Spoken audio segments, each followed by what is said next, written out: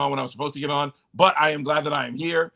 I just want to say thank you to all of you who had this idea and brought it together. But you can go to winwithblackmen.org. Again, winwithblackmen.org. Sign up, join our call. It's the first and the third Sunday of every month. We are convening virtually to bring Black men together. We will be on the road hosting our barbershop conversations starting on the 18th of this month, I believe in Maryland, the 20th in DC, and then the 29th in Philadelphia.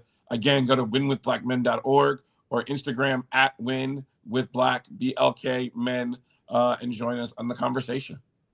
Yeah, and my motto, education is elevation. You can find me at theconsciously.com or on any social media platform at this right here, The Consciously. I do workshop facilitations. I do consulting. I have a book on the way out. If you want to, get some upper division type course content without doing the admissions, without doing the SAT, without doing the ACT, tap in with me. Education is elevation. And really, to all the people on behind the scenes on this, y'all making history. Right now in the academic books, so when they go through the archive, when we talk about our response to this old Donald Trump, or I call him Donisha Trump, what y'all doing though is gonna be in the archive. Y'all organizing, the energy y'all putting in, y'all names, you feel me, the blood, the suffering, the pain, the motivation, it's all gonna be in the archive. And I'm happy that I'm honored actually that y'all invited me to be a part of this. Yeah, I thank you so much, both of you, for accepting. And thank you for all that you all do for community building. Thank you for everybody who is tuning in. And yeah, like y'all just tap in with them. And let's continue to build. So, all right, y'all, go get some sleep. Get out of here. I'll see y'all. And I'm going to remove y'all from the state. Cool. Okay. So look, I am... Some of us get the graveyard shift. Hey, y'all. Welcome on. Good morning. I'm right now, y'all have to give me grace because I'm doing 2 jobs at one. I know it. I'm hosting and I'm producing. That's what we do. That's what we do, though. But I want to say thank you both for getting on the call this I was about to say this evening because it's still dark outside, but this morning. This is such a wonderful way to get the day started. And I know that you all have so much to talk about. So I'm going to hurry up and get off, but I just want it. Are we having anybody else come on? We are. Okay. Yep, we are. We're excited to bring a couple other folks on. We were going to kick things off, myself and Ibram, and invite them to the stage. So. Okay, perfect. Well, again, thank you both for coming on, Amber, Ibram. I'm so excited about what you all are going to be talking about today. And then you just all signal. I'm still here, so signal when you are ready to have your guests come on, and I got you, okay? All right. Well, thanks so much, Lolo. Thank you for kicking it off. Good morning, Ibram. You are muted still. Do you have your coffee? I have a little bit of espresso left. Okay, I have my tea because you've done a double. Yeah, shout out to everybody who has their coffee or their tea, who woke up this morning with us or has been watching the whole marathon. It's been a powerful evening into the morning, and I'm so glad to be a part of this. And Amber, I'm so glad to do this with you. Yeah, absolutely. And of course, you need no real introduction, Ibram, but I'm pleased to be here with you. You're the author of 16 books for adults and children, Stamped from the Beginning, which won the National Book Award, How to Be Anti-Racist.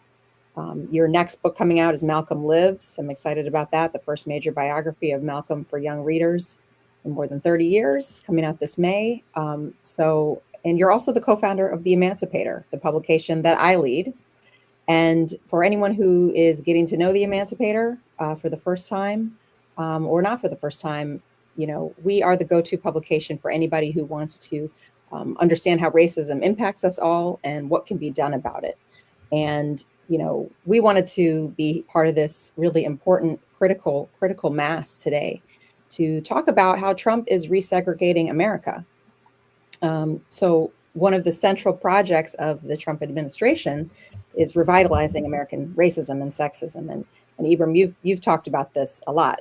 Just the fact that all of this is centered around these attacks on diversity, equity, and inclusion. And with this, the Trump administration is reversing these gains from all the movements, right? Civil rights, Black Power, women's rights, the Me Too, BLM movements, all in these recent years. And this is actually considered a great resegregation, right?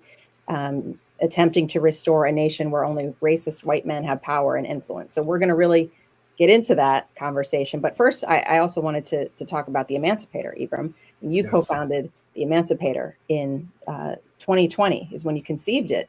And this was during the so-called racial reckoning.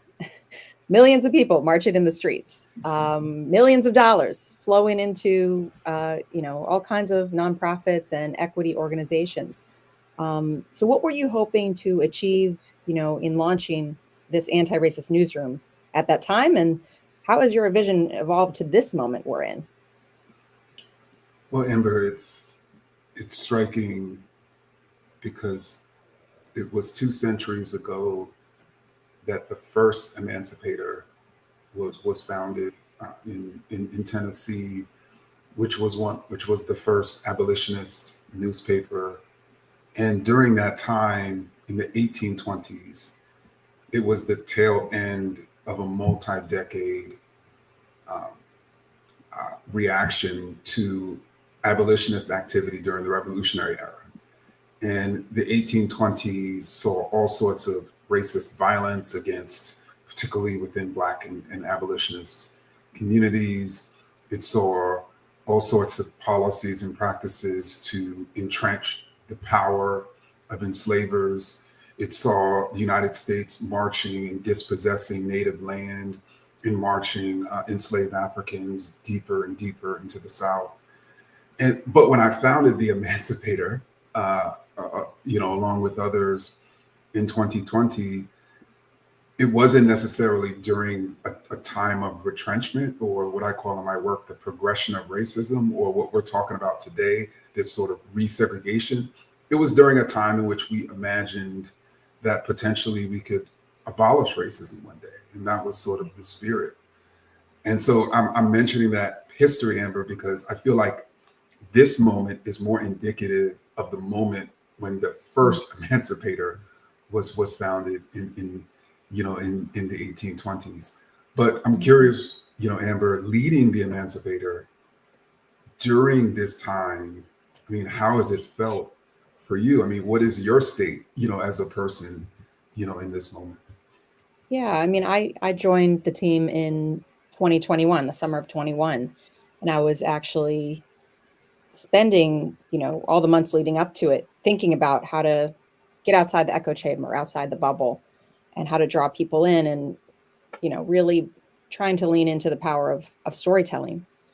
I think there was a lot of excitement in that time. There was a lot of people who were, it was nice to see people who, even if they weren't offering monetary help, they were offering space or offering time, offering some sort of sweat equity, seeing that kind of around and also experiencing it when we were launching, when we were trying to get this newsroom off the ground.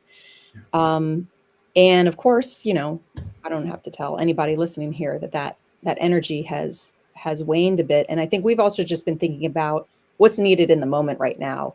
And I feel like initially there were a lot of people who'd read White Fragility and How to Be Anti-Racist, and they were looking for tools. Those people are still with us, but I think it's more that they're looking for not how to make themselves better, but how to understand the world around them and look for tools of how do I talk to my friend? How do I talk to my neighbor? How do I talk to my child? What do I say at the school board meeting?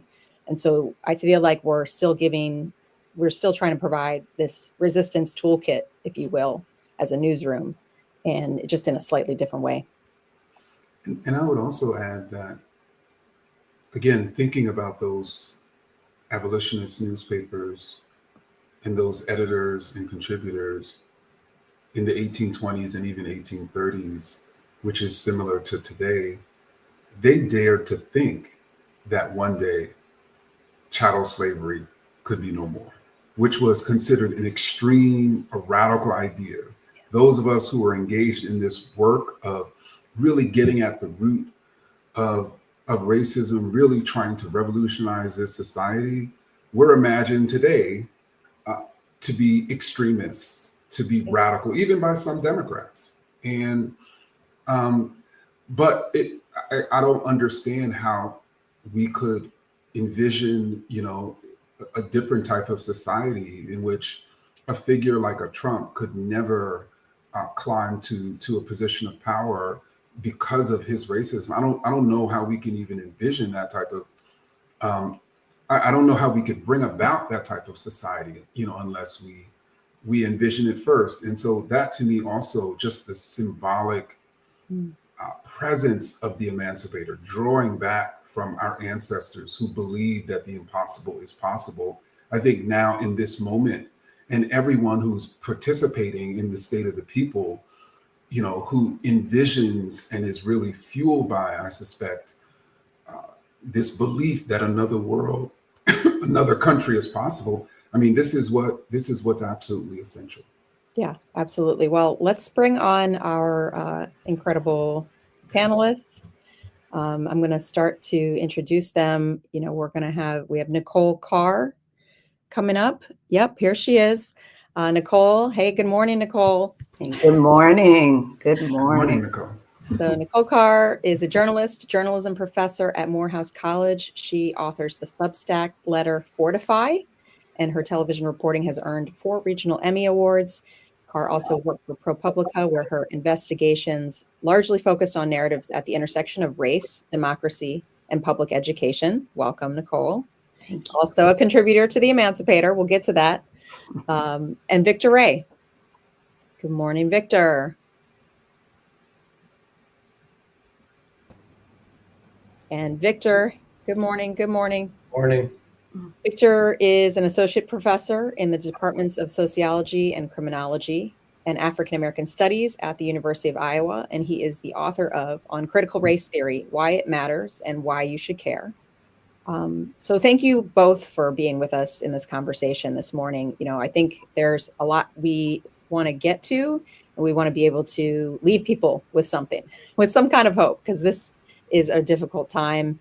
And just this idea of how Trump is resegregating America. I know that you have talked about it in your work and reported on it and done deep work on this. But first, we need to do a check-in. How are you doing? We can't speak to what it was like for our ancestors to free themselves and then have to face Jim Crow. But so many gains from the movements over the last decade even have been eroded and are being erased. So I want to hear from all of y'all on how does it feel to be living in this moment? Who wants to Nicole, I guess we can start with you. Okay. I normally during this time, I'm in a writing group with Afro-Caribbean women, 6 to 7:30 a.m. Island Scribe. We were talking about this moment yesterday, what sparks your creativity and your ability to work. And something just came to me. I said, I don't mean to be morbid, I talk to the dead so I can live. And in this moment, I have to have a deep appreciation for the ancestral journey and sensibility in order to be fortified to move forward. And not just for the 3 people I brought into this world, but for us to understand that at some point, when given the facts as they are, neutrality is not an option. And once we come to that understanding, that neutrality, when it comes to one's humanity, is not an option, it seems a little easier. It's hard, but it seems easier. It's not confusing. We don't have to wonder where we stand or how we get at the truth and move forward.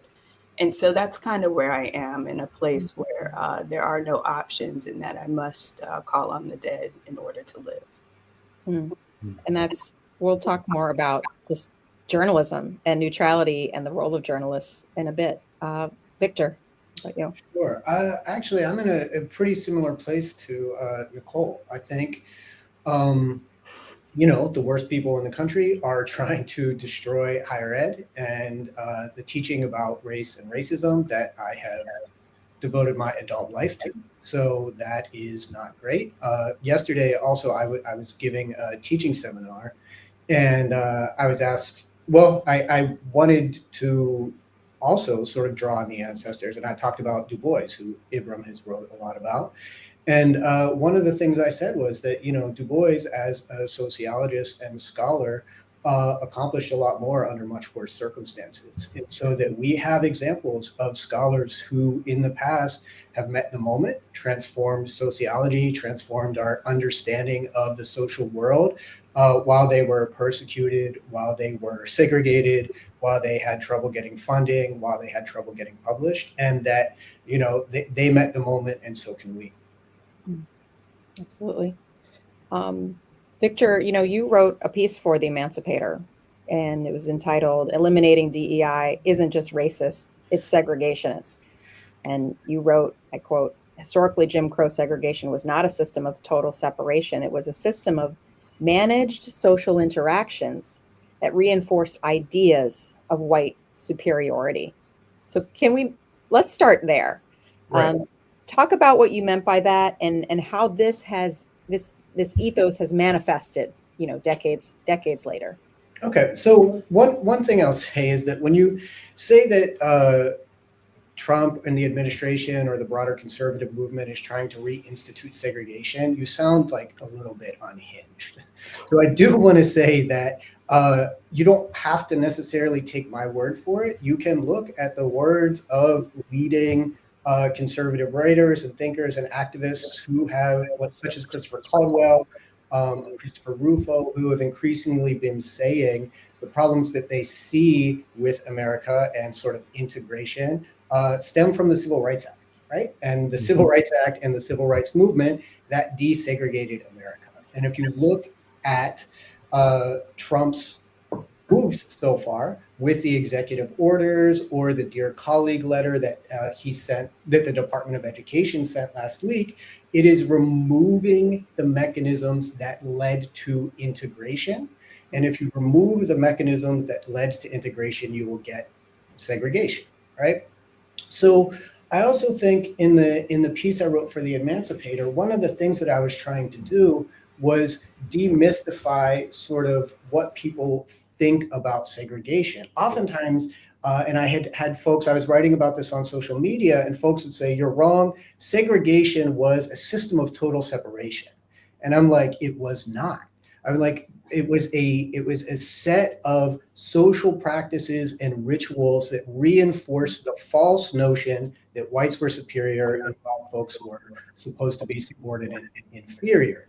And the separate water fountains or making folks walk to the back door were all sort of daily rituals to remind people of that hierarchical social order. And I also, want to point out that total separation in the South would have been impossible. The South relied on Black folks for labor. It relied on Black folks for food. It relied on Black folks for childcare. It was dependent upon that. And when Black folks tried to flee to the North to be more free, oftentimes, folks who were saying, we're segregationists, we hate Black folks, tried to stop that movement north, because they knew that it would cripple the Southern social system if folks left, right? So although the South was dependent upon Black labor, they wanted to make sure that that labor was subordinate, right? And so the notion here was Black folks could work in the fields, they could work in the home, they could even, shop in certain stores as long as they went to the back door. And each of these, again, reinforce that notion of inferiority and the notion that the people should be in charge were white men. And let me actually sort of underline that last point, that people should be in charge, should be white men, particularly racist, wealthy white men. Because I think if we take a step back and think about those who are seeking to inscribe segregation, we see that being the net effect, right, of of their policies in 2025. We see that being the net effect of Trump's policies, and so what that means is not just people of color no longer having the ability to sit in positions of power and influence. It also means women, specifically women of color, not having that ability. It even means low and middle income white men. It even means anti-racist white men. So it is, I think that for some reason, even when we think of segregation, people think that, well, that's not going to necessarily impact me.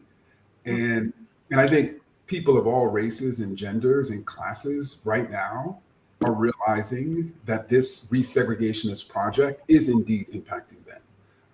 Nicole, I mean, is that what you're seeing too?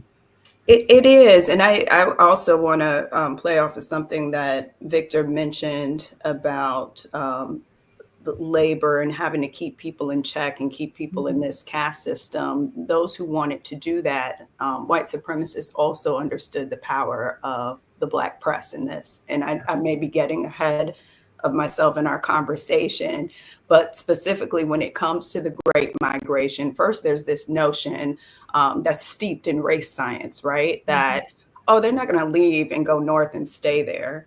They can't stand the cold.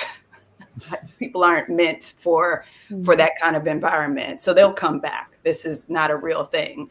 But then it's a real thing. And people like Ida B. Wells, after they burned down the free speech, as she's completed her investigation on lynchings, the next thing Ida B. Wells does is instruct everybody to leave all their stuff behind.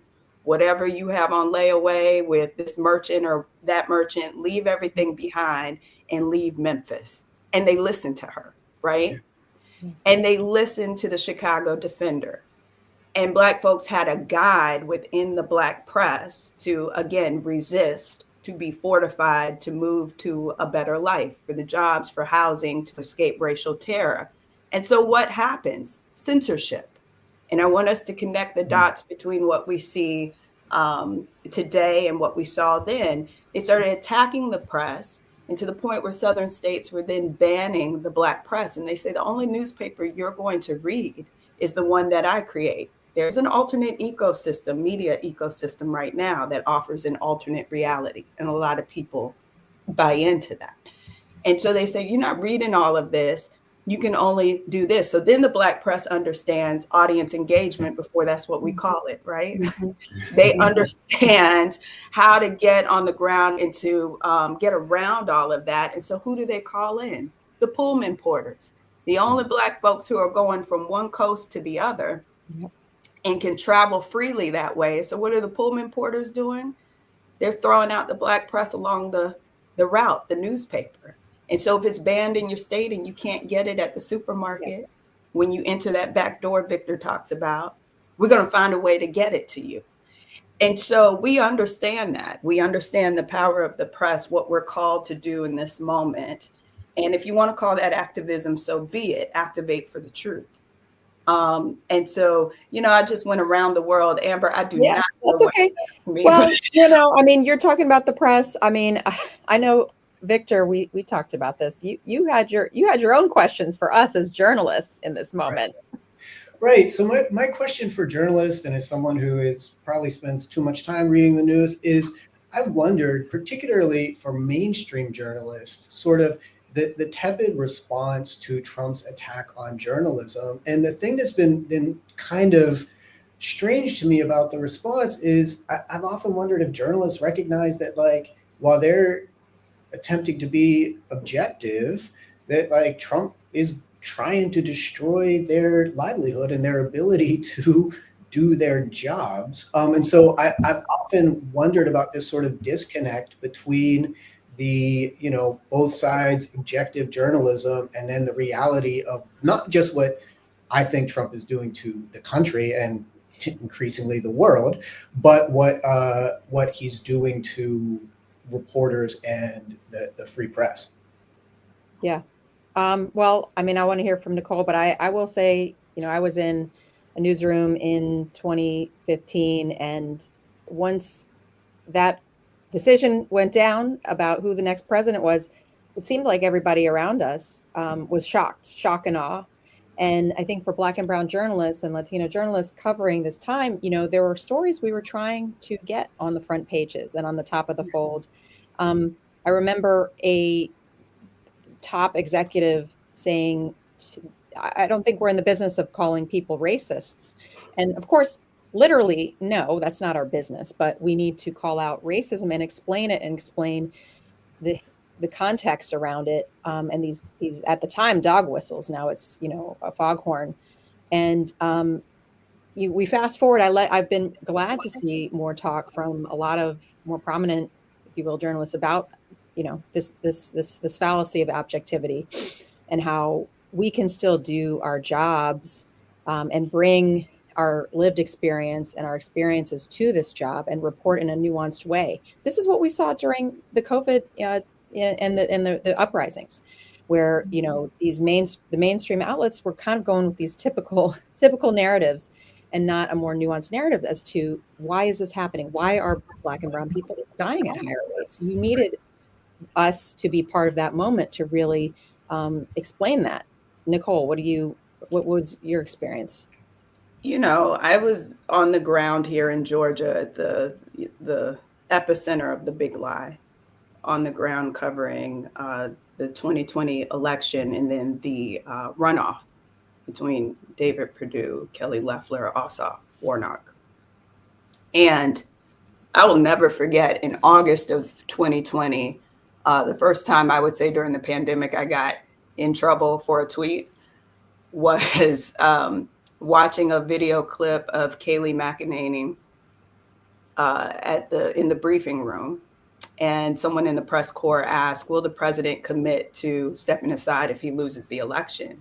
And her answer was, the president, as he's always said, will decide when the time comes.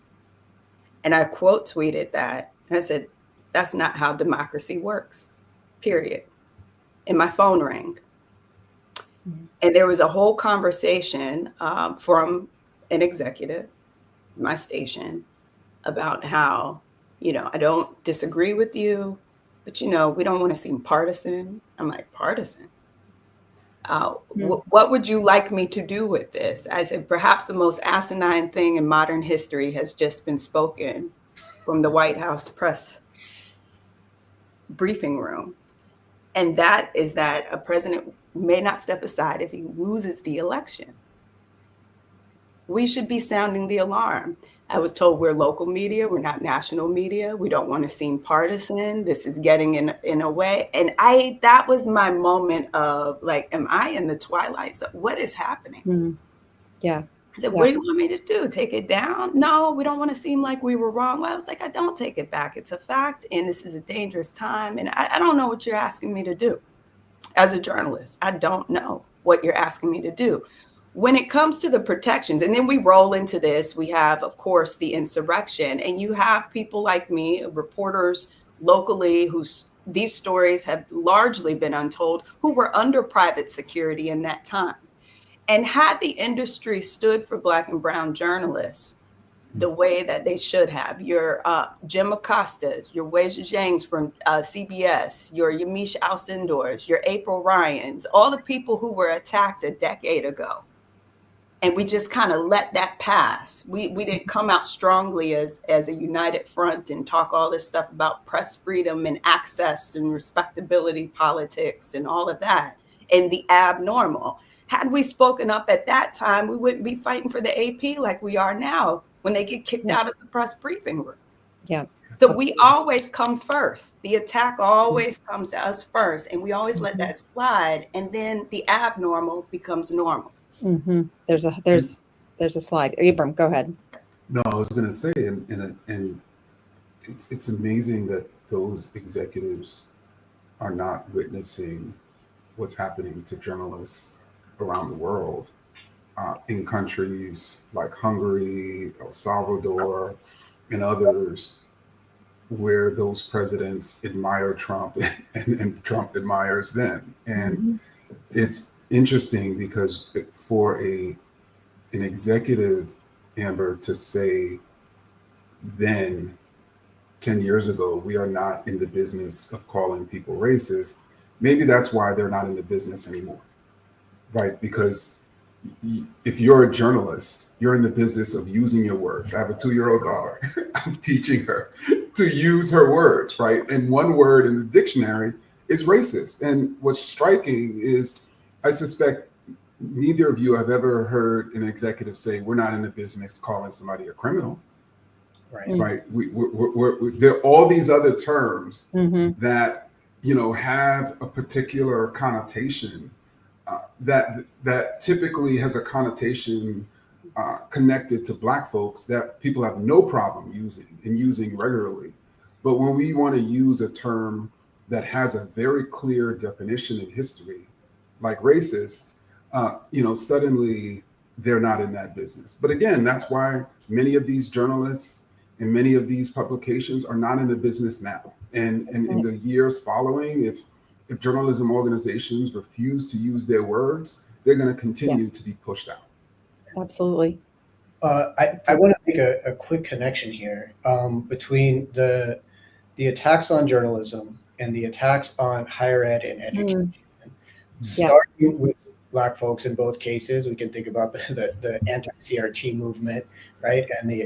And how they are sort of, canaries in the coal mine for the broader attacks on democracy, right? So they sort of test this out. They get this sort of information infrastructure of folks who will check what they're saying that's incorrectly. And then it spreads, as Ibram was saying earlier, to folks who don't think they're going to be affected, like, the mainstream press who thinks they're just doing objective work, or in the last few weeks, scientists who are doing, work on the environment, or work on global warming, or work on vaccines, who are health and equity. Or health and equity, who are who are getting defunded because, as Nicole was saying, we didn't stop these attacks when they were on folks who were considered marginalized or considered politicized or considered, doing less quote unquote important or serious work. Yeah, and Victor, just to continue to talk about higher education, it seems like we're in the age of this nouveau McCarthyism. Can you walk us through some of these tactics and their origins? You mentioned the Dear Colleague letter. There's an NDEI portal. Can you talk about what's really going on and, how educators are pushing back?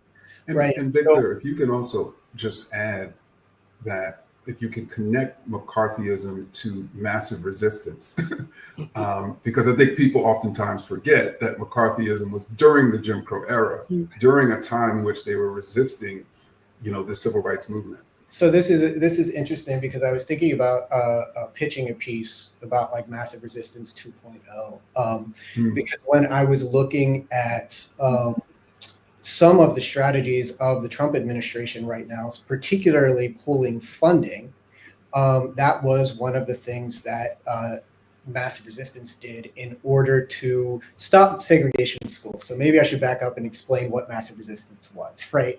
So following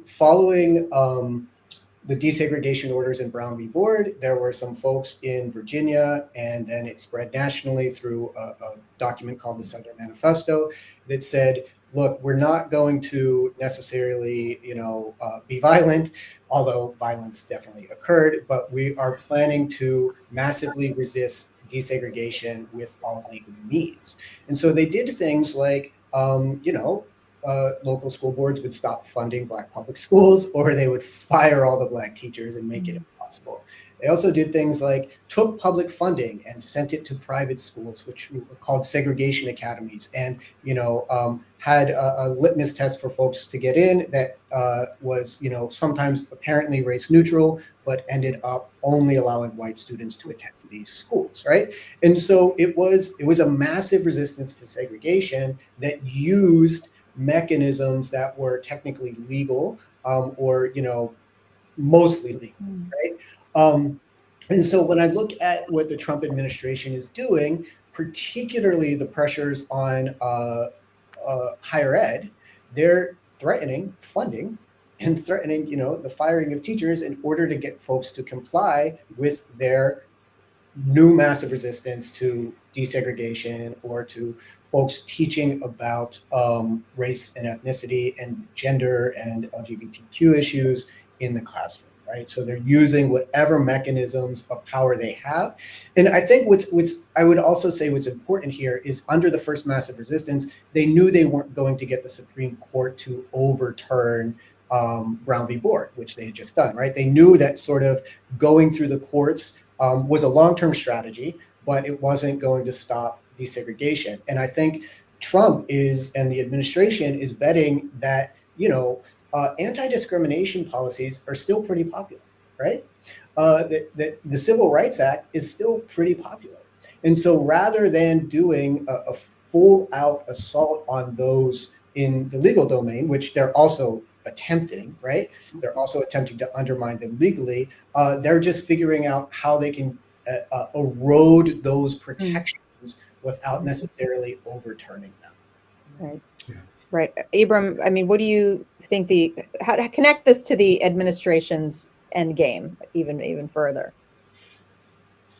Well, I think first and foremost, when you convince everyday working class white people that they are struggling, not because of the policies of Trump or the Trump supporters in their states and locales, when you convince them that they're struggling not because of the policymakers they've elected, but they're struggling because of Black folks, because of immigrants, from Latin America, because of Muslims, the more that they struggle due to your policies, the more they're going to come after people of color, right? The more they're going to, and the more they come after people of color and Black folks in particular, and immigrants in particular, and Muslims in particular, and women in particular, the more you can squeeze and exploit and rob them.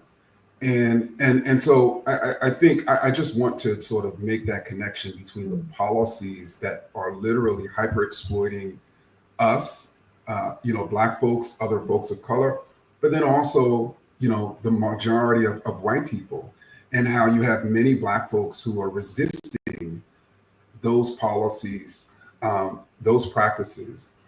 And the end game of the Trump administration is to have enough people of color, a small slice of them, and enough white folks, so that they can be covered, in exploiting people. And I'm mentioning this because it directly connects to the enslavement era. Mm-hmm. It directly connects to the segregationist era.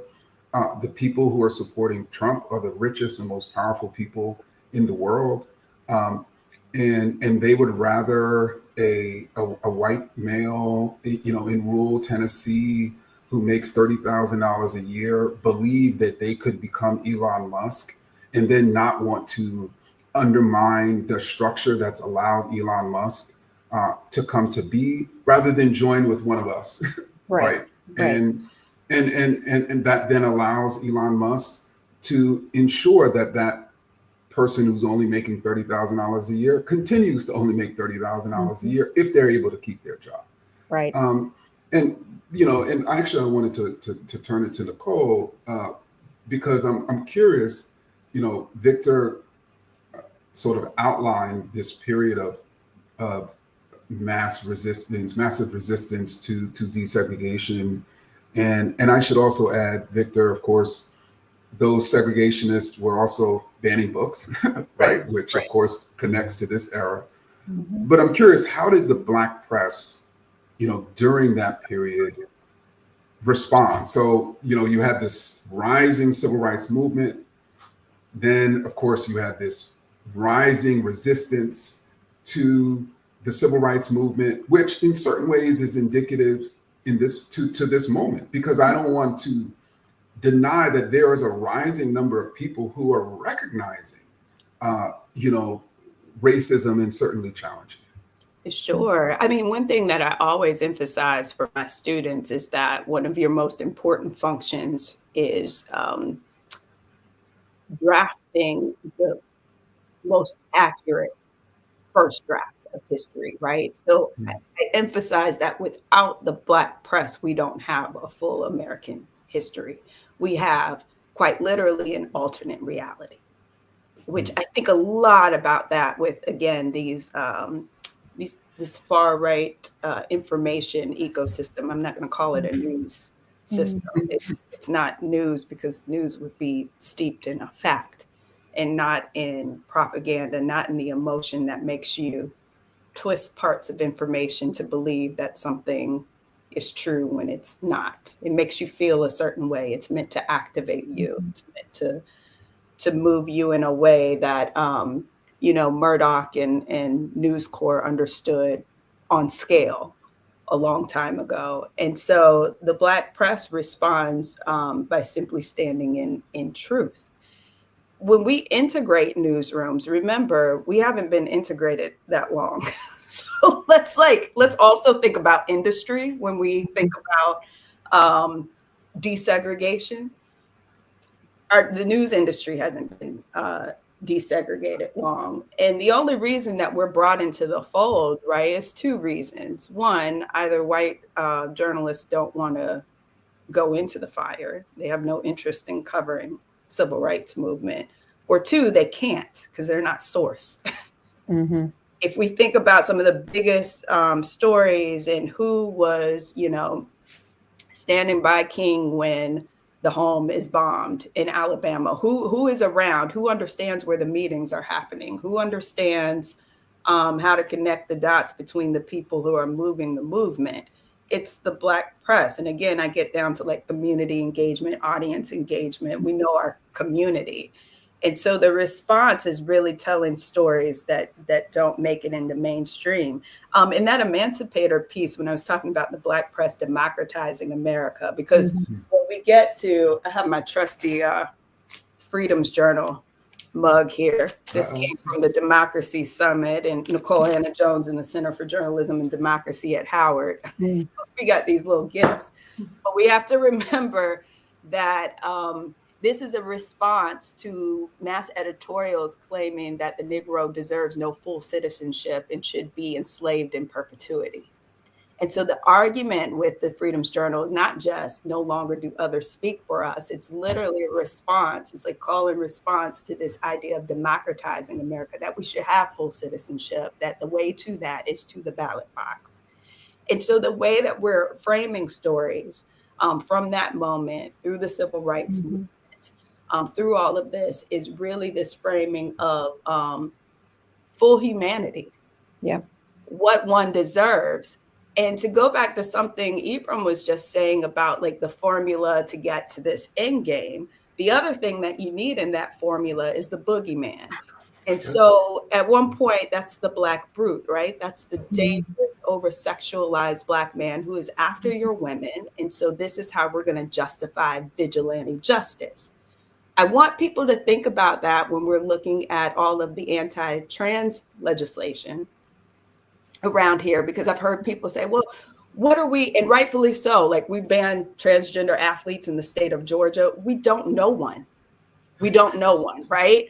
So what are we, what is Governor Kemp signing into legislation? Like, this is what I need journalists to drill in, first of all. And then once you understand that it's as nonsensical as the language that's being used, if you don't understand what woke means, why aren't you asking your governor why they continually use it, right? If you don't get what this means, why are you allowing our elected officials to continue to say that and you can't explain it to your audience? Well, if you have a piece of legislation, you can't explain to your audience how that impacts the citizens in the state of Georgia, and you get down to that figure and you realize it's a non-issue, then how does that change your reporting? Then you begin to frame this differently. Why are they passing this legislation? Well, you got to make somebody scary.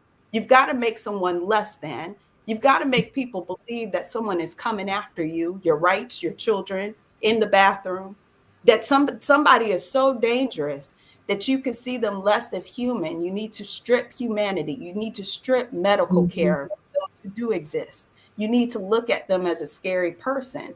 And once you do that, once you disenfranchise one group of people, you can then get people to do that to another group.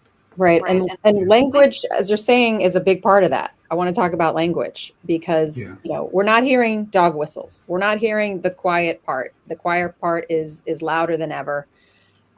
It's full-throated. It's full-throated racism. So, you know, let's talk a little bit more about how does the MAGA movement use language to advance white supremacist ideologies? And we've been here before. So let's talk about the through line. Ibram, you want to start? And it's interesting because, Nicole is pulling up the sort of woke cup and going back to, again, this executive saying they're not in the business of calling people racist, but clearly the media is in the business of calling people woke. You know, how many headlines have we seen with the term woke? How many stories have we seen with the term woke? How many stories have we seen with the term DEI? How many stories have we seen, with the term CRT? And the irony is that it went from BLM to CRT to woke to DEI, and journalists, particularly mainstream journalists who don't want to use the term racist, have no problem using those terms defined in the way the MAGA movement sort of defines them, or not defining them at all, in stories. But, Victor, it seemed that this recent use of sort of particularly, acronyms, and, started with CRT. And I'm just curious, of course, you've written a book, on the topic, for your thoughts on that. Right. So this is, again, we can go to the conservative source. And when Christopher Rufo, who's the conservative activist, who's responsible, I think, more than anyone for the moral panic around critical race theory, started it, he put up a series of tweets. And in these tweets, he said, I'm paraphrasing, and so it's not going to be perfect, but he says something like, I'm taking all the ideas that Americans think of as bad, I'm calling them CRT, even though if they're related to CRT or not, they're mostly not. And I'm telling people that this is what CRT is to delegitimate it. So he posts these tweets. He says, literally, like, I am lying about this in the tweet, right? Mm-hmm. And then the media is just like, man, CRT is a danger to your kids. CRT is for your grandma. Like, it was amazing to me to watch him spell out this strategy. And then the media, there were reports on the strategy, but they largely followed his playbook for that strategy, right? So then he moves from CRT to DEI, right? He does the exact same thing. They conflate, the kind of workplace trainings that are sometimes irritating, but, we do in order to be able to get along with one another in the workplace with anti-discrimination policy. And the idea here is that those workplace trainings are unpopular. Anti-discrimination policy is popular. If I conflate the two, I can get at the anti-discrimination policy and say I'm really dealing with the DEI stuff that irritates folks in the workplace, right? Mm-hmm. The other thing that he did here was he, at a certain point, said, I started with all this race stuff, but then I moved to gender. And I moved to trans issues, and those activate people even more than the race, the racist sort of movement that I started here. And so he did the same sort of strategy in the book for each of these.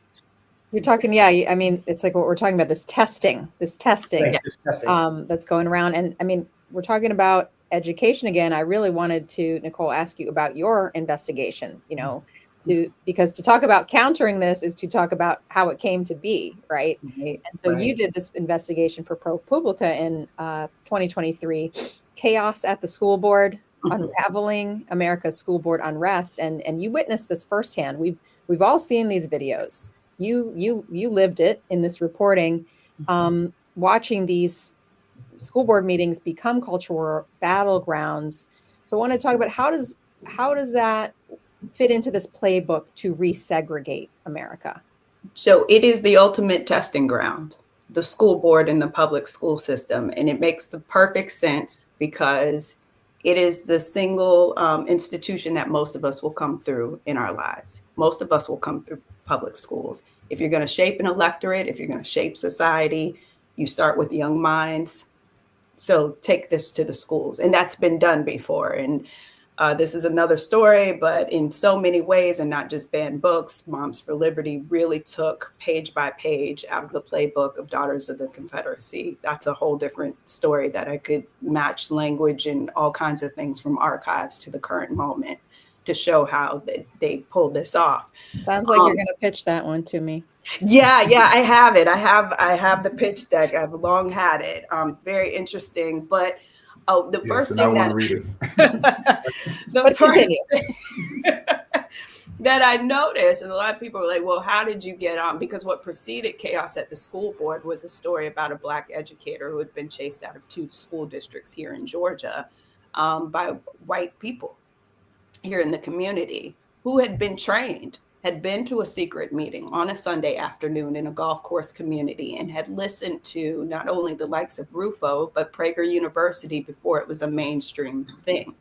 And they were taught that their children in that meeting, they were listening to actual propaganda that their children were being demonized in the school and being made to feel guilty for being white. And so before we had heard the anti-DEI talk, this was an anti-CRT movement, but this woman had been hired for the first diversity, equity, and inclusion officer job here.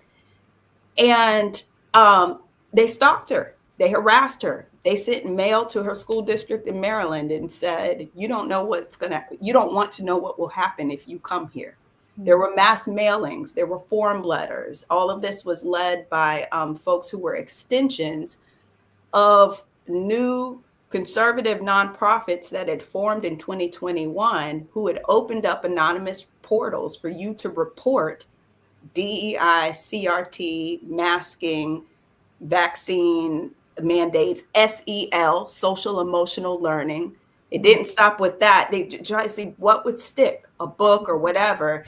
And you could report a teacher and they would say, send us these reports and we'll take care of this. We'll investigate this. Mm-hmm. And so what the Department of Ed is doing right now is an extension of something that was done in our backyard years ago. But I want to talk about the face of the movement. What I did with chaos at the school board was track. I said, okay, what happened to all these people who got so turned up in the school board meetings that they were arrested, right? Because I know if we had shown up at the school board meeting and we're flipping furniture and saying we're going to hunt a school board member, I would never hear from you again. I'm in the Cobb County Jail right now in Georgia. Y'all have to come bail me out. It wouldn't have happened, right? So I'm like, what happened to all these people and who are they? So in an 18-month period, we open sourced all of the arrests that we could find in the US at school board meetings. And the entire database was made of white people, except for one man who got turned up because they were against CRT. And he said he was going to bring his boys to the school board meeting somewhere in the Midwest. And so everybody in the database was white. So we could definitively say this is the movement. And white women particularly were the affront to this. And what I think media needs to realize is that when we witness very radical behavior, when we witness people threatening others' lives, when school board members need private security paid for with your tax dollars outside of their homes, because people are threatening to bring an end to their lives, to show them why, you better do what I say because I pay for you. When we hear that kind of stuff and it doesn't translate into our coverage, we need to understand what the problem is. And the problem is we're blinded by the whiteness of it all. Meaning a white woman who's the soccer mom, who is concerned about, we never ask why concerned parents don't look like. Right. You see the same faces popping up. Right. Concerned parents. Exactly. And so statistics, now I can show you in a journalistic way, I can definitively call this a white-led movement. We see that as soft. We see it as acceptable. We see it as needing protection. And so we don't call radical behavior what it is because we see something else in the image of a white woman. And it's largely led by white women at the podiums. Right. And Yeah. so this is how I see the through line. Like, so you test this in your backyard, and then this morphs into duplicate legislation. Like legislation, anti-whatever, reads the same in every state that's passed it, in every state school board that's passed it. And then we get to a point where who is being quoted in a Department of Ed report DEI portal or whatever it's called, who's being quoted in that? Not a federal employee. Mm-hmm. The woman who said they were nonpartisan, had no affiliation with the party, and we were just concerned parents leading a grassroots movement, Tiffany Justice. It's shocking. With Moms for Liberty, who I have interviewed before. Yeah. Who tried to say this was about the fact that Black kids can't read. We're leading a literacy campaign. This is about, you know, that's what we're all about. And that's not it. Well, you know, we have a few minutes left before the next group gets up here. I do want to ask two more questions. I mean, one of them is just that, you know, all of this, everything we're talking about, it adds up to this real threat of regression and resegregation. That's what we've been talking about this whole time. But what do you say to people who still really kind of live in this disbelief to say this couldn't happen right now? Resegregation, it's too far afield for me. How dangerous is this moment we're in? What would you say to those people?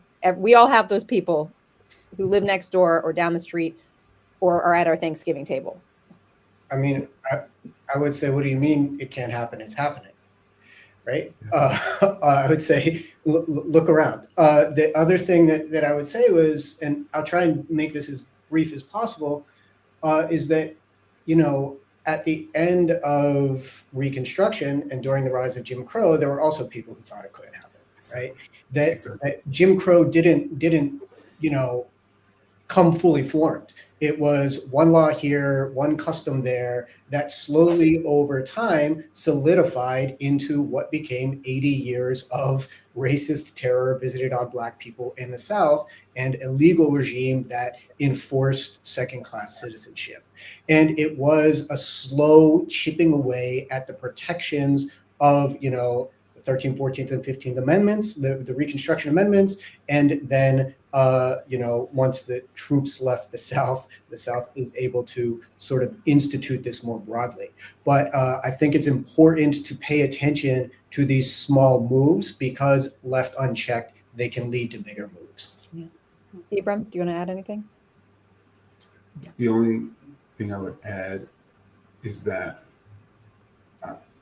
in that moment, there were people who were in their homes and there was a natural disaster, which was sort of the rise of Jim Crow coming for their community, and they didn't do anything. And I think it's similar to what's happening now, like, you know, a natural disaster, literally, a human-made disaster that is Trumpism, you know, is coming for our communities. And you know, we know what happens to people when they do nothing, when they just sit there in the midst of a natural disaster. We know what happens to their loved ones. And then when it happens, the rest of us are like, Dad, why didn't they do anything? Right? And frankly, that's what we're asking about people during that period of the reemergence of Jim Crow. Why didn't they do anything? Right? So we don't want our children and grandchildren, you know, asking why did we do anything? Why did we assume, right, that natural disaster of Trumpism wasn't necessarily coming for us? Yes. Well, in the time we have, what can we do now? What are the things that you want to share with people that they can do? I will say that, you know, in February, the Emancipators' theme was resistance. And we talked a lot about everyday smaller things that people can do to resist. And I was also inspired by a story of these twin sisters who they bought plantations to reclaim their heritage and to prevent big industry from coming in to this Louisiana area, Cancer Alley as it's known, and putting up more factories. So, you know, there are a range of things. I love that was part of their reason. Like, we are trying to save our community and this is how we can do it. Who wants to start? 20 seconds, 30 seconds. Nicole. Be the narrator. Don't stop writing. Don't stop recording what is happening. We talk about our grandchildren. The only way they're going to know what we're doing is if we leave the record behind. So as a journalist, as a writer, keep writing and keep writing the truth. And I would state that there's a number of authors who are going to be a part of the State of the People, and I would encourage people to read them, right, so they can fortify themselves against the disinformation. And I would also encourage people to join anti-racist organizations. Victor? So I would, there was a post going around from Cheryl Eiffel a few days ago. It reminded us that, like, we don't know what will work, but do something, right? Yeah. Join with people around you. During the civil rights movement and during prior eras, people also didn't know what would work, but they tried things. They were creative in community and came together to find ways to resist. And I think that that's what people should do. Pick your lane and keep moving. Thank you all so much. I want to also encourage everybody to please follow The Emancipator, www.theemancipator.org, the Emancipator _ Emancipator. And thank you to the team. Thank you to Ibram, Nicole, Victor, Lolo. Hello.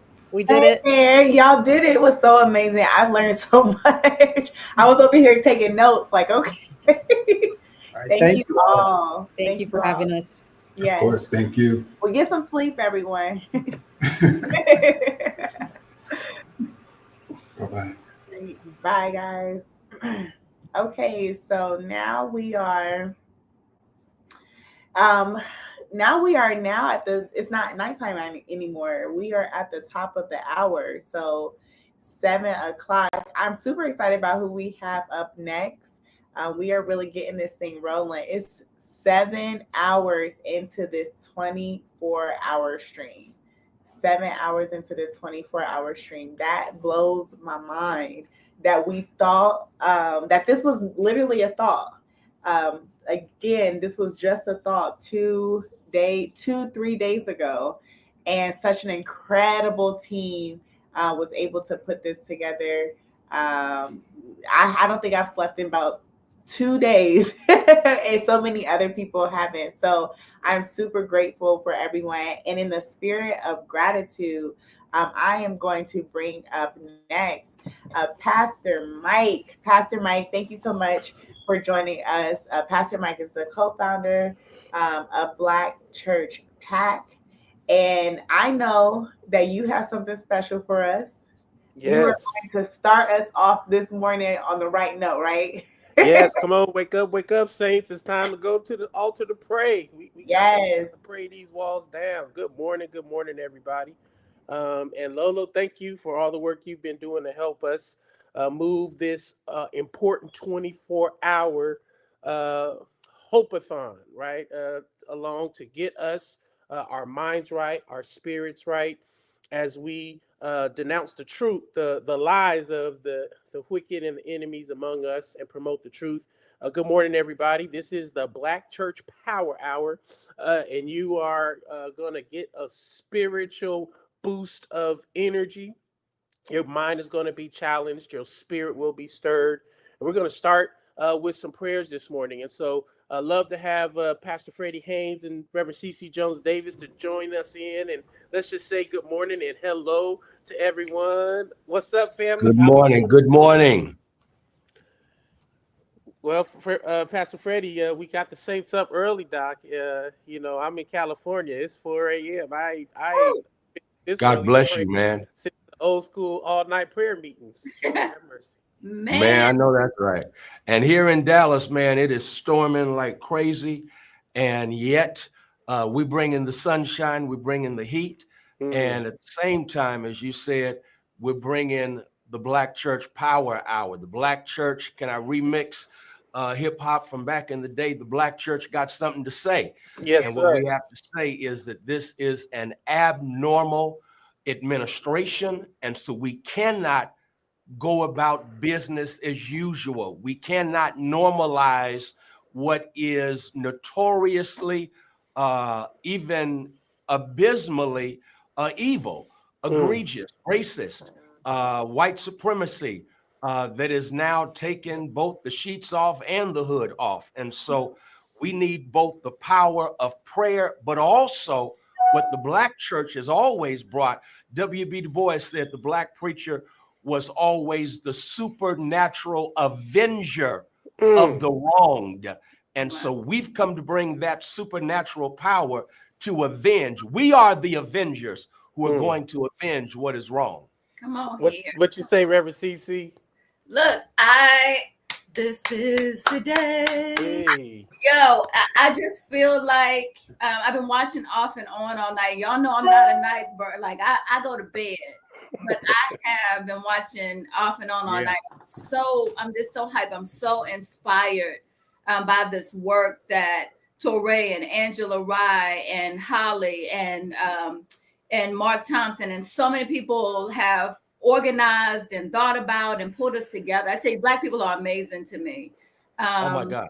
And so I'm just so encouraged this morning. You know, we know that we there's going to be an event tonight over there at Capitol Hill that none of us care a whole lot about, but we want to make sure that we make the truth known and that our people have the information that we need to have to be empowered and to take next steps and to, you know, run with the horses, right? And so I'm blessed this morning. I hope everybody out there is blessed and encouraged.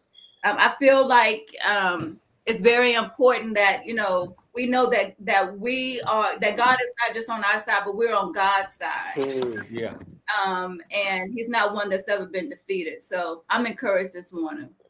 Well, we got a power-packed lineup of prayer warriors and intercessors that are going to get us started. We've invited a little bit of everybody from all across the country to help ground us in prayer. The movement for justice and righteousness, particularly that comes out of our Black religious traditions, teach us and remind us that, as the scriptures say, we should always pray and never faint. And also that a lot of the answers to our prayers come when we pray, not just with our mouths, but with our feet. But we're going to start with our mouths this morning. So we're going to bring up a couple of our prayer warriors, our intercessors. Let's start with Dr. Barbara Williams Skinner. She's going to come and open us up with the first prayer. And then following her, we will have Bishop Vashti McKenzie. And then we will be followed by Pastor Dr. Brandon Crowley, and then Bishop Talbert Swan. In that order, they're going to come and offer us some 60 to 90-second power prayers. So you're going to get a little bit of everybody. Somebody said you're going to get an AME anointing. You're going to get a Kojic anointing. You're going to get a Baptist anointing. And you're going to get, I think, Reverend Crowley, he's Methodist, Baptist, Pentecostal. He's going to get a little bit of everybody. So come on, let's pray. Reverend Dr. Barbara Skinner Williams, come on up and lead us in our first prayer. Yes.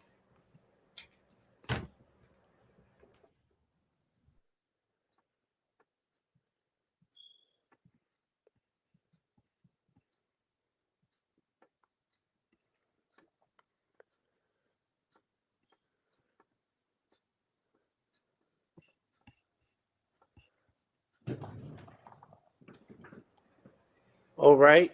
I don't see her joining yet. So, Reverend Cece, why don't you lead us in the first prayer? And then as our beloveds come on up, no, that's the great the bishop. Bishop just showed up just in time. Who you want to pray, Mike? Bishop Leah, you want to open us up in the first prayer? Go ahead and pray. Pray us on. Just give us a prayer real quick.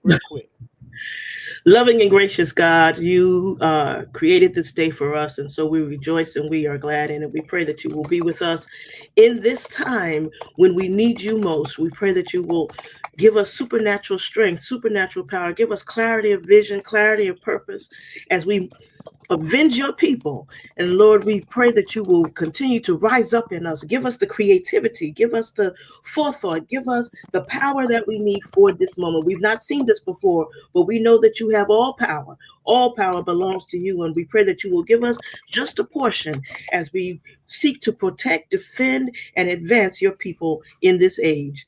We thank you, we praise you. We give you the glory in the strong and mighty name of Jesus, we pray. Amen. Amen. Amen. Do we have Dr. Barbara Williams Skinner? I think she is having some issue. Okay, there she is. There Okay. she is. Bless you, Mother. Yeah. Go ahead and bless us with a prayer. Go ahead and unmute yourself so we can hear this anointed prayer. Yes, let us pray. Let us pray. Oh, holy and righteous God, on the eve of Lenten season, we reflect on Jesus's 40 days in the wilderness, resisting Satan's temptation to turn away from God and toward human desires for worldly wealth, power, and dominion. Lord, our hearts break right now as we witness the growing crisis of Americans' obsession with accumulating power, wealth, and control, and the abandonment of the people Jesus called us to serve and to protect. In this season, oh God, may your perfect love cast out all fear, we ask you to give us moral courage to defend the sick, the hungry, the ill-housed, the immigrants, and those in prison, just like Jesus did. Give us the moral courage to oppose those willing to ignore the constitutional guardrail of our fragile democracy while advancing racial division and in a resegregating America. God, we repent of ways that we have not kept your commands and ask you to make us more perfect instruments in your hand for the many battles ahead. We know the battle is not ours, oh God, but it is yours, and you don't lose battles. We praise you. We give you the glory in Jesus' mighty and matchless name. Amen, amen, amen. Amen. Thank you, Dr. Barbara Williams Skinner. She is with the Skinner Leadership Institute, and so grateful for the leadership that she provides to all of us daily, organizing African-American faith leaders in a regular way. Thank you so much. Bishop Vashti McKenzie is coming up next to offer prayer. She is with the World Council of Churches and a former bishop in the African Methodist Episcopal Church. Come on up, Bishop Vashti McKenzie, and lead us to the throne of grace. Institute, and so grateful for the leadership that she provides. Bishop, God bless you. God bless you. Praise God. Good morning. Good morning. Good morning. Thank you for joining us this morning. We waiting for that good old AME revolutionary anointing that you helped to cultivate and steward through the years. Thank you for joining us for the Black Church Power Hour. Please lead us to the throne of grace. Let us pray. Let us pray this morning. Oh God, who has called us from the depths of our own selves to speak the truth of your love and justice in a world that often seeks to distort and diminish your voice and ours with it. Hear our prayer, O Lord. We lift before you those who stand at the intersection of prophetic and the pastoral, those who have dared to speak the hard truths of the gospel in times when such words are unwelcomed. Hear our prayer, O Lord. Protect those preachers and leaders who represent you and serve your people, who find themselves the object of scorn, the targets of disdain, and the victims of unjust mockery. Hear our prayer, O Lord. Empower your people to speak truth even when their voices are often drowned in the cacophony of political noise. Their words are twisted, used as weapons against them. This has the power to weary the strongest among us and paralyze others into silence. Hear our prayer, O Lord. We know that this is not just a new story. This is an old story, as one that has played out in the ancient corridors, in the streets of our city, in the courtrooms of our nation, and in the heady halls of Congress. Your prophets have always faced ridicule. So now we ask you to give your servants a spirit that rises above the taunts and the lies. Hear our prayer, O Lord.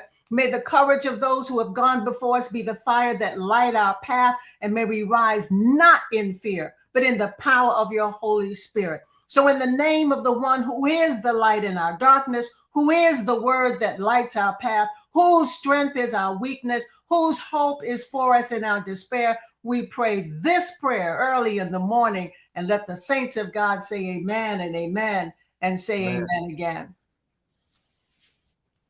Whew, amen, amen. Thank you, Bishop Vashti McKenzie. Thank you so much. And you all had a prayer meeting last night, I believe, didn't you?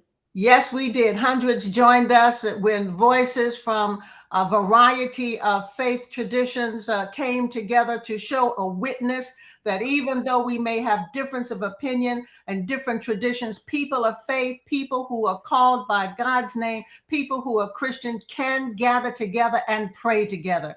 And we did. And people were not only online from all across the United States, but from Liberia, from Peru, from India, joining us in prayer. This moment is not just our concern. This moment is a global concern. We are standing at the crossroads of history, and God is counting on us to rise to the occasion. Come on, the state of the people is a praying people. My God, my God. Thank you, Bishop. Thank you. We are now going to bring up Doctor.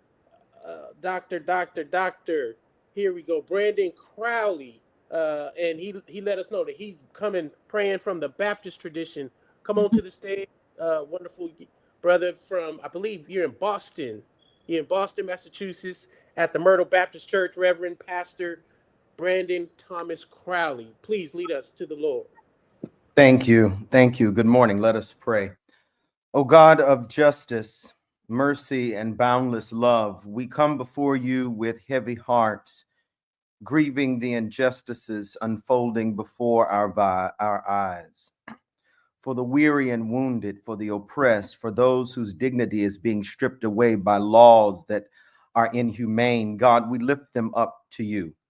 O God of truth, righteousness, and liberation and freedom, we stand before you in prayer this morning in a nation drowning in deceit, where lies are wielded as weapons and power is hoarded through manipulation. We name and denounce the falsehoods that corrupt justice, the deceit that divides, the rhetoric that incites violence while masquerading as leadership and patriotism. God of the oppressed, we call out the trauma that is confusing us, the lies that deny the dignity of immigrants and asylum seekers, the lies that fuel white supremacy and embolden hatred, the lies that undermine democracy and twist faith into an idol of power, the lies that cause false prophets to wrap injustice in patriotic language and colors and to call it the gospel of Jesus Christ.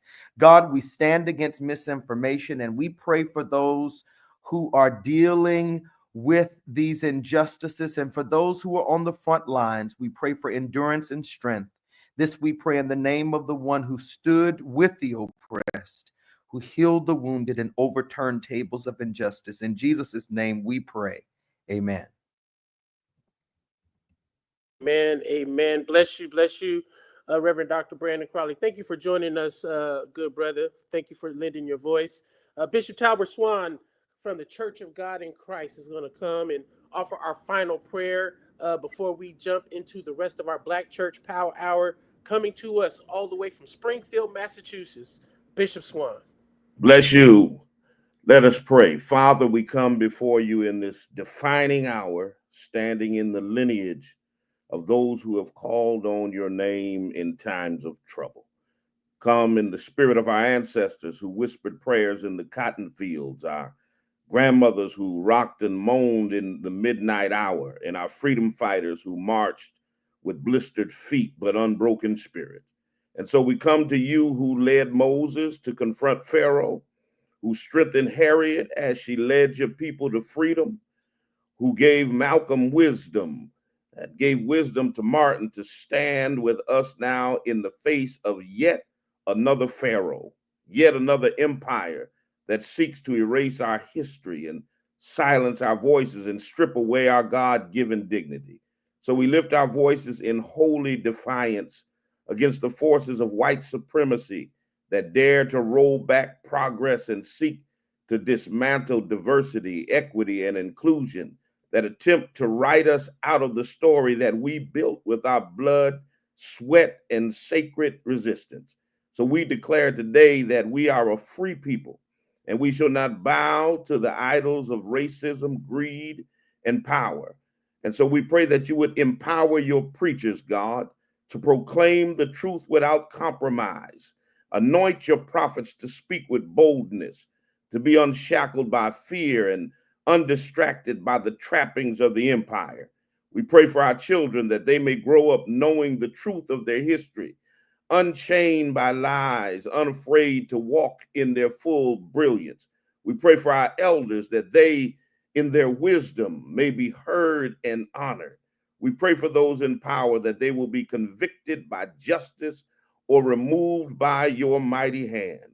And so, Lord, we ask that you would stir up your people, shake us from complacency, strengthen our hands for the work ahead, and let this be a spark that ignites a movement that will not rest until your will is done on earth as it is in heaven. We ask this in the name of the liberator, Jesus Christ, the one who overturned tables, the one who declared good news to the poor and set the captive free. Amen, Ashe, and so it is. Yes, yes, yes. What a prayer. Thank you, Bishop, so much. Thank you for that powerful, powerful prayer. We are about to embark on a very powerful and important series of both one-on-one conversations and a powerful panel. I heard the Congresswoman has just joined us. And so we're going to invite Reverend Dr. Freddie Haynes, who is her pastor, I'm told. So I say, man, they're going to have a pastor-parishioner revolutionary conversation to help us understand the state of the people and what we must do in this time. So let us welcome Congresswoman Jasmine Crockett, my God, today, the revolutionary firebrand herself in the tradition of every freedom fighter we have representing us all in the Congress. Pastor Haynes, I'll let you take it from here. Hey, thank you so much, Pastor Mike. And thank you to all of our prayer warriors for blessing us. I mean, I feel the heat, I feel the fire, and we're going to see the light. I also want to say a special thank you to the visionaries who have made this happen. Angela Rye, Mark Thompson, call the roll.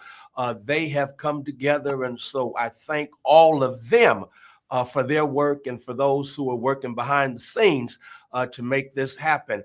I'm too excited. I can't even hide it because Congresswoman Jasmine Crockett has exploded in the national consciousness really as a as the conscience of the country.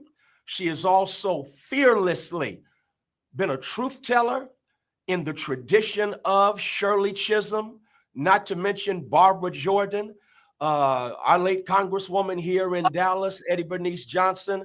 And in so doing, Jasmine Crockett has not only fearlessly told the truth, but Congresswoman, you've always made it where we can all get it. You've always made it make sense. And for that, I want to thank you because you are just remarkable. And we're so proud of you here at Friendship West. I want to begin this conversation as we look at the state of the people with a conversation around the budget. One of the things that every conversation we have, you've shared with me that you refuse to normalize this abnormal time we find ourselves in. And I respect and appreciate you for that because you are basically going against the grain where there are those who are normalizing lies. They are normalizing the politics of gaslighting, and yet you refuse to go along with what's abnormal.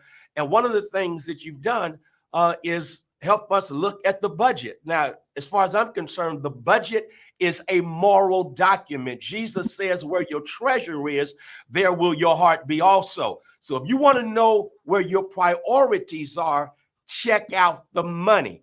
When you look at the budget that has been presented by this administration, when you look at the budget and its impact on the state of the people, please share with us the morality or immorality or even amorality of this budget. Yeah, so first of all, good morning to everyone. If you know me, you know I'm not a morning person. But when my pastor says jump, I say how high. So I am here very early in the morning. I apologize for my appearance. We're going to get it together in a minute. But I do want to make sure that we understand just some basics. I'm going to go very high level instead of kind of getting into the minutia on the budget.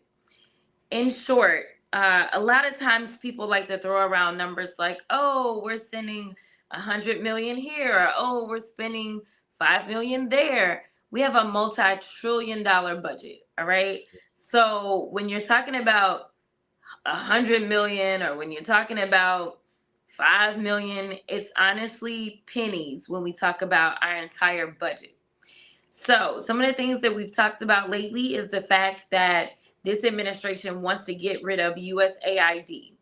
And we hear all these big numbers for aid that is sent around the world. And this is about diplomacy. This is about keeping us safe here at home. This is about making sure that those enemies of ours, which right now, I don't know if we know who our enemies are or not, but making sure that China and making sure that Russia aren't the ones that are going in and doing things such as Trump is trying to do with Ukraine, making deals for the minerals that exist in Africa and robbing those in the motherland of their minerals just so that they can survive. Instead, it's about making sure that they've got education around things such as HIV and AIDS, which if y'all remember, if you're old enough, there was a time back in the 90s when it was so big in the United States and it was a death sentence. One of the things that the United States did really well was make sure that they invested in this global pandemic and made sure that they could keep us all safe, not just here, but around the world. So when we look at USAID and how they're trying to shut it all down, I just want y'all to know that it's less than 1% of the budget. For less than 1%, we are able to make sure that Ebola is kept in check. We are able to make sure that HIV/AIDS is kept in check. We are able to also build really good relationships and try to get people to say, you know what? Democracy is where we want to be instead of autocracy, all right? So let me just put that out there. When we start to talk about right here at home, because most people are like, that's great, Congresswoman, but tell me about what's happening here at home. So in order to fund a little bit over $4 trillion worth of tax cuts, and this isn't for people making 100,000, 200,000, 500,000, 750,000. We're talking about people that are true blue millionaires and billionaires, making hundreds of millions and making billions of dollars. They're saying, you know what? It's too burdensome on them. They pay too much in taxes. When their effective tax rate is still lower than a teacher's tax rate. So let's say, because I don't know, it depends on where they fall. But if you're a teacher and depending on how much you're making, let's say you're paying 25% of your money to taxes, which you're probably not. You're probably paying more, about maybe 18, 20%. But let's say 25%. They're saying, well, that billionaire, they should only pay 15%. Okay? So long story short, you have less money and they want to take more of it. They have more money and they want to take less of it percentage wise. Yes, it's more overall, but essentially they're saying, you know what? We believe that everything that happens within the federal government, those people that are already getting less money on their paychecks, we should take more of it. And that's how we should run the government. Because these rich people, well, you know, they'll create jobs for all the poor people and the middle class people. And so we should help them out. So just look at it like this, Pastor. You got your own budget in your house, all right? Right. So you got income and then you got those expenses that are going out. They're basically saying, let's drop the income, all right? So now they're trying to drop it by about $4.5 trillion. Well, if you got less money coming in, your mama used to always say you got to tighten up your budget.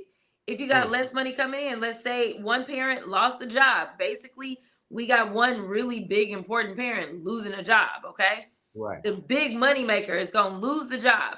So now what do? We got to decide whether or not we're going to choose between food, which right now they're saying cut the food stamps.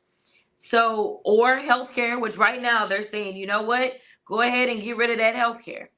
So when it comes down to it, so that billionaires can have more money and pay a smaller percentage of their come when they won't miss it anyway. They're also saying, you know what, we're going to get rid of things such as Medicaid. So Republicans have been going around saying it's not in the bill, and they're right. The budget resolution that was passed last week, it didn't mention those things. You know why? Because they running scared from it, okay? But they playing with people. It's not mentioned in the bill. Instead, what the budget resolution said was, you need to find $880 billion worth of cuts, Energy and Commerce Committee. You need to find, I think it's a little over $200 billion worth of cuts, Agriculture. Well, the only places that those committees have that much money is SNAP benefits and Medicaid. So Wow. yes, it didn't say it, but that's how they're trying to play it.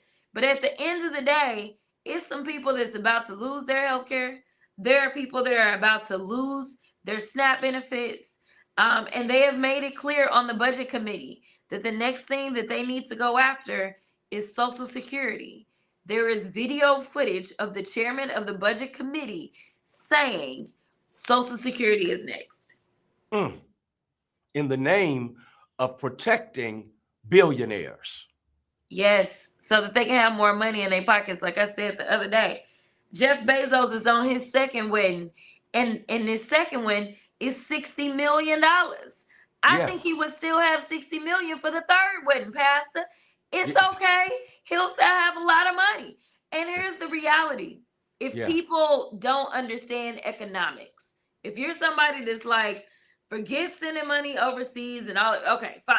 Let's talk econ, right? Right. Costs right now are through the roof. But joblessness claims are also through the roof. Right. So if the cost of food is up, the cost of housing is only going to go even higher, because as of today, the president has enacted these tariffs against our allies. That is Canada and that is Mexico. And one of the things that we get a lot of from Canada is lumber to build homes and anything else that we're building, okay? Yeah. So now with the 25% tariffs that are going into effect, that means that our supplies, as it relates to housing, are going to go up. As it relates to food, all our costs have gone up. And as they have decided to go after immigrants and these and things like that, and they've said, oh, they taking your black jobs. They taking your black jobs. Not really. They are obviously jobs that they want us to go back to, such as work in the fields, all right? Those immigrants that come into our country, they work the fields, something that we ain't done in a long time. And clearly, he is trying to make us go back to the fields. But they work for really little to no pay. They don't have the same protections as the vast majority of us when it comes to making sure that we're going to get a minimum amount of pay and have certain protections as it relates to worker protections. But that money, when they send it home, it goes a long way, because the dollar, at least until now, has been pretty darn strong. So they send it home, and it is so helpful to their families. That is what immigration does for us. Same thing when it comes to housing. So many immigrants, I mean, I've talked to contractors that are saying, we are struggling because our workforce is not showing up. Well, that is one of the things that keeps the cost of housing down. So we are headed for a full-blown recession.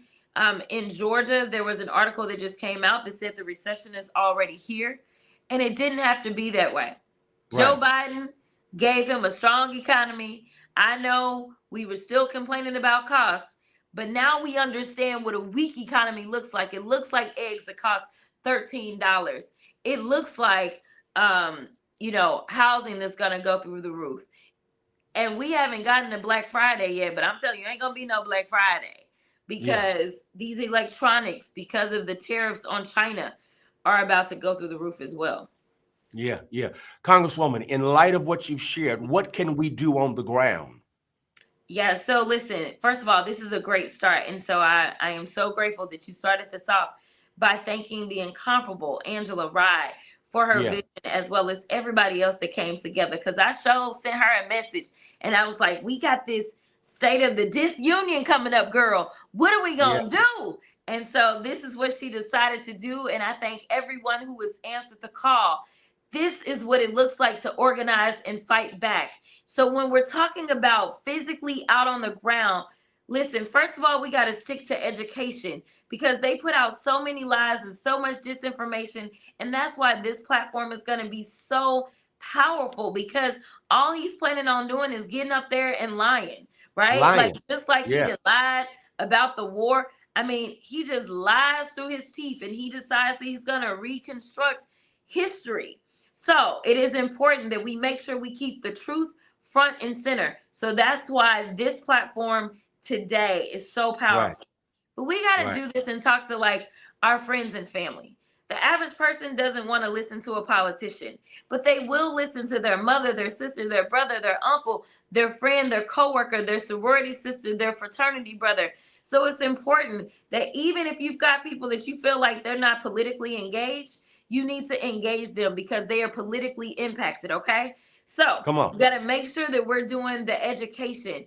We also have to make sure, I know it sucks, but we got to make investments. We got to make investments in people that we believe in.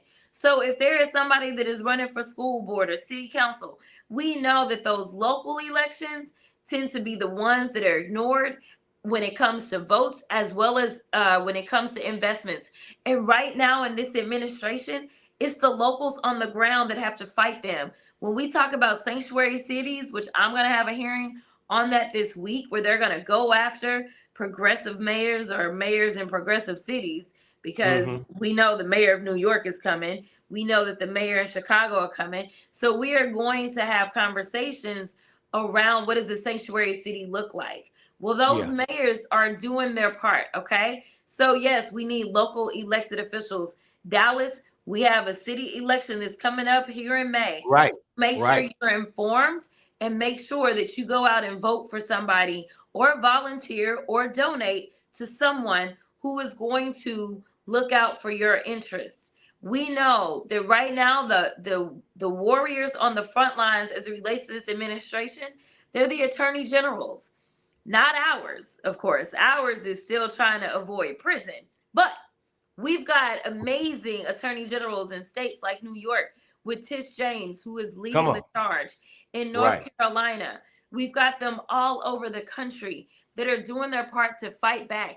So when they tried to cut off the money, the people that have gone into the courts and have said, you can't do this, this money was promised to us, it's those state attorney generals. So it is important to pay attention in the midterms, to pay attention in the city elections, whether or not your children are going to have Black history in their classrooms or be allowed to read certain books. That's the school boards. So please, please, please, please, please make sure you educate yourself and you educate all those around you and you get engaged. Listen, so many people get intimidated.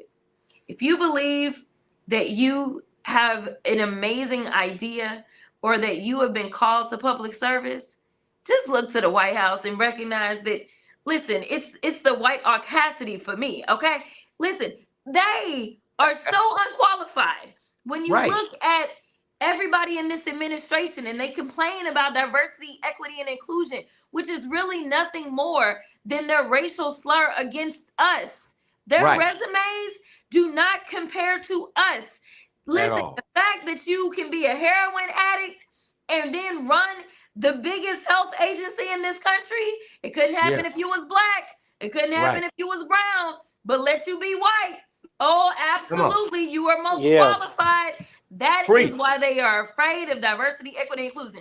But if you can sit there and run the biggest health agency in the world, arguably, if you can sit there and have nothing but DUIs and sexual assault claims waged against you, and you can run our military, listen, it ain't nothing y'all can't do. Nothing. It ain't nothing. And let's not, 100%. and I will, the last thing that I will add, if we can have a 34 count convicted felon in the White House, don't tell me what you can't do. You can do anything. So I know that we tend to be very hard on ourselves, and we tend to believe that we got to be perfect. And gosh darn it, they really went after our vice president in that way. But I am trying to tell you that if you believe that that is the calling on your life, it is time to move. This is not Time to easy move. work whatsoever. I'm not going to Yeah. pretend. And I'm sure you have heard from your own pastor or some other pastor at some point where they talked about God calling them to the ministry. And they talked about their resistance. Let me tell you, I was resistant, but here I stand. It is usually those that are resistant that God is really pushing to walk in their purpose. And so I never anticipated that my political life would be what it is. I thank God for the blessings. And listen, I thank God for the testimony, because there are so many tests that are thrown my way from people trying to kill me or saying they're going to kill me and all kinds of things. But as I said, just I guess last week, God has not given me a spirit of fear. Tap into the ancestors' blood that runs through you, and just know that while this incompetence reigns supreme now, we know that there's nothing but greatness that runs through your veins. So if you feel like this is where you are supposed to be, not necessarily the federal level, but whatever it is, whether it's out front or whether it's behind the scenes, supporting people, because they need strong people to do social media. They need strong people to do communications, because y'all know these politicians are struggling with comms, y'all.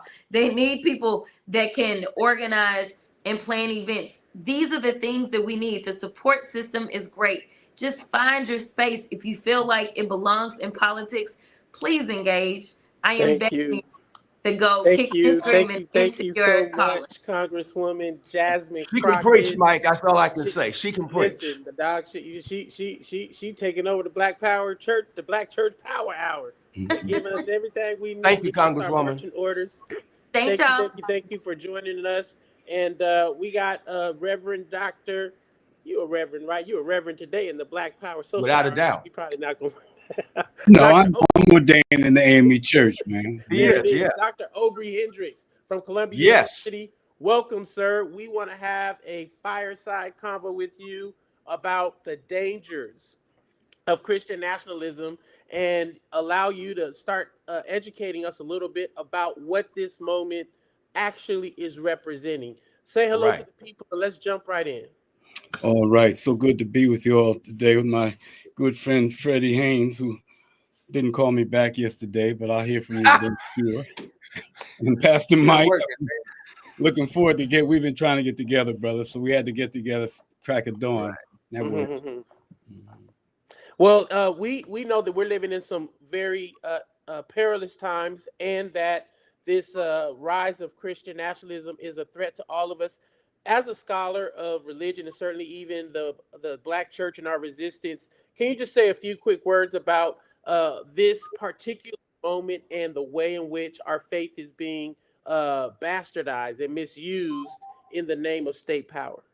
Right. Yeah, well, thank you. Well, first off, what we're faced with is not Christian nationalism. It's really Christo nationalism. It's not Christian at all, in that, it's really antithesis of Christianity. Christianity is based on love your neighbor. Their approach is, love just us. Justice is the most pervasive ethical concept in the Bible. They don't believe in justice. They don't believe in justice. They don't believe in love.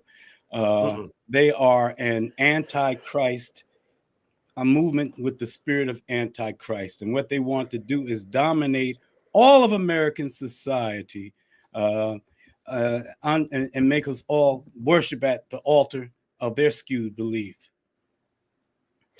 Do you feel like there is a particular role and voice for we who are faithful to God, to our people, even to the principles, the timeless, eternal principles of justice, of love, of peace, that we ought to speak out? What should we be saying in this moment? Absolutely. First, we have to remember that Jesus gave 2 commandments as the greatest commandments, and the horizontal, vertical, social level is love your neighbor as yourself. With all the profound implications of that, wanting for your neighbor the same liberation, the same material goods, the same right to be all right for your neighbors you want for yourself. But there's an implication also, because we all will struggle for ourselves and our own loved ones to have the best of everything, to have full freedoms. Love your neighbor as yourself, the greatest social commandment of the gospel, also is a commandment to struggle for our neighbors to have the same. And secondly, we have to remember when Jesus was talking to Peter, he said, feed my lambs, but he also said, tend my sheep, which includes protecting sheep. We have to remember that in the church, we have a responsibility to protect our people. That is a gospel responsibility that most pastors are not fulfilling, don't seem to realize. So in this moment, the gospel tells us that we must struggle for justice.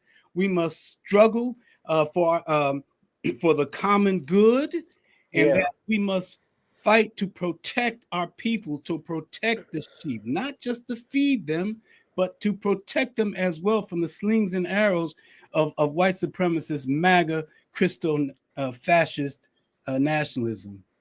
There is an intellectual underpinning of this moment, particularly, as you rightly say, is Christo nationalism. We do have an alternative intellectual and theological tradition. You mentioned you come from the AME church tradition. Can you just say a word about the wells we ought to be drinking from to help us counteract this? We are not a people without our own tradition, our own intellectual framework, and you are part of a host of Black religious, Black church intellectuals. Say a little bit about the mind, our intellectual approach to resisting this wickedness and evil. Yeah, well, it's important to remember that Afro-Christianity is different from mainstream white Christianity. We are not oppositional. Our faith is grounded in resistance and in an affirmation of our humanity, but it is resistance. So we have to look back, to like Henry McNeil Turner and on forward. I mean, we go as far back as David Walker, in 1834 with his tract, and which is suffused with Christian imagery. We have to look back and realize that we have all of these freedom fighters who struggle and risk themselves in times more dangerous than this, like Ida B. Wells. And when we look at these folks, some of us, I think, might even be ashamed, certainly indicted and convicted to see that folk spoke out in times much more dangerous than ours and in ways much more intellectually energizing than ours. So we must embrace the fact that our faith is about liberation, it's about resistance, is an exodus faith, a deliverance faith from oppression. Remember in Exodus, God said, I'm cleaving to you because I've heard your cries of oppression, not how religious you are, not how much you holler and scream and praise, but I heard your cries of oppression. And so deliverance really is about being delivered from oppression, from Pharaoh's oppression, from white supremacist oppression. And we must embrace that and stop super spiritualizing everything. And remember that Jesus said in his first sermon, that Luke tells us first sermon, the Spirit of the Lord's upon me because they anointed me to bring good news to the poor, which is systemic change. Yes. And that's what we must, that's our gospel imperative. Last question real quick. Talk real quick about the influence of white Christo nationalism on this administration. Well, this administration is totally enthralled to white Christo nationalism. I mean, Trump is as irreligious and demonic as they come, but he portrays himself as some kind of a friend to Christianity in order to get, and he did that in order to get their support and to get in office. So he's beholden to them. And so what we hear throughout this administration is Christo nationalism, but it's really Christo fascism, right? And that's what it's about. It is about oppressing people, destroying people in the name of Christ that Christ would not even recognize. And we have to remember that it's fascism. It's nothing more than that. They want to crush everybody who does not bow at the altar of their distorted view of Christianity, their lying, false view of what Christianity is. But we reject those lies, and the state of the people we want to say today is one that will not embrace Christo nationalism, will not embrace white Christian nationalism. We are a liberation people. Thank you, Dr. Aubrey Hendricks, for dropping on by and giving us early this morning some good wisdom and knowledge on what we must do and how we must do it in this moment. For our final conversation, super excited to bring some of the most powerful freedom fighting, revolutionary preachers and proclaimers, pastors of the gospel. We have Reverend Tracy Blackman, Reverend Dr. Otis Moss, Pastor Dr. Jamal Bryant, and Bishop Leah Daughtry all coming to the stage. Good morning, everybody. We got about 11 minutes. The clock is ticking before the Black Church Power Hour gets moved on out the way. But we certainly want to get y'all's voices in here to help set the stage for what we must do. We'll come first to you, Dr. Otis Moss. Say hello to the people, and what must we know in this moment? Well, first, I want to say thank you to the entire organizers for this opportunity to be able to share and recognize the power that flows from the Black church tradition. I said the Black church tradition, not churches that just have Black people. That is a major difference, and we are operating out of the prophetic, powerful, courageous, transformative, liberating tradition that comes out of our ancestral framing of our theological work. And so I'm just grateful for this. I think there are several things I want to say very quickly that we need to know, that we are in a post-Reconstruction moment, During Reconstruction, we saw the fastest move of a people in Western society. We went from considered to be 3/5 of a human being to all of a sudden we were free. 4 million people from 1865 to 1877. There has never been in the history of Western society of people who were considered to be non-human beings to all of a sudden become landowners, to build 106 historically Black colleges, to become senators and congresspersons, business owners and leaders. But something happened in 1877. There was a compromise. There was a secret compromise that allowed Confederates to take control of the South once again. People who were part of the insurrection in the South, I said that purposely, people who were part of the insurrection, who were traitors in the South, were pardoned, and as a result, they wanted to receive that power. They wanted to control again. The call was, we want to take our country back. Hear this, we want to make the South great again. It was in 1875 that you had what was known as the Civil Rights Act. The most comprehensive Civil Rights Act was in 1875. Our ancestors fought from 1875 after that Civil Rights Act was obliterated to 1964 and 65. My point is, we're not in a battle. We have been in a continual war, a war for our dignity. And our ancestors have been passing down the baton every generation. So I say this, I had a conversation in my imagination with Harriet Tubman and Sojourner Truth, along with Frederick Douglass. And they both looked at me and said, you do not have the right to operate with despair in this moment. Do you know what we dealt with? We passed on some work to you. Continue to do the work. There is always going to be a Trump. There will always be a Musk. There will always be puppet masters trying to control the puppet and remove democracy. But it's Black people that have always been expanding democracy in this country. Bishop Leah Daughtry, jump on in here. The intergenerational struggle is real, and you come from a lineage of Black church prophetic leaders. Your father, Bishop Herbert Daughtry, is a legend among all of us. You've taken up the mantle in so many ways. What would you say the church's response has to be in this moment? Well, thank you. And I'm glad to be here with my other brothers of the lineage, Otis and Jamal. All of our fathers have been on the front lines for many years. And so we share space, and I'm glad to do that. Here's what I think we have to do in this moment. Number one, reject. and that is reject what we're hearing, reject this attempt to tell us what the truth is, and refuse to comply in advance. We don't need to be engaged in an anticipatory compliance. So we can reject what we're hearing. Number two, resist. We need to take a posture of resistance actively every single day, deciding what we are going to do to push back against the lies, against the authoritarianism that is coming at us every day. And number three, reclaim our mantle as the Black church, as people of faith, reclaim the authority that we have to come against the Pharaoh of our time. Those are the three things I think that we can do: reject, resist, and reclaim. Pastor Jamal, you are leading a national movement. You got 100,000 of us all taking a pledge to fast starting tomorrow. I love this spirit of resistance that you are helping to crystallize. What say you in this moment? What must we do? What must we say? How can we respond?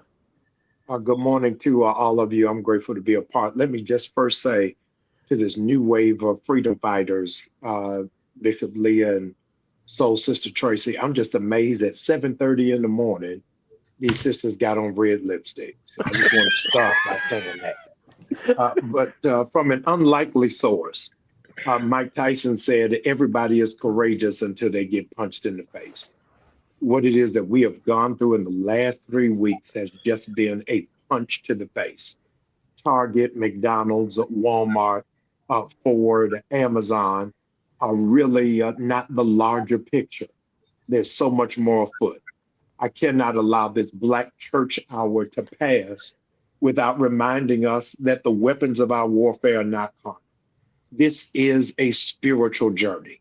And while everybody will be in this 24-hour cycle, I want to remind you that our faith has got to be at the source.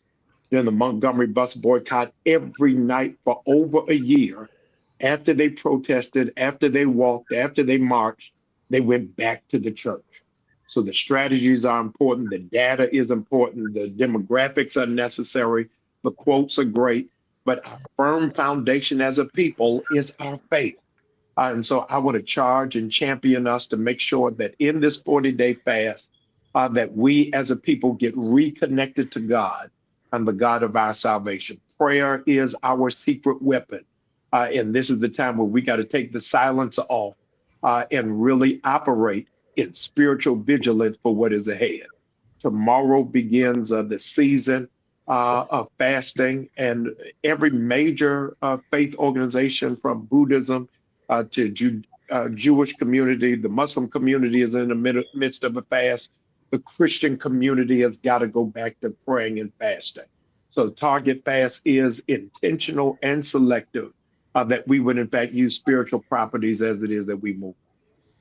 Man, amazing opportunities for all of us to lean into our traditions. Pastor Tracy, we know there is a prophetic voice that comes from the Black church, and that voice is being threatened. What do you think is important for us to do to reclaim and amplify the prophetic voice of our church, our tradition in this moment? Well, thank you for including me here, and I want to echo my gratitude for the amazing visionaries and operators for this moment. I think I just want to add in the few minutes left, I want to add one more R to my soror and friend Bishop Leah, and that is to remember. I've been sitting with the work of Dr. Prathia Hall, especially her freedom faith, her reminder to us that we are intended by God to be free.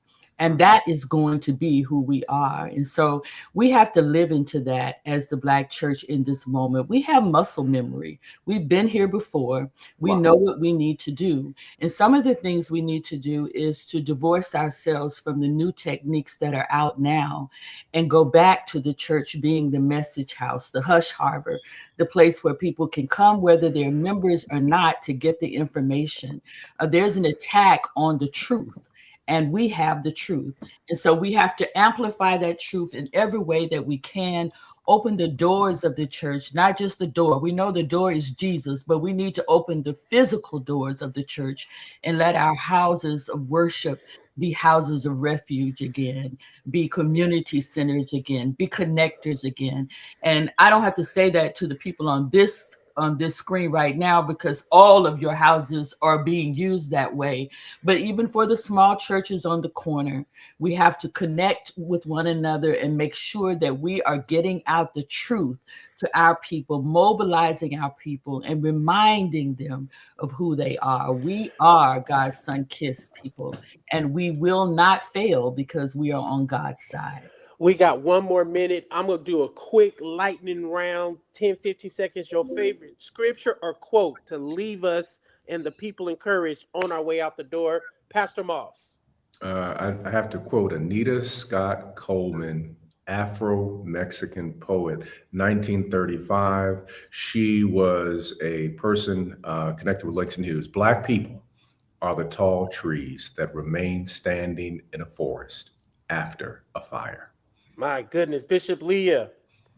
God has not given us the spirit of fear, but the spirit of love, power, and a sound mind. Yes, Pastor Jamal Bryant. In the time of trouble, he will hide you. Reverend Tracy. I'm going to quote Dr. Prather Hall. This ministry that we're called to is between the wilderness and the cliff. My goodness. Come on here. Bring up Freddie. Bring up TC. Listen, coming live to New Birth on Sunday. Come on, thank you. Black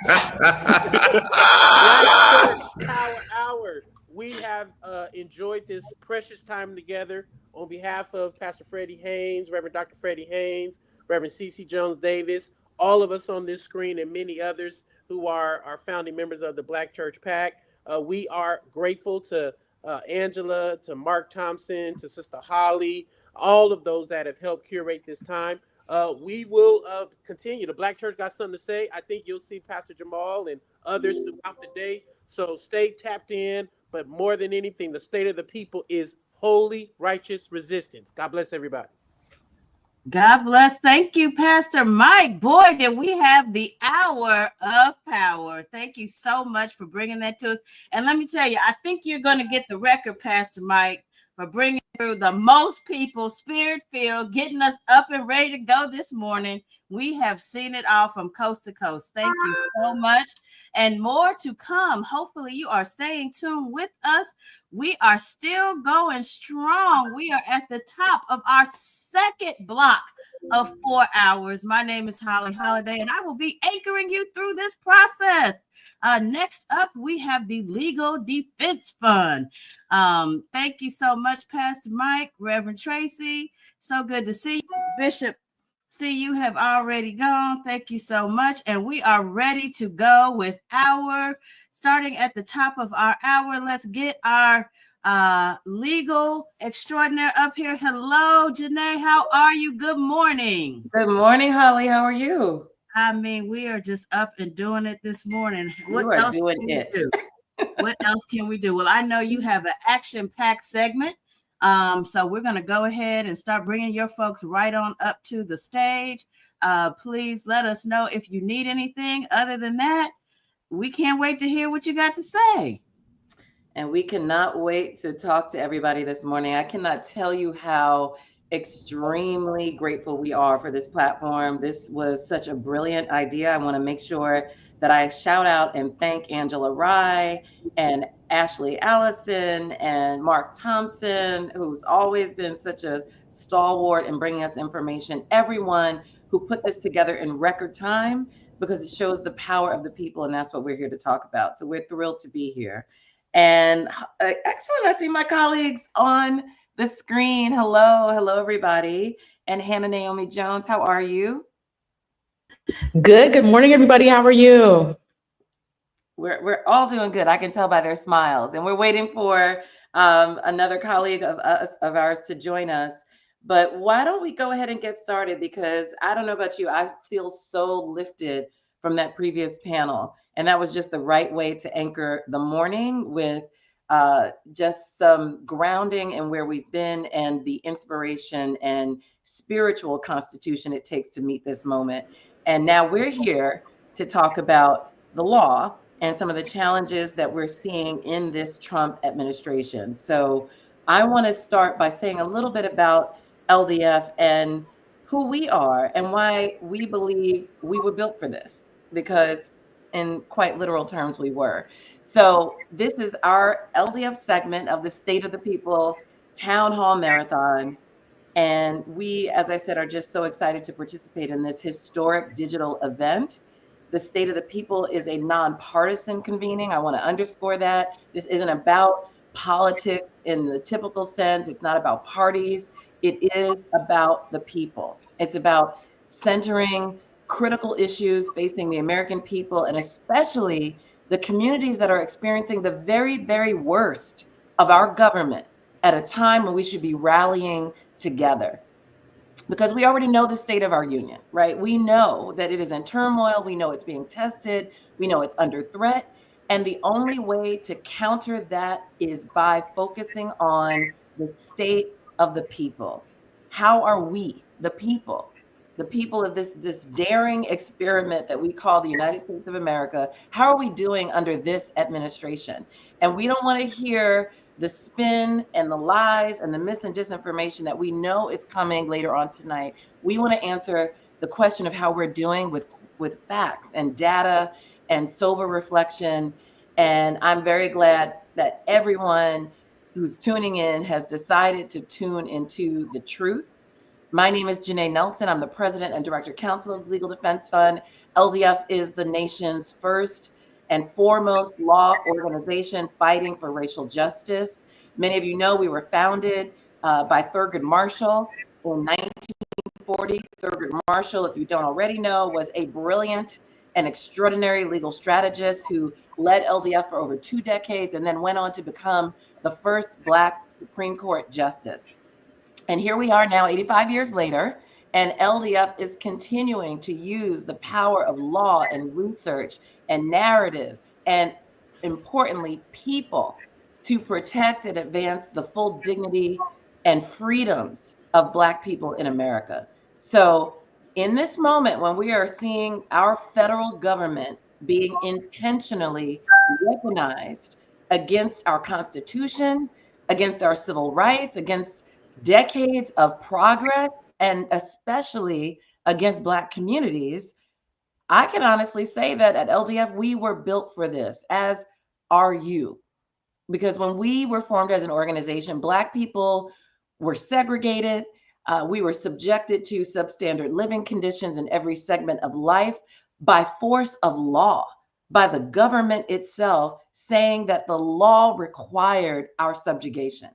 And yet, in the face of all of that, a band of intrepid lawyers saw that colossal power structure, those impossible odds, the centuries of inhumanity, and they decided that they could create an organization in the tradition of Black legacy institutions and use the very laws that were made to subjugate Black people and instead use them to help liberate us, to help liberate our country by consequence. So when I say we were built for this moment, I mean that quite literally. We were built to face these moments, and we were built by people like all of us here today who have the same constitution and will and vision and hope and possibility to change this moment from a threat to an opportunity to finally rebuild this country to what it should be, a country where everybody can win. So I am just so proud to be here with my colleagues who are some of the leading experts at LDF who can talk about some of the threats that we are facing. There are so many, so we're not going to be able to cover them all in this hour, but we've chosen some that we're working on and that we think are going to be most important for us to think about as a collective community. I'm going to ask each of them to introduce themselves at the top of their segments because they're each going to take on different topics. And the first one is about Project 2025, which, as we know, is the foundation of this extremist playbook that we're seeing unfold before our eyes. We'll talk specifically about what Project 2025 means for Black communities. We're then going to talk about some of the ways this administration has intentionally targeted Black people, transgender people, and other communities, by suggesting that any focus on diversity, equity, inclusion, and accessibility is illegal. They've even gone so far as to issue a letter to schools across the country threatening their federal funding. So we'll touch on both the campaign to end DEIA and also publicly funded schools. And of course, we've seen the egregious attack on federal workers, a significant number of whom are Black. You know, they're being targeted through mass layoffs and specific targeted firings, as we've seen with some of the top leaders in the administration. So we'll let you know what rights federal workers still have, even in this hostile climate. And there's also a housing crisis that's facing so many of us.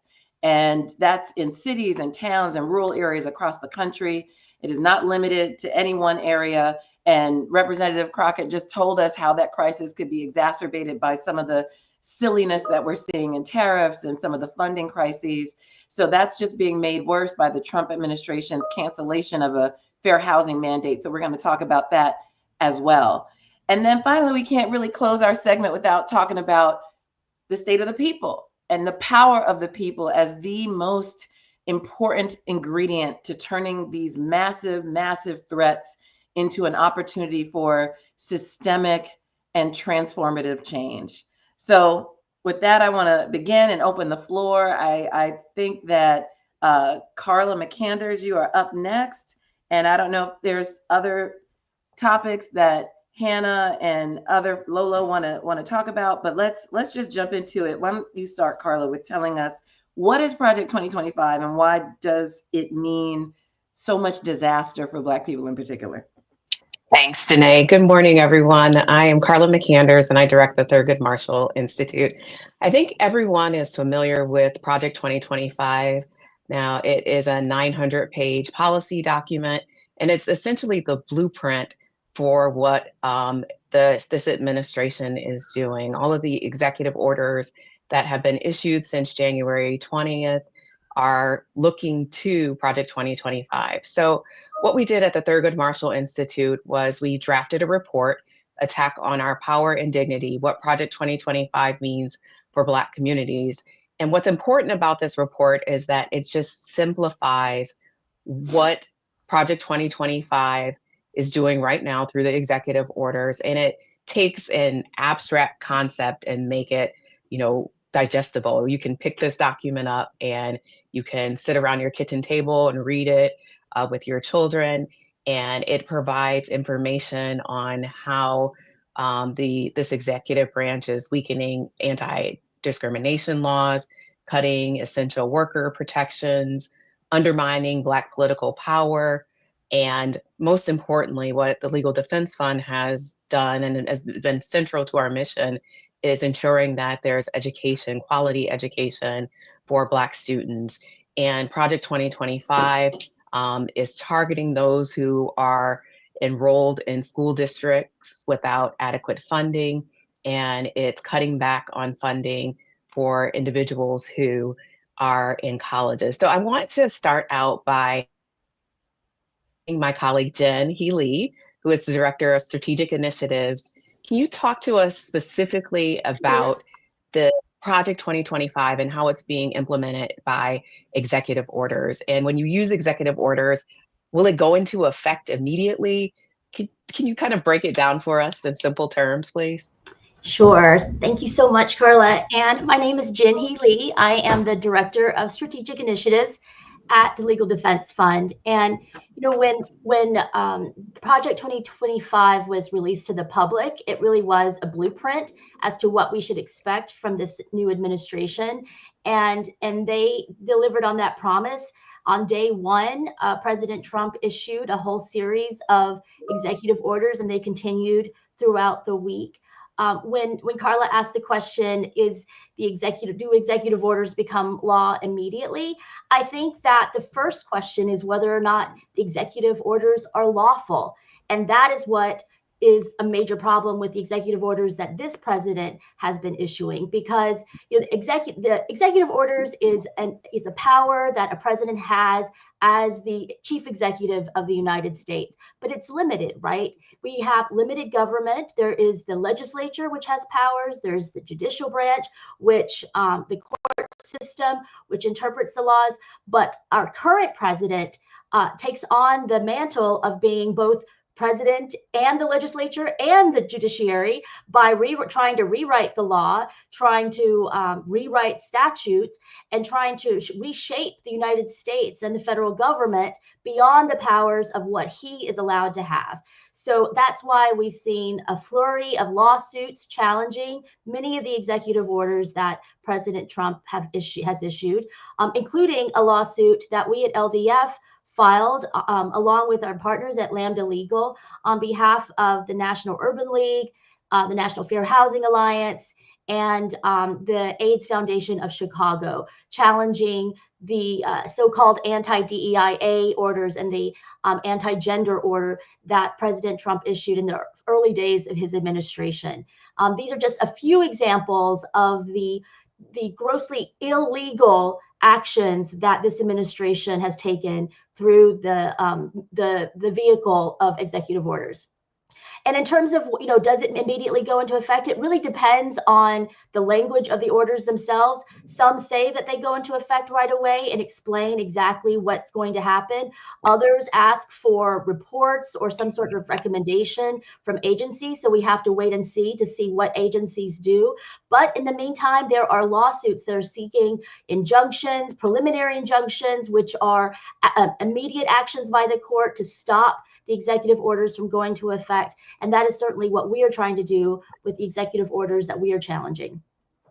Thanks, Jen. I want to kick it over to Trey. Can you talk to us, Trey? We know that these executive orders are consolidating executive power. And given the historical role of the executive branch in both advancing and undermining civil rights at different times in our country, how might this consolidation of power impact Black communities, particularly in terms of civil rights protections? And what are the risks of having the president have so much independent authority in shaping policies that affect and impact racial justice?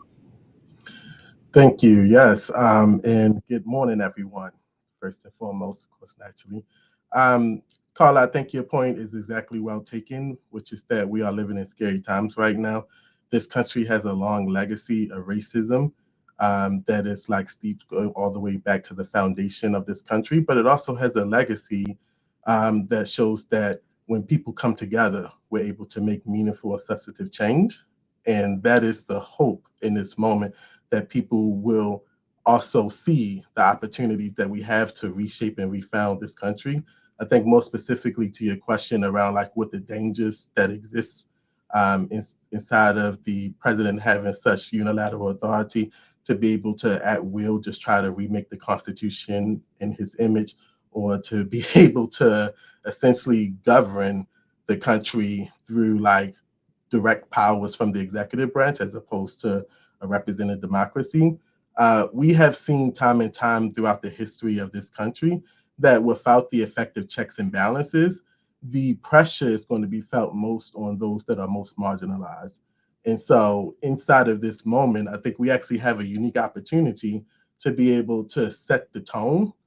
I always like to say that the tone is set from oftentimes the top levels. And so the president at this current moment is setting the tone for what he believes this country should look like and should be, right? It may not be representative of what the vast majority of citizens and community members and residents inside of this country believe that the country should be.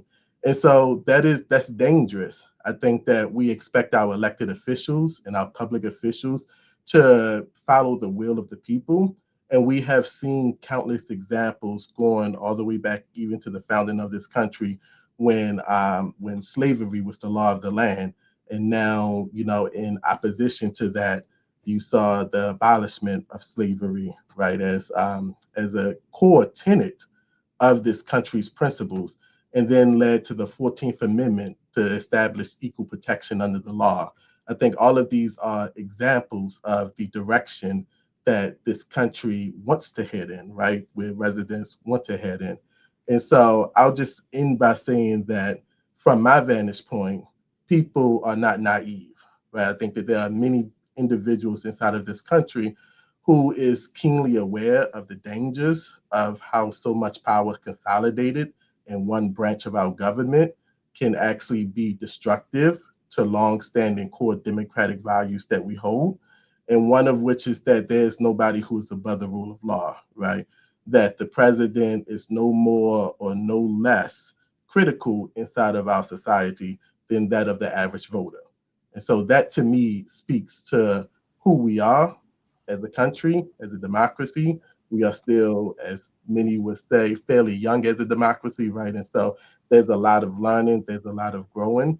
And also it's a beautiful experimentation to say that the ultimate power rests in the hands of the people, and that the people get a chance to, by democratically elected principles, be able to decide the direction of this country. Thanks, Trey. You think you hit the nail right on the head with the democracy is based upon the people. I'm going to pass the baton to Jen Healy to talk about challenging anti-DEI executive orders. Thank you, Carla. And I already just mentioned briefly about the lawsuit that we are participating in, challenging the recently issued anti-DEI. We call them anti-equity orders because that's what they are. We don't really even know what the president means when he says DEIA. And he's even said in the orders that they can, anything equity related could be DEIA. So I'm going to put a question to this esteemed group because when we talk about diversity, equity, inclusion, and accessibility, obviously that includes recognizing the disadvantages and unfair barriers for a host of different communities. Different communities of color, women, LGBTQ people, people with disabilities. But there is something just there's a specific harm to Black people through these executive orders that President Trump has issued. There's a certain anti-Black racism going on here. And I was wondering if one of you, maybe, one of you could want, or any of you would want to kind of comment on that. Like, why are these executive orders specifically so perniciously harmful to Black people at this time? And maybe I will give it to Todd.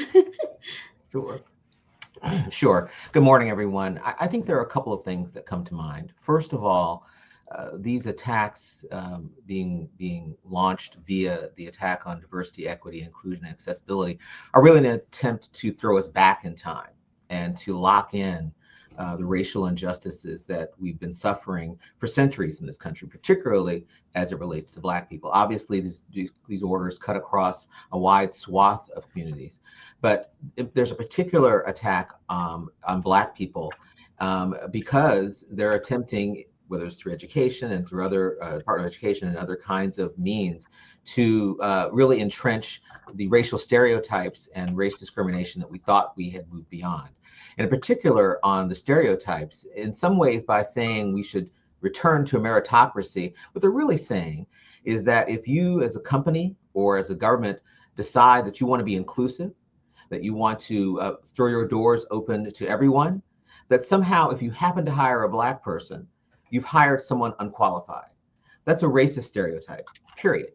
And I think what we are seeing is the attempt to normalize that by simply calling it meritocracy. As an employer, as someone who engages in trying to be inclusive, the only way to ensure you have the most qualified people is to make sure your pool is as diverse and as open as possible. Otherwise, you're going to be relying on hearsay, friendships, all kinds of other relationships that really don't make sure you are tapping the very best of our society. Thank you so much, Todd. And, one of the things that we've seen is, the opponents to civil rights really taking our words and redefining them and then trying to use them against us. We saw that happening with affirmative action. We saw that happening with critical race theory a few years ago. Now we're seeing this happen with, so-called diversity, equity, inclusion, and accessibility. Demetria, can you talk a bit about what's going on here and what we need to do to reclaim our own language and the truth of racial inequalities in this country? Because it does seem like what's happening is the president and his supporters are trying to put forward this false narrative that inequalities don't exist and that any effort to address inequalities somehow a form of discrimination. And so what should we be doing in order to kind of to really put forth the truthful narrative of what's going on in this country? Well, first of all, let's just talk about the existence of Black excellence. Black excellence is a thing, right?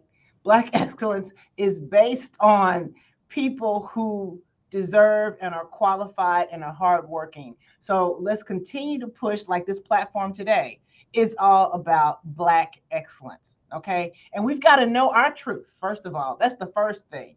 And we've got to be out there and let people see it, let people know it, and not be afraid of it. But at the same time, we've got to hold entities accountable, okay? So there are entities out there who were all about this quote unquote diversity, equity, inclusion not too long ago, right?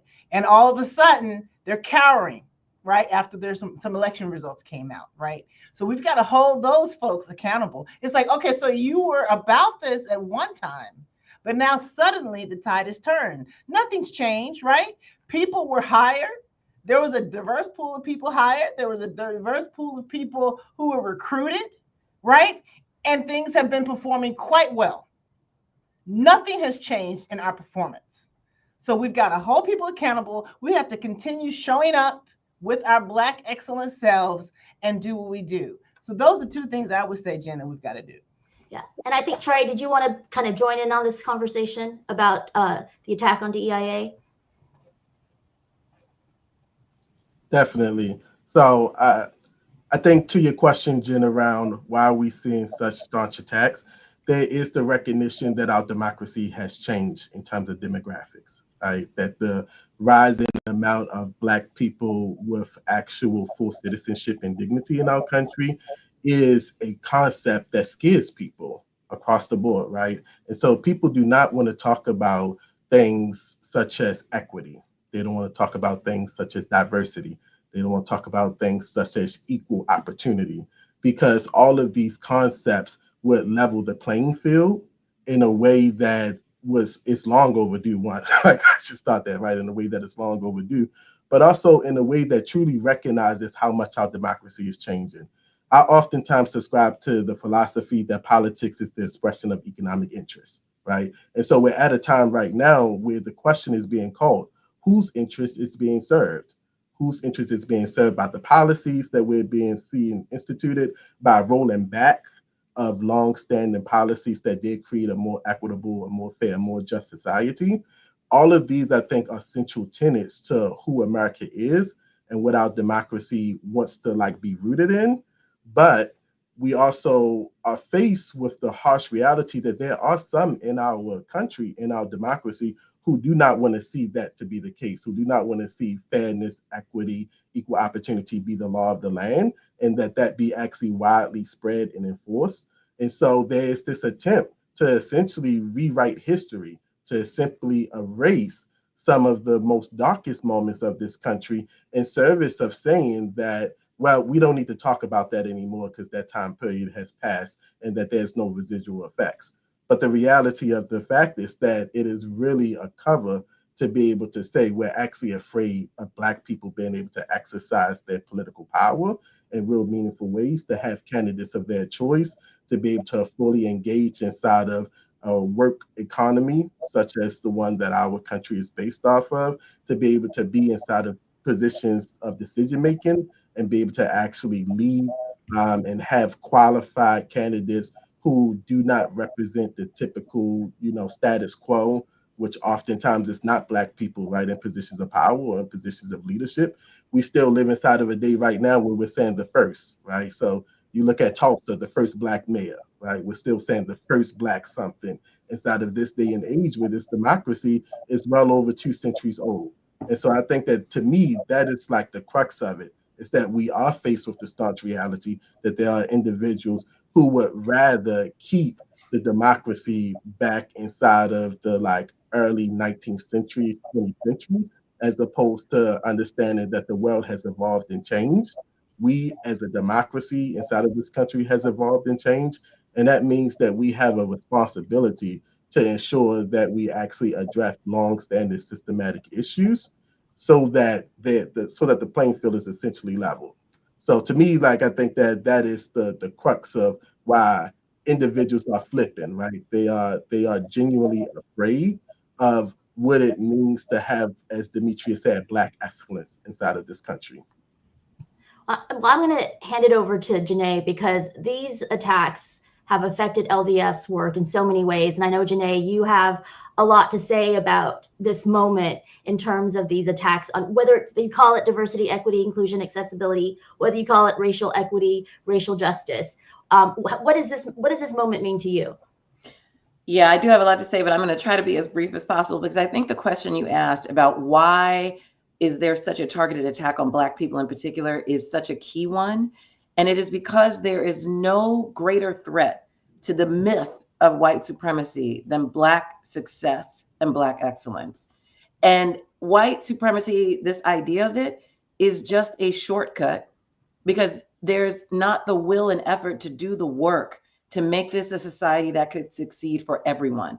It's much easier to have a powerful minority hoard power, hoard wealth, and try to manipulate the entire system, which is Black people, poor white people, and other marginalized communities, in order to sustain their growth and their control of power. I mean, we've seen that throughout the history of this country, and that is why there is a constant exploitation of Black people. But what we've done is we've resisted this over time. We have turned the laws on their heads. We have evolved this country against its will, and that is something that we need to know is within us, and to know that we already have so many tools that can help do this. So when we talk about what's happening to try to, bleed the workforce out of the diversity, equity, and inclusion, and accessibility that has grown over the past several decades, we know that there are protections under Title VII. We know the Civil Rights Act of 1964 writ large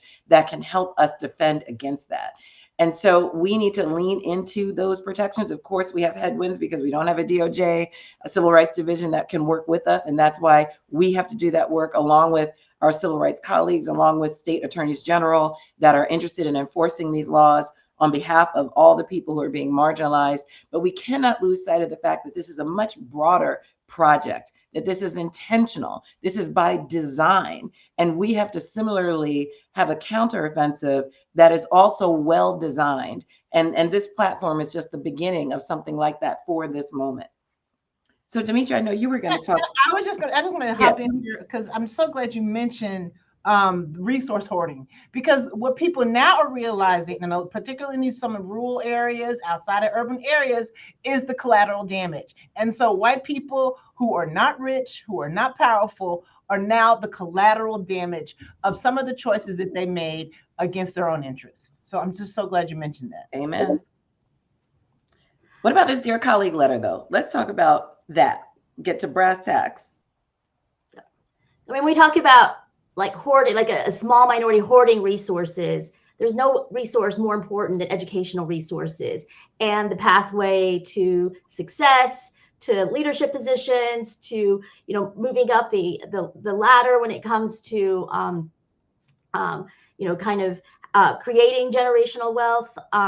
And so, I mean, Demetria, like what maybe get some background about the Dear Colleague letter so that people understand what that is and what this current Department of Education is trying to do. It's Department of Diseducation, you might want to say. So I was just on a panel Friday, and I was telling people, usually commercially speaking, February 14th is known as Valentine's Day, about love. But actually, what did our Office of Civil Rights and Department of Education do? They sent out a Dear Colleague letter, right? Which is, first of all, let me just say this for the record, is not law. All right. A letter to the public, to educators from the Department of Education's Office of Civil Rights is not law. Okay. So they sent out this letter threatening people, frightening people, saying that if you're doing anything remotely related to diversity, equity, inclusion, if you're doing things to try to promote diversity, equity, inclusion without overtly stating it, then we're coming after you. We're going to yank your funding. We're going to yank your programs. And that went out all over the country. right? And so that's where we begin February 14th, this Valentine's Day hate letter, I would say. And what they did, in the letter, which is very notable because this is also the strategy that that opponents to civil rights used in challenging affirmative action, was trying to use Asian Americans as a wedge among communities of color. First of all, the idea that you're going to lump Asian Americans with white people, as if Asian Americans themselves don't experience some form of discrimination. It may not be the same as other people of color because people are different, but Asian Americans themselves, it's not a monolith. There's like a whole range of diversity when it comes to, not the model minority, right? Exactly. And and it's really, it is deeply offensive to think that Asian Americans do not themselves want racial equity, not only just for Asian Americans, but for other people of color as well. And it's a real threat when and it's such an obvious attempt, right, to create these wedges among people of color, to try to divide us, because they know that, all of us united are a threat to them and are a threat in terms of trying to dismantle the white supremacy that we all are talking about. But it's, it's a tactic they've used in the past. It's a tactic that, that they will probably go back to. And it's really kind of perpetuating this, like you said, this model minority myth, as if, that Asian Americans do not themselves experience discrimination, but also it plays on a stereotype of Asian Americans, right? We're talking about like the stereotype of Black people, like not being qualified. And then there's also the stereotype of Asian Americans being like hard workers who, make good grades, but are never the leaders in their organizations. Right? That's exactly. And all of these are racial stereotypes because none of these attributes, are something that's inherent to anyone because of their race, right? There's just, it's really, it's incredibly how offensive this letter is in so many ways. Yeah, Jen, if I could just jump in for a minute, I think it really points out to why multiracial coalitions, genuine multiracial coalitions, are so important, right? It's from your litigation where you have multiple diverse plaintiffs, but it's also how we, as Trey was referring to, build power among people who are targeted. And as you say, they're trying to divide and conquer us, but we're a multiracial democracy. And if we're going to actually have solutions that are truly reflective of that, we need to all come together and share in the collective dreaming of what that looks like. And that's incredibly frightening to this administration and to their acolytes. And I think they are very, very intentionally, as you point out, trying to draw a wedge between the different groups who they are also oppressing at the same time.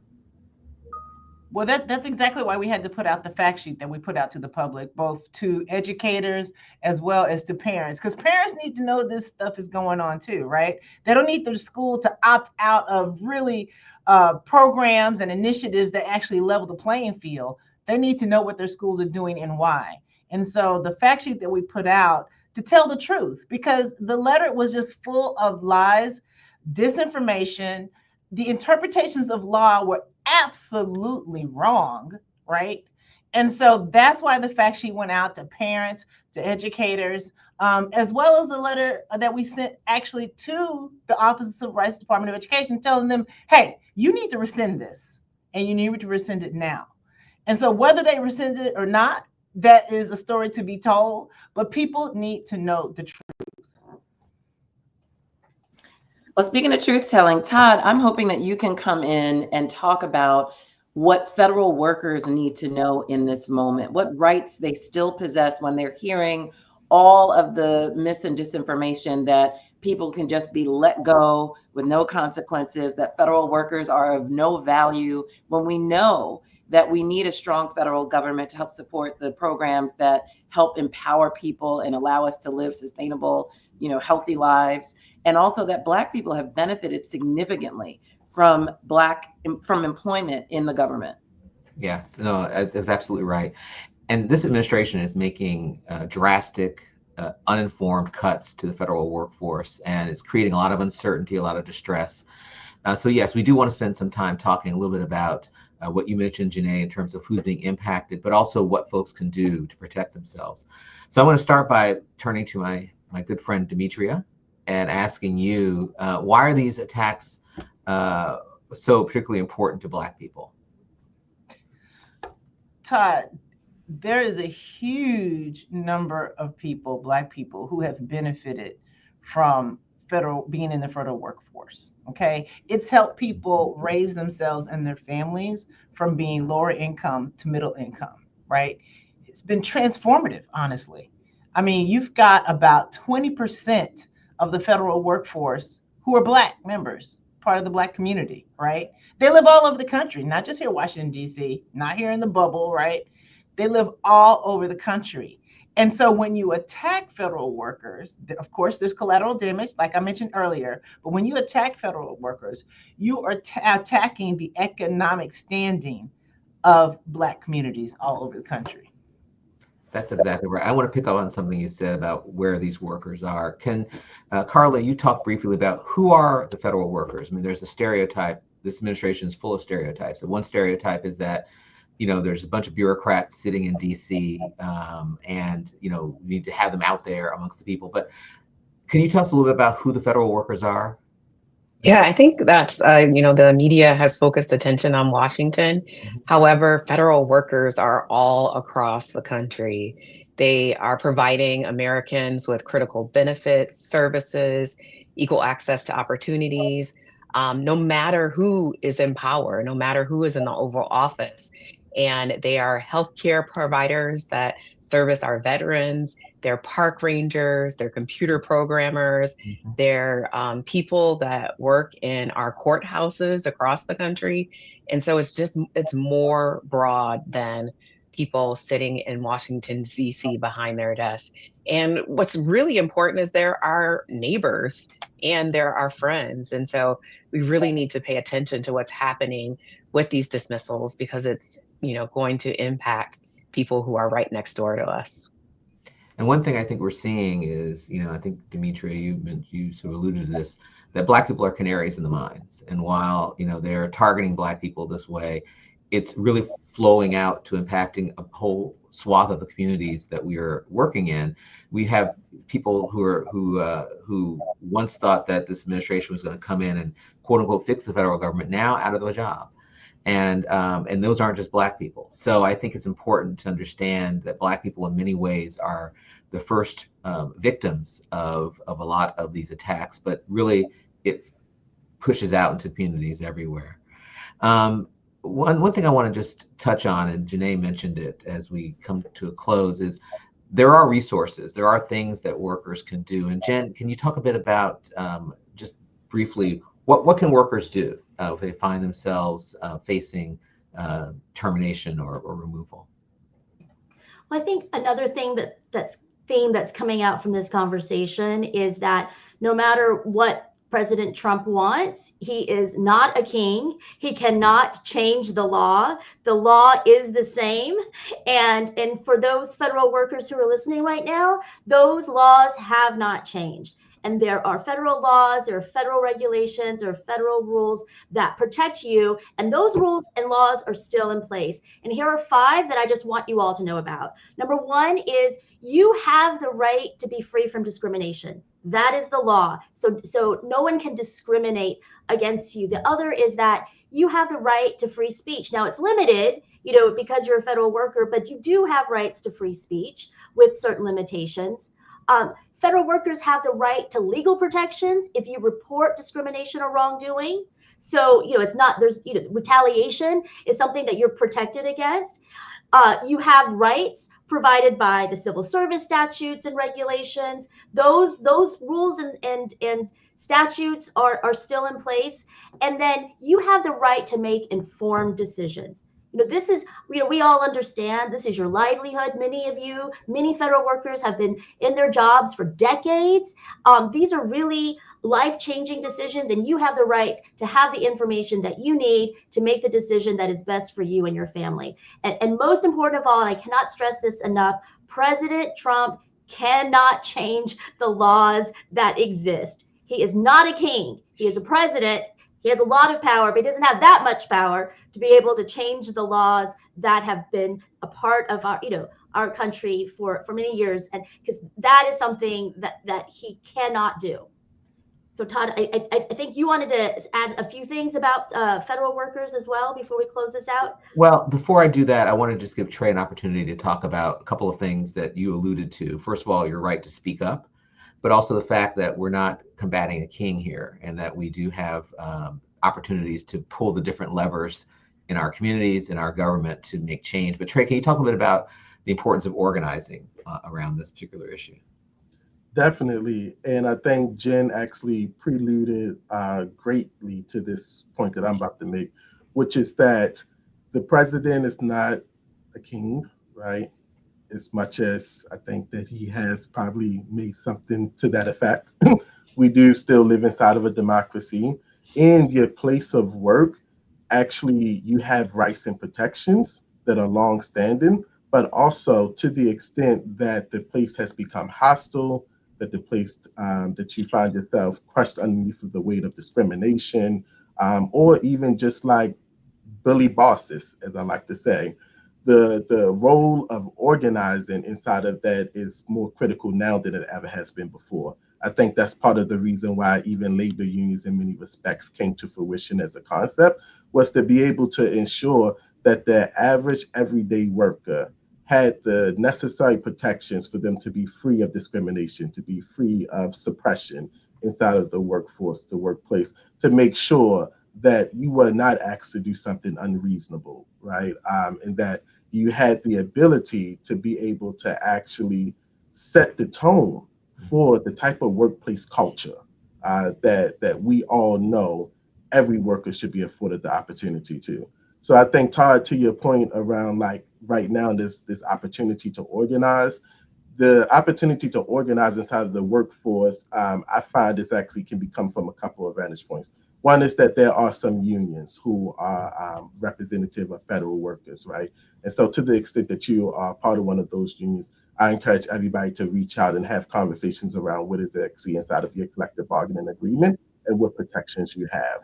But to the extent that you are also not represented by a union, that does not mean that you do not have the same level of protections that the union workers do. It means that you have to also recognize and understand that your voice and your stories carry weight and significant power. You want to be able to use and leverage that. I encourage folks to definitely check out the 5 rights that every federal worker has that Jen Lee so eloquently gave a brief summary of. But we want to make sure that workers are protected. And in this climate right now, building power at the base level, we are seeing it have ripple effects right now. And there's countless moments throughout history where organizing, as I like to say, has gotten the goods, right? Where people have come together and recognized that my story is not isolated. Chances are, if you are being affected negatively inside of the workplace, then somebody else is as well. That's right. And the ability for you to tell your story is the only way that you will be able to connect the dots with somebody else. And then what we find right now with this kind of administration is that thousands of people, especially Black people, who are telling the same story of the targeting of them in their jobs, the narcissism that has been put out there as if they are not qualified to hold these jobs, as if their jobs are meaningless. The federal government, to me, has a duty, a fiduciary and like moral duty, to ensure that the country that we live in is free and safe, and that there are certain powers that are regulated and delegated to government entities to ensure that every citizen and resident and community member inside this country actually is free of racism, is protected at a base and bare standard. So I'll stop there because I know I've been talking a lot, but it is a long way of being able to say that the power that your story has is so critical. And that is what organizing is about. Being able to be like, I have a story that somebody else may also have.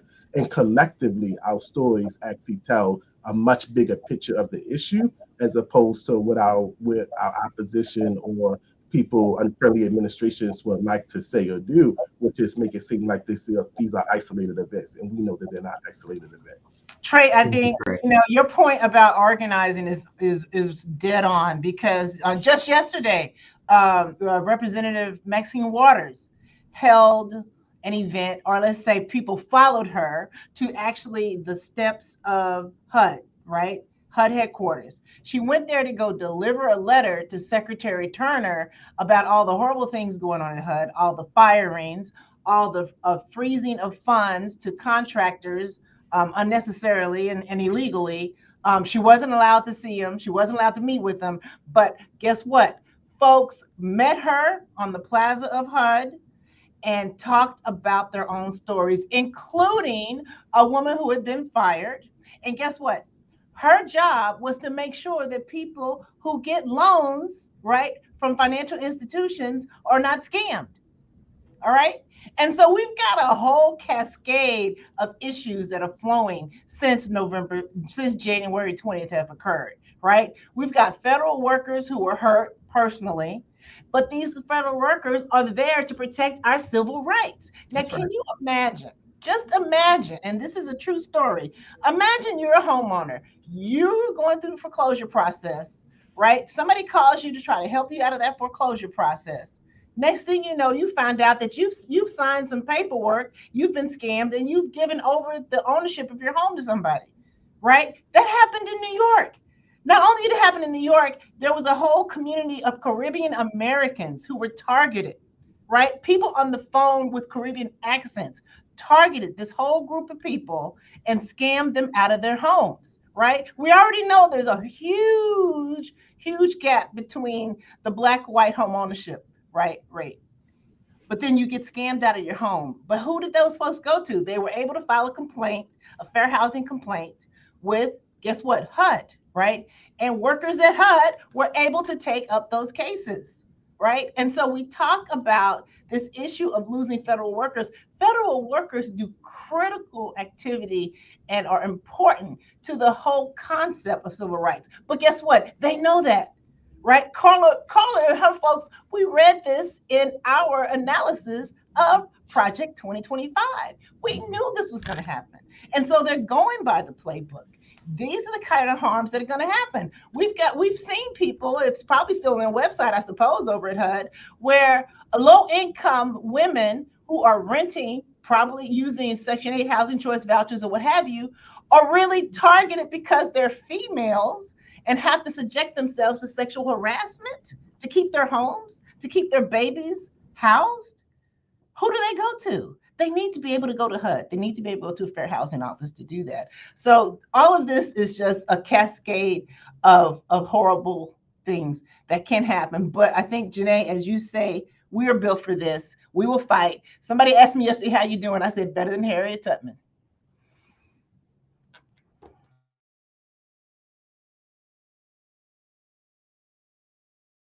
Janai, you're on mute.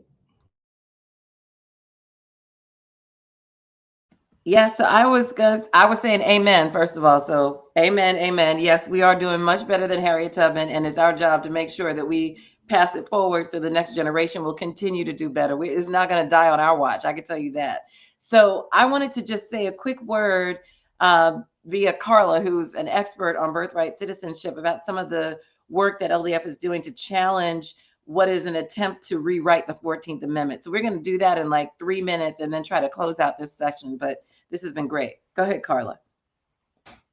Thank you. Harriet Tubman is sitting right over my shoulder right now and is in here. So LDF joined with the ACLU and filed a lawsuit challenging the executive order to end birthright citizenship. The 14th Amendment says all people born in the United States are US citizens. And what this is really about is that citizenship defines membership and belonging in this country. And this is an attempt to enshrine a system of tiered personhood by denying citizenship to those born in the United States. This executive order must be understood in the context of the ongoing fight to ensure racial hierarchies are not replicated in the US through citizenship law from 1790, where we had the first naturalization law that said free white landholding males could only be citizens, to the infamous Dred Scott case where Justice Taney said that the black people have no rights to which the white man is bound to respect. And so it's really important that this is not an abstract concept, that it's targeted at what Trey mentioned earlier, a change in our demographics in the United States. And so I want us to start off going back to Trey. So the 14th Amendment guarantees birthright citizenship to all persons born in the United States.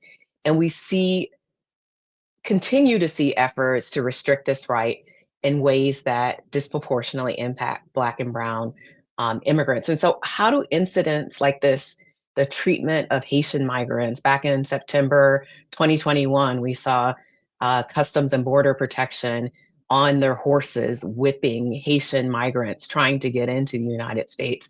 And how does this reflect a broader pattern of racial exclusion? And what does allyship look in this space, Trey, for Black communities and across all communities of color?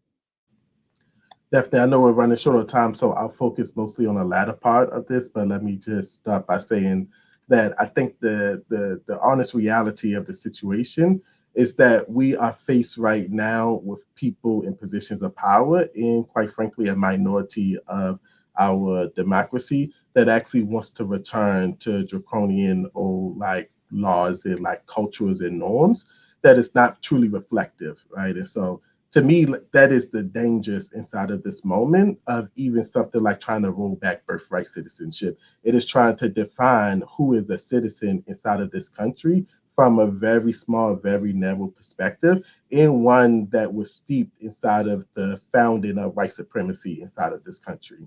But to your piece around what does allyship look like inside of this moment, I think one is that we need people to get active and involved. I think traditionally we have a system where we say it is enough to vote when we know that it is not enough to vote, not enough to only vote, sorry. Voting is a critical piece of the formula, but our democracy takes work. Because we are a democracy, it means that we will always have to try to safeguard this democracy and precious wins that we have gotten to try to level the playing field. So allyship in this moment looks like our allies being able to join organizations that truly reflect the democratic values that we know that we hold, that we know that the vast majority of people who believe in a free, fair, and just democracy hold. We want folks to be able to join in those organizations, and we need those organizations to join LDF in this fight to protect civil rights for Black people. Because to me, from a place of strategy, if we are able to target the most marginalized of our communities, it's not trying to play oppression Olympics here, right? Because I don't like to get into who is more marginalized, but from a place of strategy, we know if we target the most marginalized, everybody gets a little bit free, a little bit more just, a little bit more equity, because you are directly targeting the most egregious parts of white supremacy. And so that's what allyship looks like. It is buckling down. It is recognizing that this work is bigger than any one individual idea, any one individual tactic or strategy. I think historically folks compete for power, but that is what this country teaches us, is that power cannot be shared, right? Not teaches us, sorry, let me reframe that. That is what historically people in positions of power who do not truly value a multiracial democracy has tried to teach us, that we have to fight for power, that we have to fight for the scraps, when the reality is that there is enough power to be shared in this country, that everybody can have dignity, and that we can create a country where Black people are thriving, just like, as Demetria said, in the old days, the good old boy days, white people with land, right? Like, it doesn't have to be an either or, it can be a both and. Everyone can thrive inside of a society that truly is built on the concept of a multiracial democracy, on fairness, on equity, on equality. Thanks, Trey. I will kick it back over to Janai. It's very appropriate that we are ending on the 14th Amendment, one of the Reconstruction Amendments. Absolutely. The 14th Amendment is really the bedrock of our modern multiracial democracy, for this society of freedoms that many of us have taken for granted. And I can just say that, you know, we weren't born during the civil rights movement, but it's time that we develop that muscle. Those black and white photos and videos are not that far away from the history that we are living right now. So we need to conjure that spirit and bring that to this fight. This is our fight today. And we know that nothing is going to change and nothing can be sustained without the power of people, which is why I'm so glad that we're centering people in juxtaposition to what's going to be centered later tonight. We talked a lot about federal overreach today, so I wanted to give folks at least one thing that they can do to combat that, and that is to put in your cell phone the number to the U.S. Senate. The U.S. Senate confirms cabinet members. It gives advice and consent to the president for all of these egregious, unqualified cabinet members that LDF has been opposing. And it's important that they hear from you that you do not support some of these cabinet members, or that you don't support certain laws like the SAVE Act that is attempting to make voting almost impossible for millions of people in this country. So the number to the U.S. Senate is 202-224-3121. It's something that everyone should have in their contacts on speed dial. When something about the federal government is frustrating you, that's who you call and you let your senator know, because senators are elected statewide. They want as many voters as possible to support them. And so you let them know when you do not agree with what they're doing and hold them accountable. There's also so many important local and state elections that you must engage in to ensure that we are building power at the local and state level. But I really want to thank Trey and Todd and Demetria and Carla and Jen for this incredible discussion. Thanks to all of you for tuning in. Sending collective gratitude to all the organizers of this incredible State of the People Town Hall Marathon. Please share the link to this live stream with all of your networks. We want to build the audience throughout the day leading up to midnight tonight, when folks will be giving their response to the other conversation that's happening over there. And please follow LDF on our social channels. Check out our website, NAACPLDF.org. We have to be so clear-eyed about the threat and the opportunity here. The threat is the irreversible stripping of our rights, which we just cannot stand for. And the opportunity is knowing how to use those efforts of overreach and to undermine and destroy, and instead contrast that chaos with a vision for a future where all people in America can finally win. That is LDF's charge in this moment, to bring that vision to fruition and to fight for the protection of Black people and a thriving multiracial society. And we ask you to join us in that fight. Thank you so much. Well, let's hear it for the NAACP Legal Defense Fund. You all did it. Thank you for bringing truth to power. Thank you for reminding us that discrimination is still the law of the land, and letting us know that no one is above the law, especially our president. We appreciate you so much. Janai, you did it. Thank you. Thank you, Holly. Thanks, everyone. Appreciate you. All right. Well, listen, we have had a powerhouse conversation with our friends at the Legal Defense Fund, and we are just getting started. We are into our second block of 4, and we got so much more to do and say. I want to bring up my friend, our next block, with Aisha Mills, who's going to be talking. We've talked about the law a lot. Now let's talk about some business.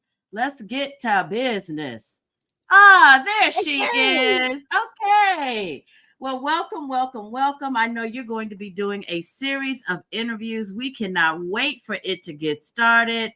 But before we do, I have to know, why did you say yes to doing this? This is a little bit crazy.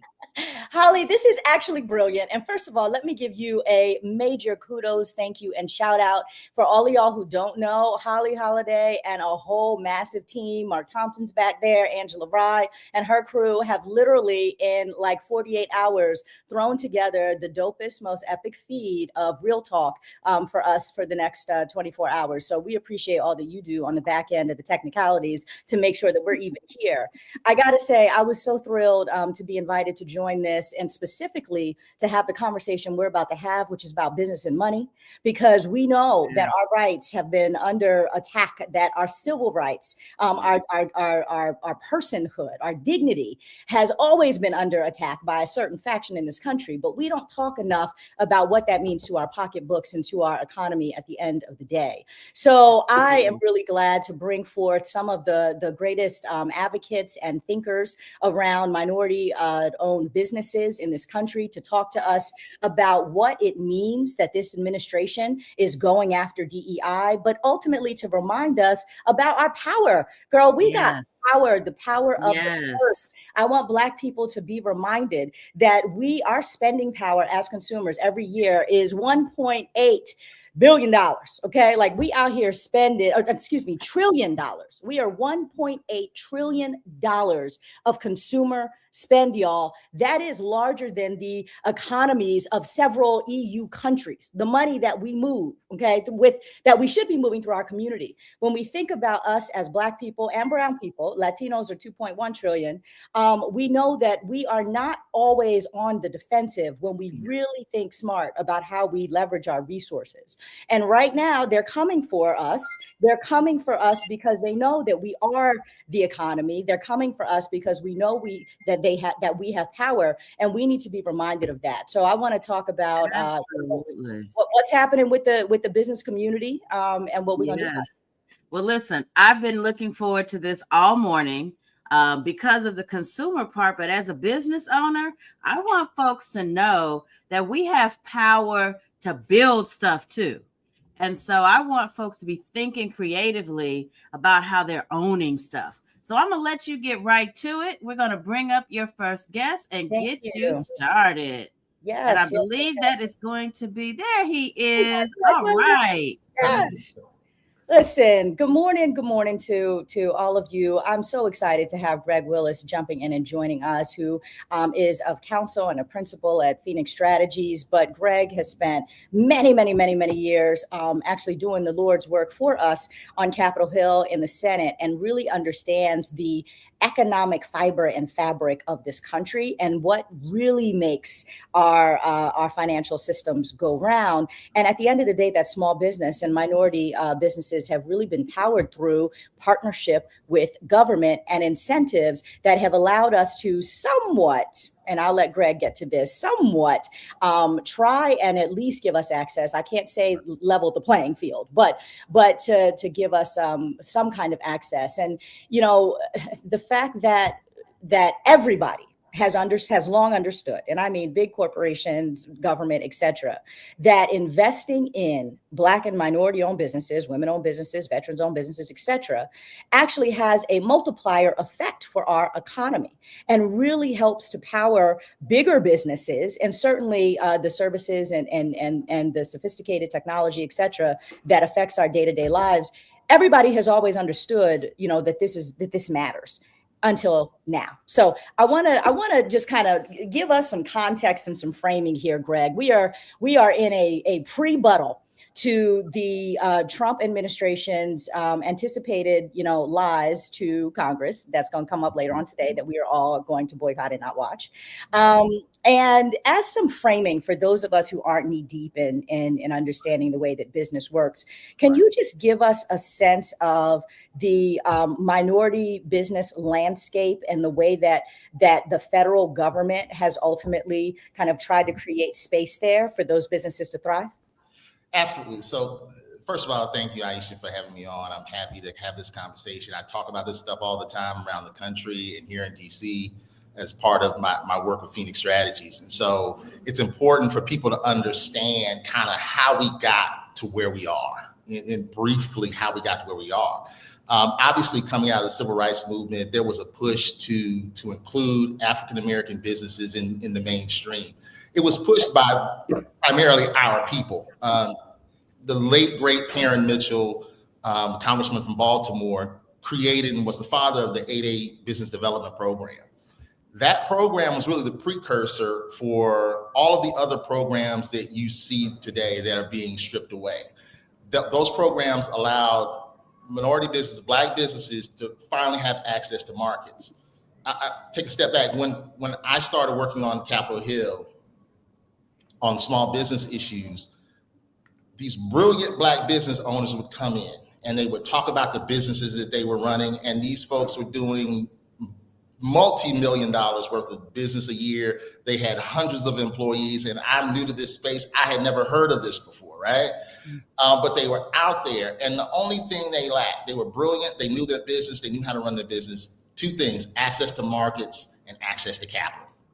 The 8A Business Development Program created by Parent Mitchell created that access to market piece, right? And that allowed people to come. People don't understand that the federal government is the largest purchaser in the world. So if you don't have access to that market, you're not doing anything. And that has a trickle down effect. So the 8A Business Program did that. Then there was the pushback in terms of lawsuits, Croson, Adirondack during the late 80s, early 90s, that kind of began to chip away at that. Where we are now is really the result of 40 years of pushback from the forces that did not want to see Black businesses survive and thrive. We're looking at the last 2 years. We're focused on since the Students for Fair Admissions case. That basically ended affirmative action in higher ed, but also had an effect on minority business programs. It's been going on for 40 years. So, Greg, can you just put a fine point on who are these businesses we're talking about? When we say minority-owned business, I know a lot of people are thinking about, oh, I need to get my MWBE certification, right? Large and small, so there's smaller businesses. Can you just give us kind of the quick overview of the types of, and the size and the scope of companies that we're talking about that benefit from this 8A program, and what that growth trajectory has looked like? So these companies are highly technical. They do a lot of IT work for the federal government. There are numbers of them that do that kind of work for the federal government. They're anything from I'm a country boy, from the rooter to the tutor. They do everything in the supply chain, right? Everything in the supply, anything you can think of, we do that. I met business owners when I was working on the committee that had 300, 400, 500 employees working for the federal government. We're doing hundreds of millions of dollars in revenue, supporting the Defense Department, supporting other technical spaces in the federal government. But those things also go out to the commercial markets. There are commercial businesses that vend for some of your favorite Fortune 100 companies that do $1 billion in revenue. They're integrated into the supply chain of the broader economy. So if you get rid of them, it's not just going to impact us; it's going to impact the entire economy. So let's get into the if you get rid of, right? So I know Trump has an executive order, which is essentially, or rescinded executive order 11246. The numbers don't really matter, but essentially eliminating affirmative action requirements for federal contractors, which will potentially reduce those opportunities for Black-owned businesses, other minority contractors to get those government contracts. Can you tell us when that came down, boom? I know I heard, from clients that are like shaking in their boots. What does this mean? Most of the government contractors at this point are already getting stop work orders and paralyzed. But what does this specifically mean for minority businesses that Trump would rescind this order? So I don't think people don't understand the architecture. So part of why these companies are being looked at by larger firms as tier 1 or tier 2 subcontractors is because the federal government for years has said, I need to see your plan of how you're gonna meet 5% goals for minority businesses. You need to show me how you're gonna bring these people in and make them a part of your supply chain. You have an affirmative action plan to bring these businesses in to make them a part of that chain. By rescinding that, and that's what this order did, those large companies don't have any incentive from the federal government to include these companies. And so, yes, you're seeing the stop work orders. You're seeing basically companies that had contracts are looking at losing those contracts or not having those contracts renewed. It has a huge impact on downstream companies because Black and brown people, we hire Black and brown people. We've been with Black and brown companies. So it's not just that company at the federal level. And the other thing that we have to understand is that the corporate environment follows directly after the federal environment. So if the federal environment is saying we're not going to do it, then your favorite companies are going to say, and we're seeing that already. They're saying, I'm pulling back too, but that's in response to what the federal government is doing. So this is extremely important. So the short of it is that over the years, the federal government has incentivized everybody to work with Black and minority-owned companies, and that there's been incentive to that is no longer exist. And the consequence of that is that nobody might do business with us. And certainly the government may not do business with us. Right. That will collapse the economy, because let's all be reminded that these companies that you're talking about, the work that they're doing and the revenue that they're generating are really the foundation of American economy in a lot of ways. Right, absolutely. I mean, we're looking at a wholesale collapse, but taking a step back, that's what's going on in general, not just, I look at it as a complete devolution of the middle class at large in this country, in everything that we're seeing happening. And they're basically lowering the standard of living for the entire country at once. And we're definitely a part of that, but we're not all of that that's going on. And so we have to be really, really vigilant about maintaining our businesses and turning toward each other. I use this analogy sometimes. We're at the end of the second post-Reconstruction period, right? And we have to emotionally become comfortable with that, because we have to turn toward each other in ways we haven't heretofore. It's like at the end of the first Reconstruction, the Northern Army, the Union Army turned their backs and went north and went home. If you're a freedman watching this, watching the backs of those soldiers march off, some of those folks said, well, they'll be back in the spring. They're just going home for winter to see their families, and they'll be back. The wise of us said they're not coming back. We need to figure out how to make this happen for ourselves, right?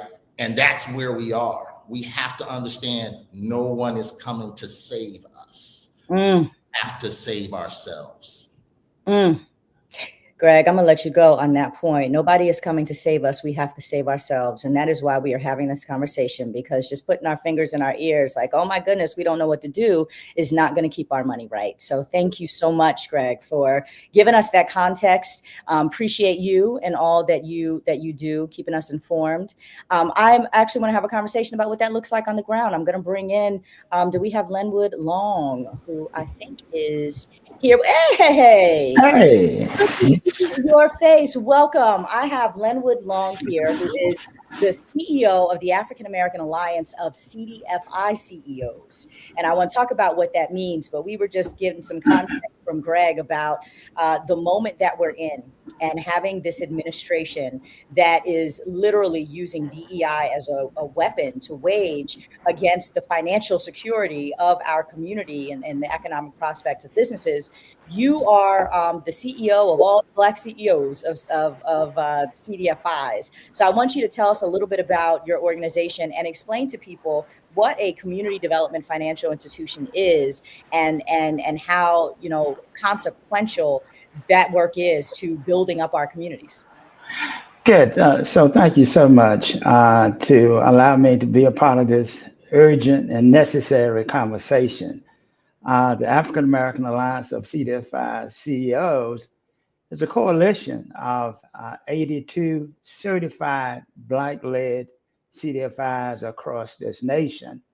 Plus, we have another category of 29 associate members. Those are aspiring to become CDFIs, and we sort of help them become certified. I say we incubate them.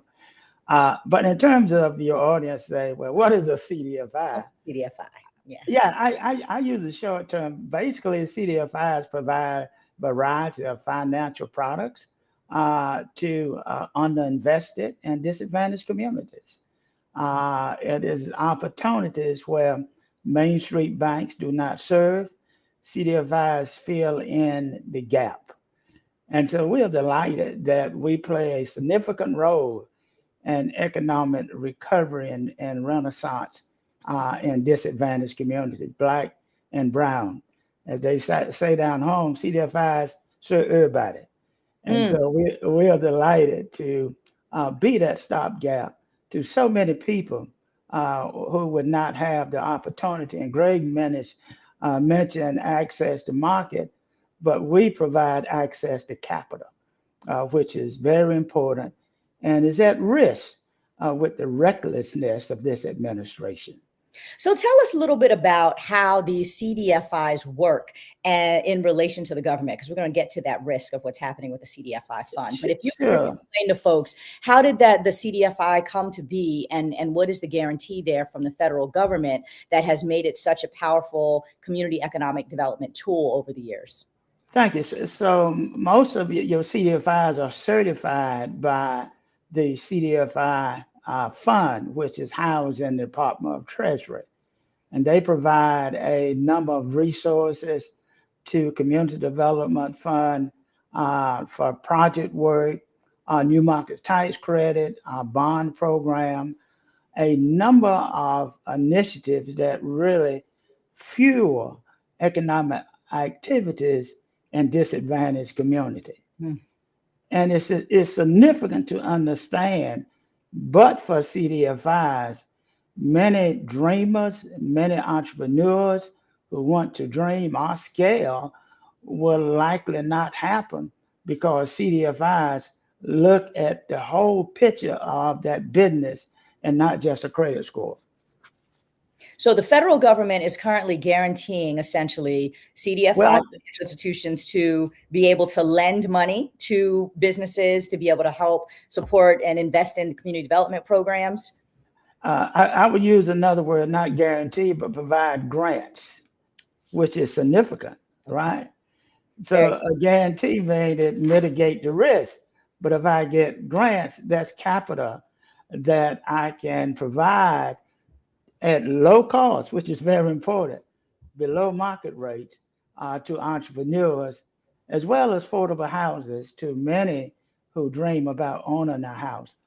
Significant, in addition to the CDFI fund, many CDFIs have partnership with the philanthropic community that provides low cost capital, as well as banks.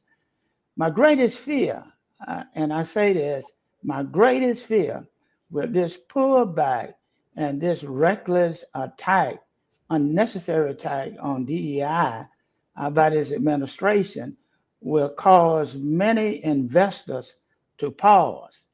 And that's significant when you look at the opportunities within our communities. Very significant. Give me a sense of the scope here. How much money are we talking about moves through the federal CDFI fund is providing these grants so that you can then orchestrate public-private partnerships, leverage that capital, be able to infuse capital into communities, into minority businesses, Black businesses. Can you just give us a scale and scope of how much money that is? Oh, that's awesome. Now, let me give you some idea of the breadth of it. One is there are over 1,400 CDFIs in America, right? Doing a variety of housing. We're talking about billions of dollars being deployed in disadvantaged communities. Can you imagine what would happen if we stop that capital going to entrepreneurs and housing and other opportunities? And one of the things I want to add, and I'd be remiss if I didn't do it, because I say shame on them, is that the Greenhouse Gas Reduction Fund, a $20 billion program, $20 billion that would not only create the green economy, but will reduce and mitigate health issues that really impact our community. Because when you look at chemical plants, when you look at other things, they are next to what? Most of the time to Black and brown communities. And so this administration is doing a witch hunt. They're weaponizing the Department of Justice to say there's some criminality and making this fund to be paused. There's projects ready to go right now, and they cannot because this administration has put a pause on those funds that were legally awarded. There's no reason to do this. Yeah. So we know that there are grants out there that have been legally awarded that people aren't getting now because that's right. Trump and President Elon have decided that they're just going to cut off the spigot. And we're talking about billions of dollars of investment in our communities that might not billions of dollars. Are they? Tell us about the CDFI fund. Now, is Trump, of course, is running around and claiming that he's going to do all these great things for communities. But it sounds like there might be a plan to drastically reduce the CDFI fund of the federal government. Is that true? And can you give us a dish about that? Sure. Two myths. One, initially, they said that the CDFI fund was a DEI program. The whole fund is a DEI program. So this is how they are literally using DEI. Yeah, right. Everything. Incentives. And then they paused the funding for CDFI, stopped it. The projects could not move, money could not move, CDFIs could not access that money. Thanks be to God that a federal judge say that this is wrong, and they unfroze, right? They put some hot water on that ice, and it unfroze. But significantly, that if we see a pause and dollars flowing to disadvantaged communities, things going to get worse. I agree with Greg that we're going to see a retrenchment. We're going to see a reduced economic activities in our communities. Yeah, and it's going to be horrible. Well, that's the point. That's injustice. And you know, that is exactly the point. The cruelty is the point of what they're doing to literally extract resources from our communities, claiming that, you know, that we didn't deserve it and that somehow like DEI is the culprit of all the things. We really appreciate all the work that you do. Thank you so much. Thank you so much. Can I leave one point with you? Yeah, go ahead. That one point is, you mentioned 1.8 trillion. And here's our challenge.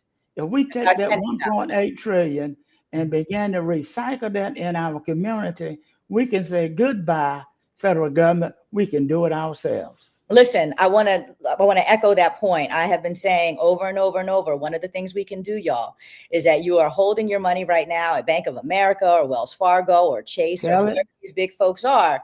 The truth is that if we take just a little bit of our money, and it's still guaranteed by the government up to $250,000 in a checking account, right? The FDIC is still protecting it. If we just take a little bit of our money, and instead of just boycotting Amazon, which is important that we do, right? But we take our money and we put it in a CDFI or another minority deposit institution or a Black bank, and we capitalize those financial institutions, then we will have more money that is already being run by our people that are incentivized to reinvest back in our communities. So we've got to think about where we put our funds. CDFIs is a great place to do business. So thank you so much. We need the tide in our communities. Yes, we do. Yes, we do. Keep our money flowing amongst ourselves. Appreciate you. Thank you so much for being here. Thank you. Y'all, this entire witch hunt against DEI is really just a looky-loo. And I've been saying this over and over again. I think the most important thing for us to realize about what is happening right now with Trump and Doge and their fraud and their attempt to root out waste, which is really just all of this is a bank heist. They are ultimately robbing the federal government's resources and coffers, using DEI as this, you know, bad guy that enables them to say, we're going to get rid of all of that so that they can then redistribute the billions of dollars we're talking about that the federal government has incentivized to go into Black and brown communities for various investments and in our businesses. They are taking that money and they're redirecting it to themselves. Literally, Elon Musk is moving SpaceX in to get contracts where they didn't have contracts with the federal government, but he's already getting like $20 billion a year for his businesses off the federal government. And that's just going to grow because they are extracting from the pots of money that have for 50 years or more helped to build community wealth in the Black community, helped to build up minority businesses. And they are trying to shut those down so that they can reroute that to the oligarchs. That's the craziness that's going on. And I'll tell you, there's been major consequences in just the basic operations of our society because of this DEI witch hunt that they are on. And I want to bring in my next guest, Ebony Wimbush, who is the president of the Airport Minority Advisory Council. How are you? Thank you so much for being here today, because listen, the FAA has been under attack. We are seeing all kind of crazy things happen with flights, with helicopter crash. And I can't help but, I really wanted to have you on to just come and talk to us from your perspective about everything that's going on, because the first thing that was said when that poor helicopter and plane crashed in the Potomac River was, oh, this is DEI, and it's the DEI hires, and we all know that that's not true. But Ebony is here as someone who is really the voice of all of the various supports around air transit, airports that we don't even think about. So welcome. And I would love for you to just kind of start off real quick by giving us a sense of AMAC and what you all do. Well, good morning, and thank you so much for having me. Again, my name is Ebony Wimbush. I am the president and CEO of AMAC. AMAC is a 40-year-old nonprofit trade association, the only one in the country that advocates wholly for the inclusion of women and minorities in the aviation industry.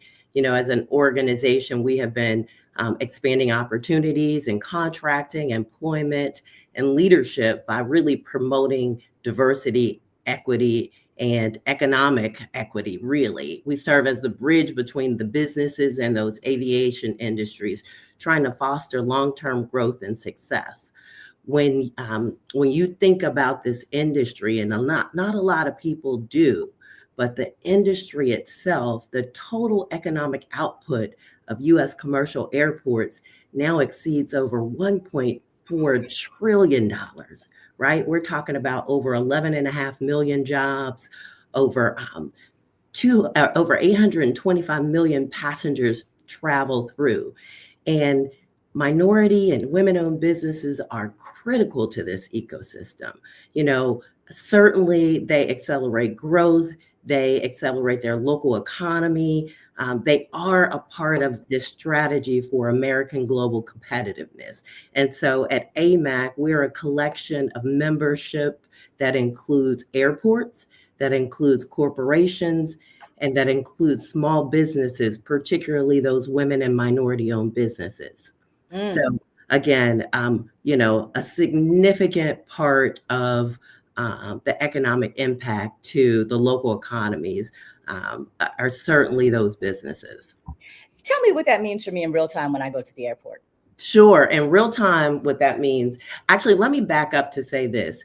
People don't know that primarily airports are a part of the local infrastructure. They're owned, probably 85% of them are owned by the local government. So they are assets of the local community.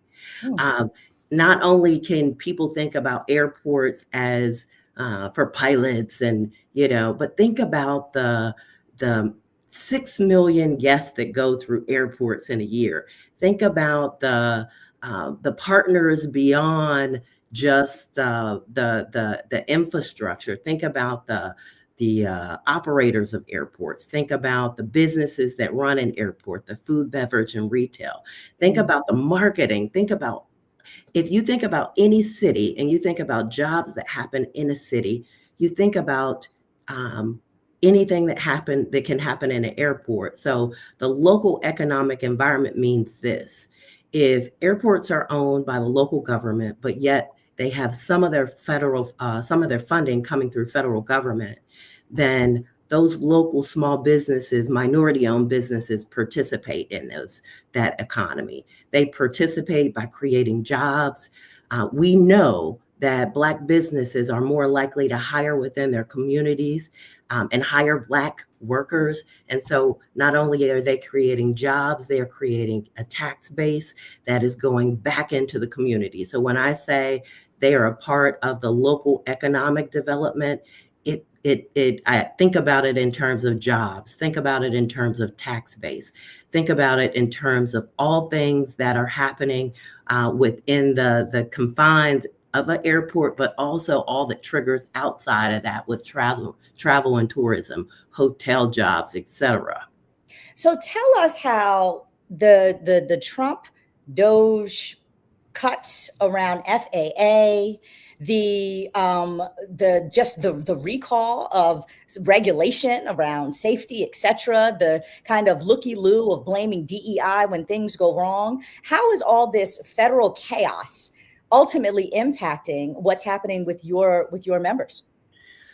So let me say that actually the chaos happened before the administration started. The chaos happened, and the fear happened, and the attack on diversity, equity, inclusion happened in the last Trump administration, when federal judges were appointed across the country to strike down opportunities for minority-owned businesses. Right now, there is a court case in the Eastern District of Kentucky, where two companies brought a lawsuit against the U.S. Department's Disadvantaged Business Enterprise Program, saying that it was unconstitutional.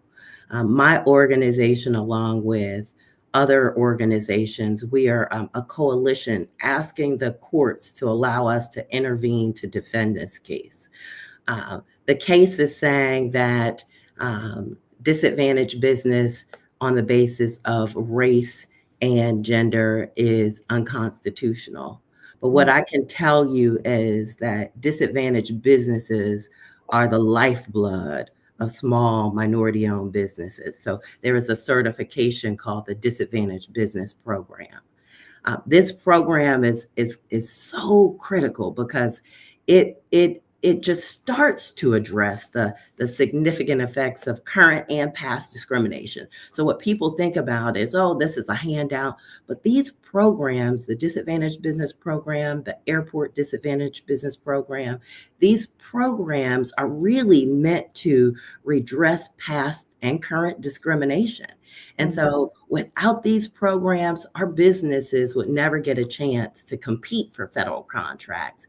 And without a chance to compete, right, no company can survive. And so what these today, fast forward to the executive orders, what it's doing to specifically answer your question, it's sowing fear into not just individuals, but corporations. Again, at the top of the conversation, I told you that airports get federal funding. So part of the executive order says that if you get federal funding, you cannot have any DEI type programs. And so there's a lot of confusion. What people don't realize is these programs are a part of statute. They're a part of law. So no executive order can take that away. What it's doing is invoking confusion for private companies, right? Private companies are saying, well, the executive orders, are saying that I can't participate in, or I can't have programs or contracts that have diversity or DBE programs in them, or ACDB programs. But again, they are statute and they are law. So in real talk, right? Because we got people listening who are not caught up in all the Willy Wonkas of policy and law, all those things, which, people always ask me, what does it actually mean, right? Tell me if this is an analogy. It means that if I go to Atlanta right now, I'm going through Atlanta, I'm passing through, I'm in the airport, I got 2 hours to kill. There are probably several places where I can get some chicken and waffles and other Black businesses there that are vendors that are able to be in that airport because there's a real intentionality around seeking out vendors that reflect a diverse array of business owners, but certainly offerings that now perhaps because federal funding has said you can't make those people competitive anymore, that there may be a chilling effect and I may not see the same array of diverse offerings when I get there, for example. Is that? That is a real life example. So in our concessions industry, I focus on that. About a third of that business is run by local minority-owned and women-owned businesses. So if you go through Hartsfield-Jackson Atlanta International Airport, where probably more than a third of the businesses are owned by people that look like me, right? Women, Black-owned companies, and remove them. So think about that is who we are fighting for. Exactly. That is who we are fighting for. Absolutely. Thank you so much for just putting a fine point on that for us. Appreciate you, Ebony, and thank you so much for being here. But I realize that my time is going. I could talk to you. I do want to say this to the listeners. Yes. We have to double click and we have to lean in. We have to lean in and we have to think about what these policies mean and how we can fight them. And sometimes fighting them means fighting them legally. We cannot stand by. We must defend. We must protect these policies. If we don't come together as communities of people, of organizations, as a part of the fabric of this country, we will not have these businesses, and our local economies and our communities will be decimated. And so I ask them to lean in, and thank you for doing the work that you're doing. Thank you so much. We appreciate you. Thank you. Thank you. All right. You know, y'all, we talking about all these harms to Black businesses. Let's bring in Ron Busby, the president and CEO of the U.S. Black Chambers, and Charles O'Neill, who is the board chair for the Black Chambers, because I know that y'all are literally on the front lines right now with all of your members coming to you and you know, trying to navigate, block and tackle and fight all of this for us. So I just wanted to say welcome. Ron, thank you for the work that you do. I just wanted to give you a minute to kind of brief us, read us in on the state of affairs right now. You know, right now for a business owner, the one thing that we all are looking for is certainty. As a business owner, you try to project what your revenues are going to be, what your profits and loss are going to be for the upcoming year. You look at your outstanding opportunities, both private sector and public sector, and you say, where are the policies, where are the opportunities, where is there advocacy that will help me move my agenda as well as my business forward? And as we go across the country, when we're talking to business owners, it is a uncertainty, it is a unclarity, and it is a concern. A business owner wants to know, hey, here's how I'm going to make payroll for the next 12 months. Here's how I'm going to grow my firm. And in these days and time, it is really unclear for business owners because they're catching it both from the private sector as well as the public sector. We've heard a lot about diversity, equity, inclusion being under attack. And I'm so happy to be a part of this conversation this morning because I've always said, it's not about the attack on DE&I. It's about the attack on you and I. This has nothing to do with minority communities. And I hate the conversation that we're having many times when we're talking about Black and brown. It's not a Black and brown issue. This is a Black issue. My brown brothers and brown sisters are having different challenges this morning. Many of them are also under attack, but we have unique and different issues. And I want to make sure that everyone on this call knows that the U.S. Black Chamber here is really fighting on behalf of Black business issues. And so as Charles and I created this organization back in 2009, we really are doing three things when it comes to policy. We want to make sure that they're intentional. I don't care about minority. I don't care about small or urban or rural. I and Charles are concerned about Black. The other one is transparency. We hear a lot about percentages and numbers and goals. We want to know what is being spent, what is being done specifically for Black-owned businesses, because many of the DE&I conversations are really benefiting white women, and we all know that they're receiving more than 70% of the federal government contracts. But in this fight today, it's not about minority firms, it's about Black, in many cases, brown firms. And most importantly, accountability. In this administration, there has not been any. During the last 45 to 60 days, we've seen just the opposite, where they're removing the accountability. They're removing many of the protections and guardrails that have been in place for decades of years that we have fought for to make sure that Blacks have an opportunity to participate in the middle class. Mm-hmm. Yeah. Now, you guys talked about the founding here, Charles. I know that you are also the head of the Texas Black Chamber, and this is certainly, a landscape that Texans know all too well. More so perhaps than those of us who think about things on a national level. So I'm curious what your experiences have been there with regards to advocating for Black businesses and trying to make headway. Are there any lessons coming out of an environment that hasn't always been friendly to us that you think apply right now in this moment that we're trying to block and tackle with Trump and Doge? Yes, good morning. Thank you, Aisha, and good to see you, Ron. I got work this one in right off the top. Harold Cruz opined in his 1968 book, Ron, you've heard this 1,000 times.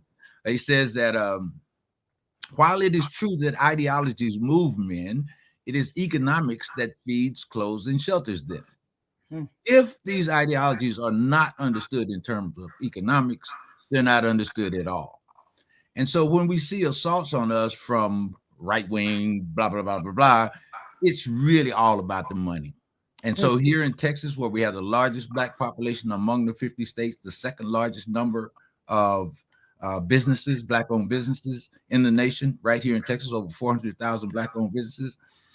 Right now, our legislature is meeting to mirror the exact same thing that's emanating from Washington, D.C.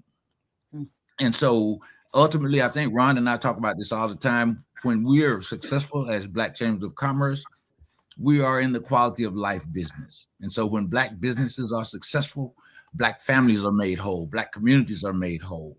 And so it's absolutely critical. And one of the things that I really, really want to stress is that not just in Texas, but I would assume that there is a similar piece of legislation in all 50 state houses, attempting as they can to mirror the same madness that's coming out of Washington, D.C. And so it behooves us in local markets to assume the fight is not just in Washington, D.C., but it's at your city council meeting, it's at your county commission, it's at every place, it's certainly in your state legislature. And so we work very, very hard, and we work very closely with the Texas Legislative Black Caucus. We work very closely with the Texas Association of Black City Council Members, the Texas Association of Black Mayors, where Texas has the largest number of Black mayors, over 60 Black mayors, all of whom will be impacted if this piece of legislation moves through the Texas State House. And so, Ron has done a tremendous job on making sure that the voice of Black business is heard, not just in America, but across the country. And so we're trying to do the best job we can to buttress those efforts in the 176 Black chambers all across the country as well that are members of our association. You just said something that really moved me, and I didn't even realize it, but it's ultimately the precipice for this whole conversation that we are having today with regards to just the state of the people. Oftentimes in our communities, we've kind of got this bifurcation, right? Especially those of us who skew liberal. I'm a progressive. So it's business and corporations over here doing whatever they do. And then it's the rest of us who are woke over here that are just trying to care for our families and have like a real, society that everybody can thrive in, right?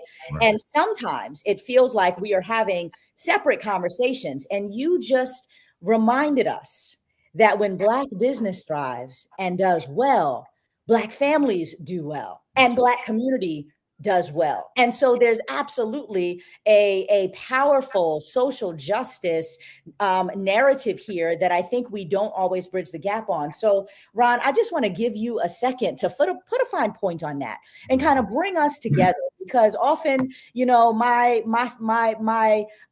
activist bona fide, community doesn't always tune deeply in to what the Black Chamber is saying, because it feels like separate worlds, but it's not. So I want you to just kind of elaborate on that a little bit for us and remind us why we're here talking about this today.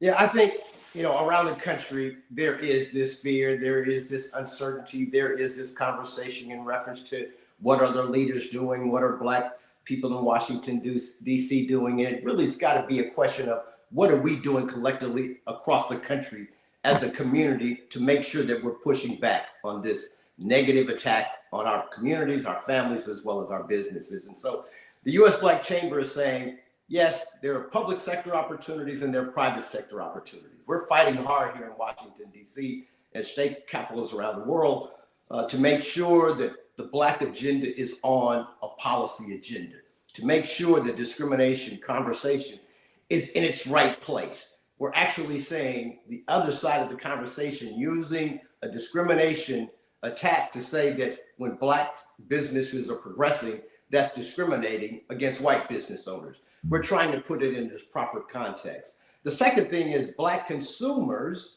are really where the opportunities start and end. We are having a conversation about a community that has close to $1 trillion in spend power. But yet each and every year we're talking about, well, what should the federal government or what should private companies be doing? And we're saying at the U.S. Black Chamber, what can we be doing collectively as a community to ensure that we have prosperity and long-term opportunity from that community? And so the U.S. Black Chamber, back before Trayvon Martin was shot, back before George Floyd was murdered, we were talking about building technologies that would put us in front of opportunities and challenges like we're facing today. We always talk about what is someone else doing.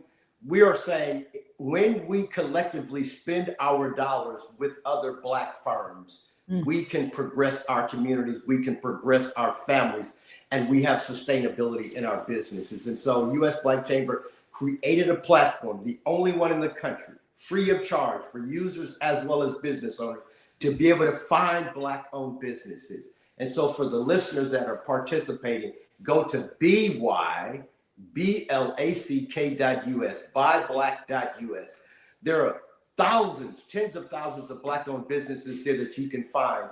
So those products and services that you're looking for in your local communities, as well as across the country, you can find them, you can support them, you can spend your dollars with those same firms that we are now trying to support to ensure, because we've all said that when Black businesses do well, our communities do well. When Black businesses do well, we hire from with our communities. When Black businesses do well, we support our communities. We just have to ensure that we have the tools and the technologies to make sure that we can do the matchmaking that those business owners as well as consumers need to be able to move and spend their dollars.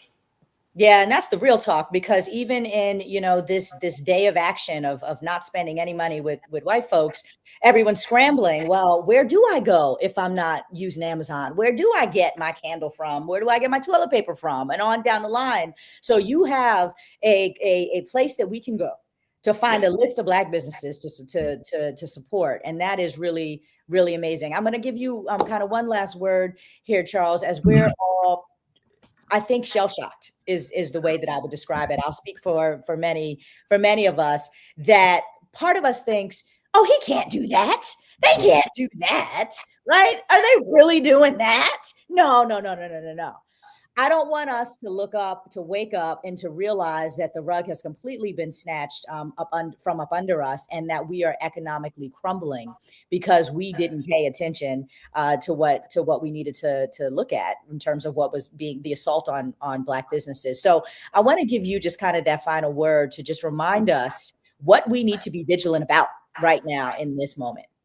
Well, thank you so much for that. And you kind of touched on one of the points that I'd like to make in an earlier conversation with Linwood, I believe it was, but supporting Black-owned financial institutions is critical. We have I think, a great relationship with the National Association of National Bankers Association, the Black Trade Association, representing the remaining Black-owned financial institutions in the country. Aggregation of capital, that is us deploying capital for our own benefit, is absolutely essential. While withholding money from the marketplace is one thing, but spending it to our own benefit is absolutely critical. One thing that I'd like to, final thing that Ron mentioned, our Buy Black platform. Recently, we joined forces with the National Association of Black-owned Broadcasters, and I think underscores this state of the people effort, and created the USBC Media Network, because communication is so critical. If we got these, again, as you described, these disparate units in our community that think we're all doing separate work, we're all doing the same work, but we're not in touch with each other. And so our alliance with the National Association of Black-owned Broadcasters, through our new USBC Media Network, gives us a platform through which we can regularly communicate with each other. So you'll get invitations, Aisha, to join us on the BC Media Network to help spread the word, and absolutely fundamental to, and I'm sure there's a segment on media itself and the role of media, but we have got to be talking to each other. We've got to know how critical it is that we understand what the fight is about and how those tactics can be deployed in a local market as well as in Washington, D.C. And so we just thank you so much. Ron, thanks for that. This is my coach to this morning. Ron Busby, Charles O'Neill, U.S. Black Chambers, thank you all for the work that you're doing and for lifting that up. That is exactly why we are providing the State of the People here as a 24-hour marathon. And, you know, we'll hope to grow this broadcast. So appreciate you and all that you do. Thank you so much. Our hour is moving, y'all. I want to bring in Patricia Crenshaw from the Pacific Southwest Minority Supplier Development Council to just end this conversation, bringing us back to our local communities and how this really affects us on the ground regionally, all that is happening and these attacks essentially on our businesses. So welcome, Patricia. Glad to have you here. And I just want to, just start just giving us a scale and a scope. I know you're the president of the independent presidents of the regional councils as well, the Minority Supplier Development Council. So give us a real scope here of the number of businesses that impact our day-to-day experiences, logistically, otherwise, that you are in network with. Thank you, Aisha. I'm Patricia Crenshaw, and I represent the presidents of all the councils, and there's 23 of us around the country. And we are the Regional Minority Supply Development Council. Thank you.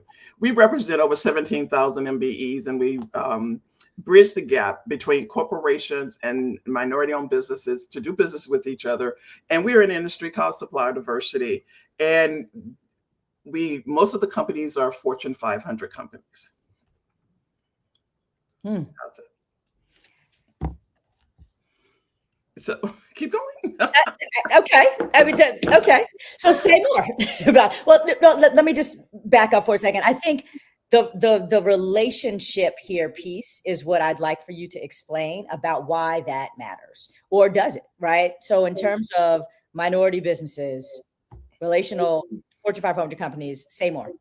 So our economic impact is based on the minority community's economic impact and Black community economic impact is based on businesses being a part of that supply chain, being flexible, being nimble, and being competitive in our prices.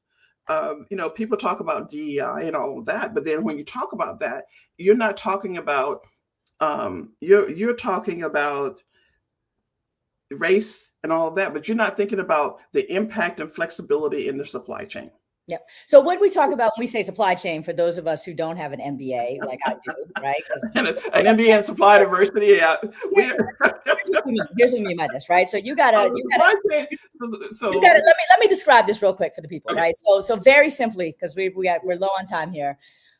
The companies that we are talking about that are literally the fabric of American society, which happen to be a lot of Black businesses, are doing things like they are the trucking companies that are getting products from point A to point B that matter, right? They are literally running operations and logistics for companies that are doing major development construction projects to build those bridges and roads, right? They are also, they're foundational to literally the way that the economy, commerce moves, and all of the things that underpin that you don't necessarily see, but that are operating right now. And companies have had the incentive, these Fortune 500 companies you're talking about, have had the incentive to hire contractors who are the Black trucking company, for example, to hire them as opposed to a different trucking company. Now they don't. And I'm curious what, if you could just give us like your 2 minute, because I know we're tight on time and I apologize, but I'm curious, how can individuals and community leaders really play a role in our advocacy voice and helping you and helping to amplify your advocacy on the ground right now in this environment? For one, they need to stay engaged and informed. For two, they need to support minority-owned businesses, as the previous guests have stated. And then not only that, they should join the Minority Supply Development Council's advocacy efforts so that we can make sure that we are a forefront in every conversation that happens. And then you need to encourage corporate responsibility and accountability. We are, you talk about the one part of the truckers, but not only that, we're in IT, we're in the minority-owned businesses are in every fabric of the country. And small businesses, we represent every part of the industry. So be engaged, be informed. Don't let what you see in front of what you see be, you're competitive. We are competitive and we are flexible. I'm trying to make sure I cut this down to 2 minutes. So think about COVID. When we went through COVID, most of our minority-owned businesses had to be nimble and provide services that we could not get from anywhere else. They turned to the minority-owned community. So think about that and remember, you have to be informed to keep going. You have to be engaged to understand what's going on and how it would affect the businesses of the world, especially small Black businesses. I'm so curious, right now you said nimble and just having the dexterity to shift and to move and to pick up critical services that maybe no one else can. I'm curious right now what people are feeling out there in the world as they just do their work. How is this trickling down? We know what's going on in Washington. We know these executive orders. We know this anti-DEI craziness. We know that the federal contracts are drying up. We know that, right? I'm curious how this is playing out so far on the ground with companies that are partnering with bigger companies to just try to do their work. Everyone is anxious like everyone else in the country. However, Black businesses always had to be competitive, be a step ahead of everybody. And so now we are trenching in and showing that we are a merit-based group, and we are competitive. Our pricing is competitive, and we're looking to grow. And that's in every business that is their purpose, is to grow and be mindful and competitive in the market. Yep, I hear that. Thank you so much, Patricia Crenshaw. Appreciate you for reminding us that Black businesses are uber competitive, always have been. We are the best and the brightest, completely deserve it. And it's really critical that we keep our eye on the prize and not let Trump and Elon or anybody else eradicate us. So thank you so much for being here, y'all. We are at the end. I gotta bring back Holly because this conversation went real quick. But I am so glad that we could start a conversation today to really talk about the economic impact of all this craziness going on, and to remind ourselves that Black people have a lot of economic power and that we need to keep flexing it. Holly, thank you so much. Thank you so much, Aisha. And it went so fast. I was sitting there going, oh crap, I'm supposed to be back on again. So we are so excited to have this conversation. We needed a business perspective. We need to understand the money, and not just from the standpoint of consumerism, which you did, but I really appreciate the fact that we got to talk about what owners are thinking, what founders are thinking, what budding entrepreneurs are thinking, and the opportunities that still exist, even though we're going through all the things. So I just want to appreciate you all for that. We made it through the hour. We are still going on the 24-hour spectrum. So stay tuned, And guess what we have coming up next? I'm going to be honest. I'm going to be a little bit biased because this is my absolute favorite subject. For those of you all who know me, you know that I often refer to myself as the Jedi Master, which stands for Justice, Equity, Diversity, and Inclusion. And we got a conversation on diversity, equity, and inclusion coming right up. So let me hurry up and bring to the stage Kia Sims. How are you, Sis? Hi, good morning, Holly. How are you? I am doing amazing. And I know that you have brought Tynesha with you. I hope I said her name right. And we can't wait to get in this conversation. But I have to admit, if you need some little extra notes, some extra help and perspective on DEI, girl, I got you. I'm right here. I will This either is call my on you, superpower, honey. Bringing people together. I be telling them, culture eats strategy for breakfast. Peter Drucker said that. And if you don't know what culture is, it is the epitome of diversity, equity, inclusion. So I'm going to let you get your conversation started. But if you need to, sis, tag me in because I'm ready, coach. I'm If I don't ready. tag you in today, I'll call you after. All right, sounds good. All right, let's get it. Hi, everyone. My name is Kia Sims, and I am the Director of Civic Engagement at American Pride Rises Network. We are an organization that is dedicated to protecting and defending diversity, equity, inclusion across the nation. I'm happy to be joined by Tynesha Boyer Robinson today to talk about the importance of diversity, equity, and inclusion in our nation. Tynesha, who is the president and CEO of CAP EQ, she is an entrepreneur. She's a Six Sigma Black Belt and technologist who is dedicated to helping businesses achieve their true potential through social impact. She founded CAP EQ in 2011 and works with Fortune 500 clients to change the way the world does business. So happy to join you today, Ty, for this really important conversation. Happy to be here and happy to be among Jedi Masters. Exactly, right? Who knew we were in such great company? So I'll go ahead and kick us off because as many folks know, the current president and many of his allies are attacking DEI in business, government, higher education, and activists are rolling back their DEI programs. Can you tell us why? Can you tell us why businesses are deciding to respond this way? And if there are concerns about corporate rollbacks are overblown? Well, why don't I start? I will definitely answer that question, but I think it might be helpful to ground us in what the heck is diversity, equity, and inclusion. And we will call it DEI because DEI is not a bad word. It's not a 4-letter word. It only has 3. And it's really about giving people access to opportunity so they can build their own American dream. In fact, DEI is in the DNA of our country's history. Our founding fathers came here for freedom of religion, or said another way, they wanted the diversity of their religious beliefs to be equitably included. So it is core to the foundation of our country. And no matter where we come from, we all deserve the freedom and opportunity to live a fulfilling life and to build our own American dream. That dream is only made possible when people have access to pathways to success, to quality education, to the ability to participate fully in our economy, and the right to vote in a thriving democracy. And so for hundreds of years, the DEI movement has been at the center of progress in our nation, pushing for policies and initiatives that expand opportunity and push our nation to actually live up to its founding principles.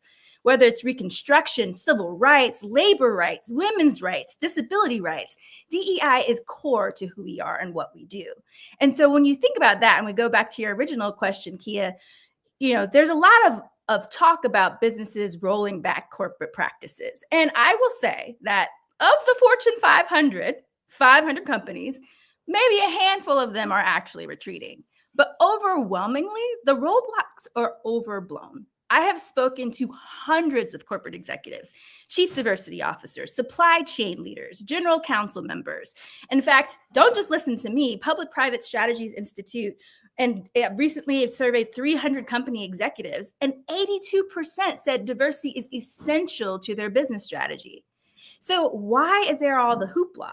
Well, one thing is there has been a chilling effect based on these executive orders, mainly because people are trying to figure out what is legal and what is not based in what the administration is doing. And let us all say, for the people in the back, from the windows to the walls, to the rooftops, it is legal to focus on diversity, equity, inclusion. In fact, it protects you if you have diversity, equity, inclusion in your job and in your work from further and future litigation. But companies have to really understand what the risks are based on an organization and administration that's being really litigious. The other piece that is alive and well right now is the fact that companies do 3 things when they're running into challenges. They learn, they adapt, and they adopt. So many companies were new on the diversity, equity, inclusion journey and have been making adoption and adaptation changes that are normal to their critical business. However, in light of this administration and all of the hoopla and all of the microscope on what's going with diversity, equity, inclusion, it's often positioned as a rollback when it's really just continuing to do business operations. So that's my 2 cents, if that's helpful on your question. That is very helpful. And I know that DEI commitments have consequences for not just our nation's businesses, but the economy overall. And we know that DEI is good for folks' bottom line, right? Like the top Wall Street banks have all doubled down on DEI practices. So we know that the top 1% understands that these roles are important. So can you walk through both the benefits of prioritizing DEI and the consequences of retreatment? Sure. So when you think about, I'm going to go a little deep for a little bit on some of that. So when you think about what that looks like, one thing that has been really helpful is there is now lots of data. McKinsey has done report after report after report. And what it critically shows is that folks who focus on diversity, equity, and inclusion financially outperform their peers. It's also showing that it's within reach to actually have a diverse C-suite that represents the communities that we serve. That's what diversity really is about, making sure your voices is heard.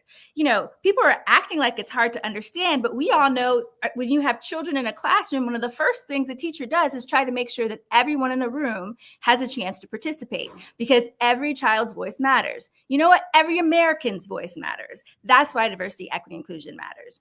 But also, we recently helped work with Brookings Institute on a path to 1555, which is about fueling Black business growth. And I know the last panel was really about Black business growth.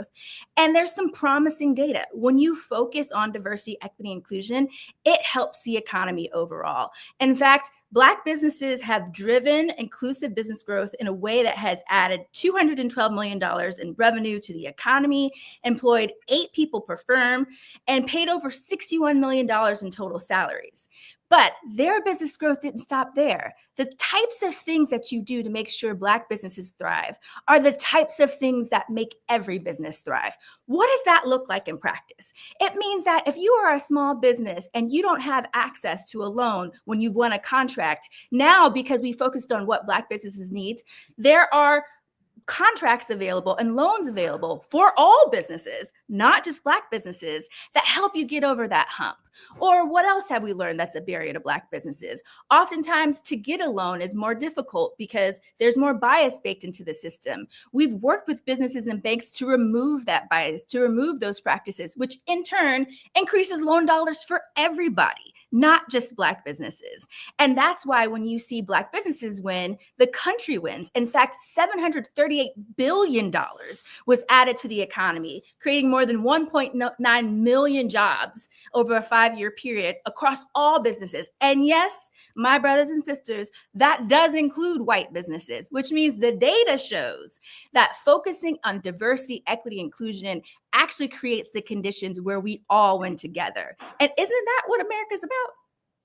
Absolutely. And you touched a little bit on access to capital and access to small business loans. But we've seen organizations like Fearless Fund and Hello Alice be attacked for their programs that are literally designed to help underrepresented entrepreneurs. And so I think we often have a conversation about DI in corporate spaces, but we also know that it deeply impacts small businesses as well. So can you give us some advice on what would small businesses owners do who might be worried about these attacks?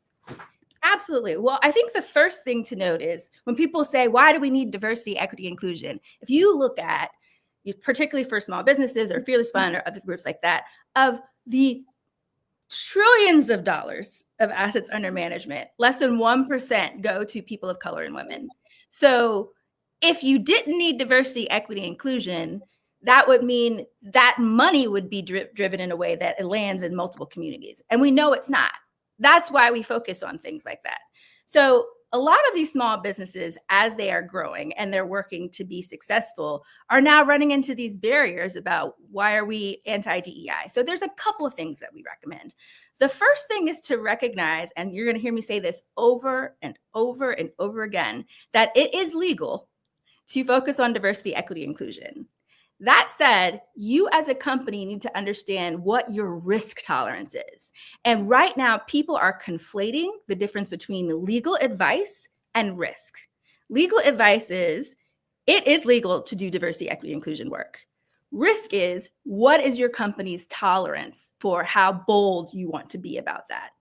And I want to pause on this because, there's a range of people right now who are either trying to keep their heads down and protect themselves or out in front and pushing.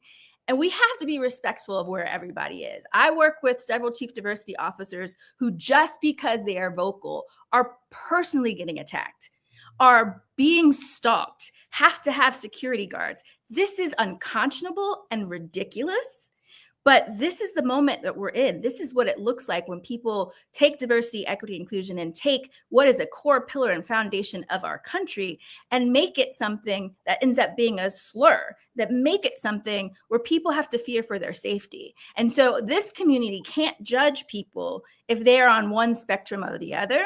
What we need to do is equip each other with the tools so we can all fight in the lanes we have to fight.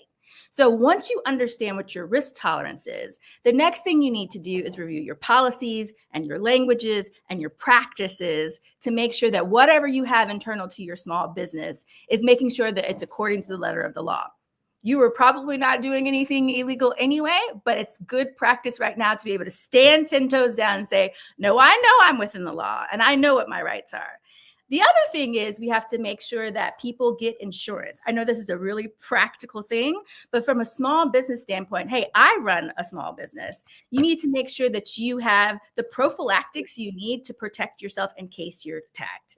And then the last thing is you need to equip your shareholders, your stakeholders, whoever is critical to you with the communication that you need that shows why diversity, equity, and inclusion is core to your business model, because it is your right to run a business within the law in a way that helps you do business in the way that makes you meet your vision and values.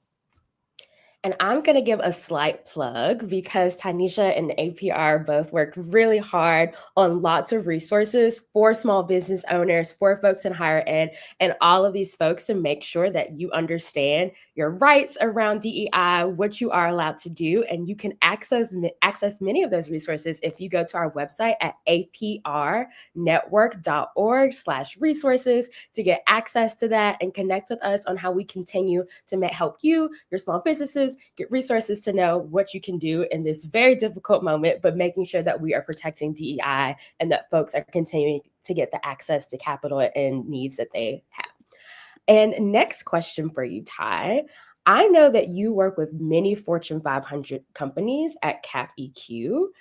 What do you often tell these companies about the importance of DEI and social impact? And what is their response?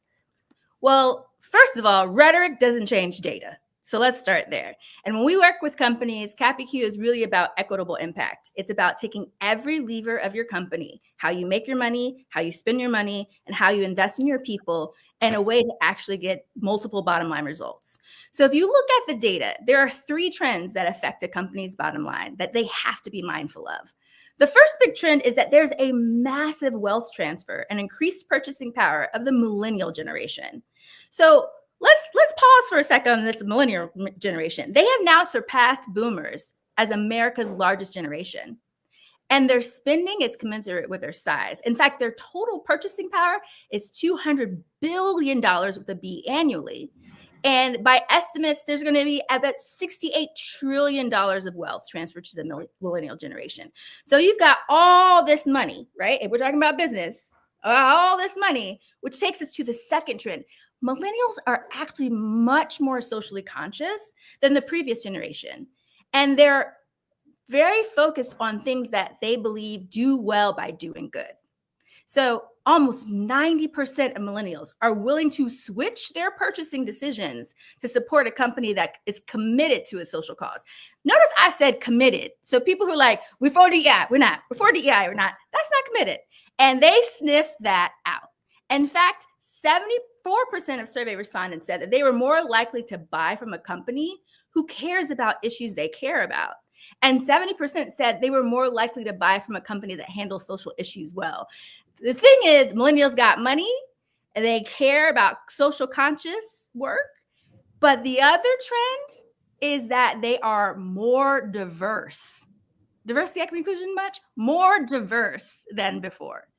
In fact, a little over half of millennials are white, as opposed to 2/3 of those that are 55 and over. So when you think about that diversity, in fact, 80% of millennial women actually hold most of the purse strings. So diverse women have a whole bunch of money and are focused on things that are socially important, which includes diversity and equity inclusion. So if you are a company who thinks you can just kind of retreat from it, you are going to be leaving a lot of money and future economic prospects on your table, off the table. So as a business, supporting DEI doesn't only put you on the right side of history, it puts you on the right side of your ledger. Absolutely. And as a millennial woman myself, I can confirm I have not been to Target since the rollbacks are announced. I deleted Amazon off of my phone because I really am conscious about where my money is going and the companies that I'm supporting. And that is a very important value to me as I am shopping. And I was heartbroken by Target, but we are going to be standing firm to ensure that we are putting our money into the businesses who support us. And so I can confirm that is super important for our generations. And I've seen all of my friends follow those same trends and do the same. And so we've seen DEI be used as an insult also on Black leaders at all levels of government and business, despite the obstacles that Black folks often have to jump over to reach success. So what are your thoughts on terms such as DEI hire being used by anti-DEI politicians and activists? Okay, first, Kia, I want to give you some, my friends are really into every day waking up and comparing Target's and Costco's stock price. So if you want to be petty, just like every day, put them side by side. Oh, I will definitely do that because I go to Target twice a week. It's just me, but I mean, I'm still at Costco. I'm sorry, not Target. I go to Costco twice a week now. Yes. Yes. Well, that is a real-time economic indicator of what it looks like when you are on the wrong side of the ledger of diversity, equity, inclusion. But back to your question. Alexander Hamilton was an immigrant. He was a DEI hire. If your dad got money from the GI Bill to get an education he wouldn't have been able to afford, he was a socioeconomic DEI hire. Franklin Delano Roosevelt had different accessibility needs. He was a DEI hire. Some say America runs on Duncan. I say it runs on diversity. It takes our difference of perspectives and lived experiences to fuel a democracy that works for all of us. So as one of my friends has said, you can't sneer DEI because it's as American as apple pie. 100%. And let us also not forget our vice president, who is also the beneficiary of economic programs for poor folks in Appalachia, which we also know is a DEI program that was meant to support regional diversity. So we see it popping up all sorts of places. And we also know that many dismiss DEI as something that only those in corporate or political spaces deal with. And I often like to say those aren't the only spaces that DEI shows up. DEI shows up every day. One of my favorite CDOs at a corporation says we all live very DEI lives, which is one of my favorite things. And so if you could explain why DEI is important to someone who's not really tuned into politics or works in a corporate setting, what would you say?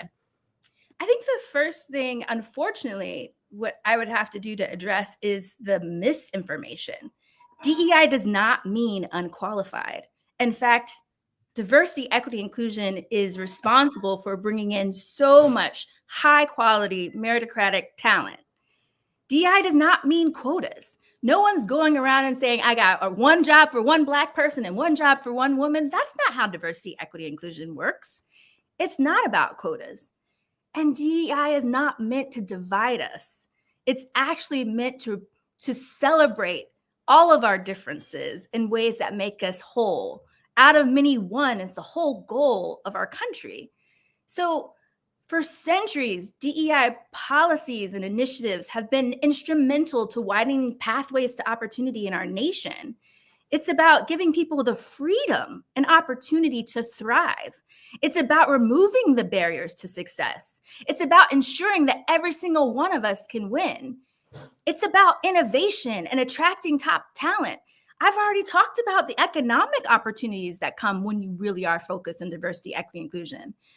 So when we fail as a country to ensure that every community has an opportunity to succeed in our nation, we undermine the very values that we've built this country on.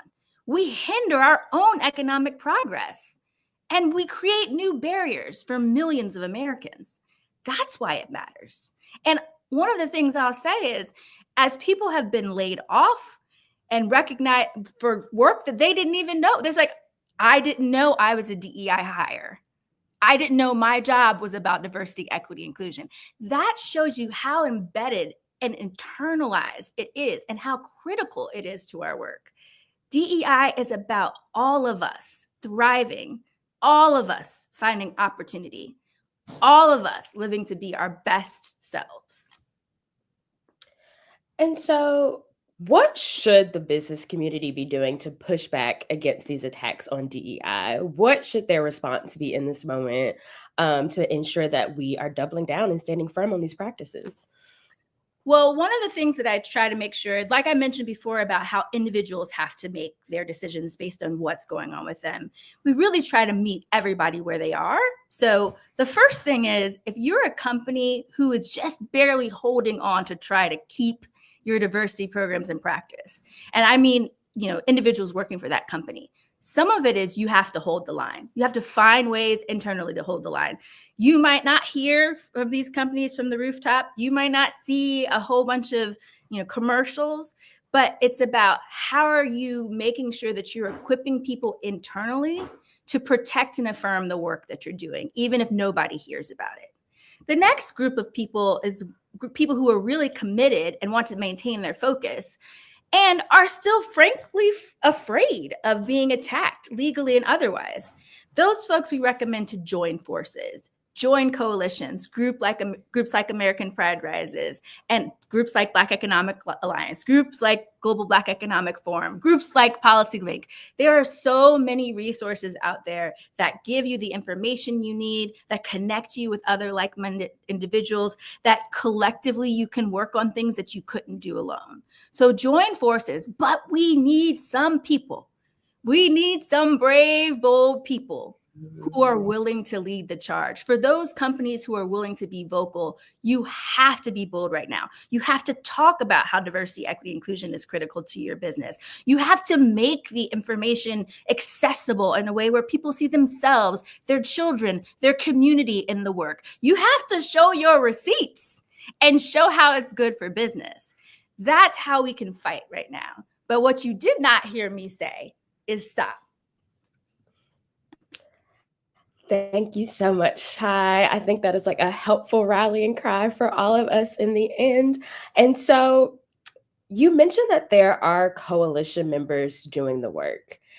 Can you speak to some of the groups who you mentioned are kind of uplifting this moment, doing the work on the ground, and are really helping not just these companies, but folks really stand firm in DEI, and are really helping folks be champions for themselves? Absolutely. Well, obviously, American Pride Rises is one, and the Know Your Rights resources you create and others.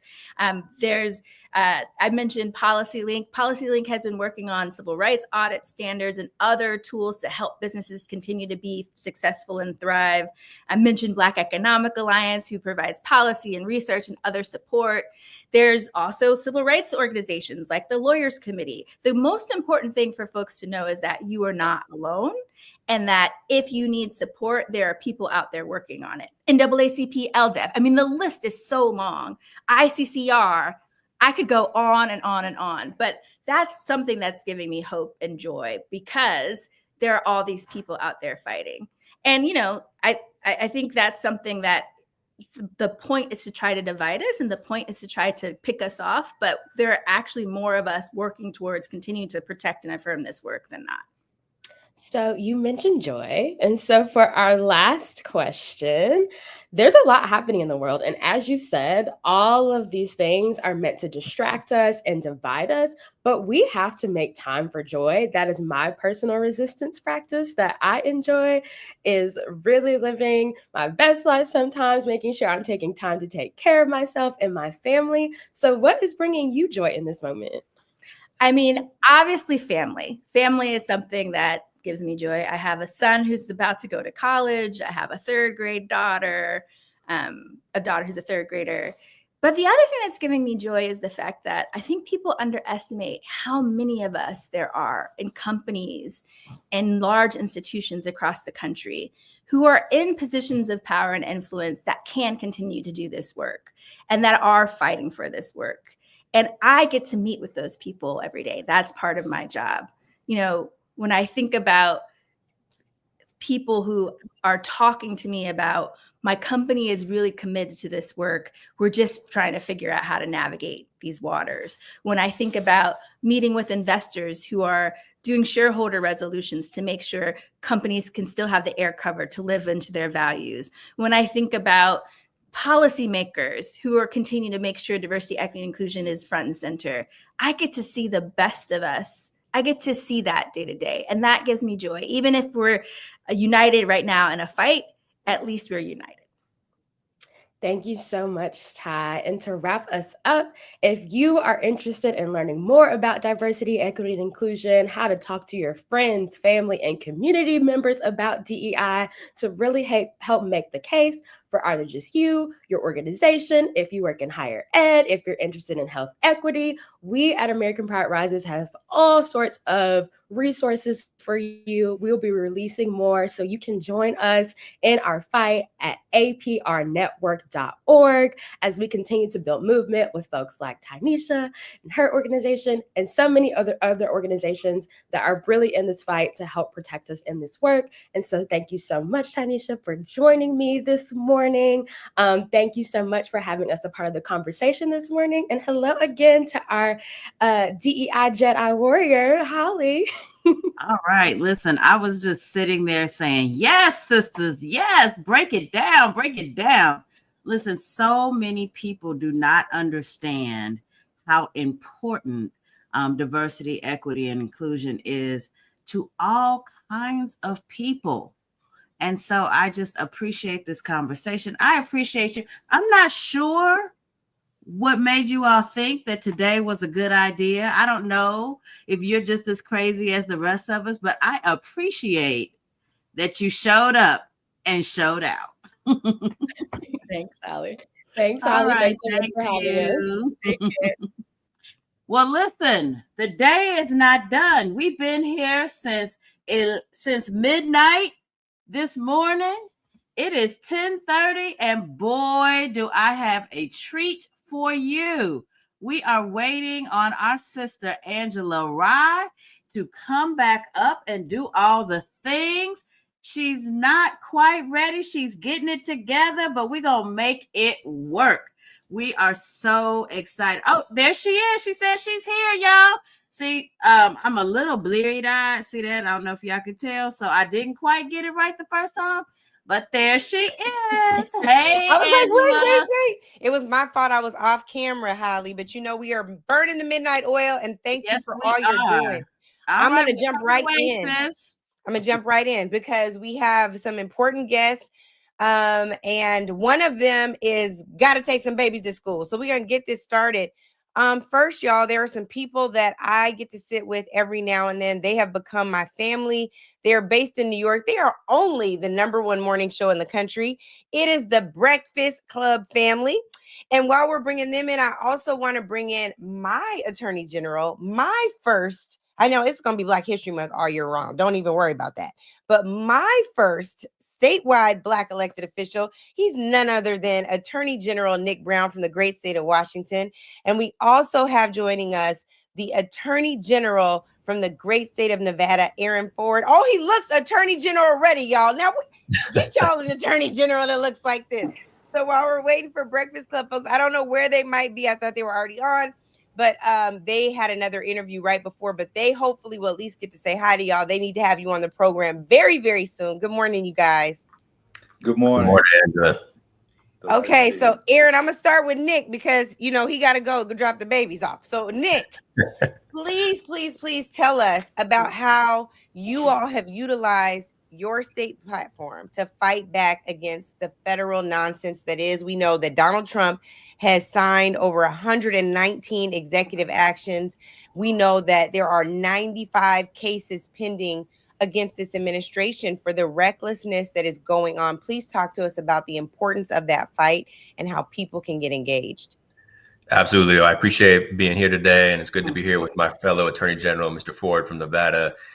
We are doing our best to really hold it down all across the country. Attorney generals are leading the effort to oppose really the lawlessness that we're seeing from this president, from this administration. On time and time again, he's using his executive power in ways that are blatantly illegal. And I just want to do that full stop. It's blatantly illegal what we're seeing from the president time and time again. And so myself in Washington, Mr. Ford in Nevada, our colleagues across the country, we're working collaboratively to try to bring the strongest and best cases to oppose the impacts that we're seeing to our people, whether it's funding cuts, whether it's illegal actions, eliminating jobs. There's a host of issues where we've showed up in court and we're winning. We're winning time and time again on things like defending birthright citizenship to reaffirm what it means to be an American in this country. And those actions are really important because we are seeing courts in Washington, all across the country, oppose this president, uphold the rule of law. You know, we've been hearing conservatives and Republicans for years talk about fighting to defend the rule of law. And we need to make sure that we oppose the lawlessness and use the courts to do that. I'm just really happy to be in that fight. Absolutely. And Aaron, I want to come to you just briefly to talk about the importance of standing together. I think one of the things that people have taken comfort in is seeing you all together. It's 17 attorney generals on this. It's 21 on this. Talk about why that's so important in this very unprecedented time.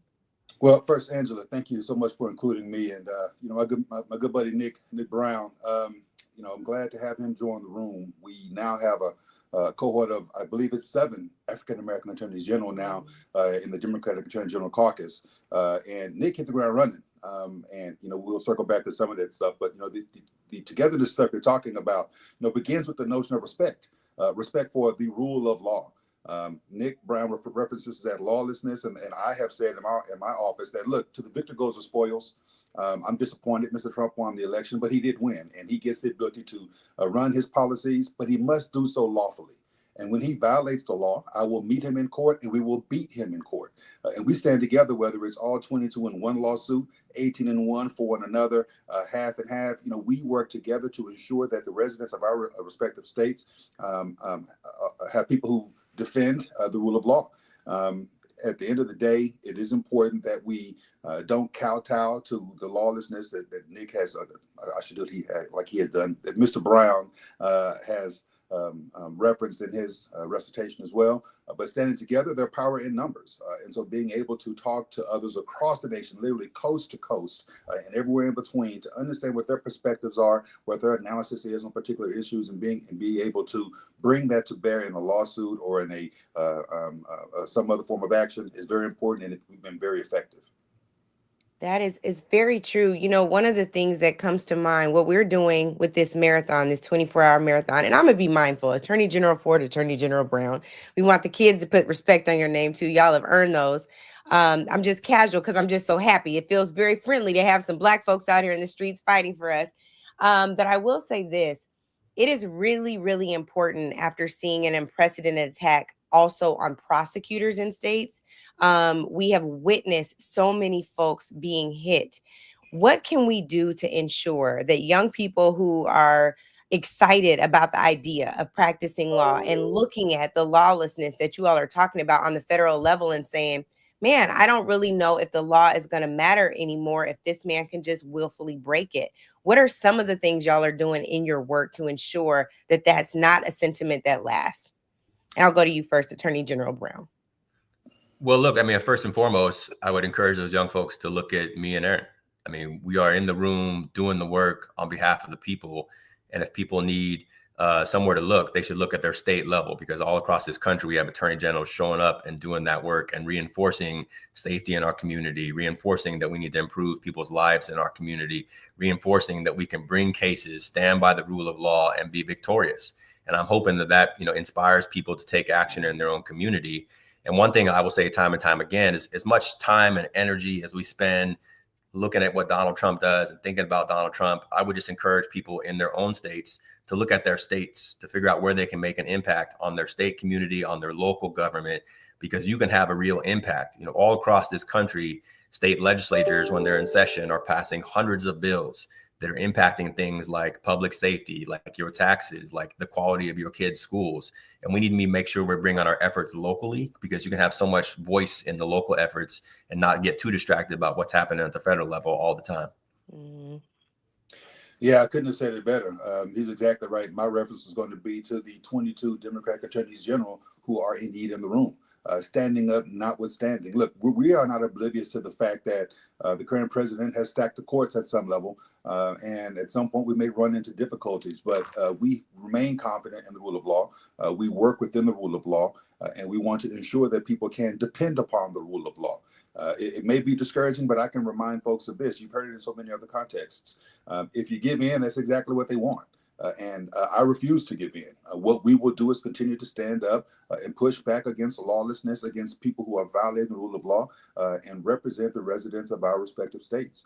And so the young people who are contemplating an entry into the law, let me tell you this, we need you. We need folks who are unabashedly associated with ensuring that we can protect the rule of law. Get in this fight, stand up, get your back straight, and join us as we continue to ensure that the Constitution means something, that laws mean something, and that no one is above the law. Nobody is above the law. And tonight, though, there will be someone who acts above the law, addressing the country for the first time since taking office and taking his oath in January. I want to know from you all, what is the next phase of this fight? And how can people at home get involved in that fight? Also, I'm really hoping that you all get to say hi to the Breakfast Club folks before you have to run. They're having a little bit of technical challenges, so I wanted to flag that for you all. But I want to know how people can get in the fight. Again, you all have been on the side of things where people are like, finally, somebody's pushing back. For the folks who feel like, well, I'm not an attorney general in my state and I might not even be in elected office, but what are the things that we can collectively do to fight back against this lawlessness? Let me mention something just real quickly, because I noticed before I got on the screen that a headline on my phone was that the Republican Party has said no more town halls. And that's because they don't want what they are receiving at the town halls, which is true feedback from the residents that they are elected to represent. And what I would say is create your own town hall. Continue to speak up. You don't have to be an attorney general in order to voice your opposition and your disappointment and your dismay and what's happening at the federal level. And the moment that you, again, acquiesce to that particular request and have no more town halls, the easier they win and they can operate in the darkness.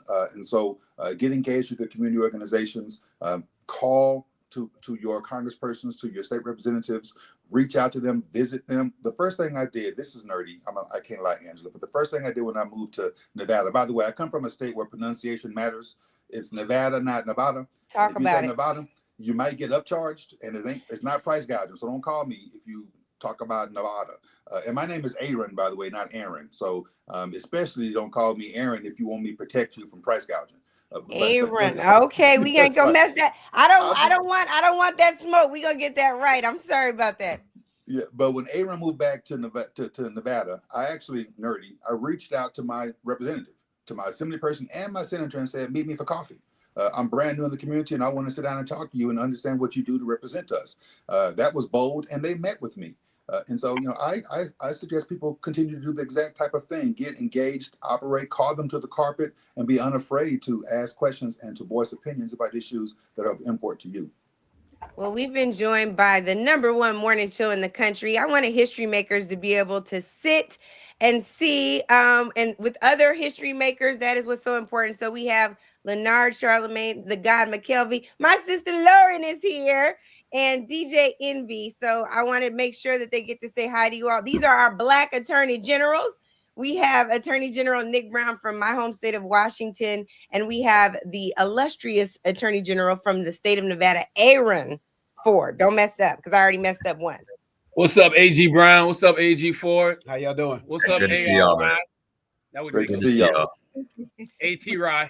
Yes, sir. Well, we were just talking about the ways in which people can get engaged in the fight, and Aaron brought up the fact that people have been at these town halls so much that they're like, you know what, we don't want no more town halls. Attorney General Brown, you were going to weigh in, and then I want the Breakfast Club folks to weigh in. Yeah, no, I was just gonna say, it's a little bit cliche when we talk about people need to have their voices heard, but it is true more than ever today. When people show up at these town forums, when they email their representatives, when they make phone calls, that collective power has a real impact. And the other thing I would say is that people like Aaron and myself and the other attorney generals in this country, we need to know how these policies and these changes are impacting you. When we talk about funding cuts, we're talking about people. We're not talking about money. When we talk about efforts to end DEI, we're talking about people's livelihood, their jobs. And we need to know, we need to hear from people about how those impact you so we can best represent you when we go to court and when we prevail, when we can tell those stories to judges about how people are harmed by this recklessness and this lawlessness. That has a huge impact. So don't be afraid to show up, to let us know, and to make your voices heard, because it's more important than ever. One of the things that we're seeing right now too, and this will be my last question to y'all, I want these guys to weigh in, on DEI, since you brought it up. What has been remarkable to me is looking at the story of CQ Brown versus his now predecessor, and looking at the resumes, and they are light years different. And it's not because CQ Brown, who is of course the Joint Chiefs of Staff chairman, is lighter. It's because it's heavier. So we got some heavyweights on here. I just want y'all to tell the room, we could do a little roll call for the folks at home. Where did you go to college? Where did you go to law school? And remind them where you are now. Well, I'm a proud graduate of the Morehouse College, graduated in 1999, went on to Harvard Law School. And you brought up the military. I actually started my legal career in the Army. And to see what we're seeing, not only from the chairman of the Joint Chiefs of Staff, but the Secretary of Defense. You replaced a career decorated general and veteran with a TV host as the Secretary of Defense. I mean, that is, DEI at its core. I mean, their argument, they're replacing people qualified, educated, experienced with people who don't have the resume other than they look good on television. And that is absurd. And as a veteran, I find it personally offensive. But, we are showing up and making sure that we represent and bring our qualifications and experience to these jobs. Yeah, absolutely. Aaron, before you start, I promised Nick that he would be able to be the first job he has, which is a dad, and get his kids to school on time. So whenever you got to drop, you can go ahead. Aaron, I want you to go ahead and answer this too. Yeah, no, look, I appreciate the question, especially in the context of DEI, or when I was growing up, as it was called, affirmative action. Listen, I got admitted to Texas A&M University and could not afford to go there. And I talk about the fact that I went to A&M with an affirmative action scholarship, specifically designated for Black and brown people who could not afford it. And if it weren't for Texas A&M giving me an affirmative action scholarship, I could not have matriculated into that institution, let alone graduate from it and ultimately get 5 degrees, including my law degree, my PhD, and 2 master's degrees from George Washington for my first master's and the Ohio State University for the remaining 3 degrees that I've just discussed.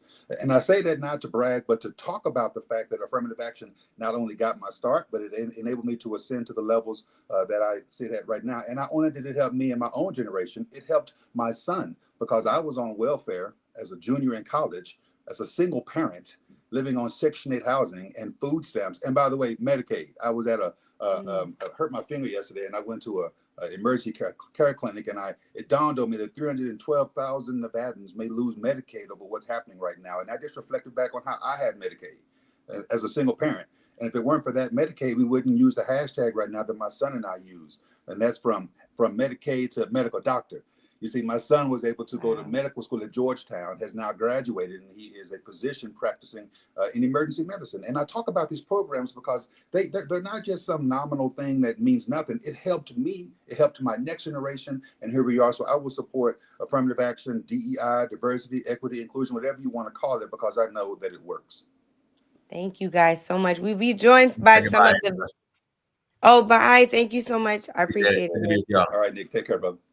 Well, Leonard and Lauren and Envy are some of the best interviewers I know, and I wanted to ensure that they participated in today's program. Like, we have been going wall to wall, y'all. It's been since midnight Eastern time. And we wanted to do something major as a people to say what's happening is not normal. And if we can't get everybody to ensure that their words and their actions align with what's going on, we wanted to do that. And so I'm grateful because you guys always show up, even if I call in the last minute. And I'm so thankful for y'all. So I just want to hear from you guys why something like this is so important. We know Donald Trump addresses the nation tonight. We're not watching. We're going to be doing our own counter programming, even with a national Black Leadership Summit tonight. And I really want to just dive in here on why it's important to do things like this on our own, even if our leaders aren't showing up in the ways that we want to. Sometimes we can draft our leaders. So I want to just hear from y'all about that. And I don't know if you have any questions for our Attorney General Aaron Ford, but we would love to hear from you all. You want to go, Laura?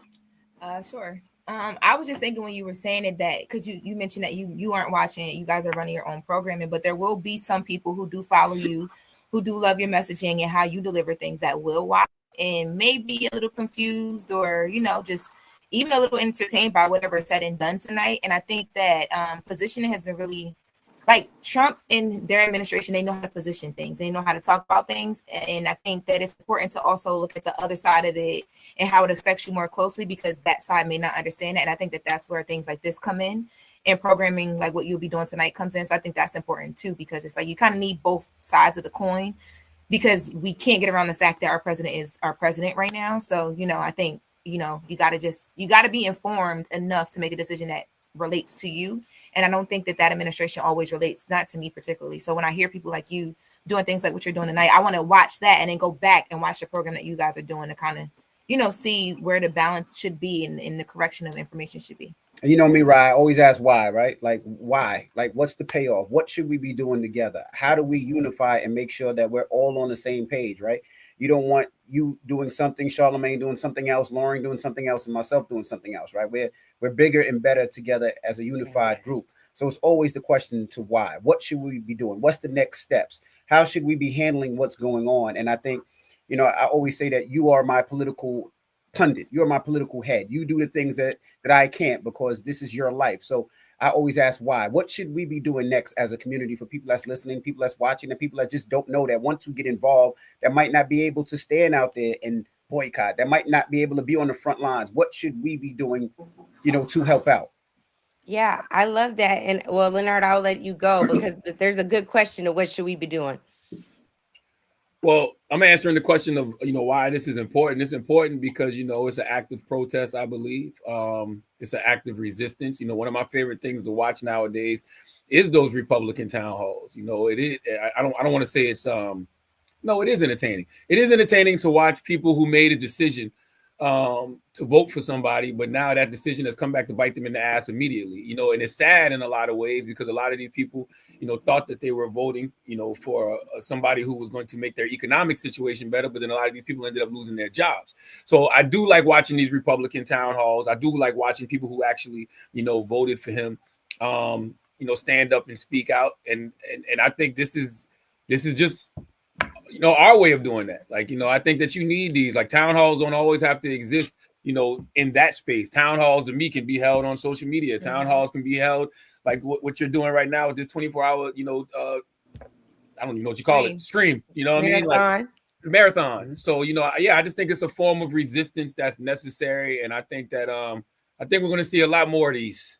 from so many different walks of life. And to even build on Envy's point, it's going to be very powerful when you start to see just Americans come together, period, to speak out about what's going on. Because to what Lauren said as well, he is the president of the United States of America. We are citizens of the United States of America. This isn't campaign season where, Democrats are over here, Republicans over here. We're all in this situation as Americans right now. So it's going to be very powerful to watch, what's happening at those Republican town halls, what's happening at, a stream like this, when all of that eventually comes together and America just collectively speaks out about this administration. I think that's true. Attorney General Ford, I want to come to you. Envy asked a great question, which is why? Why do things like this matter from your perspective? And how can we change what's happening at the highest level. So many people look and say there's nothing we can do. You know, they're in the doom and gloom of it all, right? Like, we just have to sit by and accept it. And we actually have an obligation to do something different. Why? No, look, I appreciate that. And thank you to the Breakfast Club for joining us. It is great to meet you all and to see you again. No, it's a great question, DJ Andy, a great question. And I think the answer is because it matters. Angela, you asked a question early on about what young people could do who are contemplating getting into the law. And I said, do it anyway, to get engaged and to do it. We need people to end the fight. And these types of things do not only show, a message from a different point of view, it also demonstrates that there are opportunities to be heard from folks. Angela, you texted Nick and me last night, and we're on the screen in the morning because it's important, and we viewed it as important to get out here to be able to talk directly to individuals who are being affected by the policies that we are in court fighting over. And I think that's an important thing for us to hear about, and for us to be able to present to the listening audience and to the viewing audience that you do have individuals out there, and these types of platforms allow them to be heard and to understand that they're not being ignored. And hopefully it also encourages them to continue to stay engaged and to be active and to provide input to us. Listen, if I go on to one of the social media profiles right now, you would think that nobody in Nevada likes me. Because it's filled with such an algorithm of folks who are able to spew hate and make me think that there's only one side of this issue. But if I pick up the phone call in my office and I listen to the messages that I'm getting, the dozens upon dozens of messages that I'm getting, they're saying, thank you for protecting my private information from Doge. Thank you for keeping this National Institute of Health money flowing so we can do research. Thank you for protecting birthright citizenship from the executive order. I know that what I'm doing is important. And that's why these types of streams are important, because look, as much as I'm going to stay engaged in the fight, don't misunderstand.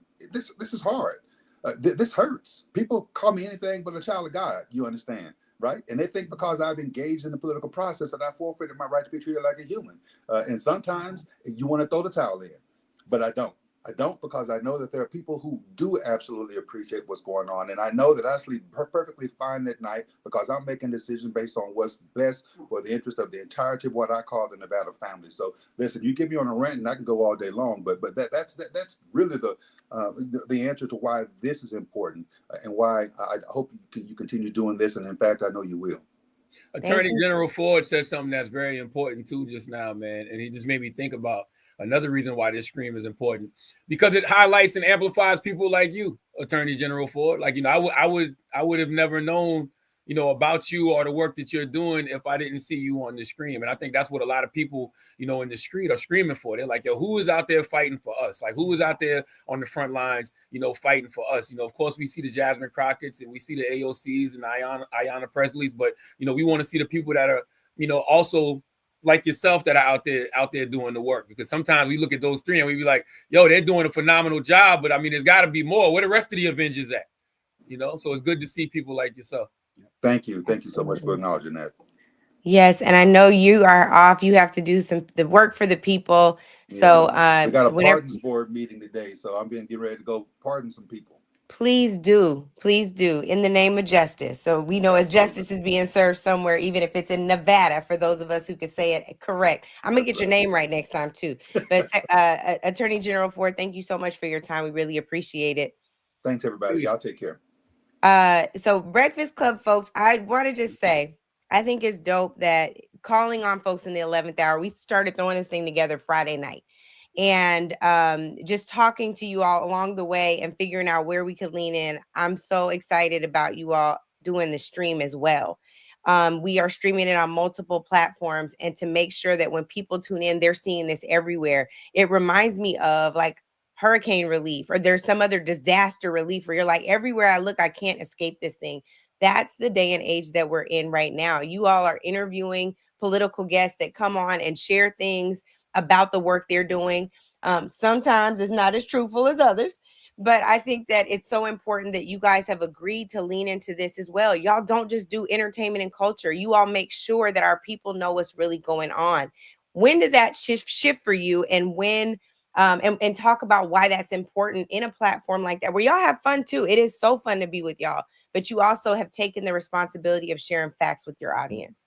I mean, I honestly think that's something we were doing from day one because, you know, politics has been pop culture for a long time. I would say since, you know, President Obama was in office. But I mean, you can even go back to the days. I mean, I'm only 46, but you can go back to the days of Bill Clinton when Bill Clinton was on Arsenio Hall. But for Breakfast Club, you know, we've always had politicians on. You know, Bakari Sellers was probably the first politician that we had on when he was running for lieutenant governor of South Carolina. And, you know, he just started kind of spreading the word to everybody else. And then, you know, Angela Rye, you started to come on really consistently in like 2016. And that was the first, I think, election cycles that we started to be a part of, you know, when, you know, Hillary Clinton came on and Bernie Sanders came on. And then 2020, it was every Democrat and their mama. And then 2024, it was Democrats and Republicans. So I think, you know, that's just a responsibility that we've always taken on because, you know, like Malcolm X said, the person who controls the media controls the minds of the masses. So whether it's elected officials or, you know, just Black thought leaders, period. Everybody from Dr. Claude Anderson to Dick Gregory to the Honorable Minister Louis Farrakhan, they've all, you know, graced the Breakfast Club with their presence. So I just feel like that's a responsibility you have when you have a platform this big. Yeah, I mean, we've been doing this, 15 years, 16 years, closely. Wow. And I think we also grow up. You know, I think the things that mattered to me when I was 21 didn't matter when I was 25. It didn't matter when I was 35. It didn't matter when I'm 40. You have a different outlook on life. I'm not living for just myself anymore. You know, you're living for your family, your community, and other things. And some things that you don't understand, you want to change. I think a lot of times people were scared of politics because they didn't understand it. Yeah. And that's why I asked so many questions. And that's why I'm glad that, you know, we actually met you because you can break down a lot of things that people necessarily didn't understand until we understand. I can ask like a 3-year-old. I can ask like a 5-year-old and not feel embarrassed and not feel ashamed because of something that I don't know or don't understand. And I think that's where it came from. We can ask why. Why is that like that? How can we change that? And I think, you know, it's no more the days of somebody talking over our heads or using big words so that we don't understand. And now we can have those same conversations back. So for myself, I think it was just a matter of getting older, getting more mature and evolving a little bit and understanding that, you know, this is not just for you. This is for your family, your community, and the people that really, you know, ride with you. Lauren, you know, oh, go ahead. Mm-hmm. I was going to say, Lauren, you know, I was sitting here thinking they were talking about, or Envy was just talking about asking why. And that's one of the things I love about being with you all too, because I can ask why, or you guys will push me outside of the bubble that I know. Like politics has been my work. And I was thinking about the last time we were all together, it was on election night. And I know that I thought it was going to go much different. We were like, oh, this happened last time. This is what happened in 2020. And I'm gonna be honest with y'all, I'm still very traumatized about the 2024 election results. I still can't believe it. I'm just gonna be honest. I'll save that for another panel and marathon another day. I don't believe it. But I just want to know what makes you compelled, because you are too, compelled to lean in even when the results break our hearts. I think I was just raised this way. Like in my household, you didn't have, like, you couldn't run from responsibility. So like very young, my mom just taught me to, like, you know, really attach to things of substance and to, I mean, it is what it is. And you just make the best of any situation that you can. And we also, I mean, I didn't know I was learning about politics, but my mom was very like, she made us get up and go vote. She, even now she calls me and be like, how much is CNN or Fox or whatever did you watch today? She's upset when I can't answer the questions that she's asking me. My house has always been like that. So I think being in the space that I'm in now, the compellingness that you see is I was literally trained to be like this from birth, of like, there's more to the world. And as you grow in the world, you got to be equipped to fight. And your fight is not always going to be with your hands. Sometimes it's with your voice, with your knowledge, with your whatever. So I don't know. This is my mama. I get it from my mama. I don't know. I love it. Well, I am so grateful for you all. I'm going to be mindful of the time, honor it. I'm so glad you all could come on just for a moment. Again, we are in State of the People. Tonight, you will hear a State of the Union address where facts will not be the foundation. But at State of the People, we have come together, united in ways. I ain't seen Black folks united like this in a long time. So I ain't going to lie, y'all. Being Paparazzi's daughter, I am happy. And so we're going to be streaming this on Breakfast Club's YouTube channel as well. I know I announced that you were asleep when I said it, I guess. But yes, sir. I don't think I said YouTube, so I might be asleep. But to Leonard's point, it will be on Breakfast Club's YouTube for the rest of the day. And I think what is so important about this, again, is from wall to wall, no matter where you look, you cannot turn away from us. We're going to be right here in your face all day long. And that, y'all, right over there, those three, That's the Breakfast Club. Good morning. So we appreciate y'all. God bless Peace. you. Thank you. I'm just here to transition to the next panel. And I'm so grateful that I was joined by my Breakfast Club family, y'all, to make sure you tune in and watch them every weekday morning. It is a fun show. It's a great show. And they are asked some tough questions of our elected officials. I know that we have some amazing, my brother's in the building. Before I transition to the next panel, we have a surprise guest for you all.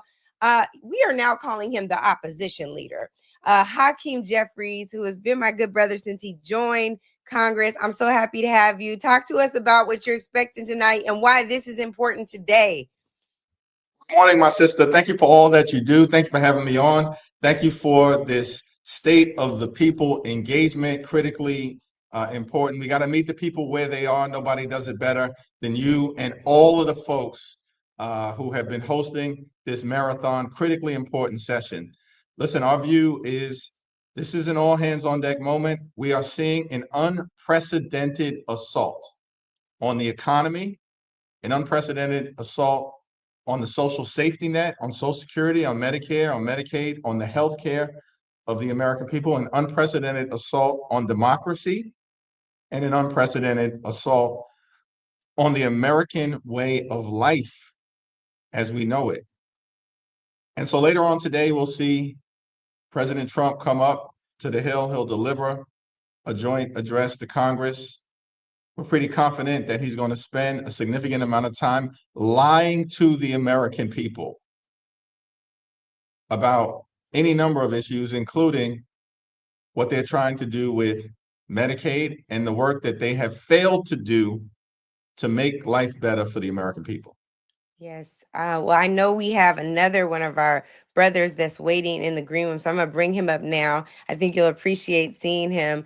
He is none other than the president of the Global Black Economic Forum, Alphonso David. I know he's also here. I just thought we could have a little lawyer moment real quick. Hey, Alphonso. Hey there, Angela. Okay. Hey, Leader Jeffries. Alphonso, good to see you, my brother. You too. Since you're here, I'm going to ask a tough question because our brother Hakeem knows I'm going to do it this way. We want to know, you said he's going to be lying to the American people. We want to know, why are y'all going to sit in the chamber to let him lie to y'all? Why do you have to go? Listen, my view is, never let anyone run you off your block. And so I understand there are going to be some people who are going to make the decision. It's a principled decision not to attend. But it's not his house, it's the people's house. And the 215 of us who serve on the House Democratic side, and my view is we shouldn't let him come in there and just speak to a group of sycophants who are going to applaud at every single thing he says or does like lapdogs. He's got to also know that there's a significant opposition to all of the harm that is being unleashed on the American people. But individual members are going to make their decisions in about an hour or so. We'll be sitting with the Congressional Black Caucus, which I'm proud to be a part of course, led by Congresswoman Yvette Clarke, to have a conversation about later on today and making sure that he can be fact-checked in real time and, of course, immediately after whatever it is he has to say. Absolutely. Well, Alphonso, we have cut into your panel. Leader Jeffries, my opposition leader Jeffries, he said, don't let nobody run you off your block. I like it. I still think I would protest, but we have to argue about that later. I promise y'all, we'll be arguing with him about this later. But I said majority leader. I mean, Mr. Speaker, I mean opposition leader Jeffries. We are so grateful for your time. And I am so very grateful for your fight, which I've been able to witness firsthand. Keep the fight going. We're going to be right here fact checking him ourselves. We are not watching the State of the Union. We'll allow y'all to report back to us, because we'll be in here telling the American people the truth and what they can do to fight against them. So thank you for joining us. Alphonso, the floor is yours. Thank you. Thank you both. Good morning, everyone. Thank you all for joining us. I'm Alphonso David. I'm the president and CEO of the Global Black Economic Forum. We focus on thought leadership through global events. We do leadership development, policy work, and litigation. And importantly, we are a sister company to Essence, the legacy media brand. And we're so happy that they are also streaming this event on essence.com. So today we have been working to really think about how we can talk to folks about the economy. We've been working on advancing economic opportunities for marginalized groups for many, many years. And the state of the people is one of resilience, but it's also one of urgency. And we are at a critical juncture where our hard-fought gains are being challenged. And the path forward requires collective action. As Angela has been saying, collective action. Now, the fight for economic opportunity is under direct attack. Legal and legislative efforts threaten our path to true economic freedom. From lawsuits that are seeking to disrupt investments in our very own communities, to legislation and policies attacking civil rights. The urgency for economic justice has never been greater. And this morning, we're going to be breaking down these critical battles and what is at stake with a group of leaders in our community. But before we begin, I want to express a very, very large thank you to Angela Rye, Joy Reed, Reverend Mark, Holly Holiday, Stephanie Donovan, and all of our partners who have been instrumental in pulling this 24-hour State of the People marathon together. So to begin our discussion on economic opportunity, we're going to welcome Arian Simone, someone all of you should know, the CEO of the Fearless Fund. She has been a warrior with limitless courage in our community after she was sued for simply seeking to help our community. We're going to talk more about what that means in the lawsuit, but first, I want to welcome Arian.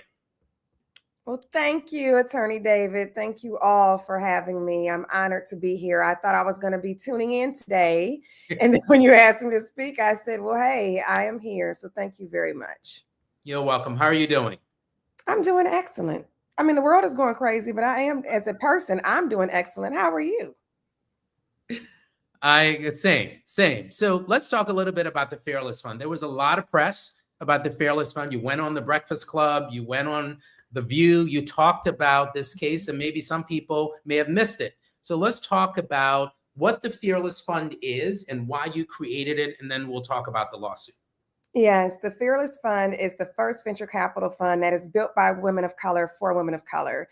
It was created due to the racial disparities that exist in venture capital. Women of color receive only 0.39% of venture capital funds while making up over 20% of the U.S. population. That's why we're— Stop there, because people need to understand that number. Can you say it again? Women of color receive only 0.39% of venture capital funds while making up over 20% of the U.S. population. 0.39%, and we make up more than 20% of the population. Let's talk about how much money is in venture capital. Venture capital and private equity, we are a $62 trillion industry.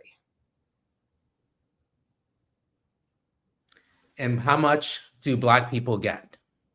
Less than 1%. For last year, I think it was like 0.48%, less than 1%. So why did you create the Fearless Fund? Why do this? Well, I desire, from a personal standpoint, to be the business investor I've been looking for from being a longtime entrepreneur. But regardless, the stats itself are the reason why I created it. So for a lot of people, they may not invest in the stock market. They may not invest in other businesses. So break it down for folks when you're talking about investments. You create this venture capital firm called the Fearless Fund, and your goal is to try to do what exactly? Oh, to prove and generate returns. We're in business. This is not charity.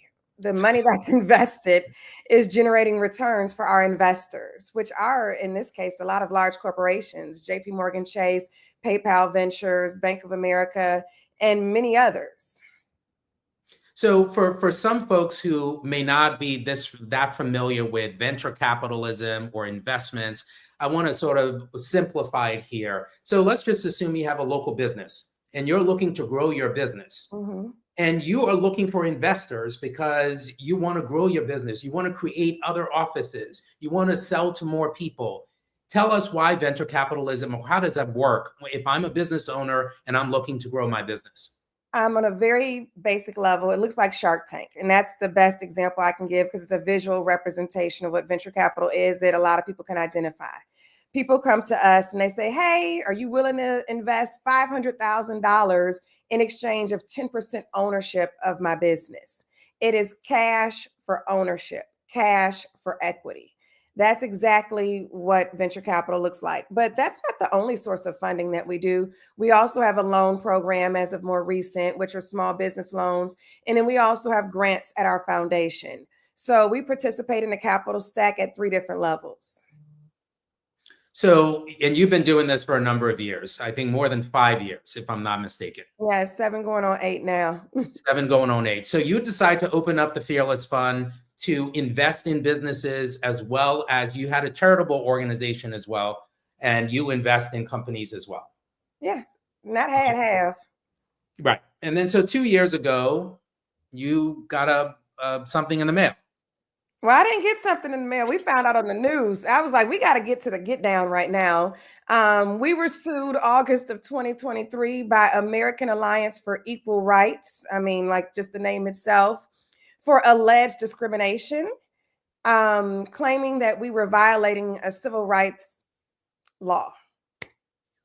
Yeah. And I had the privilege of representing Arian in the Fearless Fund, along with Gibson Dunn, along with Ben Crump and others. And we represented them in federal court. And just so for folks to understand, why is this case important to you? Why are we talking about the Fearless Fund? Well, this case is not important to me. This case is important to people as a whole, and in particular, Black people. They filed 3 motions against us: a TRO, a preliminary injunction against the grant program that was benefiting Black women, and the case itself of discrimination. And the reason why it is important, because we were inaugural defendants of one of the most defining lawsuits of our time. We were the first lawsuit in this anti-DEI war to take place. So post the SCOTUS ruling of June 2023 that was ending affirmative action for higher education, we were these people's next target. And pretty much they were trying to use us to set a precedent case to say, hey, funding in Black people should be illegal. That was their attempt. That was their goal. They were unsuccessful, as this case was permanently dismissed.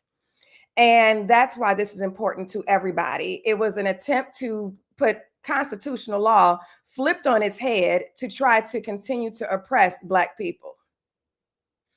And as you mentioned, they lost, even though they tried to shut down the Fearless Fund. The Fearless Fund continues to do the work of investing in under-resourced entrepreneurs.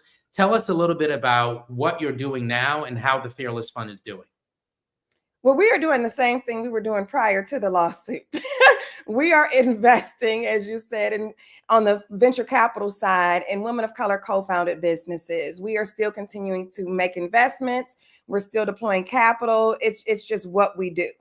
On the foundation side, we have gotten into more work, I will say, on the foundation side, but it has nothing to do with the lawsuit. We were getting to this area either way, which is on the subject of global economic inclusion. We are becoming more advocates in the space of different policy work that needs to take place.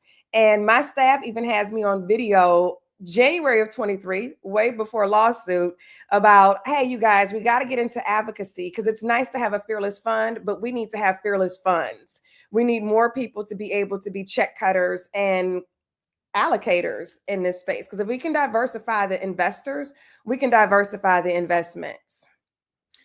Arian, what do you want people to take away from your experience in this lawsuit? Where, you know, a few months into the new administration, you went through a full year of litigation where they tried to shut down your business and they were unsuccessful. You continued to do what you do. What is the message to the folks out there? What do you want them to take away from the Fearless Fund, from your experience, and what we are going through in this very moment?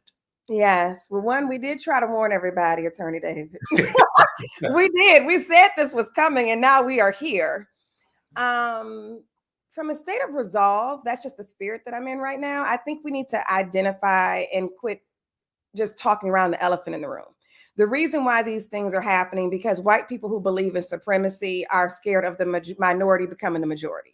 You know, and I think we really need to have some real discussions about what is actually taking place. it's no different than our current election results. It said that 7% of people voted for the current president because they believed he had good judgment. That means that something else was at play, and it wasn't the economy. It was their attempt to try to restore, or in their minds, white power or maintain. And I think we need to have real discussions about what is really going on, and sitting around the table with people of all different political backgrounds, ideologies, and thoughts, and just call a spade and just say, hey, how can we address these issues and really come to a place of resolve where everybody sitting at the table can be happy? But we need to really address the root of what's going on. This attack on the Fearless Fund was just clearly out of the spirit of fear. We're dealing with $1 trillion issue, and you upset over what, a couple $100 million? It's $1 trillion issue, these disparities. Also, I think we need to operate from a place of victor. I want people to know that you are a victor in this and not a victim. We've seen what happened recently with Target, and I was telling all the Black brands, you can walk off the shelf. The same way they can cancel you, you can cancel them. Why are we taking this stance of, oh my gosh, I'm scared to be removed from the shelf?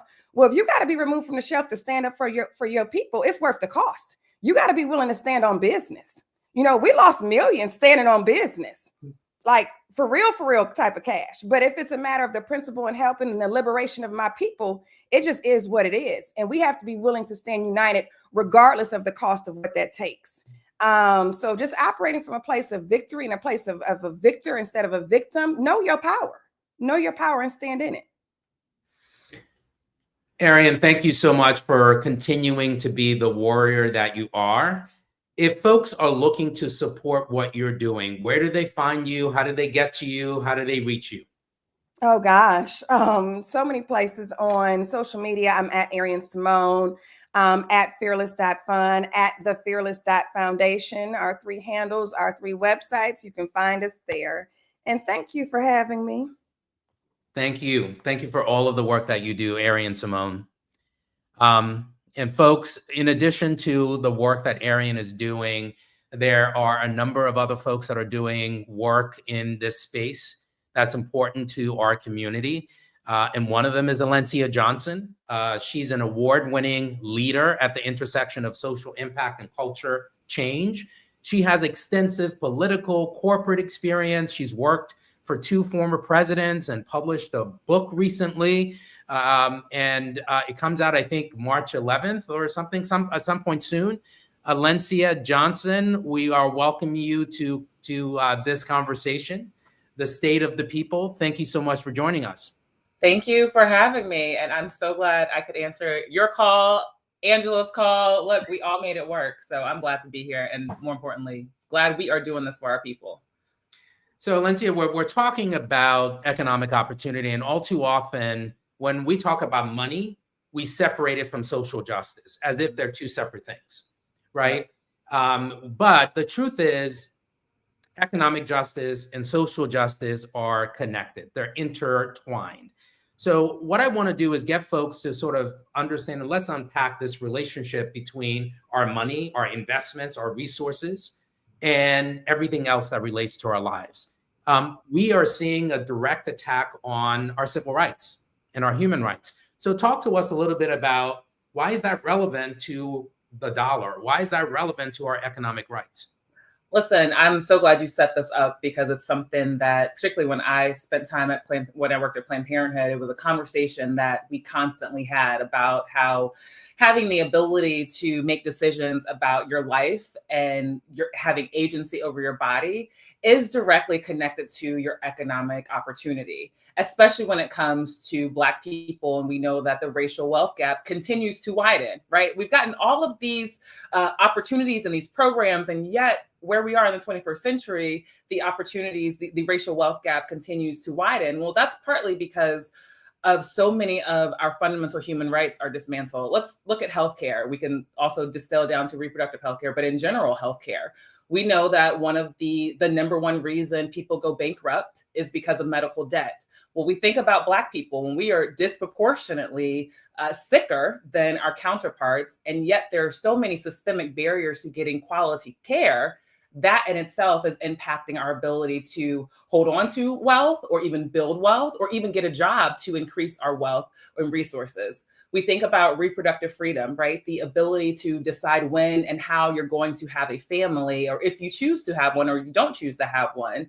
That is directly connected to women and birthing people's ability to decide to get an education, to go into the career, to the workforce, how they are going to provide for their communities. We look at abortion bans. I was reading the stat a few months ago about how majority of the states with the majority of abortion bans are also the states that have the majority of HBCUs. And as I think about HBCUs, I think about the work that you all are doing. I think about how we see that as the training ground of the next generation of Black leadership.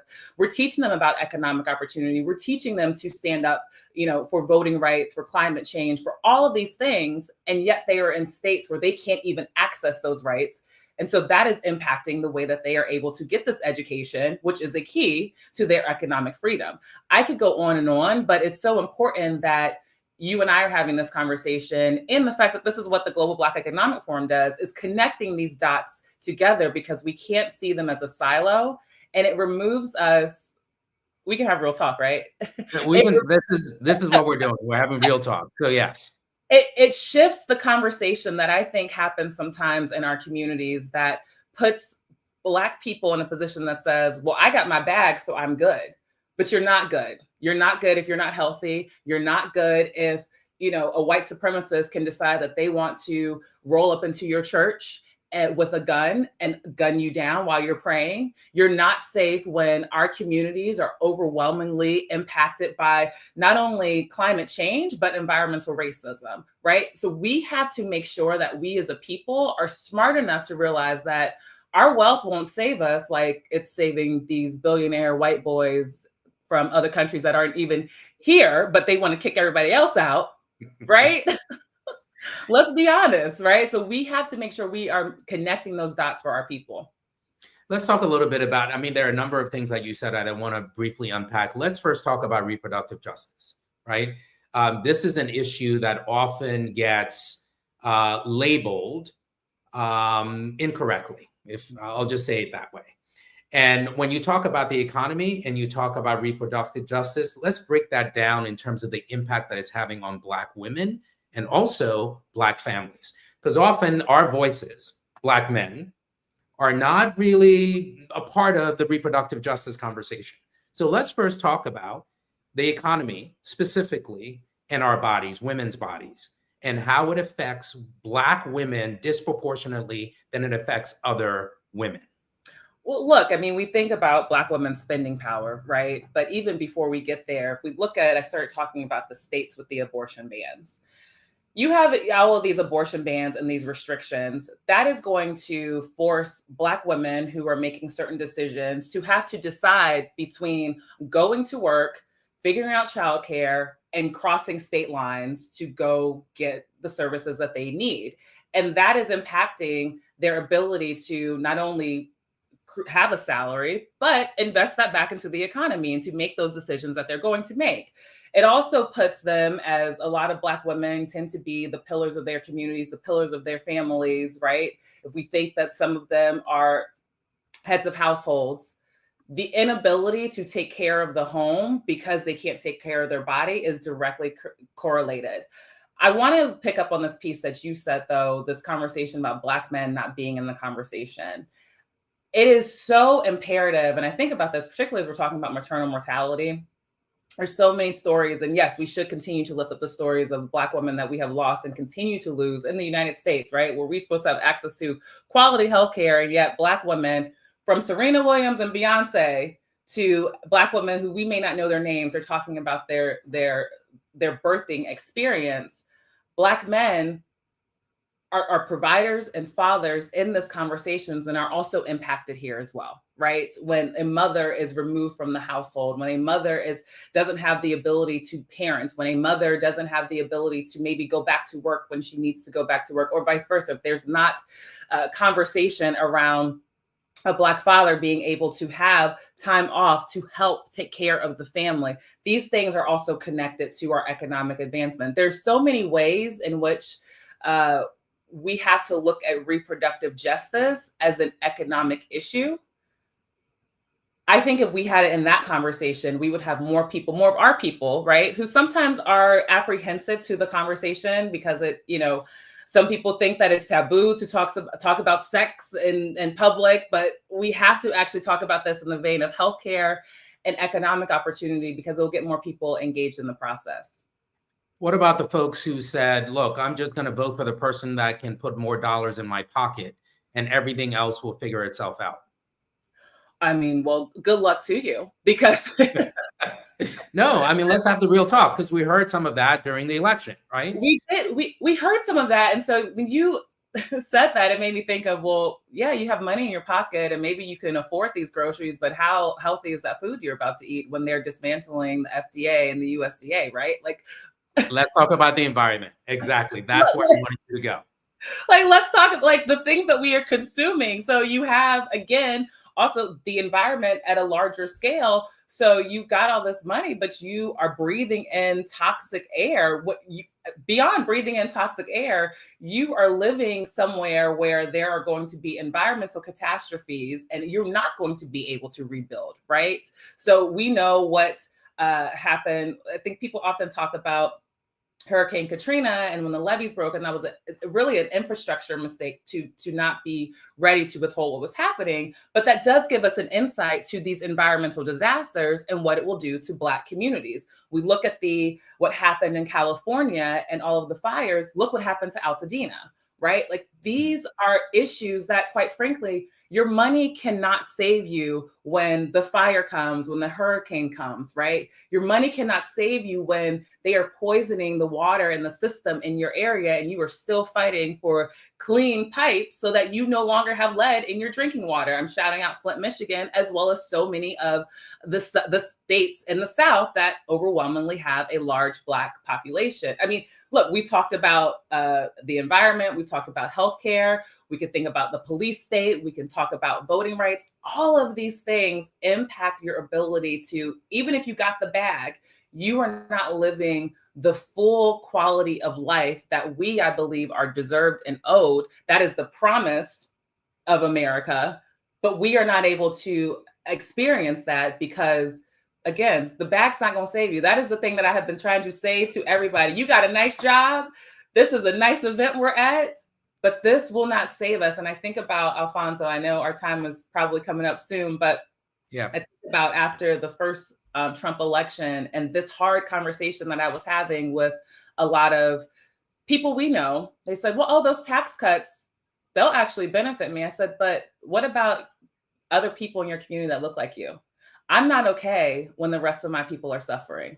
I'm not okay when just because I might have an economic benefit, right? But my family or where I come from or the people I look like or the people listening aren't doing okay. And we have to get back to this community conversation, this conversation of taking care of our communities and ensuring that all of us are safe because none of us are free. None of us are free if one of us isn't free. Well, and not only that, but if you get the tax cuts and you're looking to reinvest in your community, we've seen lawsuits and legislative efforts that try to make it more difficult for us to do that. That was the Fearless Fund, just so we can connect the dots, right? Arian Simone is seeking to invest in our community, and she's hit with a lawsuit where they're saying, you can't do that. You can't invest in Black and brown communities because we think that's discrimination. So even if you got the tax cuts and you took those dollars and wanted to reinvest it in your community, they're looking to stop you from doing that. So when we think about the economy, to your earlier point, and the intersectionality between social justice and economic justice, it's clear as day. Yeah. So, you know, we're seeing legal attacks, we're seeing legislative attacks. For the folks who are watching, who are listening, what can they do now, today? What actions can they take to secure the economic freedom for future generations, right? For folks who are not here yet, what can they do in your mind? Oh, there's so much to unpack there. Before I say what we can do, can I also, when you were talking about Arian and the Fearless Fund and investing in Black businesses, we've been talking about how we are going to come through this moment and taking into account what our ancestors did. We built communities, and a lot of ways that we are able to build communities to take care of one another is through what? Black businesses. But if Black businesses cannot be invested in, where is the infrastructure to build that community that is actually going to carry us through? And if we think about the attacks on Black businesses and Black communities, I think about Tulsa, and people talk about the Black cities that were burned down in the late 1800s and the early 1900s. Why were they burned down? Because they were thriving. They were thriving economically. They were thriving communities where we actually didn't need to go out of our pocket of Black people, right? We had the healthcare, we had schools, we had businesses, we had all of these things. And it did take economic power held by Black people. And so all of these conversations are extremely important. And so what can you do? Well, one thing I think is really important is people feel so lost. We're so distracted. There's so much wisdom in what our ancestors went through and what they did. And I would really encourage all of us. And I had to challenge myself. I said, I need to go back and really study this civil rights leader or this movement or what happened in this year during the civil rights movement and really understand how they were able to sustain through this. And while I'm talking about education, a friend of mine dropped this to me. There is a Project 2025 observer that shows you every single thing that they have accomplished so far. It's at project2025.observer. And it's imperative that we stay vigilant and understand what they are doing. The other piece, and I'm calling people out, know who your representatives are. And I'm not just talking about the federal level. I'm talking about the state level too, because as we've seen, these attorneys generals, these governors are actually pushing back when Democrats are in the minority in the House. We have a lot of state leadership that are pushing back as well. What else we can do? Get in community with Black organizations. If you have the resources, whether time, money, whatever it is, get in community with Black-led organizations to bolster them, to strengthen them so that we can continue to build these coalitions. Because I know Angela and Joy and them, there's a point 2 happening after this, right? There is a call to action. All of the organizations like Global Black Economic Forum and every organization that will be on here on these 24 hours needs all of us. And it may not be, you may not have you may not have money to invest, but you've got time, you've got a skill set. And then challenge yourself to have this conversation. And I have to get on myself about this. It is so easy for me to get on national television and do all these things and tell people what they should and shouldn't do and what they should know. But the conversations around the kitchen table with family and friends who, you got that cousin that might say something hotep all the time, so you just never really say anything else to them. No, now's the time to actually get in community with them. Now is the time to actually not just have the conversation and where you want to get your point across, but listen to how they're engaging on all of these issues. Listen to how they're thinking about Elon Musk and Donald Trump, because they're not having the same conversation we're having. And I know those are they seem very simple, but that is how we start to build our community again, to rebuild our community again. Again, the reason they're attacking us is because when our communities are so strong and we are thriving, that is such a threat to them. My pastor always says the biggest threat to white supremacy is Black excellence. Shout out to Pastor Howard John Wesley. And that's what is happening. And I look at Black excellence beyond the multi-million-dollar business. I look at Black excellence as us being in our brilliance and our creativity and finding solutions that work for so many of us. And so as we have to continue to find ways to do that, but it's so important for us to be in community and in community in ways that, quite frankly, we haven't been in because of social media and because we've been so divided.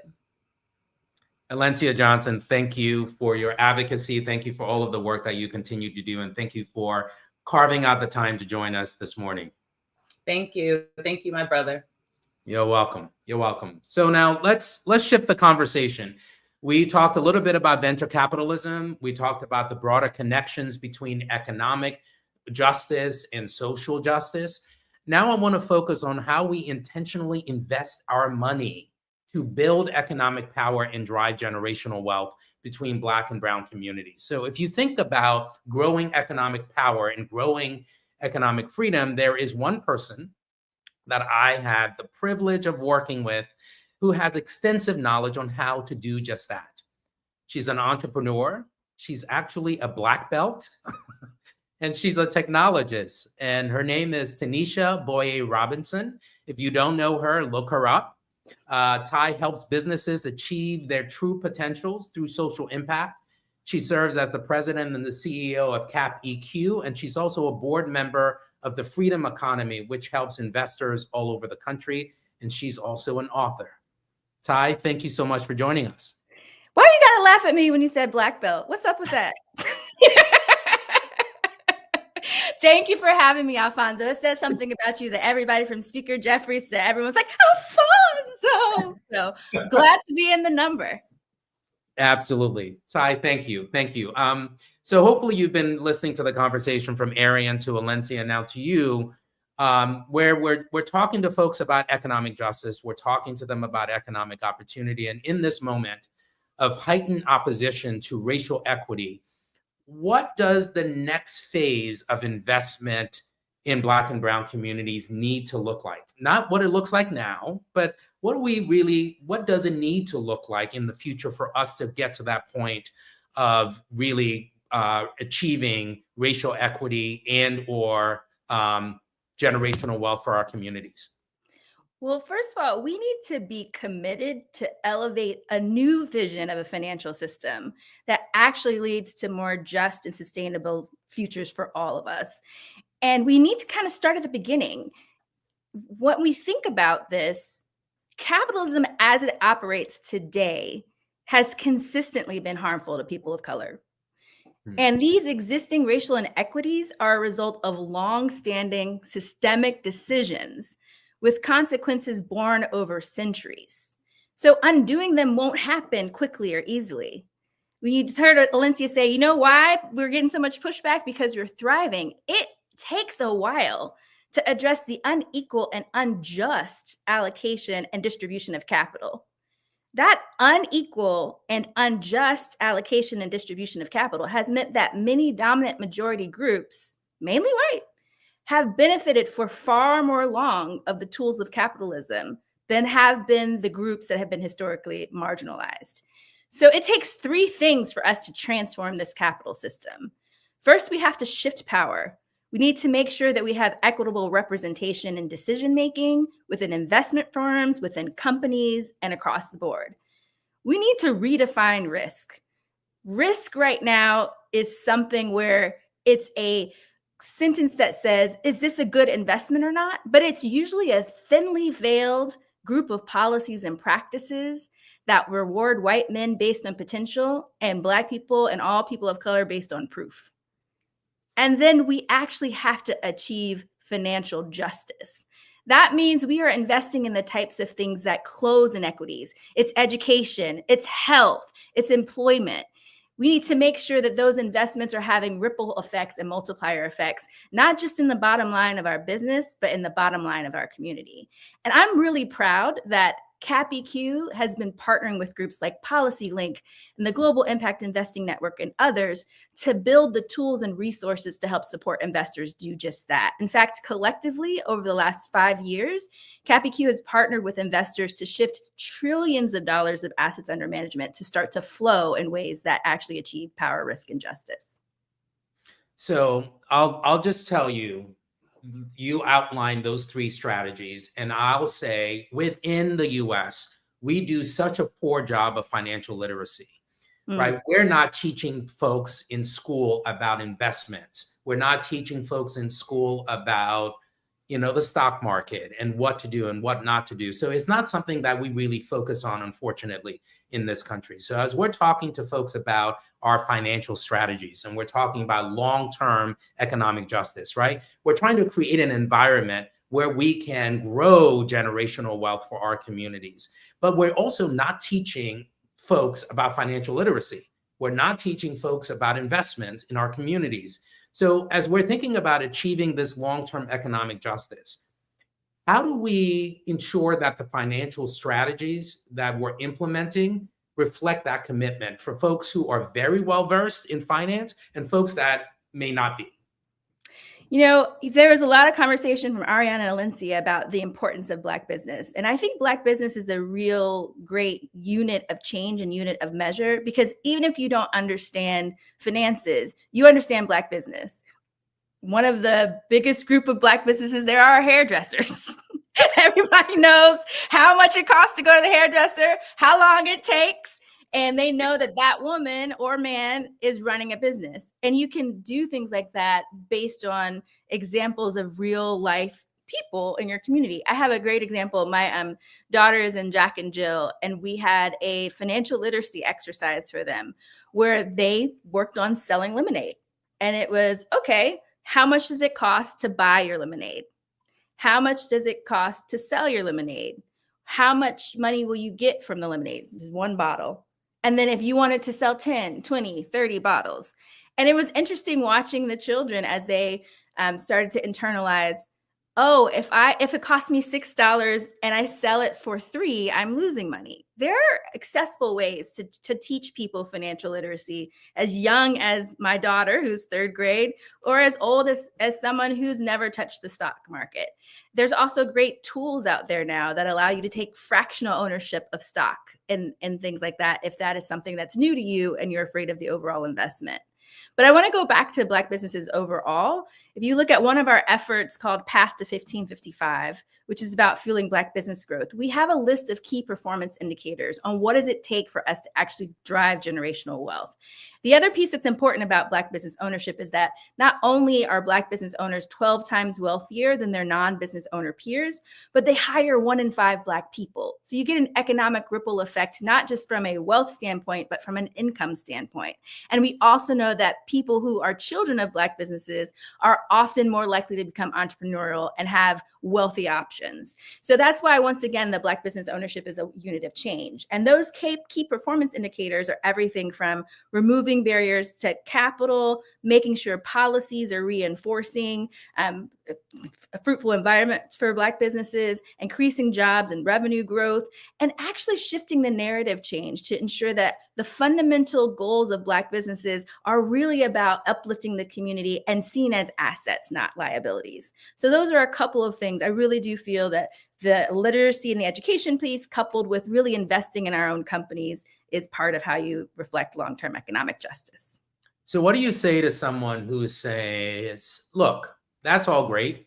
I'm living paycheck to paycheck. And in some cases, I don't have enough to pay my rent. And in some cases, I don't have enough to actually buy groceries. How do I build generational wealth if I don't have enough money to meet my basic needs? You know, that is something that's really challenging right now. And back to the conversation you were having before, that's a crisis. That's a problem we're in right now, particularly without a lot of the safety net being cut. I really do feel like there are a couple of books out there. One's called Fuel, that's really targeted on low-income communities on how they save money and how they can make sure that they are mindful of living paycheck to paycheck. So a great example is, and this might sound controversial, but a lot of folks talk about paying down their debt or changing their credit score or all these things. If you're living paycheck to paycheck, you're trying to figure out between buying eggs and filling up your car with gas. So really making sure that you have accessible interventions where maybe it's things like you're selling some of your stuff on through Venmo or other places, or maybe you're taking, gig economy jobs, but figuring out ways to string together multiple revenue generating opportunities, even if you didn't see them initially, and then use that to start to snowball your savings. But frankly, if you're living paycheck to paycheck, this is really about making sure that you and your family have the basic needs to survive. And some of the generational wealth piece is one that you work into as you start to get your finances in order. So the State of the People, of course, is being held today 24 hours. And we've been talking a lot about politics, all right? We've been talking a lot about policy. And I want to end on this question for you. How do we hold public and private institutions accountable for ensuring that their investments truly support economic justice rather than just simply being performative, right? So I'm talking about government and I'm talking about the private sector. How do we hold both of those sectors accountable to make sure that they're actually investing in our community, they're truly supporting economic justice, and it's just not simply performative? You know, we have so much power, and I think it's about the power of our purse, the power of our passion, and the power of our people. When you think about the power of our purse, Do that one more time, Ty. The power of our purse, the power of our passion, and the power of our people. So when you think of the power of our purse, my sister just sent me a text that had me cracking up that Target recently released reports that they're concerned about the economy because of the low sales. It's like, no, you concerned about your sales because we all said we ain't shopping there no more. And that's just one example of the power of our purse. When we put our minds to it, we really can collectively mobilize. And it's not just about boycotts, it's about boycotts, whether it's supporting Costco or supporting Black businesses. One of my good friends, Marlissa Hudson, for I think every day in the month of Black History, showed things like, I bought this cool water bottle from this Black business, or I bought this lotion from such and such. Just things like that, where we're really amplifying and using our power economically, the power of our purse. The power of our passion is our community is amazing at cutting through noise, transcending the BS. I read some new DEI acronym the other day that had me cackling, like deserve every something. And our passion actually mobilizes people in ways that help us avoid the clutter that's happening right now and like the flood the zone. That is such an asset in this moment, which then leads to the power of our people. The passion then motivates and mobilizes us to move in force, whether it's voting, whether it's introduce legislation, whether it's introducing litigation, whatever the thing is. But our passion, our people, our purse is how we hold institutions accountable, because we are not a group to be trifled with once we have decided that we're going to work together and walk together. And I think that's how we hold people accountable. And this is why we're doing the State of the People. Amen, Alphonso David. Ty, thank you so much for joining us. Thank you for carving out the time. And thank you for educating us yet again on financial well-being and investing in our community so that we can achieve generational wealth. Thank you, Alphonso. So to close out our conversation, we're now turning our focus to the future, because the future is in the hands of young people. But the future isn't some distant idea. The future is really now. And the decisions that we're making today will shape the opportunities that are available to them. And we have to lean on their leadership right now as well. So they're not just inheriting the challenges that we've discussed, they're also going to be leading the charge for change. And so it's only fitting that we hear from a young leader about economic opportunity and what it really means for their generation and how we can work together to build an equitable future. And I'm so pleased to have Talik McMillan, who is an activist and strategist. He recently served as the National Youth Director for the Democratic National Committee. He works to develop and implement comprehensive outreach and engagement strategies to reach stakeholders and communities. Talik, thank you so much for joining us. Oh, thank you all so much for having me, and shout out to Angela Rye and Auntie Joy for putting this together. This is amazing. As I said, 24 hours and doing this is really impeccable. So shout out to them. And thank you, Alphonso, for your leadership and for allowing me to be here. Oh, you're welcome. So you're going to close us out. And I have a few questions for you. Young people, as we know, are facing a future where, access to opportunity, we heard from Arian, we heard from Valencia, we heard from Ty. Access to opportunity is under attack for Black people. So what are you most concerned about? And what do you think your generation thinks their role is in shaping an economy that works for them in the future? Absolutely. I first want to start off by saying I believe that we refuse to accept in America where opportunity is reserved for privilege or a few. I believe that America wins when Black people win. And it's about creating a future where economic justice isn't just an idea, but it's a lived reality. I believe that silence didn't get us a Civil Rights Act. Silence didn't bring down apartheid. Silence didn't build Black Wall Street. It didn't birth the Harlem Renaissance. It didn't launch the Black Lives Matter movement. It didn't give us the momentum for Black life after George Floyd, Breonna Taylor, Ahmaud Arbery, Daunte Wright, the list goes on. And it will not protect us right now. But I really believe that our actions require a collective effort and a strategic intentionality. And a big part of that strategic intentionality requires us to really understand our spending power and our economic influence on the market. As we know, young people are the future of the economy. We are the driving force right now. Millennials and Gen Z control over $3 trillion in spending power. And it's undeniable that our economic influence is undeniable. And the way that we spend our money, the way we invest our money right now can really shape, the industry. It can really shape policies in the future of what America looks like. And I think even recently, I'm a proud product of North Carolina A&T State University, Aggie Pride, to all those Aggies listening. And I think even as we see the different legislation where the attacks on HBCUs and the funding, I think it all trickles down. And I think we have to be responsible and really how we allocate our funds and where we're spending our money. So I read your bio yesterday or this morning. I didn't know that you were actually a member of the clergy. So we'll have to add that as well. We didn't know you were going to be giving a sermon this morning. But Southern Baptist boy coming out. So it's in your bones.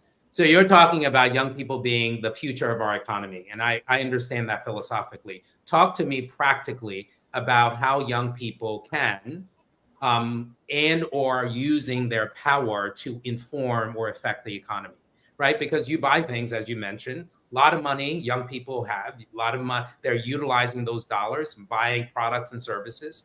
How do you think young people could or are using their dollars to inform, policy as it relates to the economy? Absolutely. I believe we have consumer influence.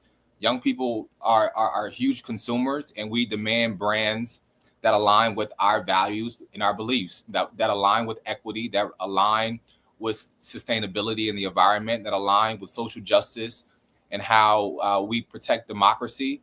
And so we should be forcing these corporations to be more accountable in their actions of how they're serving us. So as we see, with Target, if folks are pulling away from diversity, equity, inclusion, you don't deserve our dollar. If you don't believe that the foundations of your business principles stands with equity and on the side of justice, then you don't deserve our money. And I think that is where we must be strategic and how we're placing our dollars. If these companies do not align with our values and our beliefs, our dollars should go elsewhere. When you talk to your colleagues and your friends about the economy, what concerns you the most about the economy, and what do you think people can do about it? What are you hearing from your cohort about the future of the economy? Yeah, absolutely. I think I hear a mixed signal of folks who believe like they do not have input or they don't have any stake in what's happening in our economy. But I think that is the basis that we have input and we have the narrative of what our economy looks like. And I think that's the question. And I think a lot of times it was stated before about one of our past panelists that folks sometimes get consumed in their own livelihoods. I think folks are worried about their successes and worried about where they are in life, that they oftentimes forget it is a collective fight of our dollars, of our power that goes into this. And so I think the question is oftentimes whether or not we have the power or not. But I think the question is, quite frankly, is how are we going to use our power in this moment to really shape what the economy looks like? So I'm going to ask you a question that may be a little controversial, right? Because I want to talk about this across political lines. So of course you work for the DNC, and I'm assuming that you have an opportunity to engage with people that may not necessarily think of themselves as progressives or think of themselves as Democrats, right? How do you have that conversation with those in our community who may have a different viewpoint ideologically about economic justice? Yeah, absolutely. I used to be the Youth Coalition's director, no longer Youth Coalition's director as the campaign has ended. But I always say Black folks are not monolithic folks. We all have different values, all have different beliefs.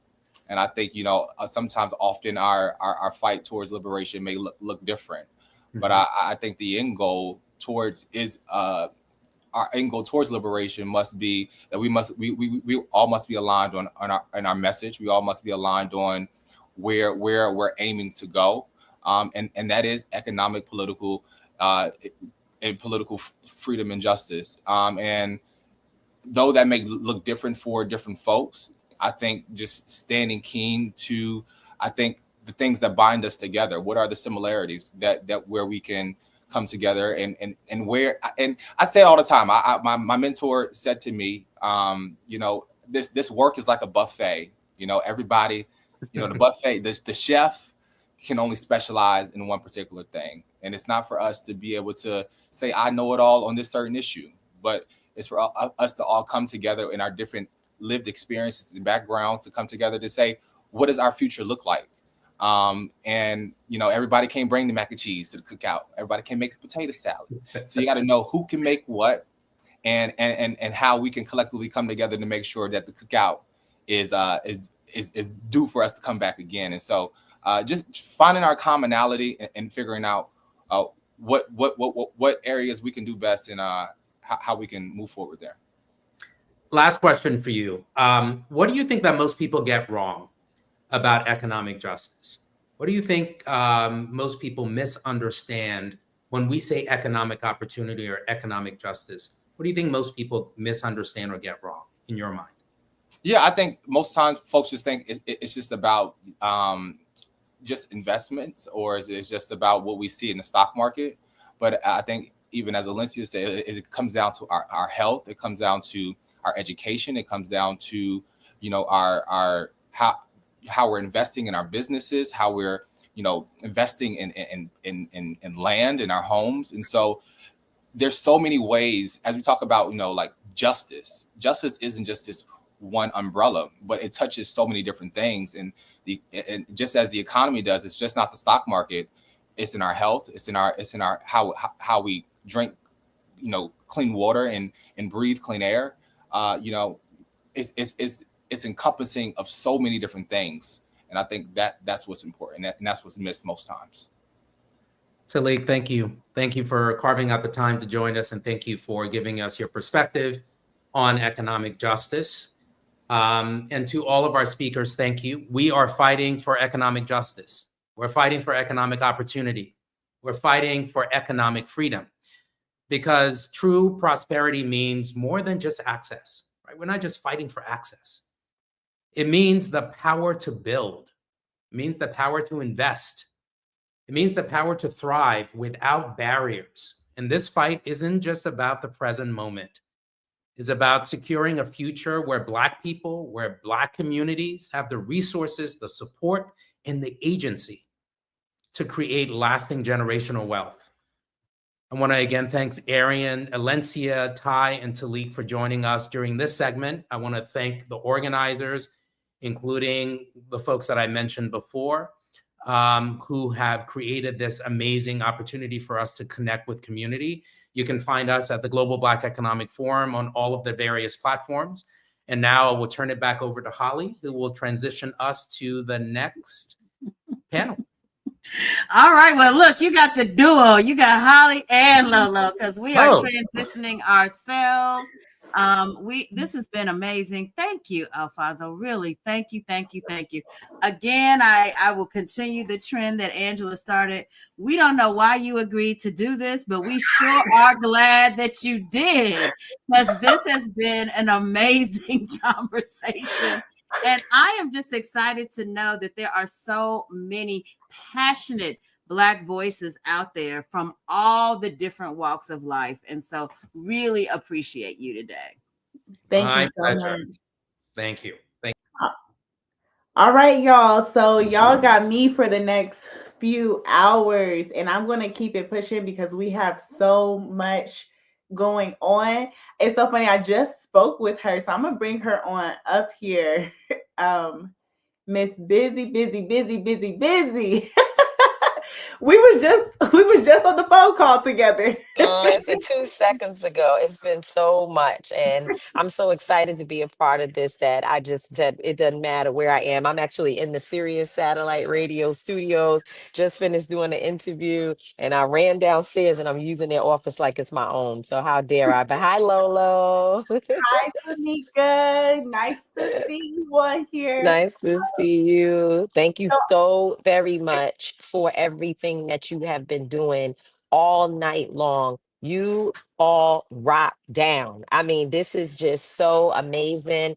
We can do things, great things together. We know that because we've done it before, but this was such a labor of love and a show that, just an example of how when we all put our minds to something, even though some of us only had a little contribution and you all had huge contributions, but here we are all together making this happen. So thank you, Lolo. I appreciate you and the Hollies and Ashley and Angela and Mark Thompson and everybody who's been involved. Yes, thank you so much. So I'm gonna get out your hair. I'm gonna bring everybody up. But thank you, everybody, for all that you do. So let me get out of here. Thanks. Bye, Lolo. Hey, everybody. How y'all doing, Until Freedom family? What's going on? Well, listen, we've been up for just all night. I've been streaming all of this on our page on Until Freedom social media and on my personal, and I think some of that is happening on yours as well, which means that every 4 hours we're up and making sure that the stream is working properly. I see we have been joined by the one and only Mayor Ras Baraka, the mayor of Newark, New Jersey, who is our dear brother and friend. Hey there, Mayor Baraka, how you doing? I'm good. What's going on, everybody? Hey, what's up? Good. It's good to see you. So we want to jump right into it because we only have a short time together. As you know, Mayor Baraka, we are 3 of the 4 co-founders of Until Freedom, and our organization works there in Newark on the ground, dealing with issues around gun violence and also police accountability and all those things, and working in community with your community. And one of the things we wanted to talk about today, as this 24-hour State of the People marathon is happening, everyone that's been on, and I mean, there have been some brilliant mind strategists, legal experts, media experts, journalists, so on and so forth. But as this has been happening, what we're talking about is how the executive orders and other things coming out of this particular administration will impact people who look like the folks who are in your community. And one of the issues that we work closely with you on is gun violence prevention and intervention. And I know that the Safer Communities Act funds have been frozen, which are funds that the people need in order to do real work, deep work that you've been leading there in Newark. And we wanted to hear from you. How will all of these things impact your community? What work have you been doing, and what will we need to do to support you so that we can continue to see the trend downward in violent incidents in your community as it has been, going that way? Well, thank you. I appreciate you guys, and it's been awesome doing this thing. 24 hours is incredible. So, shout out to all of y'all for sure. It's going to have a very immediate and deep impact in communities that are using an alternative model, using public health as a model to reduce violence in communities, and putting together opportunities for community violence intervention organizations and partnering with community-based organizations to help provide stability, resources, reduce the temperature in neighborhoods, where it's consistently issues, solving conflict, getting young people access to resources, to care, to social services, to jobs, to all of those things. And so as a result of that, we've reduced violence or homicides in Newark since I've been the mayor by 61%, and shootings by 43%, which is amazing because of the ecosystem we created here. Cutting funding from that, we get direct money. We use ARP dollars. There are people getting grants that we're going to get grants from the federal government. Obviously, that money frozen, going to these organizations. The state began to adopt that model, using some federal dollars and state dollars as well to fund some of these organizations. Cutting the resources to these organizations stymies their ability to move, to organize, to act. And people need to get paid for their work, their professional services that they're giving folks in the community. They need to be able to take care of their own families, take care of themselves, have some mental relief for themselves, and some economic growth in their own individual family. So to take that away, it will disincentivize the work and will take very needed resources away immediately.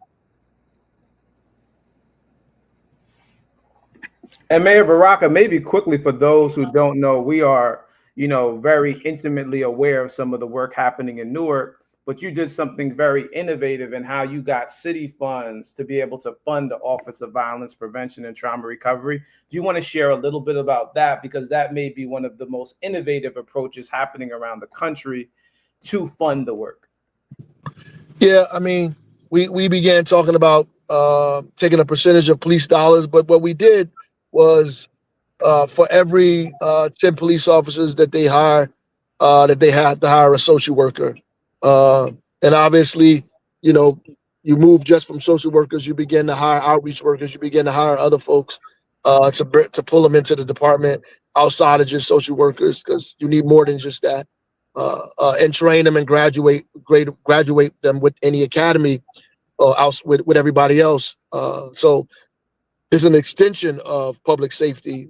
So you're really just changing the definition of what public safety is, so they can't say that you are taking dollars from public safety. What you really do is an expanding public safety, and you're kind of growing the definition of it to include other people. That's also responsible for public safety, putting public back in public safety, as we say over in Newark, and so I think that has been helpful for us to make sure we have a steady flow of people working for the city in those agencies. Certainly. And the idea of not just violence prevention, but really trauma recovery. Right, and trauma recovery. The role that therapists play in doing that. And as you mentioned, a tremendous decline in homicides over the course of a 2 or 3 year period. And one of the things that I saw a couple of weeks ago was the impact of ICE already in the city of Newark. So right. ICE is already in Newark. I saw that they're planning on reopening a facility in Newark, yep. Which from my perspective means that they are now going to make, in some ways, the city less safe. How do you respond to that? And what examples or what advice do you give to other cities who may be dealing with ICE coming in and the instability that may cause in their city? Well, it's certainly going to cause instability. The week that ICE raided that fish market, that month, we had a 50% reduction in immunizations, a 30-something% reduction in people coming to get social services from the Department of Health. So this can cause a really serious public health crisis. When these things happen, when people hide and not coming out and not taking part in the things that make our community safer, healthier as well. So it has a very immediate and dangerous impact. So we are right now struggling with ICE and the GEO group, who stand to make $60 million, a month, damn near to house these folks. But at the end of the day, $60 million per month is what you said? Yeah, they stand. Yeah, they stand to make billions of dollars. This is billions of dollars here. These folks aren't. This isn't a joke, and they're going to do what they can to open this place up. But they have to follow. What we're doing is making them make sure that they get all the permits, everything they need, because they think they're going to roughshod over all of that, but they're not. Like, they have to have community meetings. They have to change the use. So if you're changing the use of the building, you have to have the public planning board has to vote yes for that. And you have community meetings. If the community comes out and say no, and the planning board says no, then they can't change the use. And if you can't change the use of the building, then you're not supposed to open it with that use. That is the state and municipal law. So they can't just run roughshod over the laws. What they can do ultimately is get the federal government to come and take the property altogether. Then it becomes their property. But if they take the property, they lose the lease. They lose the lease. So it doesn't benefit them as a group, the GEO group, to allow the government to take the property from them, because then they lose the money that they stand to make out of this. So there's an important role for community to play in this moment to push back in regards to what they're doing, because the community voice can actually at least stifle the process a little bit. It may not be able to permanently prevent them from figuring out how to get that building, but it certainly can stop them. Sure, absolutely. It certainly can slow them down, pause them. Absolutely. So when people say we don't have power, there are things that the community can do, and this is one of those examples. So how do people get that information? And when is it time for them to show up? Well, the information is public, and they have to post the building. The developer, whenever they change in the use or building something, they have to put a big giant white sign on it. Engineering department puts it up there, and the date of the planning board and all of that is on that sign. All of this stuff, so people can show up to those meetings and voice their concerns about what happens, and then the planning board has to vote on whether to grant them the change of use or not.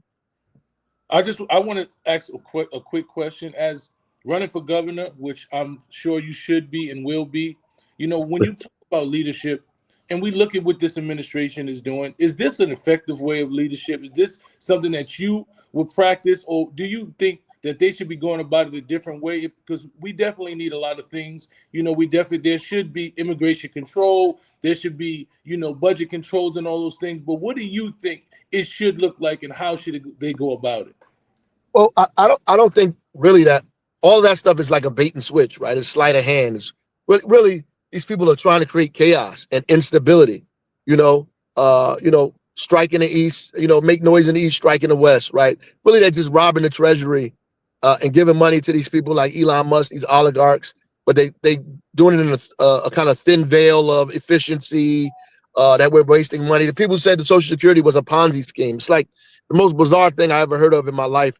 They're doing this because if you just attack everything, you can't protect everything, right? So you can't defend everything all at once, because if you defend all fronts, you defend none, right? So we really have to figure out how to pick 2 or 3 of these things and push back on it so it does not happen, and begin to focus on the other 3 as we go, because we can't do it all together. Obviously, if we were working on efficiency, one of the efficient things to do was cut some of Elon Musk's contracts that he's getting for $800 or so millions of dollars. That's efficiency, making the wealthy pay their fair share.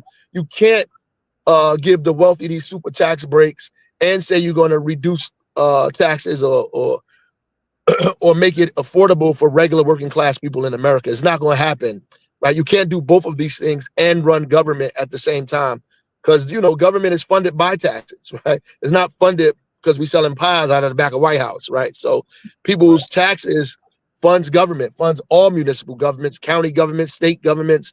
And so if the wealthy don't pay, somebody has to pay. That's middle class families. So who's taking care of working class folks? Nobody.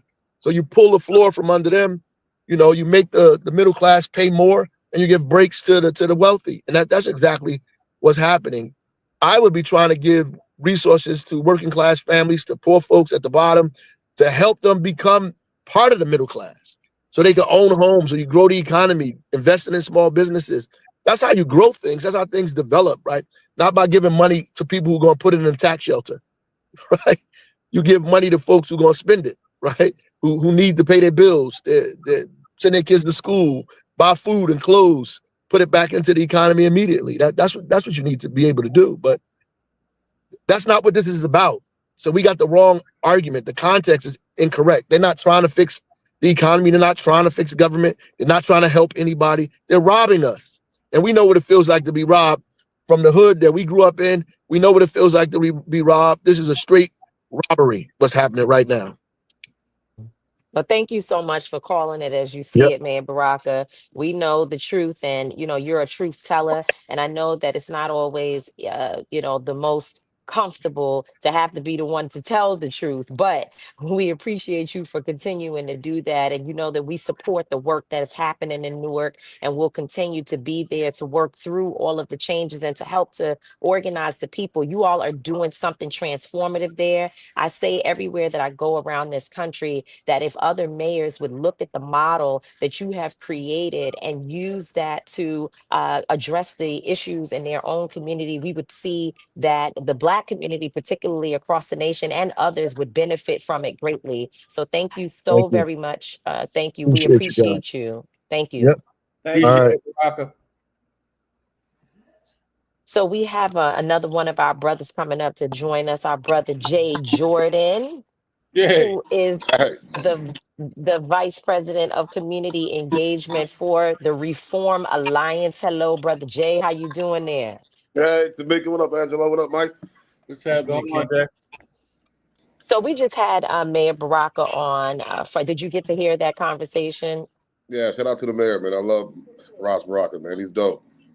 Absolutely. And you are sitting in a very important position at Reform Alliance, being responsible for community engagement. But even before this, you have worked with other organizations and have led efforts. And one of the things we wanted to do during our time on this 24-hour marathon, where an incredible team of individuals are working to ensure that we center Blackness, that we center truth, that we center ourselves and ensure that we have an organized space to come together when we know lies will be told this evening as the other events are taking place. And so one of the things I wanted to have you on, and we always talk to you, Jay, and Until Freedom's role here in many ways is to ensure that we bring some of the people who are doing work every single day in the community to address very specific concerns. And one of the things you talk about all the time are the collateral consequences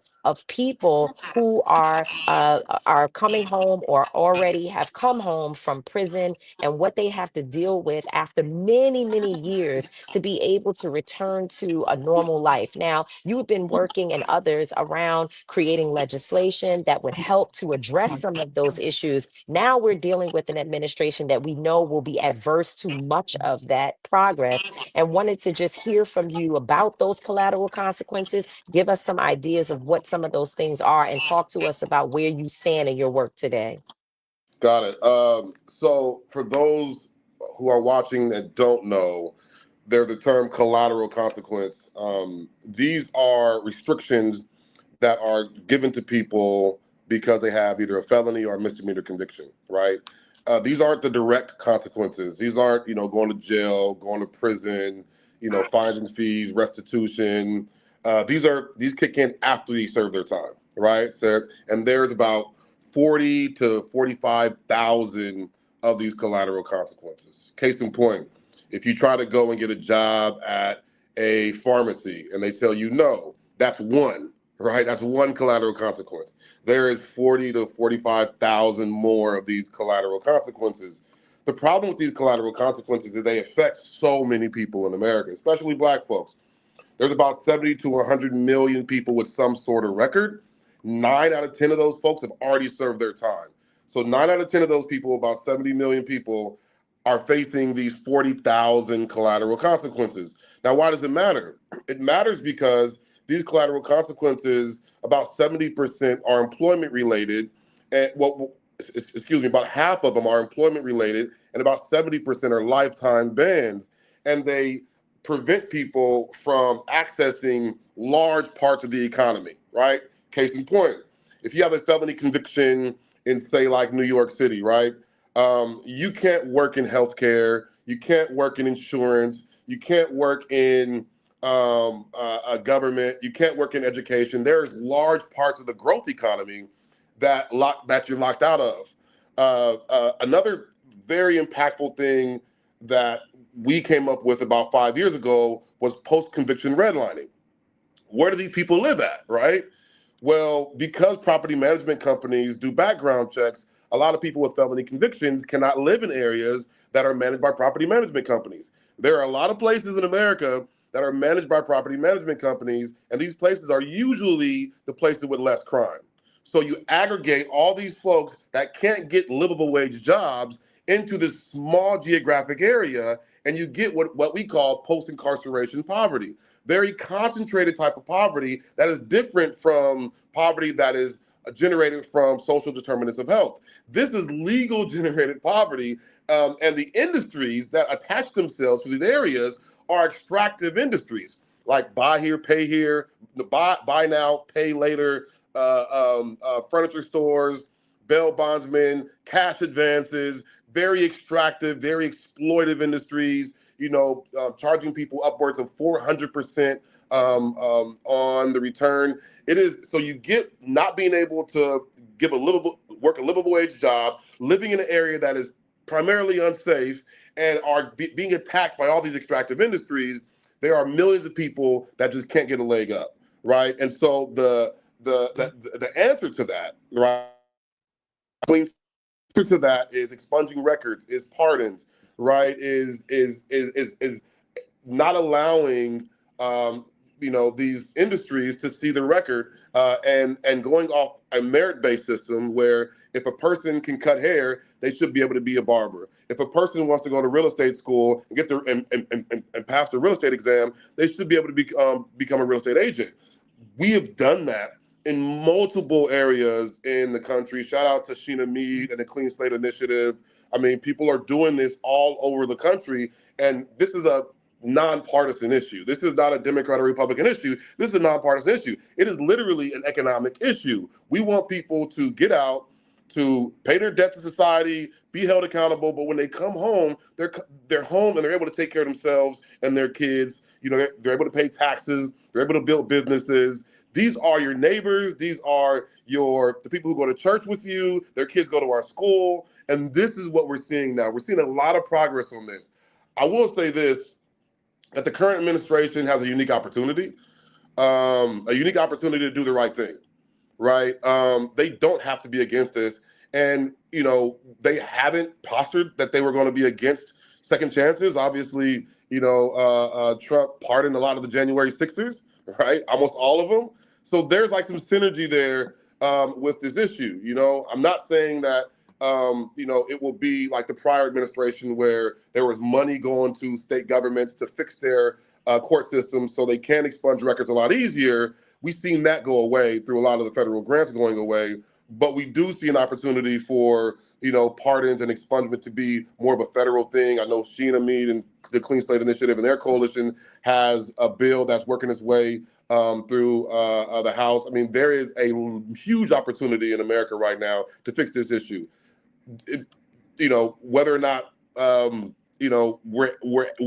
able to see the leaps and bounds that we need to see, that's up for determination. Thank you, Angelo. Oh, well, I guess my challenge with I have a lot of challenges with the current administration, but what I will say is when I think about the issue of mass incarceration, and I talk to folks about it, and we see the ways in which there has been some progress made, right? Where you don't see numbers necessarily rising, you may see them flatlining. For me, what we're seeing now around crimmigration or the criminalization of undocumented folks is a way for the system of mass incarceration to expand. And even when you see a reduction in some folks who are inside, now, like when we were speaking to Mayor Baraka, you have Geo Group who's going to open a facility in Newark. So, and it's cheaper, and they don't have to honor the liberties because folks don't have their citizenship. So how do you feel about the ways in which it appears the system of mass incarceration or the system of detention is expanding, right, by targeting undocumented folks and also probably making even more money through the privatization of that work? What's the connection, and how do you respond to some of that? Yeah, I mean, you named it. For those of you who don't know what crimmigration is the intersection between criminal law and immigration. Shout out to Rose Kahn and Hillary Blount and all those folks. It's real. It's real. There's a lot of industries that are attached to mass incarceration. I think level setting for people may, give them a picture for what they're up against, right? So the American legal system, right, is the second largest employer in the world. Literally, right? You have the U.S. Department of Defense, which is the first largest employer, private or public. You have the U.S. justice system and all its bells and whistles, the second largest, employs 2.5 million people. Then you have Walmart. And then the fourth is the Chinese Ministry of Defense, right, or something like that. So this is a massive government bureaucracy. It's huge, right? It spends about $300 billion every year. That's not including all of the contracts that are attached to this system, right? And so you just don't have the police and prisons and jails, probation, parole, the stenographers, the whole thing. You have people like GO and CCA that do private prisons. There was a movement in the last decade to get rid of private prisons in America. It was a massive movement. Both red and blue states canceled contracts with GO. They literally said, we're not doing private prisons anymore in America. And it wasn't, and I think about 80% of Americans agree that we shouldn't use private prisons and use costs. We shouldn't use profit as an incentive for public safety. The problem with that is, right, when you have a massive push to do immigration reform through mass deportations, that same industry that got kicked out of these red and blue states are now coming back in and being being pushed into the forefront in a lot of these budgets. Yeah. The major problem I have with this, and I think we all should have, is that money that could be spent on ensuring that we have domestic violence shelters, ensuring we have trauma recovery centers, ensuring that we give people treatment for drug addiction, ensuring that our streets aren't riddled with people who are houseless. All that money now goes to private prisons, and this was the problem, Absolutely. right? Like, we have a very small public safety budget, right? Yeah. Very small public safety budget, and a large part of that already goes to responding to crime, not preventing crime. We respond. We don't have a criminal justice system. We have a crime response system. And so if you have a large portion of that going to crime response, and you begin to say, okay, well, we actually need to open up these prisons again, and then give this contract to GO, right? And GO does what they do. We're taking money away from preventing crime from happening. And I think every Black person. I hate to cut you off because what you're saying is some good stuff, but we only have 2 more minutes here today. And we have to, if folks don't know who Jay Jordan is, we were so intentional about getting him in this conversation, even though it was last minute, but he has a wealth of knowledge that I want you all to follow. Jay, tell folks where they can find you. And then I want to give you, my son, any last words that you have as we kick this back over to our brother, Pastor Mike McBride, who will be taking us the rest of the way. Shout out to Mike McBride, man. He gave me my start, man. I'm a live free organizer through and through. Shout out to Mike. You can follow me on any platform, Mr. J Jordan, spelled all the way out like the color purple, MisterJayJordan. Love y'all. Thank you. We love you too, brother. I just want to round it off by saying we heard, the amazing things that Jay said. We heard the amazing thing that Ras Baraka said. And I just think when we look at this administration, that they aren't invested in, the protection of our communities. Even when we look at, reform, and I know the work that they do and is bipartisan work, but the reality is if we are fighting to get pardons and we have a president who is making laws and we are locking up protesters, kids who are protesting and, things of that nature, then we're increasing the population in prison. And we can't get enough for that. We listen to Rock talk about how they're disenfranchising the community and everybody's in an uproar. Violence is going to have an uptick when you take away jobs from the community. Violence is going to have an uptick when you increase the scarcity and you increase the trauma in communities.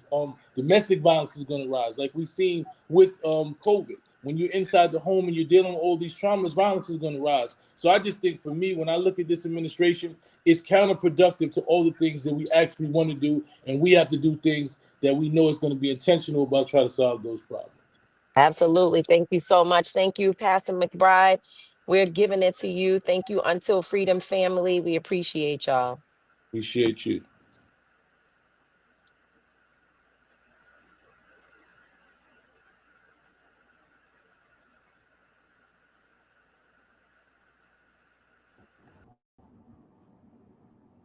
Hey, everybody. Okay. All right. There we go. Yes. Yep. Until Freedom, man. Without the power of Until Freedom fueling our movements, I must declare we would lack the passion we need to connect all points from the community all the way up throughout. And so super grateful for Tamika, for my son, Angelo, and all those folks who came on in tonight. Great to see Mayor Ras Baraka, my boy Jay Jordan, Amazing, amazing. Listen, y'all, state of the people. We are cooking. I want you to make sure that you are texting people, that you are sharing these streams all throughout your network all today. We are literally turning the TV off and we're turning on the voices of our own people that we know can move all of us into a place of truth, of justice, of hope, of action, of solidarity and unity. And so please, y'all, encourage people to join the State of the People community. 24 hours of truth-telling, of learning, of educational solidarity. Super excited. Now we're getting ready to bring to the State of the People stage the sip hour. My goodness, get ready to sip something. Get ready to get your sip on with Adrian Shropshire. Is coming from Black Pack. Sis, my goodness. We cooking out here in these streets. Unmute yourself so we don't mute the voice of the powerful Black woman who organizes us all over the country. Say hello to the people. Hello and good morning, Pastor Mike. So good to see you. Oh, the pleasure is mine. I am a long-winded Black preacher and I already have my time. So I'm going to move on out the way and let you bring up the rest of your friends and your Lord have mercy, Judy. If I know Judy in on this panel, my God, what's up, sis? Hey, love. Great to see you. I think Fatima's coming on. Glenda Carr's coming on. These are some wonderful voices, organizers, co-founder Higher Heights Pack. Listen, y'all, it's about to go down. And as Jesus said, I will decrease so y'all can increase. Have a great time for the sip hour. Thank you so much, Pastor Mike. So we are waiting and will soon be joined by the fourth member of the SIP, Fatima Goss Graves. But good afternoon. I was going to say good morning to you all because it is morning for me over here. But good morning to two of the co-hosts of the SIP, Judith Brown Dianas with the Advancement Project Action Fund, and Glenda Carr, president of and co-founder of Higher Heights. Good morning, y'all. Hey, y'all. Hey, good morning. Well, it's morning for you. Yes. Well, here we are. Right. So I think I want to add to the chorus of appreciation for the folks who brought us here. So just a big thank you to Angela and Joy and Holly and Reverend Mark and Ashley and Lolo. I'm Team Lolo. All the time. So just it was really, again, like just phenomenal to go from an idea one day or one night, I don't know when it popped up, to the actual Avengers assembling, right? Portals opening, people stepping through saying, sign me up. So just so appreciative of the folks who put in the time and all the other people too, who really put in the time to make this 24 hours real. So let me just do what we do all the time at the SIP, which is to ask two questions. One quick second. I know I was going to decrease. We got you. I saw it. All right. We were going to do this. We're professionals, Pastor Mike, now. We got a congressman that wants to come on and say hello, so we're going to bring him on. We started. Hello, everyone. How are you? Hello, Congressman. Let me begin by thanking you guys for what you do for our people, for our country, and keeping the airwaves live with unfettered facts about where we are, and equally as important, where we have to go to protect ourselves, protect our democracy, protect our community. So God bless you all. Thank you, Congressman, for jumping on in here. Super appreciative for you and your work, and keep standing tall. We got your back. We got all y'all's back. CBC, fight for us out there. Thank you so much. Well, as you know, today is going to be the new president's first opportunity to address the Joint Congress. And while there are multiple views on how we should handle this, the most important thing is that we aren't going to run. We aren't going to cower. We're going to stand up to the schoolyard bully, and we're going to make it clear that we aren't going anywhere, and that we're going to fight them tooth and nail to make sure that our Constitution is honored, that our diversity, equity, inclusion, however bad word they may want to make it seem, that we're going to fight to make sure that our community, our government, our world is diverse, that there is in fact equity, and we will be included. And we're not going to back down. We're gonna be there to address and stand up to the bully, stand up to the unelected billionaire Elon Musk, who seems to think that this is a game, that he can pull out a chainsaw and rip through federal employees as if they were insignificant individuals, that he can rampage through our private data. No, Mr. Musk, we're not going to let you. We have over 100 lawsuits pending, and we will continue to take them up at every front. We'll fight them legislatively. We'll fight them procedurally. We'll fight them in the courts. And yes, we'll fight them in the mainstream with influencers like you to make sure our people know that we are not going to sit back and take this. We're outvoted, but even when we don't have the votes, we have our voice. We should use this as a clarion call that no one ever misses yet an opportunity again to vote when the opportunity presents itself. When we vote, we win. When we don't, we face the consequences that we face now. And elections have consequences. The protection of our democracy, the protection of our rights, whether it's a woman's right to choose reproductive freedoms or a right to go to the institution that you choose or to have access to business opportunities and to not be cut off because of the color of your skin or because of the zip code that you live in. We will continue to fight for all people. We will certainly continue to fight for African Americans who have been historically left behind. And this attempt to turn the clock back, hashtag, we won't let them. Thank you so much, Congressman. I appreciate it. The courage that you all are showing. Leader Jeffries was on earlier and said we're not going to let him run us off our block. So I appreciate you sort of echoing that again and saying that you all are going to be there and stand up. So thank you so much for joining us and for the words that you brought to the viewers. Yes, thank you. We know you're from Louisiana and you all have a lot of fortitude. So, and it's Mardi Gras season. So we expect that, that you're 10 toes down in this fight. So thank you so much. Absolutely. Thank you. So, Sipsters, I was about to say two things that we always ask. One is, what are you sipping?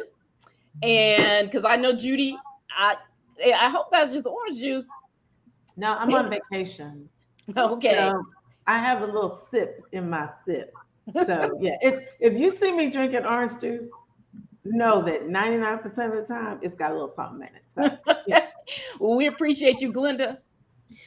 So it's coffee. I haven't been feeling well. I keep going. Is it the state of the world, or do I just not feel well?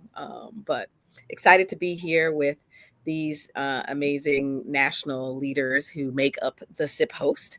It actually, Adrian, I don't know if we're talking about this, it is literally 5 years to almost the day that we came together as then 5 national leaders during the pandemic. And we're sister friends.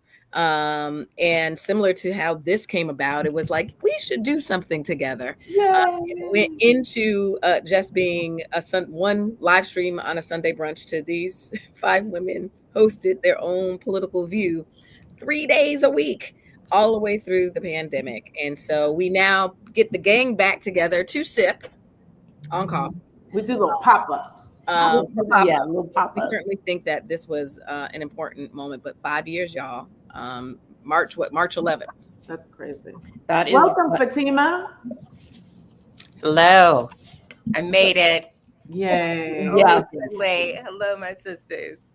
So my second question, we have some guests that are going to come on and talk through some of the issues that we know that we're going to be hearing about tonight, or at least that we're going to be pushing back on for a long time. But I did want to get you all's perspective on a couple of things before we get started. One, just your sense of what it is that is going to happen tonight. And then the other is we just had the congressman come on and talk about they're going to be there, that they see it as important to stand up to the bully.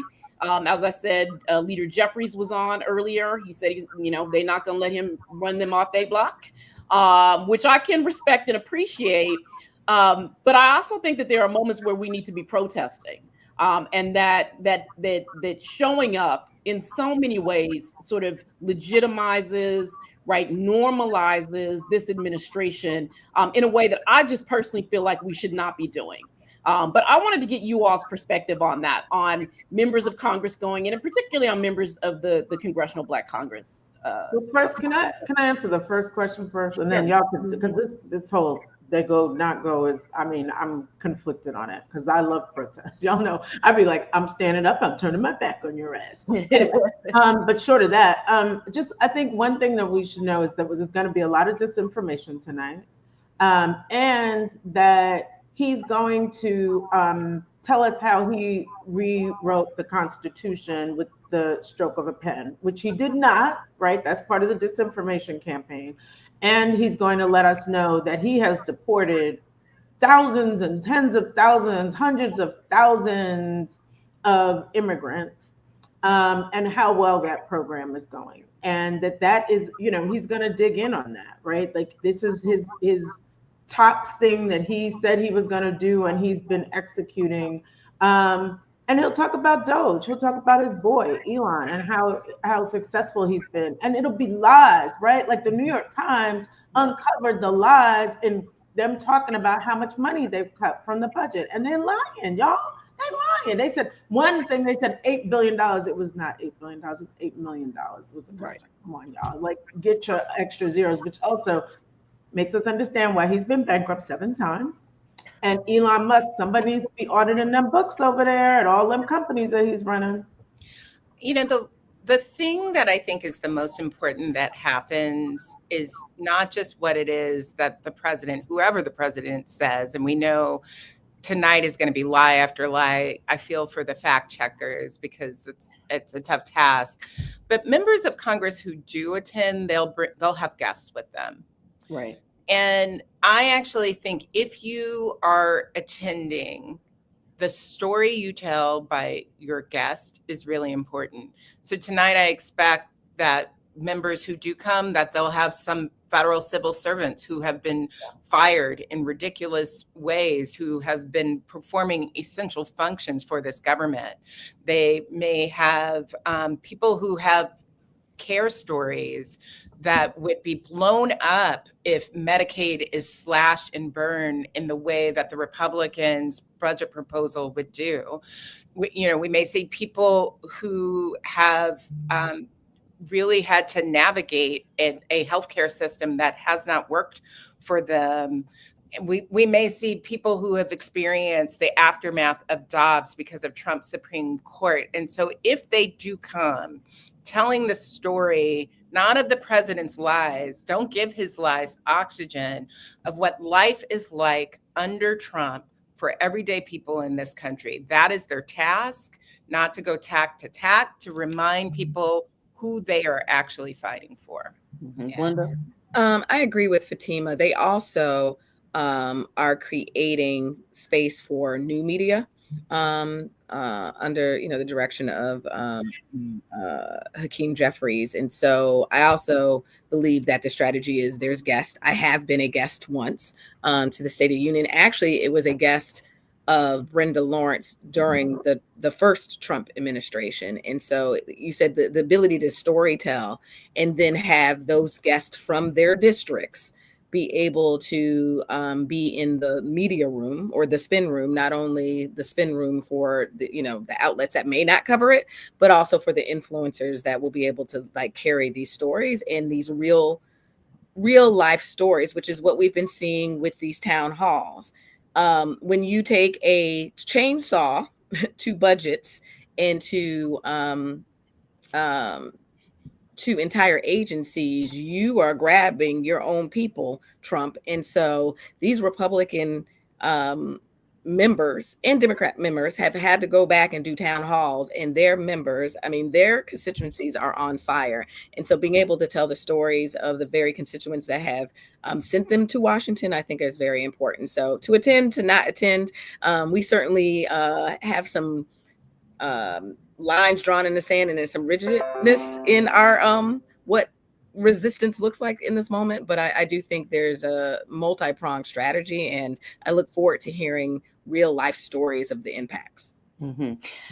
So Judith, I'm going to actually hand it over to you. I think You on mute, Judy. Yeah. Are you talking? Hey, no, I was. That was sign language. I didn't get that. I want to put your last word in, and then we're gonna bring up this guest. Yeah, I'm actually handing it over to you too. Oh, okay. So we have this one or two or three like men that we let hang out with the sipsters. We're gonna bring on one of them. It's like two, yeah, okay. It's like two. So one of them is joining us right now, President Derek Johnson, who is the president of the NAACP. We let him hang out with us every once in a while, and he brings good insight. And so here, joining us to the stage is President Derek Johnson, who we are going to talk to him about what is going on with civil rights. Hello, President Johnson. How are you? I'm good. How's everyone doing? Well, good to see you. We're good. We're okay. You have your sip. What's your sip with you? I learned quickly. What you sipping? Tea.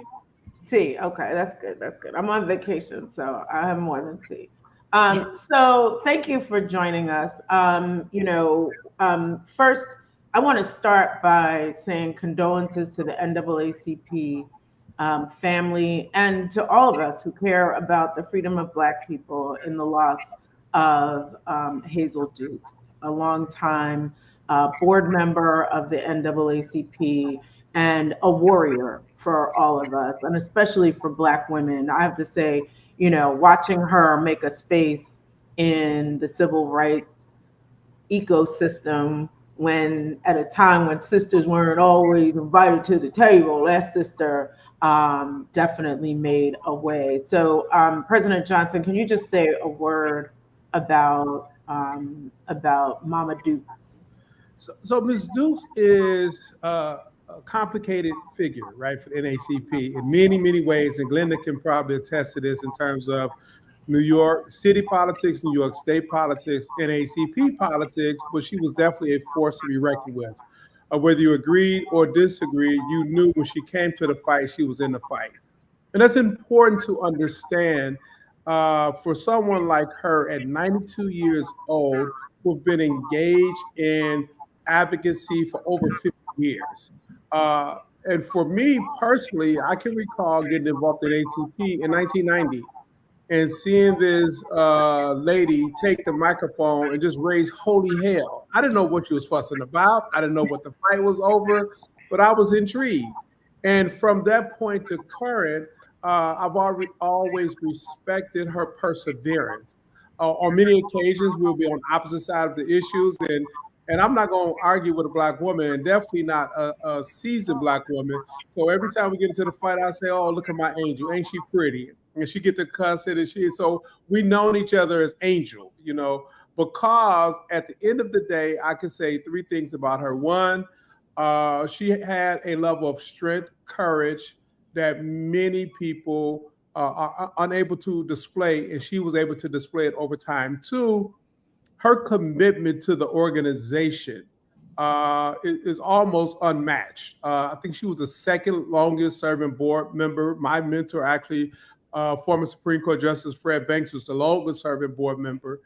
And the fact that they would show up day in and day out for the association speaks volumes. When many people try to build their own personal brand identity, we can never move away from the need to have institutions, whether those institutions are new or old. As long as they are relevant, we always need to give wind to the sail.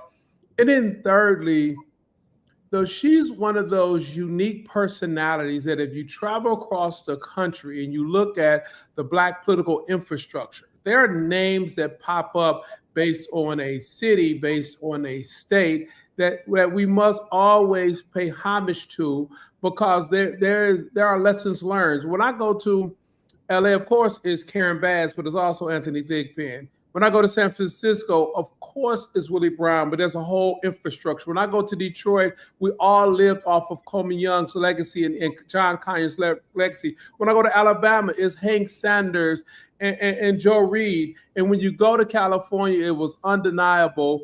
Hazel Dukes and Percy Suggs and Basil Patterson and all those warriors. And so for a life well lived, we must celebrate. Thank you. Thank you, President Johnson. So, and we thank her for her life and works. So I want to talk about... Julie, let me share one thing, and I meant to mention, our board meeting was just in New York 2 Saturdays ago. And she showed up to give a report. Wow. We were both surprised, but also shocked because we didn't realize how much suffering health-wise. And she demanded to be at the board meeting as vigorous as she's always have been. And she was there. And for some of us, it felt as if it was her swan song, that she came to make her presence known, because it was after that Saturday board meeting, Monday, Tuesday, when we all was put on notice that she was deteriorating much faster than anybody realized. Wow. To the end, to the end. So we want to talk about the attack on civil rights, right? This by this administration, and want to focus a little bit on education in particular. So the Trump administration puts out this Dear Colleague letter, which just sent a lot of universities, schools just reeling, scared that they were going to lose their federal funds. People started, I know my university, University of Pennsylvania, that I graduated from, started rolling back their DEI programs because the Department of Education put out this memo that basically details all the ways in which you could be basically discriminating against white people, and that they're going to cut your funding. And it was a lot of lies in there. So let's talk some about that. And Fatima, you should feel free to jump in this, all y'all, right? But President Johnson, talk to us about this attack on civil rights, the Dear Colleague letter, and specifically, what should we be telling people about it? Because I'm telling people, ignore that. Are y'all crazy? He don't make law. An executive order is not law. I learned that in law school. I had to pay a lot of money for that. So we both did. So the timing is interesting. The strategy of this administration was shock and awe. And for the last 42, 43 days, they have shocked and awe everything. They are seeking to push as much as possible the limits of executive authority and power. And so if there's not a pushback, they're going to continue to push. But the timing is aligned with the House adopting the budget outline. The timing is also aligned with the March 14th deadline for the CR that must be adopted or government shuts down. It is also aligned with many farmers who were Trump supporters not receiving their subsidy checks during this period when it's the planting season. It is aligned with the goal of disrupting many Americans' expectations around the things that they have grown accustomed to, not realizing it's the federal government and their tax dollars that are providing all of those supports. And so I'm not surprised that they have issued such an executive order to distract people. You know, the last 42 plus days has been about whether it's women or Black or Latinos, you name it, led by the politically charged concept of DEI, which I normally don't use other than saying it here because it's been so weaponized as a tool of distraction and to disorient exactly what they're seeking to do. And in my opinion, and others may disagree, it's about the money. It's about redefining the role of government, redirecting the tax dollars, giving tax cuts, privatizing services, and to do so without majority of Americans realizing that their pockets are being robbed. The beautiful thing about us being Black, we see exactly what it is. We've always seen it. And we may react to some of the targeted stuff against us, but at the end of the day, and I've said this for for a while now, the most brainwashed population in this country, unfortunately, are working poor white people. W. Du Bois talked about the uniqueness of our caste system, that unlike any other country around the globe, that there was this buffer between the haves and the have-nots in the tool of race. And in that buffer was a set of individuals, many of whom were not even considered white when he wrote the book, but they were so trying to be a part of the class of whiteness that they would take up the mantle and fight against others who could never be seen as white, under this illusion that there was a supreme race and an entitlement concept that would never be realized. And we're seeing that same thing now, that this illusion of white supremacy is something that should be upheld, and therefore anything that I have not received that I think I'm entitled to is the fault of the others. And those others are immigrants or blacks or women or whatever the case may be. And those tools are still being used today. So Derek, I fully agree with you that it is designed both to distract and to divide, and in some ways is a legacy playbook that they're using. But it also seems there's a second thing that's happening here, and that is that by calling things DEI, they have so frenzied people in this country around the notion that it is DEI that is harming you.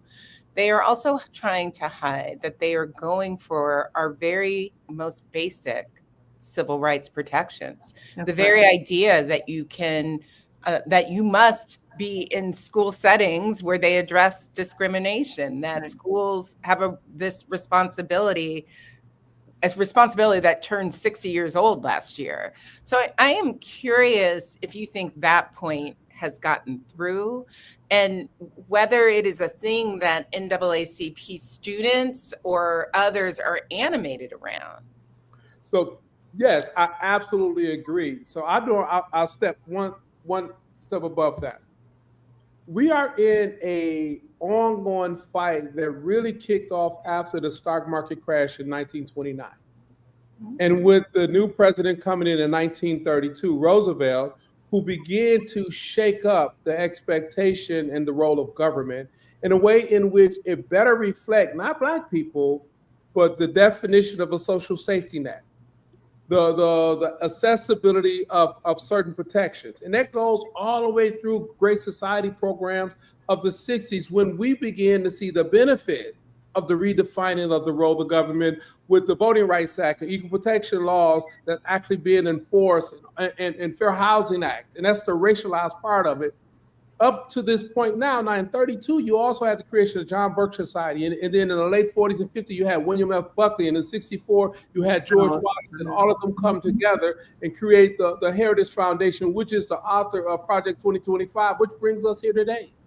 Right. So it's not decoupled; it's all a part of it.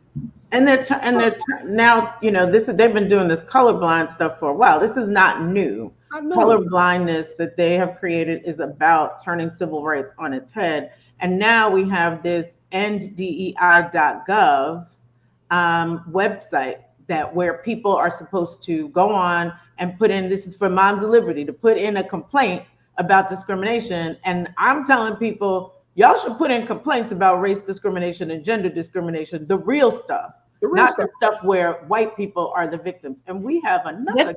Let's welcome. Where'd she go? We had Congresswoman. And this was right on her issues, because I know she can talk about this. Please bring her back. There you are. Welcome. Thank you for joining us this morning or this afternoon. I'm stuck on the West Coast here. Oh, you're on mute, Congresswoman.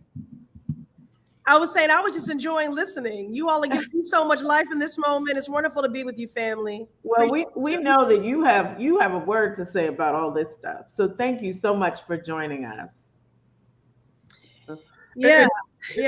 I have a lot of words. Where do you want me to take this?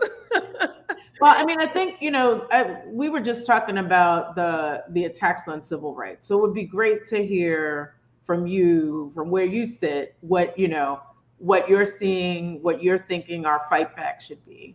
Yeah, I just appreciate you so much. Just it seems obvious because of the work that you all do each and every day, but I think the frame has been so set within the context of a constitutional crisis, and I think it is important that we name that it is a civil rights crisis. It is a civil rights crisis. It is a constitutional crisis. It is an unprecedented power grab, and I think it's important, since their strategy is to flood the zone, is to overwhelm, is to shock and awe, that we not treat these draconian, these dangerous, these lawless executive actions, that we treat them as inevitabilities. You know, he is a dictator, and we have to be defiant in the face of a dictator. You know, we were not being hyperbolic when we said that, when we predicted a march toward authoritarianism and fascism. And I'll just say, as a Black woman, it's just anti-Blackness on steroids, you know, all around us. And so what is the antidote to anti-Blackness? We have to be pro-Black.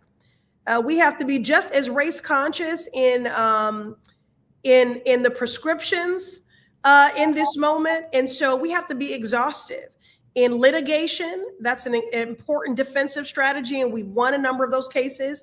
In legislation, I know people, you know, are saying to me, well, why are you still introducing bills, recognizing that they do have a two-person majority? Well, because I'm still going to appeal to them. You know, even though there really does not seem to be a Republican Party anymore, it's just a cult of cowards that are complicit in wholesale harm, I'm still going to make the appeal. I'm still going to use the power of the pen as a lawmaker while they work to deny us as a co-equal branch of government, to erase our relevance. I'm going to stand up in the face of that and offer an affront at every turn. And let me say this legislatively. It is not only important that we offer legislation in defensive strategy, but that we continue to introduce legislation to affirm who are we? That's right. Because one of the reasons we're struggling, one of the reasons we're in this situation is because when we have the power as Democrats, we do not use it. And so we have to continue to advance. You said it, we didn't. Yeah, no, it's a fact, you know? So while we do the work of blunting these harms, we have to do the work of actively rebuilding the party, but we have to rebuild trust so that people know when we get the gavel back, when we're back in power, that we will actually use the power. And as I said before, my sibling, Brittany Packnett-Cunningham, says scared power ain't power at all. So, you know, that's what I'm focused on: litigating, legislating, agitating, and organizing. Organizing is so important. We're actually doing trainings to teach people how to organize, because we can't just keep throwing out stuff like, y'all need to go organize. Not everybody knows how to organize. It's a lot of people for a long time who do have sort of Superman syndrome, who do see democracy as a spectator sport. But in this moment, everyone will have to summon the courage and the will and do something. If you're not leading the resistance, pack a sandwich for someone that is. We need people sending up prayers. We need artists. We need everybody in this one. We need mutual aid. So we need community, and we need to organize. And we're going to actually teach people how to do that, because we can't just keep telling people, call the Republicans, call the Democrats. We need to do the work actively of organizing and resistance. Congresswoman, can I just ask you to build on that? You know, this is a moment where a lot of people seem afraid, right? Both people who move through the world typically with a whole lot of power, right? I've never seen billionaires act so afraid. And then there have been these really inspiring moments where individuals who don't have the protection and cover of wealth or institution have stood up. And I'm curious how you think people find that courage and what that looks for you. Yeah, I see people doing that every day, like my guest tonight for the State of the Union, a federal worker, brilliant attorney, a manual wheelchair user as well, who worked every day to enforce our fair housing laws, to ensure that people were not experiencing discrimination in housing, and also to to advance, more housing that is affordable by advancing grants to organizations that do that work. And, she was fired. She was a probationary worker. She could have taken her talents as a righteous attorney into any sphere, any industry or agency, but she chose the federal government because she wanted to give back to her people and her community. And, the fact that she received a pink slip on Valentine's Day, no less, it was demeaning, it was demoralizing, but she is one of those everyday people who, in the midst of that, 24 hours after she was terminated from a job that she was damn good at, that served the people and communities, she was already organizing to support those that were fearful that they might be terminated, and to do everything possible to advance that work. Her first concern to me was not her life, was not her livelihood, but what of the unfinished work? And so it's people like my constituent Claire from Everett, Massachusetts, my guest for the State of the Union tonight, an unjustly fired HUD worker who proves also the importance of diversity, equity, and inclusion. Those are our fair housing laws to guard against discrimination. So it is everyday people that are giving me, emboldening me, fortifying me, that are inspiring me, that are strengthening me in this fight. I think it was Dr. Angelou who said courage is the most important, because without it, you can't practice any of the other virtues. It is the most important.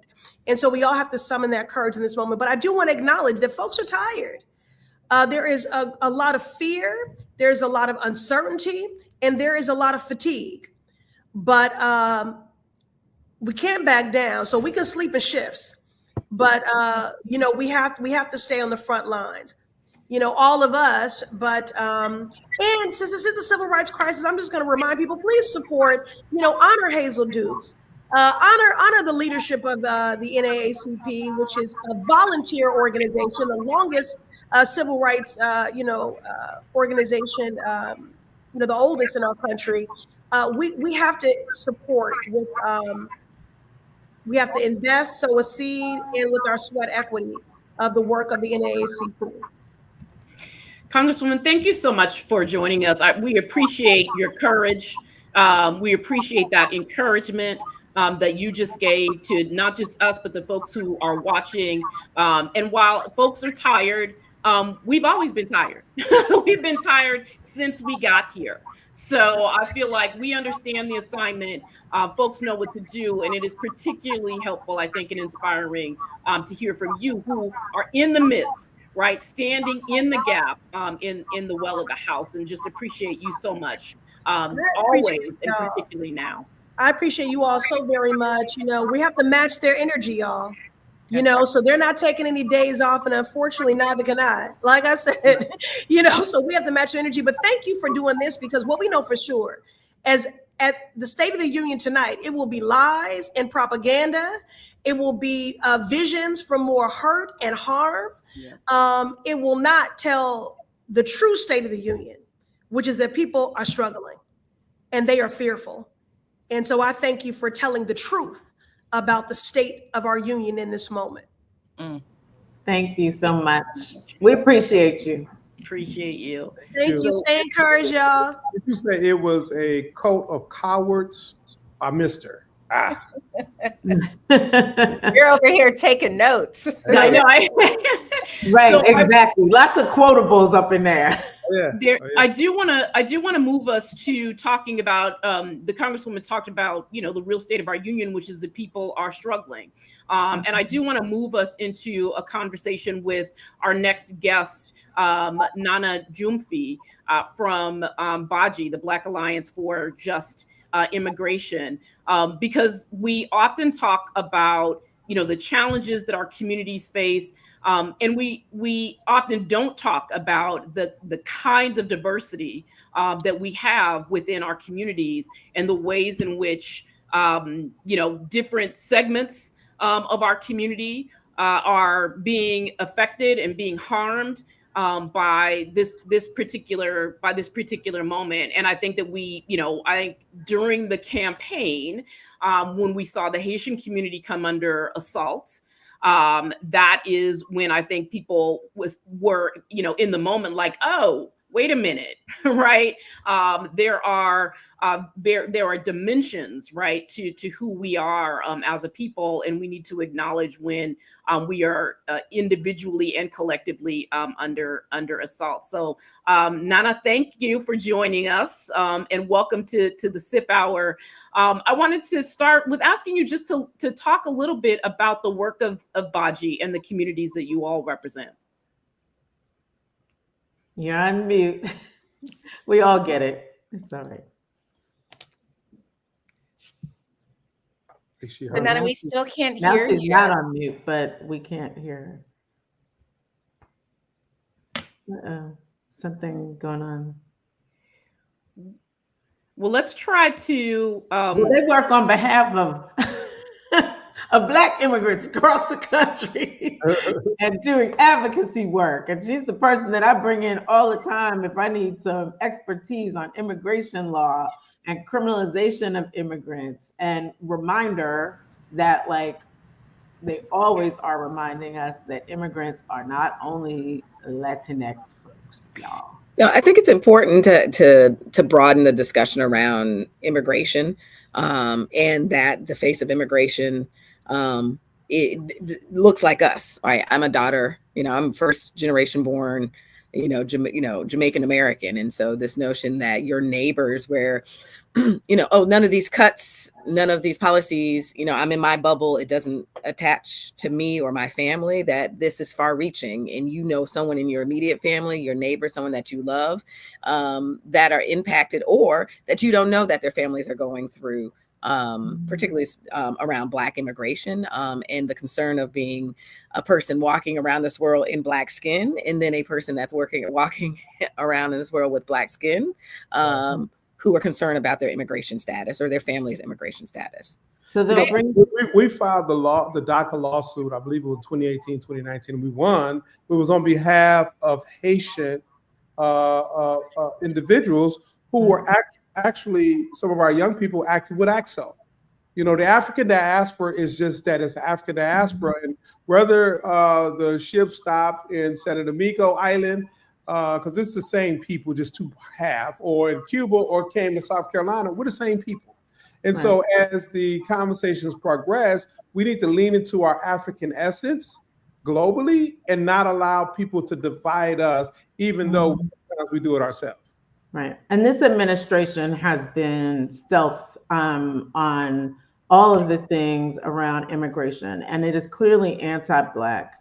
It is unbelievable. Like, first of all, the fact that this joker thinks that he can rewrite the Constitution and get rid of birthright citizenship with an executive order. Remember, an executive order is not a law. And he could do that, and then got rid of. And this is something that Baji and my organization, Advancement Project, have been working on together, along with others. Is like they took away the sensitive locations memo, which said that ICE could not come into schools, hospitals, and churches. And they got rid of that. So now ICE can come to schools. And part of the work that we're doing is to get schools lined up, and teachers, et cetera, to understand that they don't have to let ICE in. That is complicated when you have school resource officers who may be under a cooperation agreement. So that SRO that could be walking down the hall could be really acting as ICE, and they know who the undocumented students are in the school. So we're doing some work around an action kit with Baji and the Alliance for Educational Justice to give people the tools to advocate at their school district to make sure that young people remain safe in our school buildings. Can you hear me now? Yes. Lord have mercy. You see the FBI, someone go and deal with these people. COINTELPRO back. I need to get my H-1B Africans to do something about these tech people. So, Nana, we were just talking about some of the issues related to the Black immigrant community right now, but I also wanted to give you a chance to talk a little bit about Baji and the history as well. Thank you so very much. I don't know literally what was happening, but BAJI, Black Alliance for Just Immigration. We've been in existence since 2006, started by a Black diasporic crew of civil rights organizers, anti-apartheid organizers, human rights organizers. We fight for the rights of Black immigrants and Black Americans to improve our communities, to get us all the sweet life by advancing racial justice and immigrant rights. We are national, but also located in DC, New York, Florida, Georgia, Texas, California, where I am right now, and just thrilled to be here. So Judith was talking about, and maybe I'll just give you all a chance to talk a little bit more about, particularly, I think, the sensitive locations. I mean, we know that there's just a lot going on right now. We're talking about deportations. We're talking about people being sent to Guantanamo. It's unclear who's being. I mean, I think there's lots to talk about. And so I think I want to.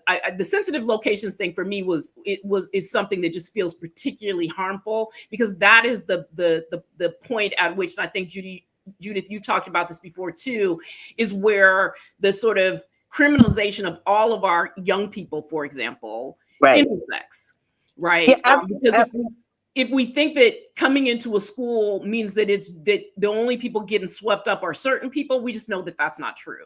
And particularly when we think about the damage and the harm of the resource officers that we've seen, in a number of circumstances, that feels really it's a big shift, and I think dangerous for everyone in our community.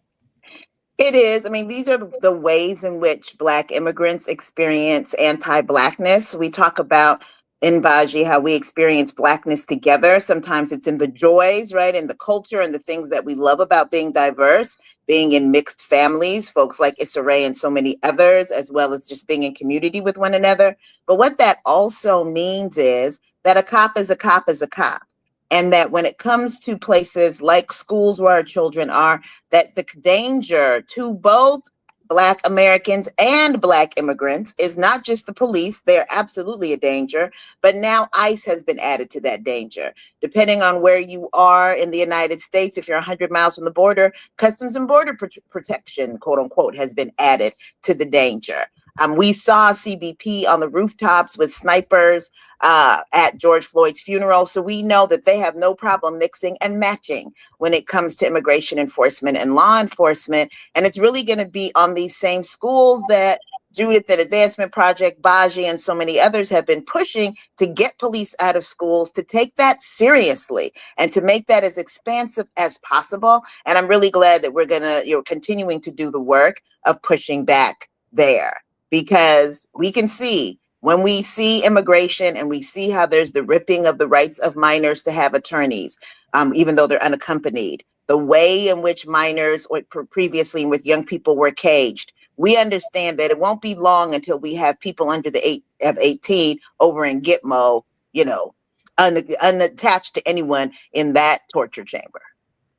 Nana, can you talk some about TPS, temporary protected? Because what has happened? Because people expected that they could stay here, and now all of a sudden he has changed course. So talk some about that. So he's changed course. Temporary protective status is like an in-between status. It's not quite the permanent protections we're looking for, but it saved lives. It's only granted for countries where the conditions in people's countries are so terrible that it doesn't make sense. It puts people in unsafe conditions to have them go back. And so the United States right now for Haiti, for example, has declared it like a level 4, do not travel. Don't caution when travel. Don't go there, okay? But they have been sending Haitians there. And with the end of temporary protective status for Haitians, up to 540,000 Haitians could lose that status that allows them to be in this country, not just to work, but to be with family, to be with community, and to be safer from the dangers that they would face in Haiti. And so it's devastating. And also, he did this the first time around. This is not his first time on that rodeo. And we whooped his behind. I'm trying not to cuss that first time around in litigation, in organizing. We kept our people here. He also went after Sudan and a bunch of other countries. We expect the same, and we're here for it. We're ready to fight. We're not going to let our people go quietly into the night. That's not what Black people do. Yeah. So I want to shift this just a little bit. I mean, we know that civil rights are under attack. We know that Black communities and Black immigrants are under attack. But Fatima, I wanted to just talk to you a little bit about what we're seeing in terms of women. And you said this thing the other day to me, which was really helpful in sort of my orientation around there are things being done in the name of protecting women that in fact are not. And so I wanted to give you some time just to talk about that, because I think we've seen, particularly on the question of trans athletes, we've seen this whole like, well, we're just protecting women, and that's why we're having this conversation, right? And so if you could talk a little bit about that and how that fits into this conversation. Listen, every day I wake up and say, do I feel more protected today? It turns out there has not been a day in the last 40 odd days that I have woken up feeling more protected by Donald Trump's efforts to defend women. But from day one, and one of his most high profile day one executive orders was the protecting and defending women executive orders. And anytime you hear that phrase, I always ask myself two questions. Which group of women is he attacking? And second, who is he trying to distract from? And what we have seen is they have used this as a part of a giant anti-trans effort. So to suggest that you could cover for kicking trans women out of the military, for terrorizing trans young people, from preventing not just young people, but younger adults too, from accessing gender affirming care, and basically full stop saying that trans young folks can't play sports. The nitty gritty level in which they are terrorizing trans people in this country at every turn has largely been done in an effort to protect women in this country. And that's not a new idea, by the way. The notion of defending women, there's a long time sort of code and cover for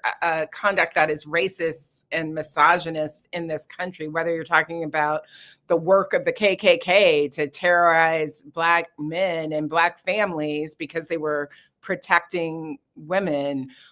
Or you might have the image of mothers standing outside, cruelly shouting at young Black children integrating schools. That this has often been protecting women, protecting girls, has been a justification for a lot of harm. And right now they are turning the eye towards the trans community. And it's cruel. It's terrible. And it actually, I think, as an organization that focuses on actually defending the rights of women in this country, it is a place we know we have to be as litigators, as advocates, and as clear communicators that this won't be done in our name. That not in our name will you exalt a giant terrorizing campaign against a small population in this country in the name of protecting women. Yeah, so Fatima, you also over at the National Women's Law Center have been working around the diversity, equity, and inclusion executive orders, particularly as it relates to like women and women in the trades. Can you share a little bit about kind of the work that is being led by you and your team and others around protecting women, particularly in the trades and many of the, cuts to the workforce and contracts that can disproportionately affect women in this moment? Yeah, and we were really excited to join with our partners at the Lawyers Committee for Civil Rights just last week to file a lawsuit challenging the DEI executive order on behalf of Chicago Women in Trades. That is an organization that has for a very long time worked to ensure that more women can get into the construction fields and other trades. And you know, I don't have to tell this group that women are giantly underrepresented in the trades, and that for those who do get there, they experience discrimination and harassment at untold levels. So one of the things that they're defending and protecting women agenda doesn't account for is the many ways that their anti-DEI orders are making it more possible for people to experience discrimination, or making it less possible for people to get high-wage jobs in fields that have been traditionally shut their doors to them. And so part of what we have to do right now is call them out and name that this sort of agenda that they are talking about, if you really had a plan to protect women, to advance women's freedom in this country, it would look very different. You wouldn't be trying to shut down programs that that allow them to thrive. So Fatima, thanks for that. Because what we're gonna do is, because we only got like 3 minutes left. So we're gonna do a quick round, y'all. Quick, y'all get like 30 seconds. What is your 30-second call to action before we have to hand this back to Pastor Mike? Mine is go to enddei.gov and put in a discrimination complaint about race or gender, okay, about what has happened to you either in your K-12 school or at a university. Because we need a record that actually there is real discrimination going on, and it ain't about white people being the victims of it. All right, I'm gonna go to let's go to our guests. So Nana, what's your 30-second call to action? 30-second call to action is for us to get together as Black folks, Black migrant and African Americans, hook up with folks like Baji. We are going to be having conversations about how you deal with authoritarians and dictators and get them the heck up out of here. Thank you. President Johnson, what is your 30-second call to action? 30 seconds. Pay attention to the March 14th deadline on the continuing resolutions for the budget. Let's make sure that our members hold strong. Don't cut a deal to cut us out. Cut a deal to cut us in. Glenda, thank you. Glenda, what is your 30 seconds? My 30 seconds is in the spirit of Hazel Dukes. You're either going to sit down in intention in protests, march with intention, call your elected officials, go to lobby days, go to town halls. And as Derek said about Hazel Dukes, is make sure that your voice is heard in every room with intention. As they say on my little workout videos, do something. Adrian Shropshire, what is your call to action? I'm going to just piggyback off of Glenda and Derek too. There is a lot of things that people can be doing right now, not the least of which is holding your elected officials accountable to what you believe is right in this moment. And so that means call your members of Congress, whether they're in the House or your senators, whether they're Republicans or Democrats, right? You may have a Republican representative. They have to represent you, right? And so let them know. And the other thing that I would say is that we still have elections in this country, right, for the moment. And so what we know is that there are elections happening this year. People keep talking about the midterms, and that's true, and that's going to be important in 2026. But in 2025, you have an election. And so you need to find out, do your research, find out what elections are happening at the local and state level in your state, and make sure you participate, because that will be sending a message of utmost importance about what we will and won't tolerate and what we will and won't let them do. Thank you. And, and today I'm actually, as soon as we get off here, I'm going to vote, because we have a special election for county exec in Prince George's County, Maryland. And it's important because this is the person that I'm electing to protect me from that stuff that's going on across the border. And so we have to participate. Please, y'all, don't be complicit in this ish. I can't curse. Maybe I can curse, but don't, because Pastor Mike's coming out, so I can't curse. So do not be complicit. Do something. We have got to fight back. They are going after our country. Fascism and authoritarianism is here. So we have to fight back. So with that, we love you all. Stay Black, stay strong. Thank you for the SIP hour. Thank you to all of the hosts, the producers, all y'all who had this idea of us coming together today. And we're going to kick it back to our lovely Pastor Mike. Yo. The SIP hour was fire. My goodness, y'all need your own segment every day. The SIP We love you. Come on, y'all. I hope y'all have received all of this information. I hope that you are feeling energized. I hope that you're clear about all the many ways that you can resist this moment. As the wonderful Judith Brown Diana just said, don't be complicit. And if you need to put the cuss word at the end of that, it's okay. Sometimes colorful metaphors help drive the point home of the seriousness of this moment. Don't be complicit in this stuff. Let's do all that we can to take all the information we're hearing and let's distill it. Let's move forward in a super impactful and powerful way. I am super excited to introduce our next segment. The revolution is reproductive rights. And these loved ones, they're coming in already with the energy. Regina Davis-Moss with the In Our Own Voice. Monica Simpson, Sister Song. My God, good to see you. And Brittany Fontenot. Am I saying that right? Wonderful, with the National Abortion Federation. Listen, the revolution is reproductive rights. I'm so glad y'all are on the front lines educating us about this. As a father of 2 daughters, I want their body to be protected from all them folk out there trying to do crazy stuff. So it's y'all's time. Take us into the future. The revolution is reproductive rights. Thank you so much. I am so excited to be here. It has been quite a time on this here, platform, y'all. State of the People.media, y'all are doing your thing.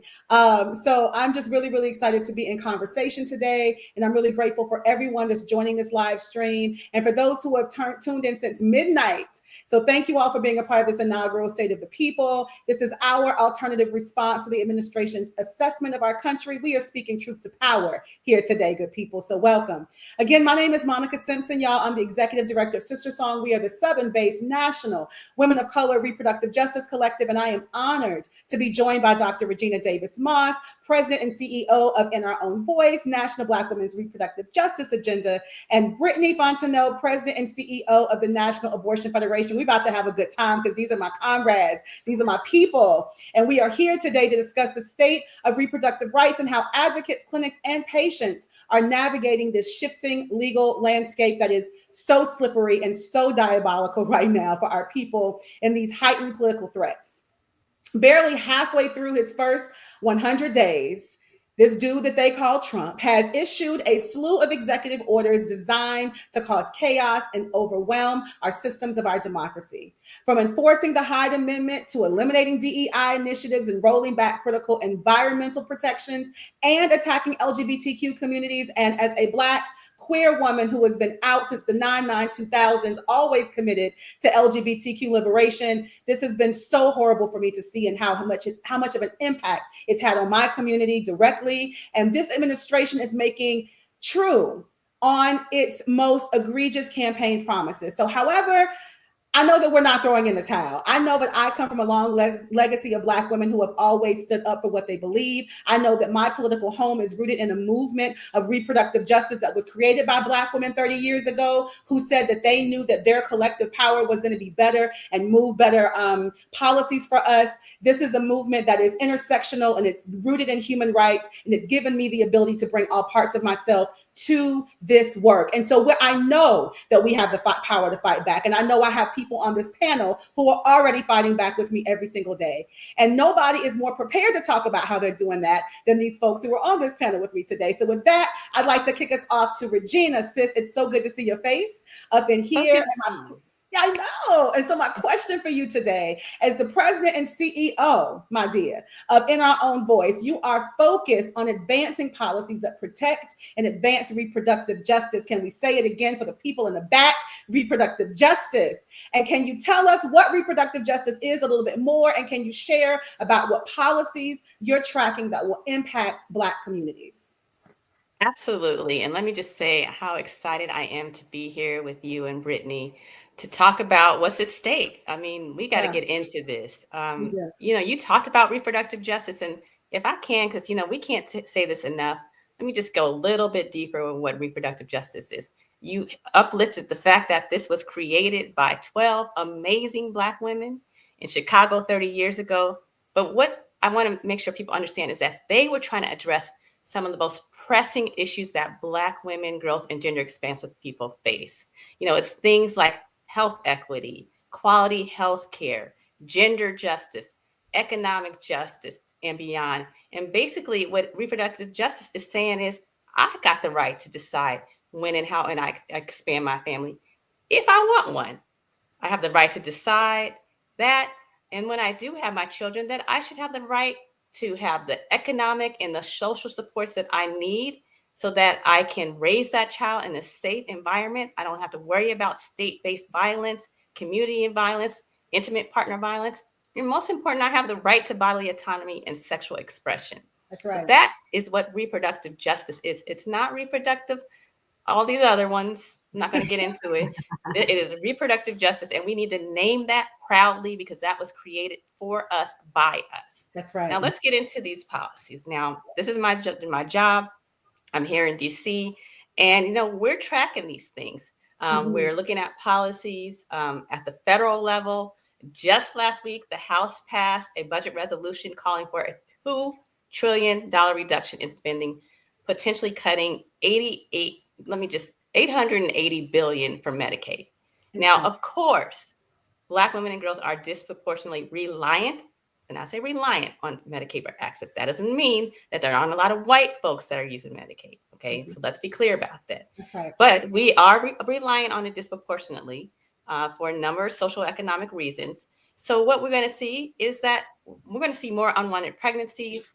As access to contraception is cut off, more Black women who do not want to get pregnant are going to be getting pregnant, which is going to increase their risk for dying during childbirth. We're already in a maternal mortality crisis.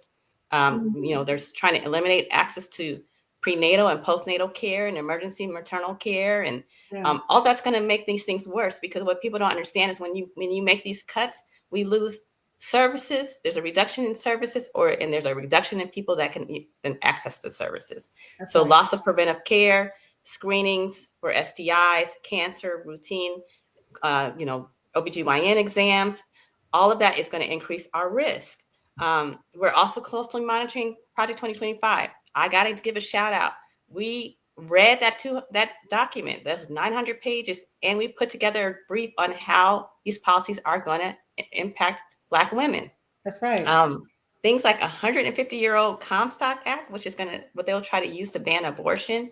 It's ridiculous. So please go to our site, read it. At the state level, we're working with our partners in Virginia and Georgia and Michigan and Pennsylvania to push for legislation at the local level. We've got some great work happening in Virginia around the Reproductive Freedom Amendment that's working to enshrine abortion protections.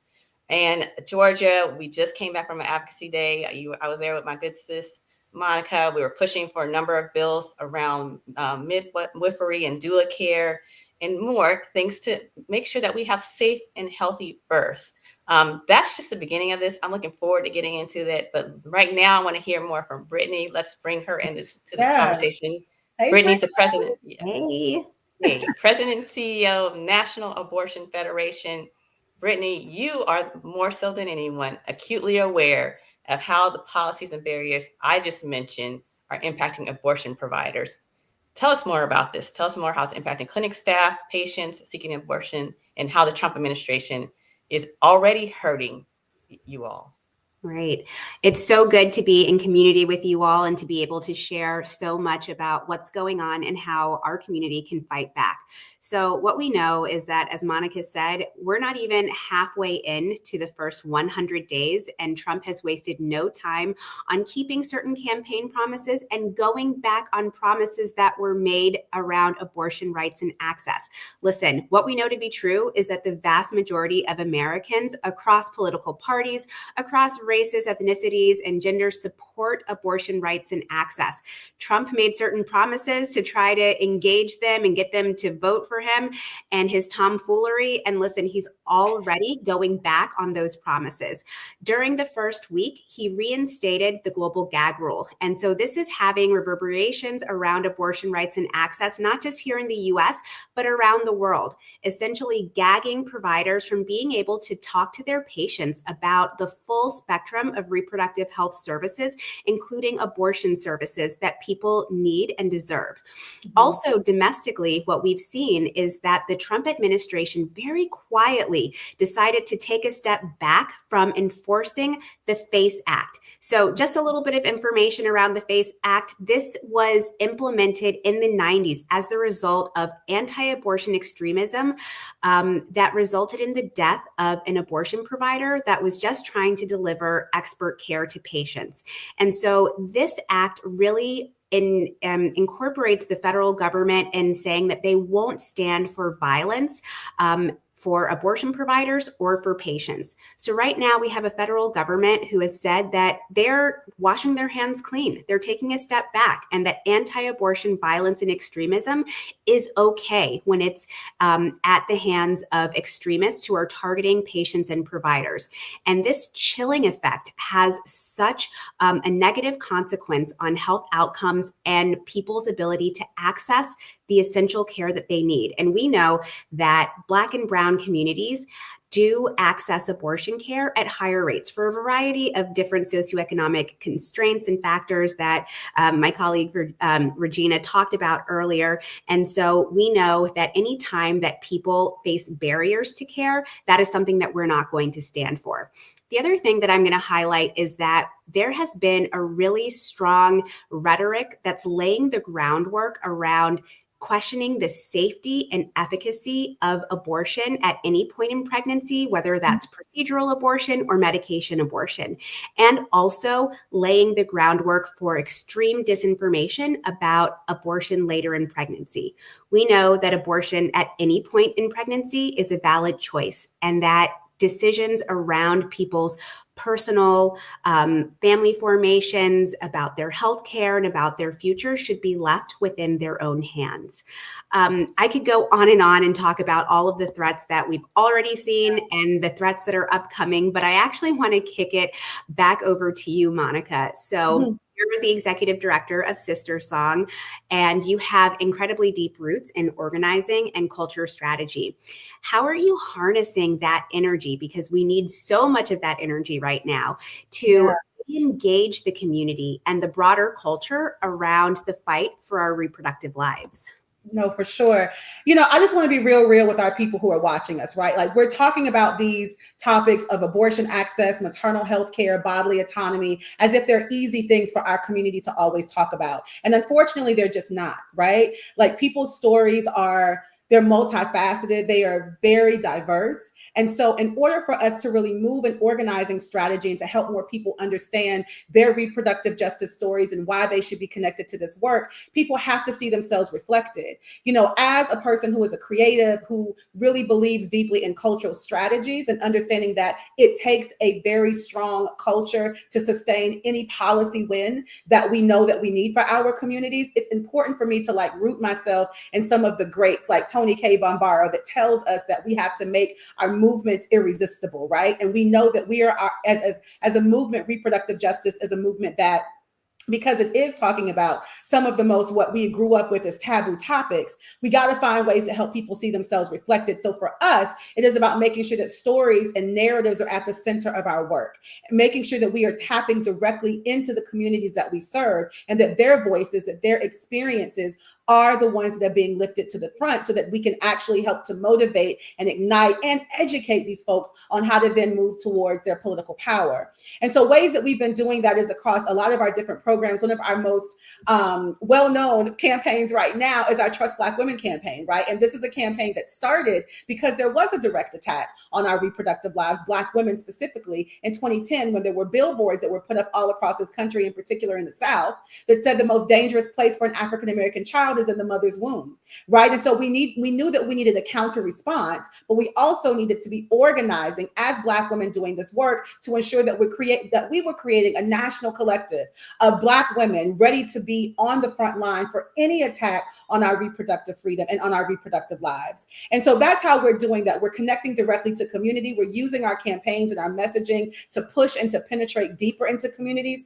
to help people see themselves reflected. You know, I'm a church girl. I grew up in the church, right? And I know how sometimes as I'm moving through different communities, in particular in the South, how these conversations can be polarizing for people, can also silence people in some ways because trauma is real. But what I'm here to tell the people today is that we can't have any freedom or liberation in this country if we are not centering bodily autonomy, if we're not centering helping people understand their human rights in this work. That is what we have to focus people on. And I don't want to get to a world where we are able to rid ourselves of this white delusion that continues to plague us, but we haven't been able to really root ourselves in understanding the gender nuances of things, how patriarchy shows up in our work, how misogynoir, these different things show up. And all of that is important in this cultural and narrative strategy work that we do, as well as the on the ground organizing. So we here to talk to you about the real things, good people, and making sure that you understand that you shouldn't be ashamed of your stories.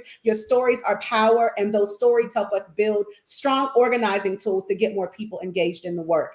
So that's what we do every single day. You have to follow us and get involved. But you know, as I was saying earlier, y'all, despite the chaos and the division from this administration in particular, we gotta continue to push back and mobilize our communities. We're doing it through culture and through deep on the ground organizing. We do it through policy. We do it in so many different types of ways. But there is too much at stake for us to sit on the sidelines and wait for someone else to take action. So we have the power to stand up and make our voices heard. I mean, Regina, I see how you do it every day. I see how y'all are doing it at NAACP. We are on the front lines of this work every single day. So I'd like to invite each of you to share how viewers can get involved in the fight to protect reproductive health and access in this country. And Regina, I want to start with you.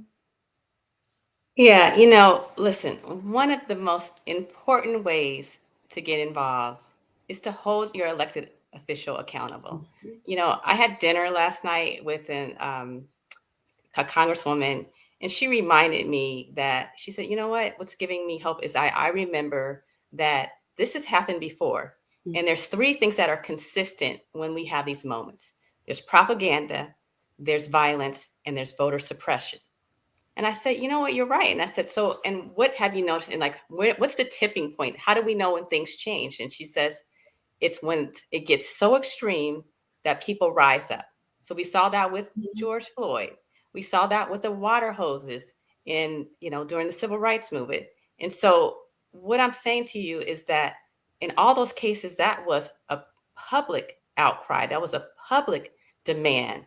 You know, we got to look at the reality. You know, federal policy is critical in order to protect some of these policies that we're talking about. But with this conservatives controlling both chambers, they're limited in what they can do right now. So this is our fight. You know, there's so much important work happening in the states. We still need to apply the pressure. We need to be encouraging them to do the right thing. And as a constituent, these are your elected officials. They answer to you. So what does that mean for you?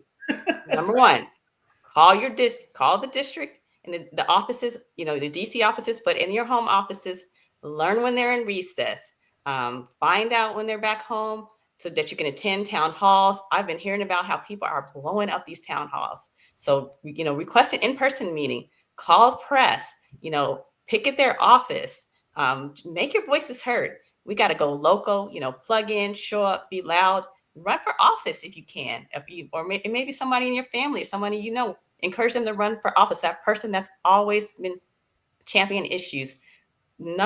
Absolutely verify that your voting status is right. You need to do this annually because we are seeing the roles being purged. Yes. And finally, just, listen, everybody has something they're passionate about. It could be environmental justice. It could be poverty. It could be housing, LGBT, pick an issue because they're coming after all of them. But anyway, pick something, choose a cause, lean in. We need you. We need you. We need you. Absolutely. Thank you, Regina. Brittany, what you got for the people? Yes. So one of the ways that we can take resistance to the next level, one of the most radical ways to resist is to fund abortion. And That's so exactly, fund abortion and reclaim your power and give someone else the ability to be able to reclaim their lives and their bodies and their autonomy. So we're living in a country where your access to essential abortion care depends completely on who you are, where you live, and how much money you are. It shouldn't be that way. And in the absence of elected officials stepping up and making sure that we have unfettered access to all healthcare, we have this community grassroots response, which is abortion funds, which are at the local level and also at the national level. NAACP runs the largest patient assistance fund in the country. Last year, we helped fund over 111,000 people to get the care that they needed. We helped thousands of people travel as they fled their communities to get this health care. And so every dollar that you donate will go toward making sure that someone can reclaim their bodies and their lives. We also, I want to just maybe piggyback a little bit on what Regina was saying, that making sure that you connect with your local officials, tell them that even though the federal government has taken a step back from enacting and enforcing the FACE Act, that there is still the opportunity to stand with providers and to stand with patients and enforce civil FACE Act at the local level, making sure that providers and patients are protected from anti-abortion extremism, and make sure that people understand at all levels of the government that the majority of people in this country will not stand for this, and that we will reclaim our right to be able to control our bodies, our lives, and our futures. What about you, Monica?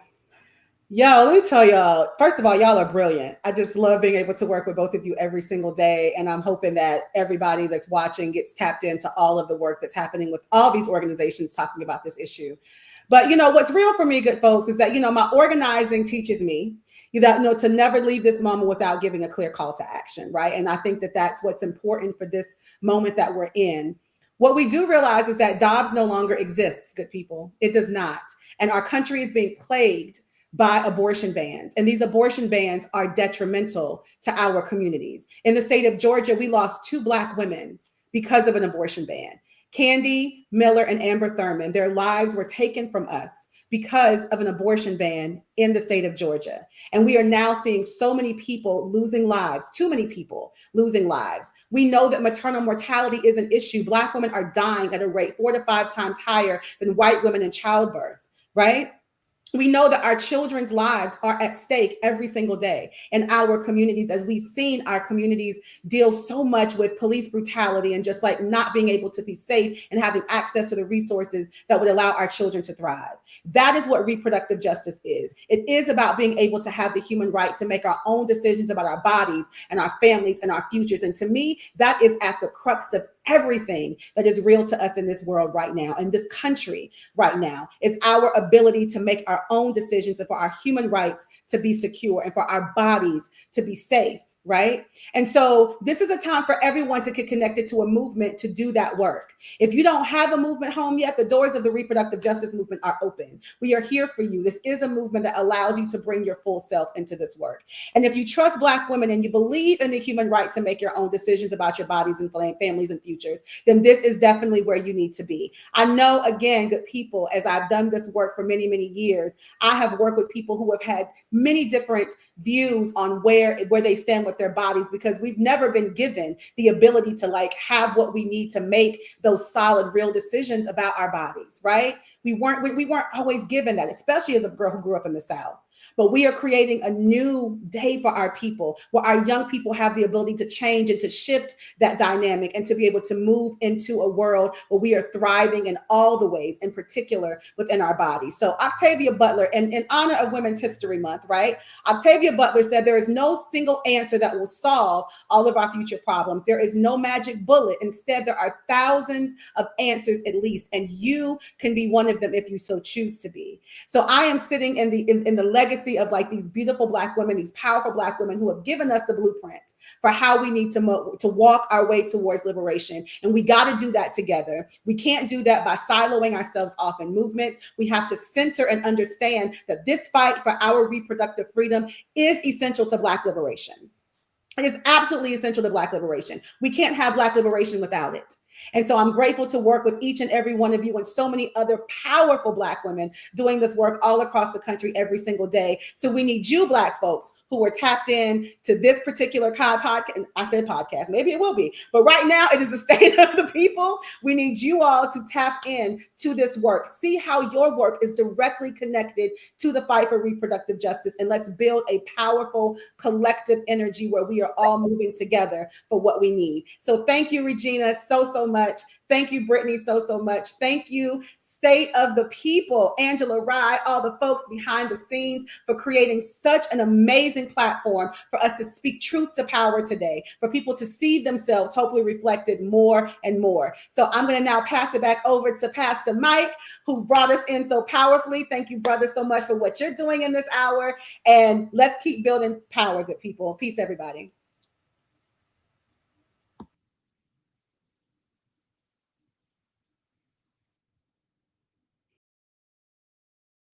Sisters who are continuing to remind us that the revolution is indeed reproductive justice.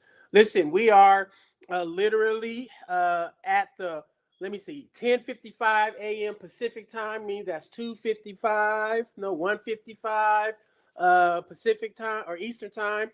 We are, moving quite quickly through this next segment of time, and we hope that you all are taking notes.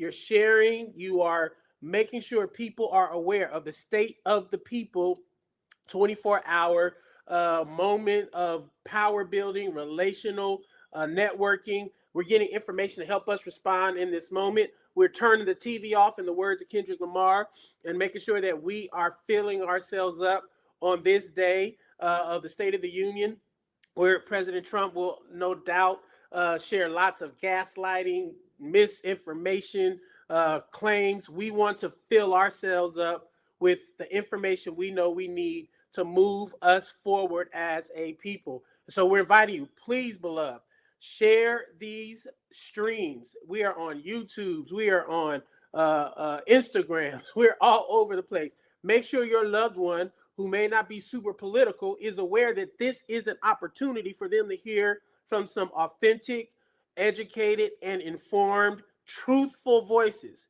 people who are working in our communities every day to make sure that we have freedom, that we have justice, that, as Angela Davis says, freedom is a constant struggle. So we can never get tired. We can never grow weary. We have to keep pushing forward. Sometimes you can feel like you're just doing this work all by yourself. Well, we've had at least 11, 12 hours of programming that has shown you, that has demonstrated to you that people are working even while we're asleep to fight for freedom and to fight for justice. Go to stateofthepeople.media.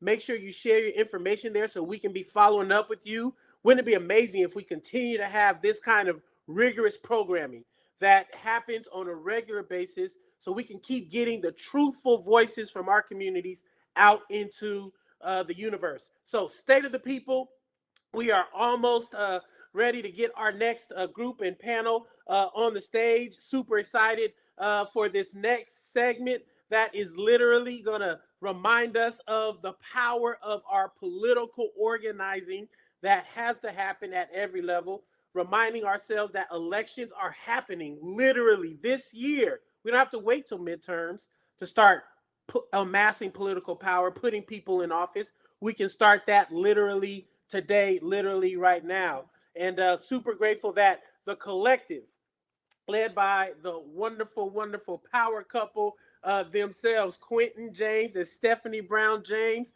they are the co-founders of the Collective PAC.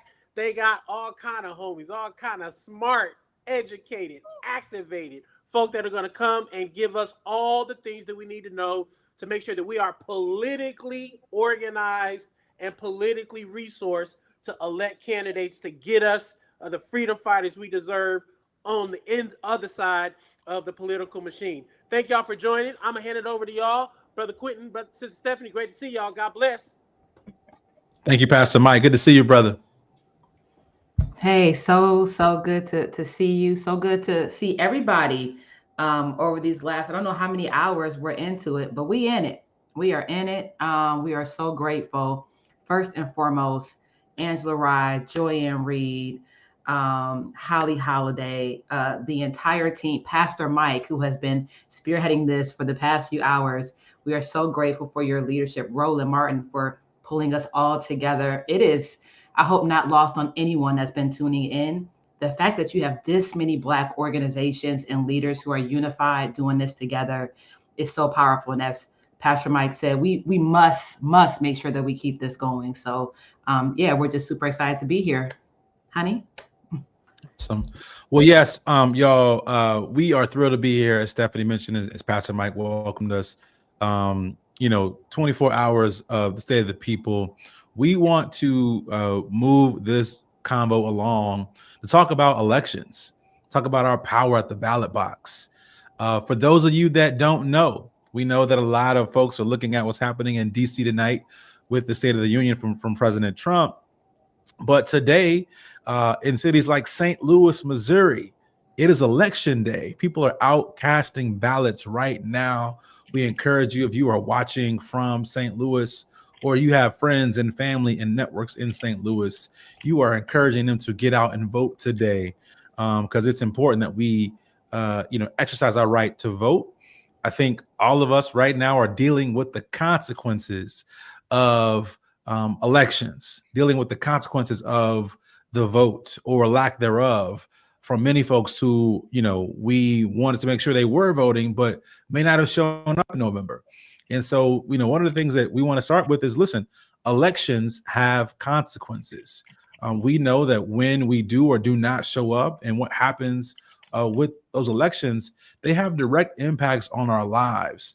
And so back in 2016, Stephanie and I decided to start this organization, the Collective PAC. We are the nation's largest political action committee dedicated to building Black political power. We recruit, train, and fund Black candidates all across the country, running on the local, state, and federal level. It's been 9 years now, and in those 9 years, we've helped elect over 500 Black candidates to public office. Many of those folks you probably know. They probably may be serving in your city or state or even on a Capitol Hill. But these leaders are getting into office on a mission to improve our communities, to make sure that they are there representing our concerns and being our voices in the political process. This organization really is about a for us, by us. We want to make sure that we can raise money from our communities and fund our candidates. One thing that stood out to us when we were looking at starting this organization is the simple fact that over 90% of our public officials, people who are elected to public office in this country, are white. We know this is a country that's becoming more Black and more brown. And the reality is, in a country as diverse as the United States, 90% of our elected officials are white. So we wanted to help impact that. But looking even deeper, over 95% of the elected prosecutors in this country, the folks who we appoint and elect to protect us, to oversee our criminal justice system in our states, in our cities, in our counties, those folks are also white, 95% of them. And then to get even deeper, on the candidate side, over 97% of all Republican Party candidates and over 85% of all Democratic Party candidates are also white. And so we have a lot of work to do. Yes, many of us may grow up and live in diverse cities, diverse counties where we see people of color serving in leadership, and that's great. But this country is really big. 50 states and don't forget the territories and other places. We have a lot of work to do to make sure that we have representation from various people, various different backgrounds serving in public office. We know there's a direct correlation to folks who come from our communities who get into leadership and them actually, moving policy forward that will impact our communities in a positive and beneficial light. And so, again, we're thrilled to be here. We have an amazing lineup today. Stephanie, I want to turn it over to you to kind of talk a little bit more about why we're here today, what we're going to cover over this next 55 minutes.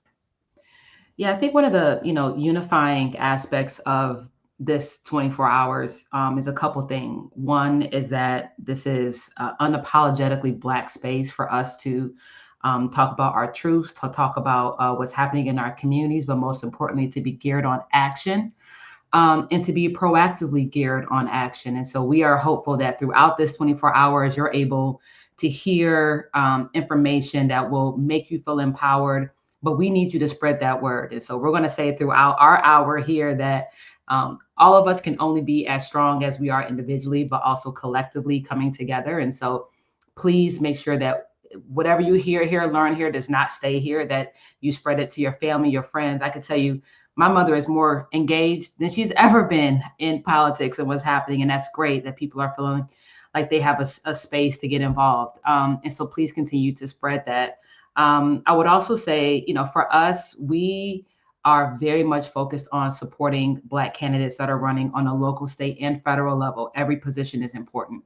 And yet a lot of positions go, either we don't have people who are running against folks in some seats that need to be contested, or we have folks in our community that don't feel as though they can be the person in power in these different positions. And so if you are one of those people who know you have leadership skills, who know that you care about your community, we want to encourage you to go to collectivepac.org to learn more about the organization. If you're already running for office, learning about our endorsement process, we are here to be a helpmate to you as much as possible and to be a resource. So please definitely go there and share the information.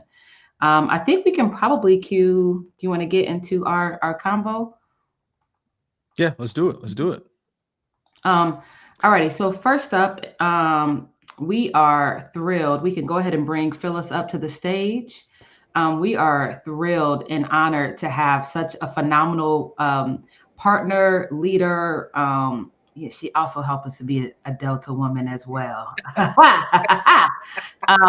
But this is Phyllis Dickerson, who is the CEO of the African American Mayors Association, a body of leadership in this country that is making sure Black mayors have the tools, resources, and the support together to thrive for the sake of all of our cities. And so we are honored to have you here, Phyllis. Thank you so much for joining us today in this 24-hour live stream. Want to start off first by having you introduce yourself and the power and work and role of the African American Mayors Association. Thank you, Stephanie and Quentin. You guys, I apologize. I'm in conference mode right now. My conference is in 6 weeks, so we're in the office working, getting the work done. And so I thank you again for inviting us. And yes, we represent over 500 Black mayors around the U.S., most of which you help get elected into those seats. So thank you for your commitment to AMA, making sure that we fill those seats. We represent 50% of the top 20 cities across the U.S. So everywhere from New York to Chicago to Los Angeles, Baltimore, D.C., Charlotte, you name it, we have it. I think Quentin alluded to today is election for Tashar Jones in St. Louis. So Tashar serves on our board also. And so we advocate for policy on the Hill. We also make sure that our mayors are trained. Our mayors are getting younger and younger. If you remember, Jalen Smith won when he was 18 years old. And then we make sure that we share some best practices. We just left LA talking about natural disasters. And so we went to Altadena to look at the fires, look at the devastation. So we talk about fires, tornado, hurricane, floods. And so we were able to do that in LA. But I think my takeaway from LA this week was Mayor Eric Simmons in Greenville said that natural disasters do not discriminate, but this recovery does. Sad, but very powerful. So my first question for you, Phyllis, and thank you so much for being here.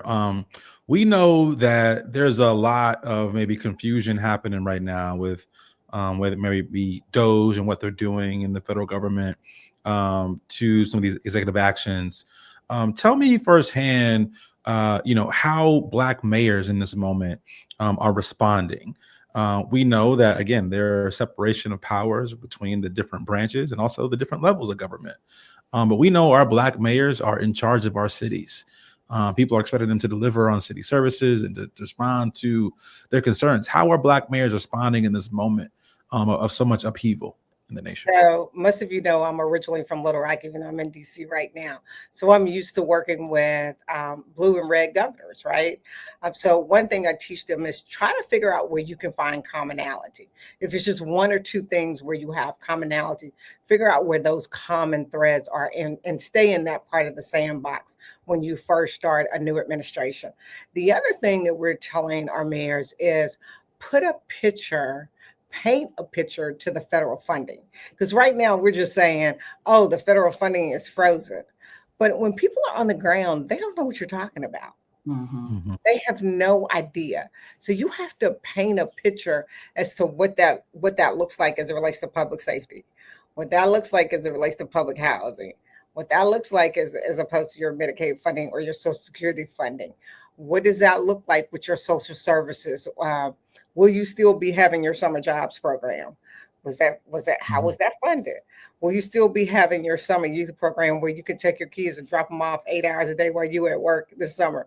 Will that still be funded? Your Boys and Girls Club, your Girl Scout programs, all those big institutions like that, they get federal funding. So when that money freezes, how does it affect your everyday life? Like, you have to paint a picture for people, because other than that, people don't know what you're talking about. It's like the people, whether they voted one way or the other, they're saying, well, I didn't think they were talking about me. And they're saying that because they have no idea what we mean when we say these terms. And you guys speak this language every single day. But what does that really look like on the ground?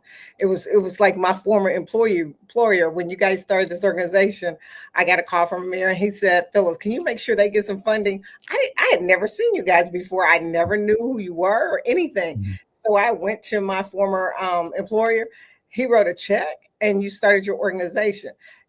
Years later, I moved to DC and I'm like, oh, you're Stephanie and Quentin, right?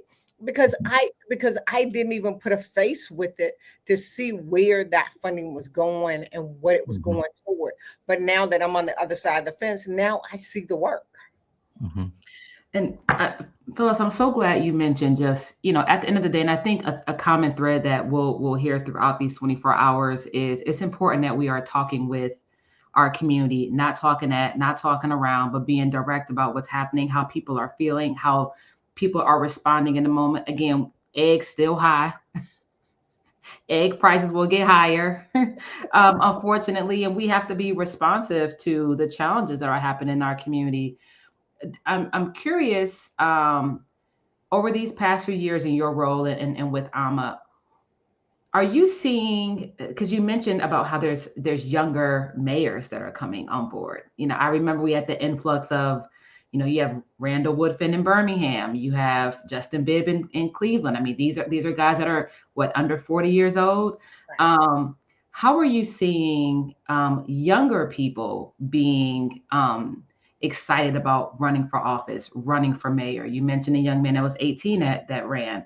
Are you seeing that shift of younger mayors coming on board as something that is just responsive, or something that you think is going to be here to stay for a while? I'm seeing the shift of younger men. I still see that where we have issue is women.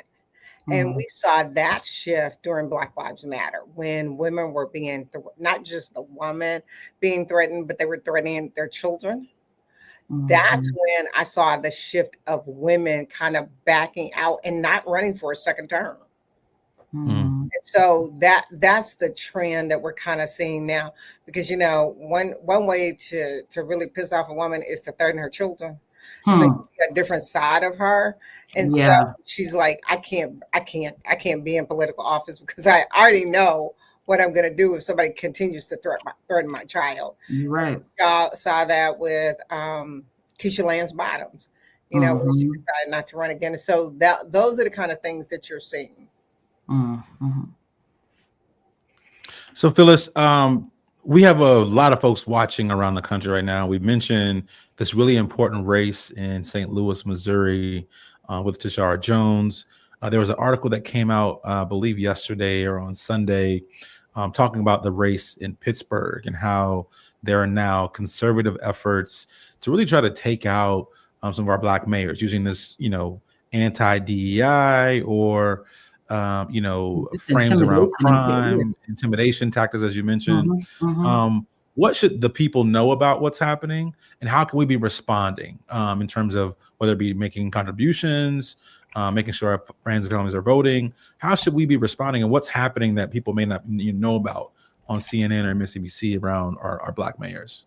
So the first issue is the strategy in making sure that your mayor is an alma mayor at the end of the day, right?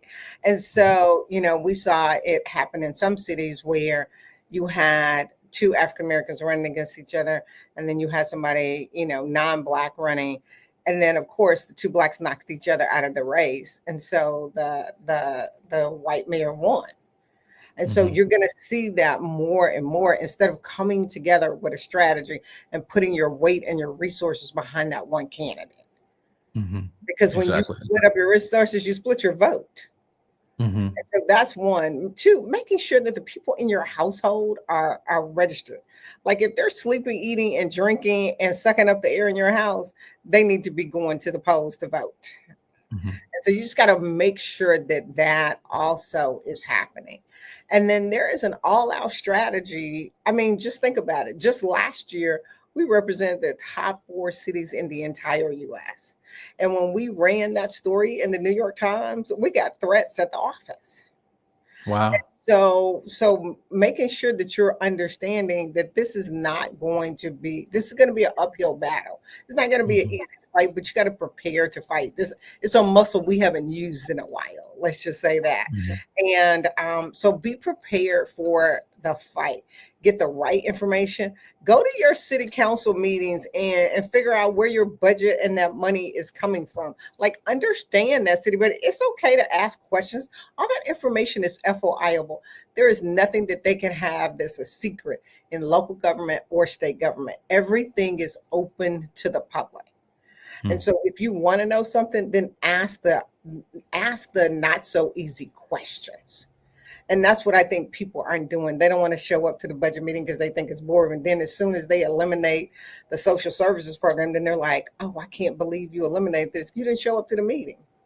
You got to show up. And you can't just show up on poll day.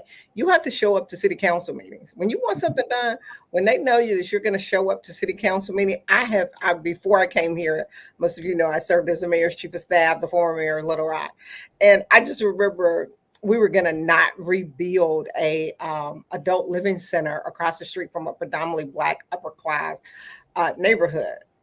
And that neighborhood showed up to the meeting with signs and everything. And before they could get up to talk, they were like, it's okay, we're going to build it back.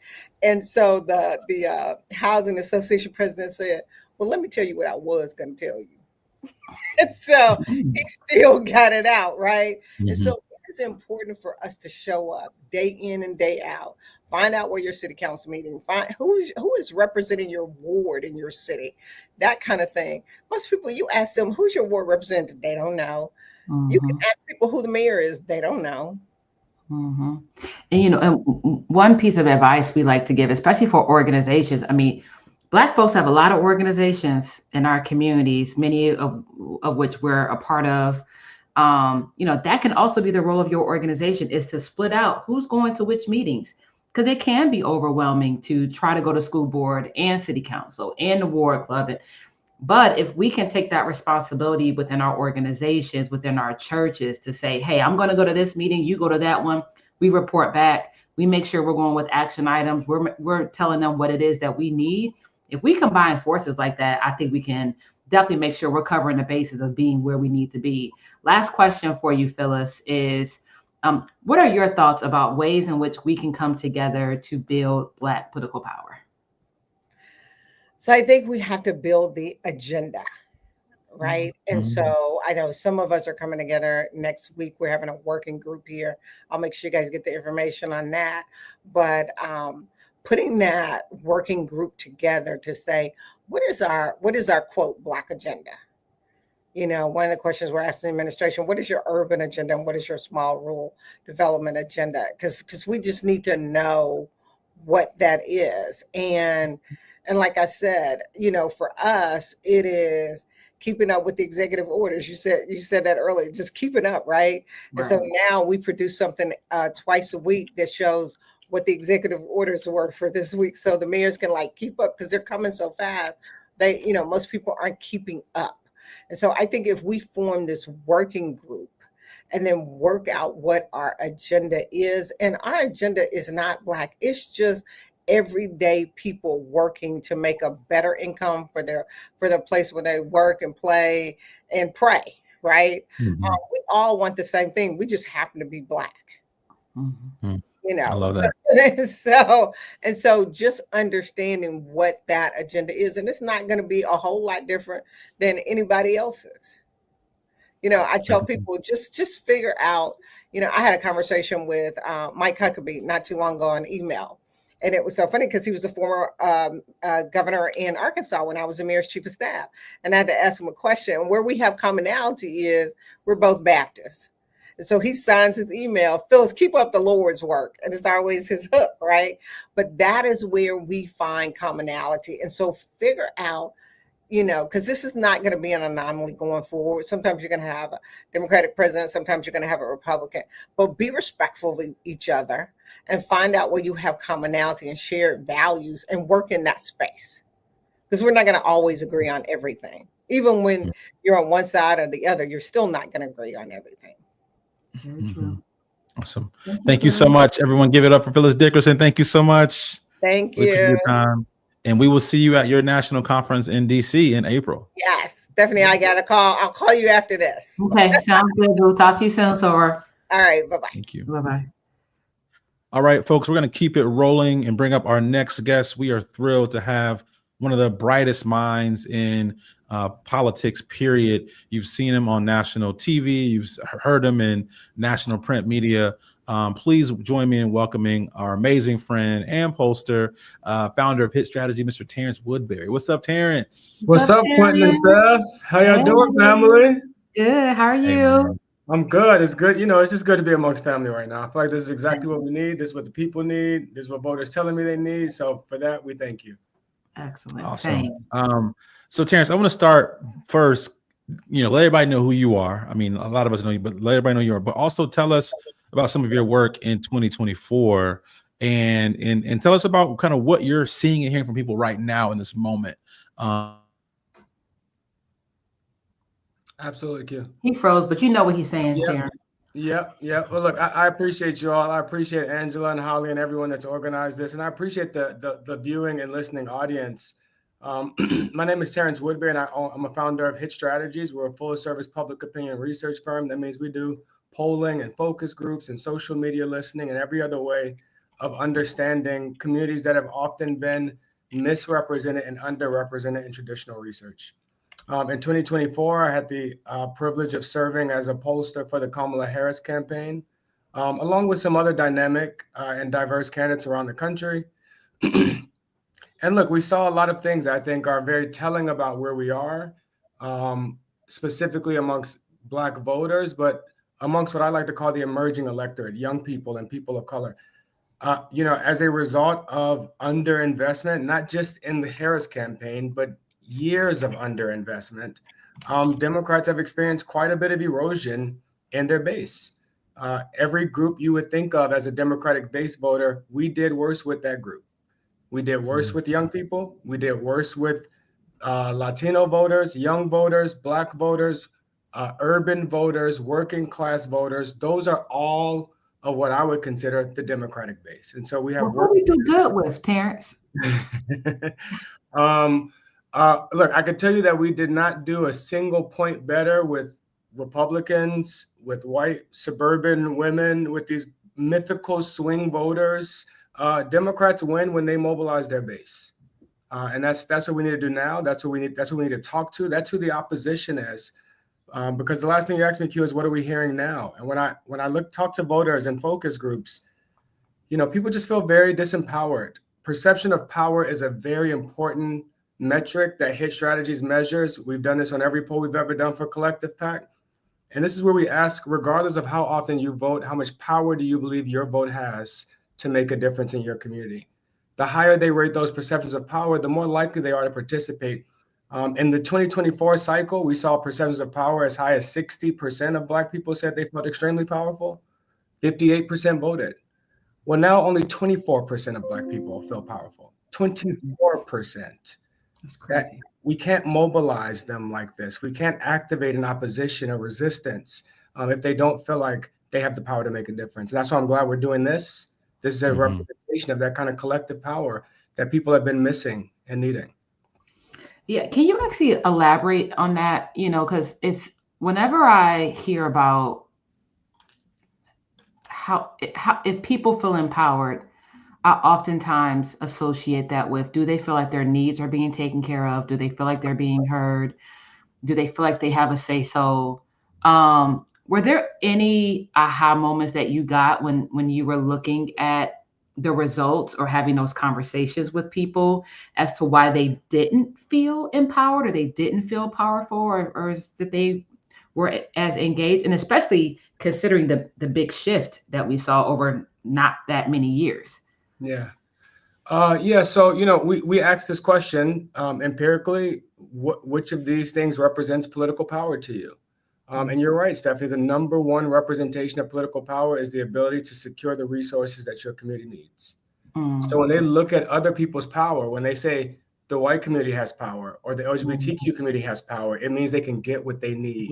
And that's the number one representation of power. And that's a part of why we've seen that erosion in power, is because instead of getting what our community needs, it seems like these things are being snatched away from us. The services, the environmental justice, the prescription drugs, all of the advancements that we were making feel like they're being snatched away from us.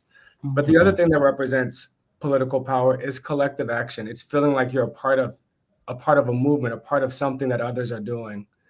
And so that's why I think it's important for us to really begin to represent not just the Democratic Party, not even just the resistance, but it's time for us to stop being the minority and to start being the opposition. Opposition is a verb. The opposition is something we all do together. We all have to oppose this, regardless of what party you're in or your ideology. If you disagree with what's happening, then join the opposition. So Terrence, I want to stick there and kind of, you know, dig a little deeper. When I look online, I'm hearing a lot of people say Democrats aren't fighting. They aren't showing up. Where are they? They're feckless. When we think about Black leaders, Black elected officials, we think about Hakeem Jeffries, think about Governor Moore, we think about all the various mayors that we mentioned along with Phyllis a few moments ago. What is your advice to Black elected officials right now in this moment around how we should be responding? What would make people step up and, quote unquote, to your point, join that opposition, right? I think people are kind of waiting and ready to go. We don't see a lot of leadership, but what would you say to Black elected officials right now? And even some of the CBC members right now who are still debating whether or not they should show up to the State of the Union tonight or not. What Kamala say? Don't come.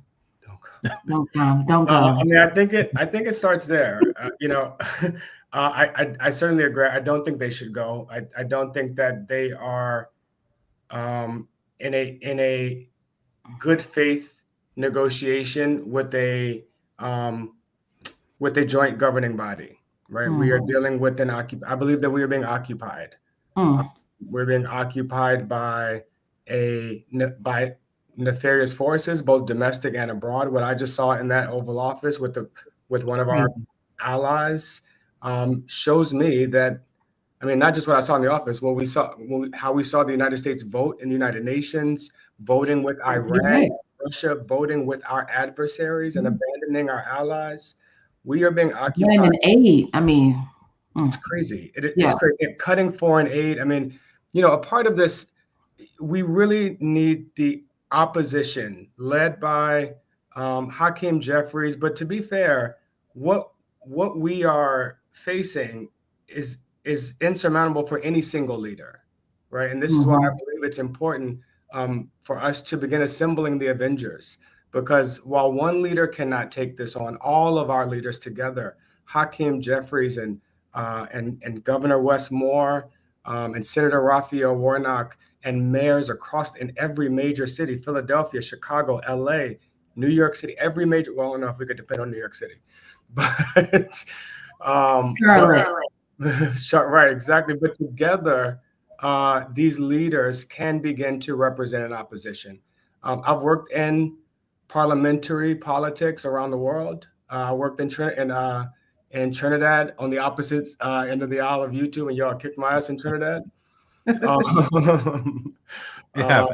I forgot about that, Terrence. Wow. Yeah, we were on opposite ends of the prime minister's race in Trinidad. When I was working for the sitting prime minister, Quentin and Stephanie came in and beat me. So, but what I learned working in parliamentary governments in the Bahamas, in Trinidad and Jamaica, is that when you are the minority party, when you don't win an election, you don't become the minority, you become the opposition. And that also comes with standing up a shadow government. Shadow government means you have a shadow cabinet minister of education, a shadow minister of defense, a shadow minister of agriculture, a shadow minister of foreign relations.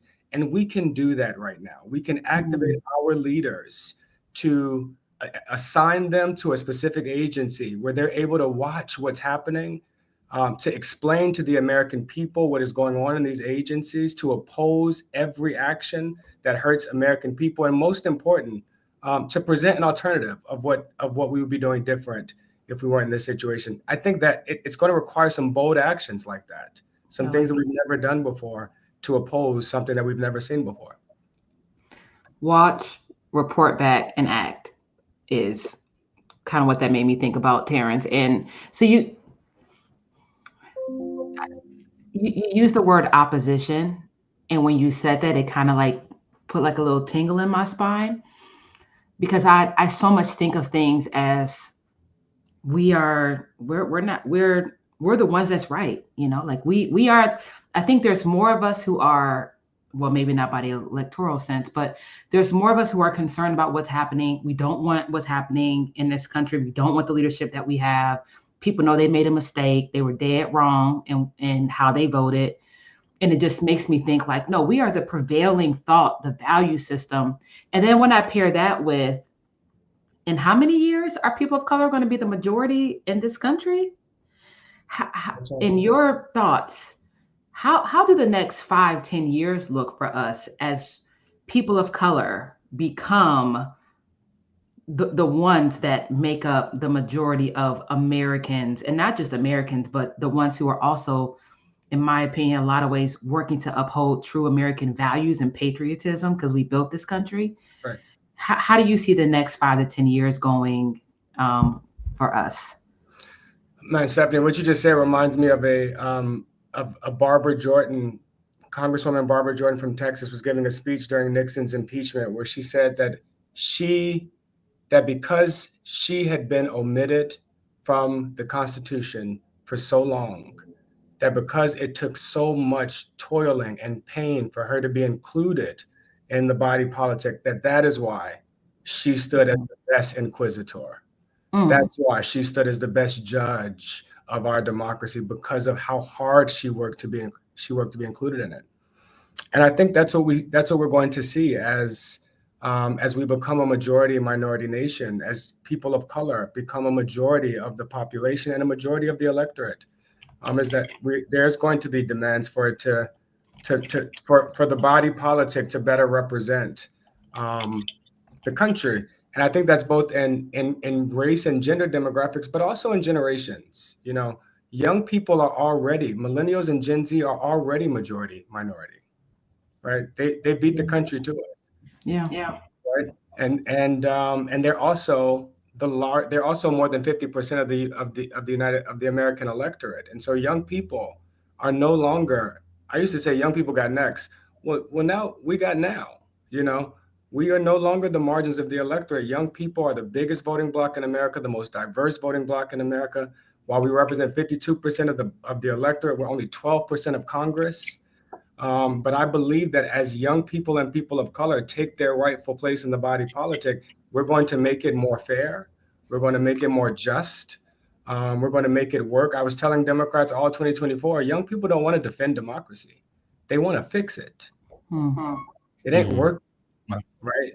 That's right. So fixing it is going to require us to take some bold actions. But I am confident that if we can survive this moment, what did they say? What did the founding fathers say? A republic if you can keep it. If we can survive this moment, I'm quite confident in what young people and people of color will do to make this a more perfect union. Awesome. Terrence Wilbury, thank you so much for joining us today, brother. Thank you for the bars you just dropped. A republic if we can keep it. Thank you so much. We don't want to, what'd you say? Not save democracy. We want to fix democracy. That's right. I love that. So thank you so much. We'll be in touch. Folks, you'll be seeing and hearing much more from Terrence Wilbury, but you can follow him at Hit Strategies, I'm sure, online. Anywhere else they can follow you, Terrence? At Hit Strategies and at T Woodbury on Instagram, Twitter, wherever else we are. Threads, all the rest of them. Thanks, everybody. Thanks for having me. Terrence. Good to see you. Thank you so much, Terrence. Bye-bye. Ooh, so good. So good. Q, we're at our a little bit over our halfway mark. How you feeling? I'm feeling good. I'm getting some real information. I'm feeling like a lot of us are in a similar place, so I don't feel so alone right now thinking about what's happening. But I do think like people are ready to start moving. And so hearing that some recommendations from Terrence on how to respond, hearing from Phyllis that mayors are getting their, stuff in line. I'm feeling good. I'm feeling good right now. So last night, before we bring up our next guest, so last night, Q and I were watching this new, so we like to watch TV shows at night. That's our bonding time. If anything, I would say, make sure you are keeping your joy up, spending time with the people that matter most to you. So anyway, so we were watching this new show on Netflix, no plug to Netflix. But it was about this fake basketball team. And the owner had a motto that we have no rebuilding years. We have no rebuilding years. There's no time to rebuild. There's only time to act. And that just made me very much focused on, we have to keep the momentum up. We have to keep the hope up. We have to keep, all of our actions up. And so, so one of the great organizers, leaders, voices that Q and I have been so fortunate to learn from, to love on, is Jeffrey Johnson, who, if we can bring him to the stage, I could speak for the entire hour about Jeff Johnson, many of whom were introduced to him as Cousin Jeff back in the day when he was on BET. But I know Jeff from home, from the Cleveland, Ohio area, from the NAACP, where we both really grew up in. He was National Youth and College Division Director. I was National Youth and College Division Director. We both followed after Jamal Bryant, who was National Youth and College Division Director. And so Jeff is a phenomenal leader. I think he has some of the best reasoning and just real life perspectives on not just what's happening in the world, but what we can do about it and how we can do it together. We also didn't mention that there is a affiliated sister organization that we have to the Collective PAC called the Vote to Live Action Fund, which is a C4 organization. There's also an organization called the Vote to Live Foundation, which is C3. Jeff happens to be one of our leaders with Vote to Live. And so, if we can bring Jeff up, just phenomenal leader, dad, we would love to chat with him a little bit. Jeff, are you there? Okay. And I think, and just while we're waiting for Jeff, wanted to mention, because we didn't say this for Phyllis, if you go to our mayors, AUR mayors on Instagram, you can follow the African American Mayors Association there. They're having their upcoming conference in DC in the second week of April. Also, make sure that you follow us. Stephen Reed just left as the president of AMA, is that right? Or did he just leave? Not until April. So Stephen Reed, phenomenal mayor is the current president of AMA. So please be sure to also follow him. Jeff, what's up? What's up? Bro? Good to see you, brother. Good to be with you too, man. What a moment. What a moment. Yeah. How you want to start this conversation, Steph? Because, we can go for hours. Yeah, listen here. Let me say this right now. We ain't got that long because we got a last final guest, but because we could talk all day to Jeff, because we usually do talk all day. I just personally, Jeff, I think that you're able to frame not just the state of where we are as Black people, but more so be inspirational on where it is that we can go when we work together. But I'm sure you have your own thing of whatever you want to say. So I'm just going to turn it over to you, Jeff. No, I mean, I actually always love being engaged where Terrence is, because I think we so often haven't focused on data. In our community, especially Black men are less polled than anybody else there is. But I think there's a couple things. One, I really love that you talked about joy. I have had to stop having conversations at this moment with people that want to start from what we don't have versus what we have. And so I think it's critically important. I don't care where you are. I don't care what kind of work you are. I don't care if you're trying to make a difference on the business side or on the political side. The moment we start with what we don't have, we lost already. Right.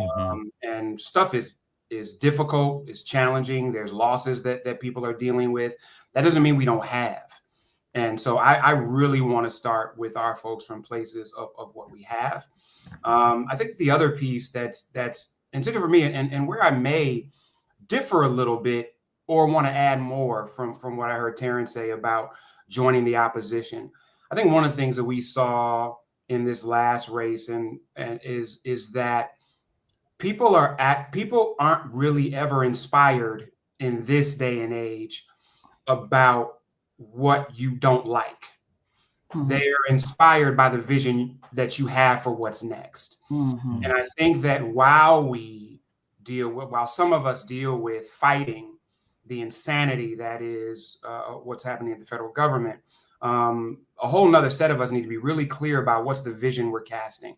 What do we want America to look like? What do we want our cities to look like? What do we want our states to look like? What do we want education?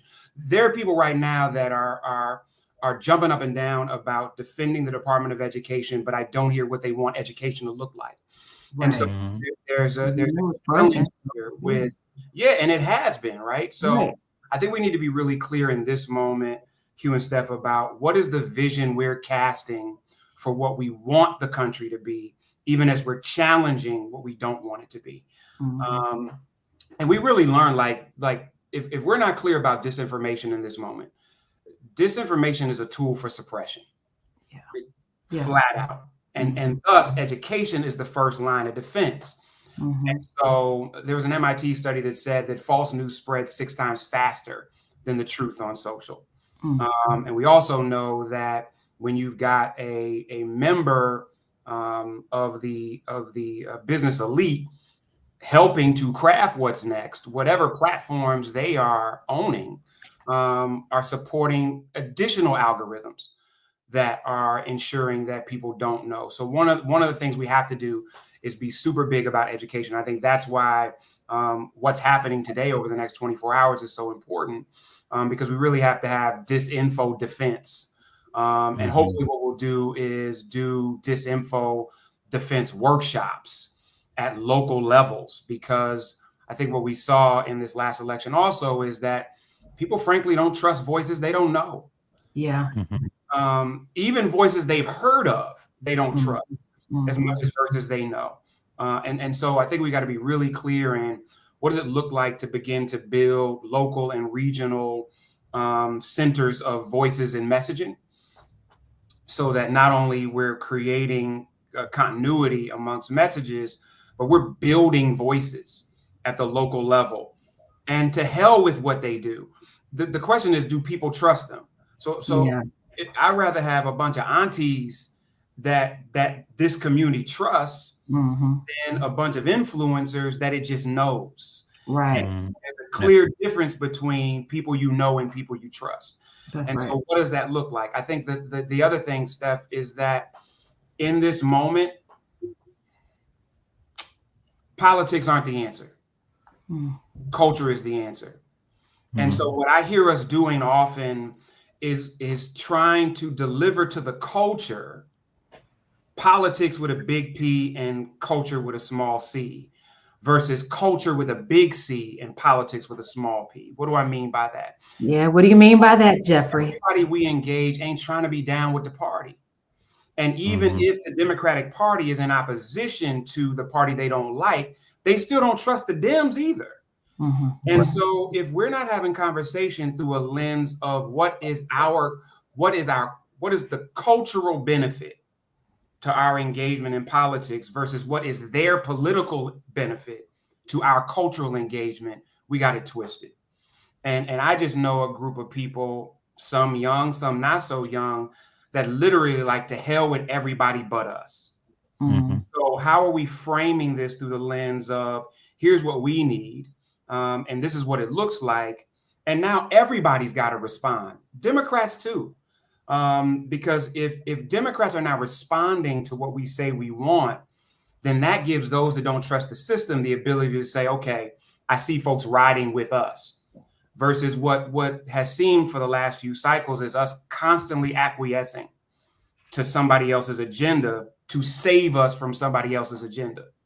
And so I think in this messaging piece, protecting democracy requires not only local engagement, but it requires local voices that translate to local issues. And so there's a stat that said 85% of Black voters say they trust information from local organizations and community leaders more than national, which is what we just discussed. But the question is, how are we building those, not only those ecosystems, but those vehicles? And so digital organizing is essential to combating this misinformation, but it can't just be digital organizing that relies on other people's algorithms and platforms. So now is probably the best opportunity to say, what does the next year look like of raising funds and supporting the development of platforms that we own?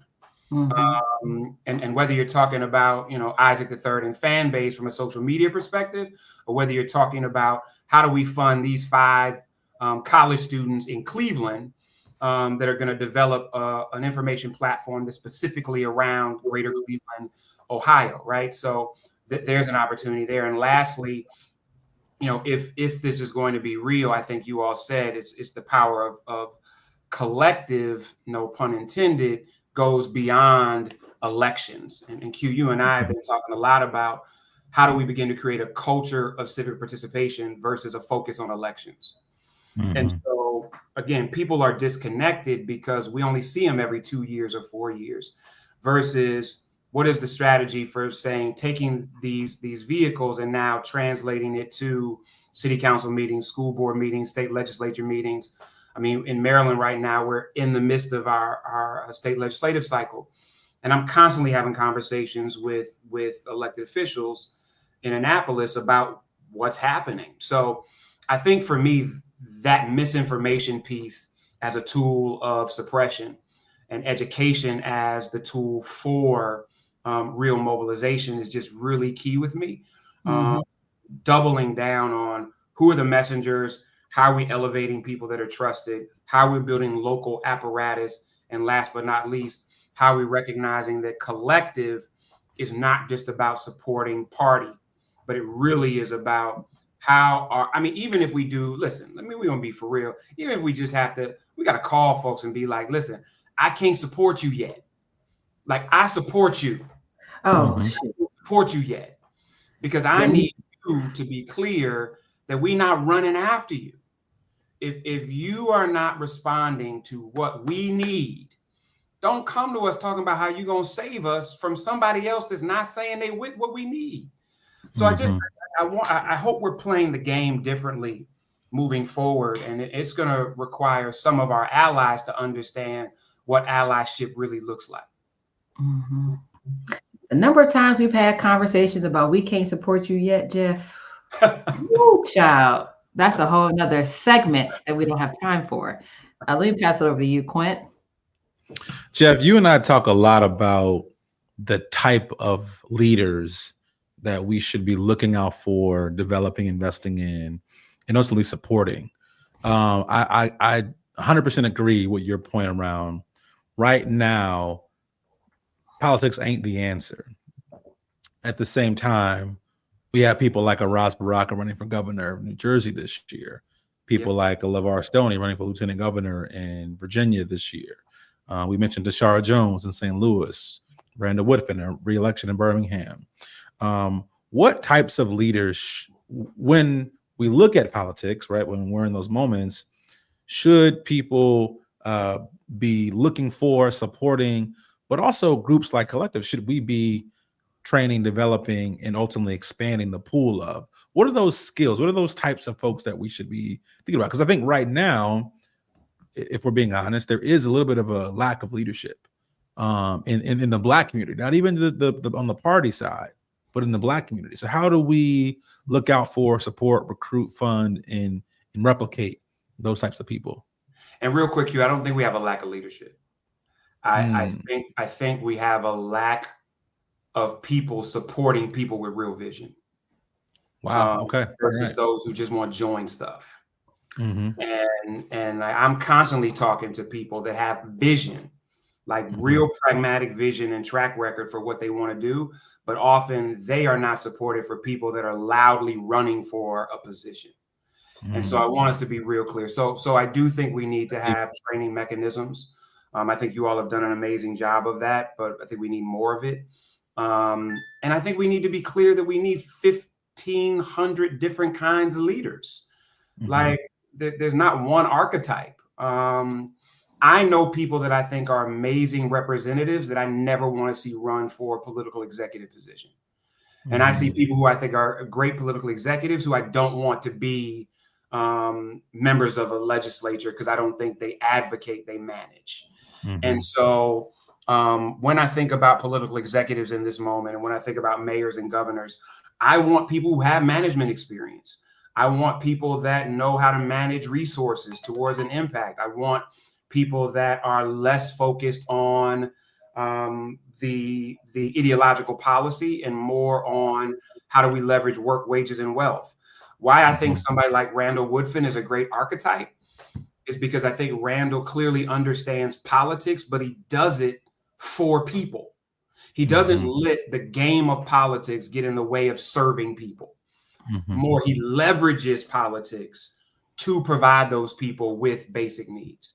And that's why I think he's been so popular. I think that Wes Moore understands that there are billions of dollars at the disposal of a governor to leverage towards work, wages, and wealth for every citizen versus how do I just get elected to talk about it. And so I think it would be great if organizations like Collective did a better job of helping the electorate understand the skill set necessary to best leverage these positions, right? Because like what it takes to be a great representative is not the same what it takes to be a great mayor. And what it takes to be a great prosecutor is very different than what it takes to be a great Secretary of State. And I don't think the vast majority of the electorate understands the difference. We have all seen people march against a mayor on stuff that a state legislature was responsible for, or things that we've seen people, tell President Obama they wanted him to do that their local mayor or governor was responsible for. So I think that, yes, training is important, but I think we got to help people. I think we also need to deal with psychological profile. There are some people that I know that just don't have a temperament for certain stuff. So I need you to think about that. But I know that my dear fraternity brother and mayor is ready to talk, and I'm excited about his leadership.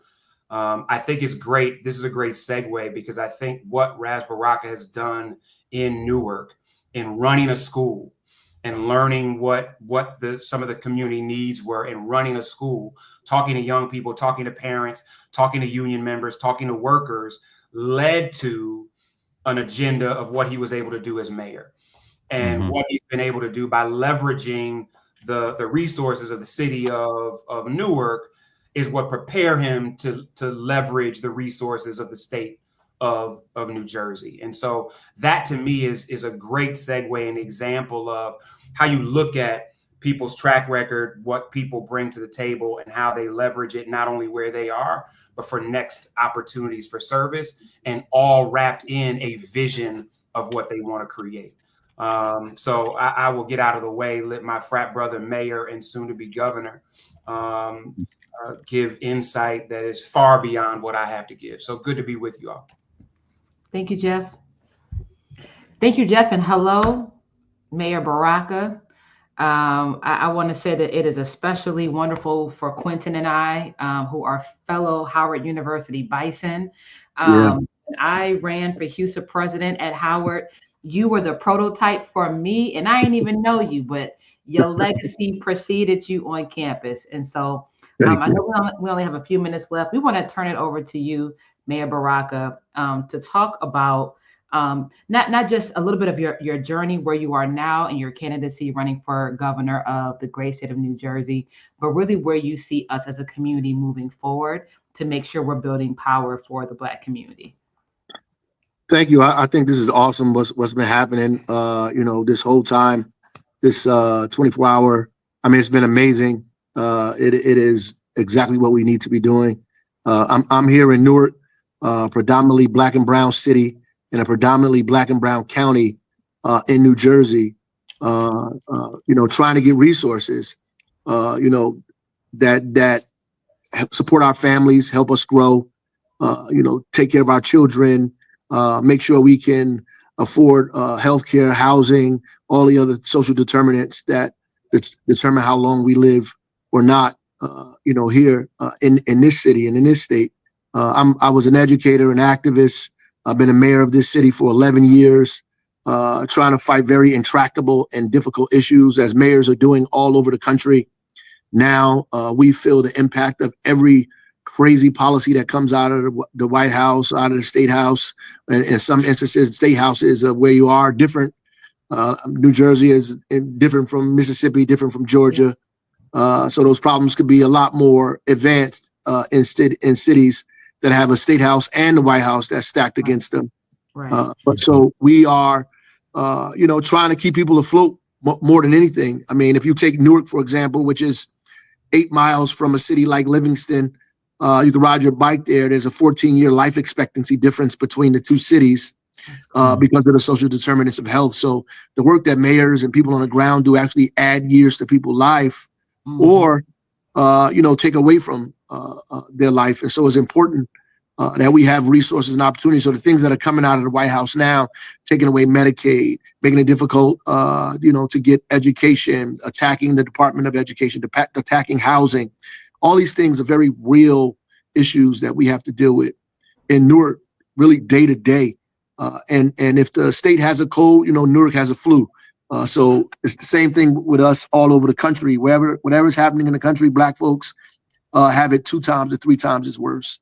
That's for sure. And I think that now more than ever that we have to be as loud and as forceful as we possibly can, as organized as we must be. We have to be pushing for democracy no matter where we are, to be included, to have our voices heard, to be in rooms that we've been excluded from, because people have already paid the price for the ticket to get in that room. So we need to go in those places, stop giving people credit for digging us out of holes they put us in the first place, and begin to go into spaces where we're supposed to be, because somebody already paid for us to be in there, and stop acting like we don't belong there. And then on the other flip of that, we need to be fighting for self-determination. I mean, my father always talked about democracy and self-determination, the two sides. We fight for democracy, for inclusion, like W.E.B. Du Bois talked about. So we're not looking at ourselves through the eyes of people that hate us, that we are fighting to have the same thing that most Americans have the access to because of the Constitution of the United States, because of the Bill of Rights, because of the things they said on paper, because of our blood, sweat, and tears, frankly. Right. For these things, we ought to have access to them, and we ought to force them to be inclusive. And then on the other side of that, we have the right to set up our own institutions, and should be. Our own institutions, our own schools, our own churches, places of worship, our own social organizations, our own economic institutions. We ought to set those up and continue to fight for those. We have the right to represent ourselves, the right to, institutions that look like us, with people in them and led by people that look like us. We have the right to those things, and we shouldn't be ashamed to say we need to stand those things up.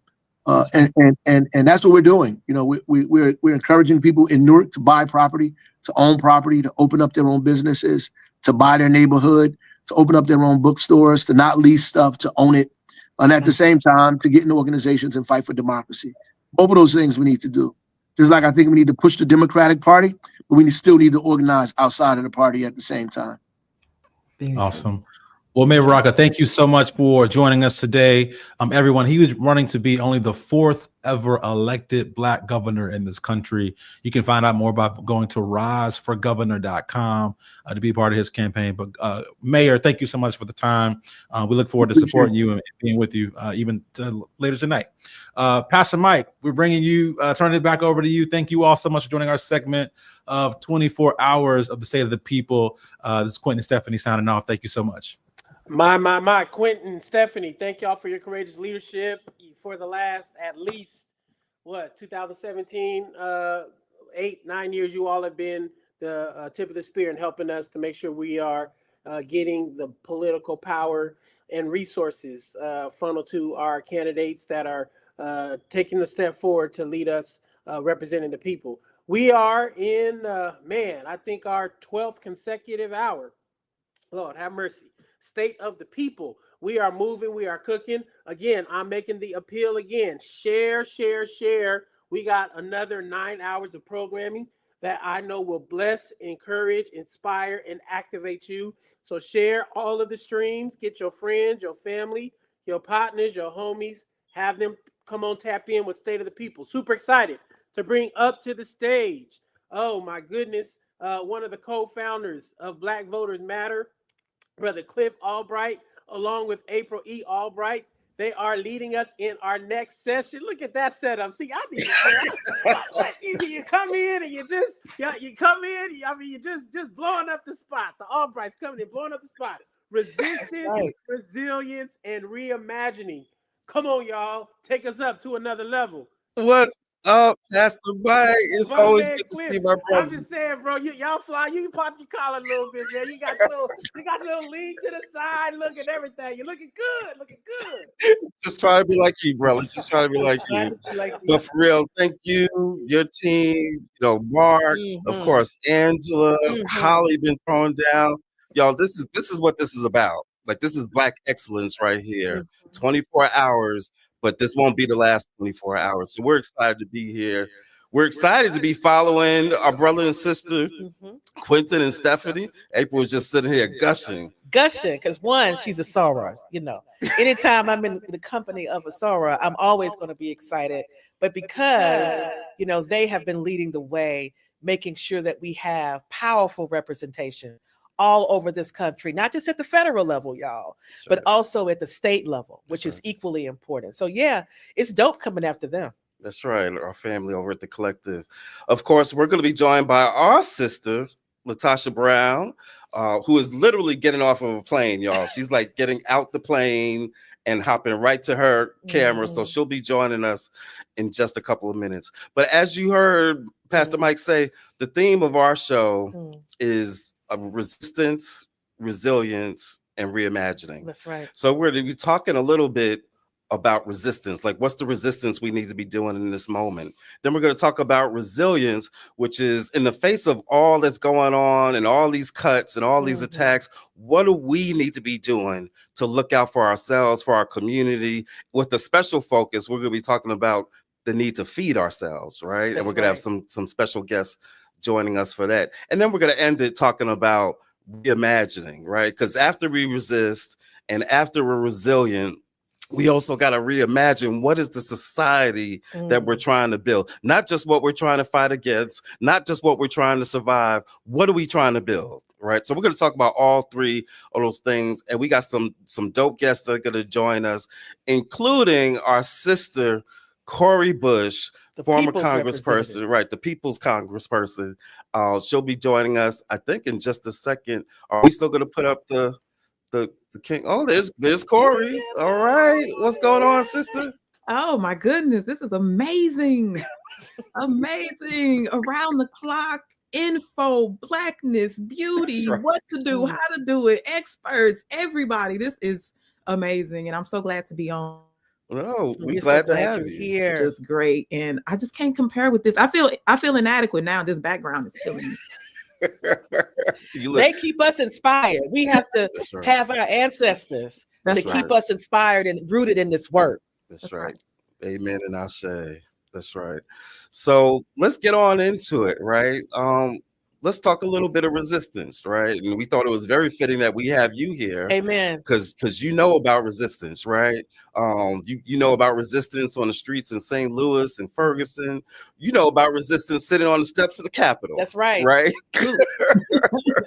Literally helping to restore millions of dollars, maybe billions, right? That's right. Of dollars for our communities as our communities were going through COVID and evictions and all of that. So we know that you about that life. So talk to us a little bit about like this moment that we're in, and you know, where do you see resistance fitting into this moment? You know, I think about how when Mike Brown was killed, and may he rest in peace. When Mike Brown was killed in 2014 at the hands of a then Ferguson police officer, I remember saying to people when they were calling us this leaderless movement, saying, well, hey, there was no instruction manual telling us what to do and who should be in place doing what should this happen in your community. We just reacted. And what we had to look at though was, you know, like for me, I spent so much time watching Eyes on the Prize, and my dad has so many books on, you know, teaching us about, you know, Black history and African history and so much, the great kings and queens and all of the things. So I think about, though, we didn't know who was supposed to do what, when, and what that would look like. But now we have had time to figure that thing out. People have moved into, you know, into what they know and how to be strong where, and what makes them uncomfortable, who, you know, we know those things now. And so I feel like we were not to reduce what happened at that time at all. But I feel like it's been building blocks, getting us ready for this moment. And so what we can't do though, as we resist, is we can't forget to think about who people are in this moment, because everybody wants to do something. We all need to do something. Everybody has a role. I don't care if you tie shoes well, tie somebody's shoes out there that's marching before they fall. Like, I don't care what it is, but know your role. And I think that that's what real resistance is. We get so much further faster. So look, we have great communicators. When it's time to speak, put the great communicators out. We have people who are fighters that will go up toe to toe and will go do the thing, whatever that action is. They're not afraid. Let's put them up to do the fight. Let's put those up that's in the boardroom to make change in the boardroom. Like, to me, that's real resistance, having everybody doing their thing. Because if everybody's doing their thing in their places, and like for me, I'm in the street, you know, that's who I am. Have everybody doing their thing, and it all adds up to change. You know, I want to, you know, people always think that change happens when they go and vote, right? And even you hear this subtle message around, let's get ready for 2026. And there's truth to that. Let's be clear. But I think what Ferguson shows us, and even some of the earlier civil rights movements, is that that there are things that we can do now. There are acts of resistance that we can do now that actually will impact policy even more. And so, like in Ferguson, right? People weren't voting to get those changes. They were hitting the streets, and just hitting the streets allowed for there to be some changes that were made in Ferguson, even before we got new elected officials. Can you talk a little bit about that so folks can feel empowered right now, even as we wait for another chance, perhaps, to use the ballot to help us? Absolutely. And we can't wait. All of this has to, you know, that's what the movement is about. The movement evolves. It has ebbs and flows. It changes. It grows. And so, yes, as we're waiting on 2026 and 2028, we're looking at how do we what do we need for now? Because right now people are hurting now, people are losing their jobs now, people are hungry now, so how do we take care of one another? So that's one bucket. There are people who are great at that. There are people who know how to get the resources, get the money, save, take care of the people on their blocks. We need those people doing that now. There are also folks that are the ones that say, hey, we're the ones that'll do the action. So we're going to go out and do that work. We need those folks activated right now, because what happens is when we start to pull on those folks that are active, that are out in the streets, that are doing the community engagement work, that are doing that education at whether it's, at the community meeting or wherever in those communities, even at the club, because I used to go to the club and do some of mine. But yeah, before a certain time, because then it's get off the chain. But before that, but I'm just saying we have to be everywhere, because out of that, you're going to find those people that should be running for those seats. Amen. You're going to find those people that are ready for the moment in that time. And you're going to find out who are the people as the elected official, who are the people I should be working with on the ground in those communities. That's what I was able to do. When I went to Congress, I said I was going to be the politivist. I was going to marry the politician and the activist together. I wasn't going to leave my activist friends out. I was going to bring that with me. And what you said, politivist? Come on, say that again so they can, because I think the folks in DC need to hear that right now. That's right. I'm the politivist. I'm the activist and the politician, and I won't take off that hat of being the activist. That's why I was out there on the Capitol steps. The thing is this: be who you are where you are. And so I didn't care that I was at the U.S. Capitol and it was going to make me look, unsophisticated and undignified. What was undignified was the idea that 11 million people were about to be at risk for evictions in this country during the pandemic. That was undignified, and that was was not sophisticated. So that's what we need in this moment. People, the federal workers are out there. We got to get out there with them, but not only them, everybody that's going to be impacted, that's already being impacted, so let's do that work. Let's everybody not try to be everybody's everything, be your thing and be excellent at it. Amen. Because that's what this moment calls for. And if you scared, go into your closet and figure that thing out. Take that off. Because right now, this is the moment. So whatever you scared of, put it to the back, push, because be uncomfortable so you can grow, be uncomfortable so somebody else can have the change they need, be uncomfortable so that you can even find out who you are. Come on, Corey, let's go right now. Let's go already. Let's do it. Stop playing, y'all. Let's go. Never scared. Oh, let me see that we've been joined by our sister Latasha Brown. What's going on, girl? I am here. How you doing, Corey? I'm good, jet setter. You don't even look like you've been jet setting. I'm literally just getting off an airplane from 20 hours, but I'm here. You look beautiful. The movement demands that we're in this moment. And I love what you just said. Sister, I love what you said about this whole idea of being uncomfortable and fear. The one piece I just kind of want to say about that is because we believe that, if you're fearful, that means you're not courageous. Courage requires fear. That what makes you courageous is that you're able to overcome your fear. So if you're feeling a sense of discontent right now, if you're feeling fearful right now, I understand that. We all should be feeling some of that right now, but it really is a matter of how we going to show up in this moment. Come on, Black people. I need my Black people to rise up. And so, and I think that's happening, that we have to see this as an opening. Sometimes say folks, one person may say what we're experiencing is a setback, or is it a setup?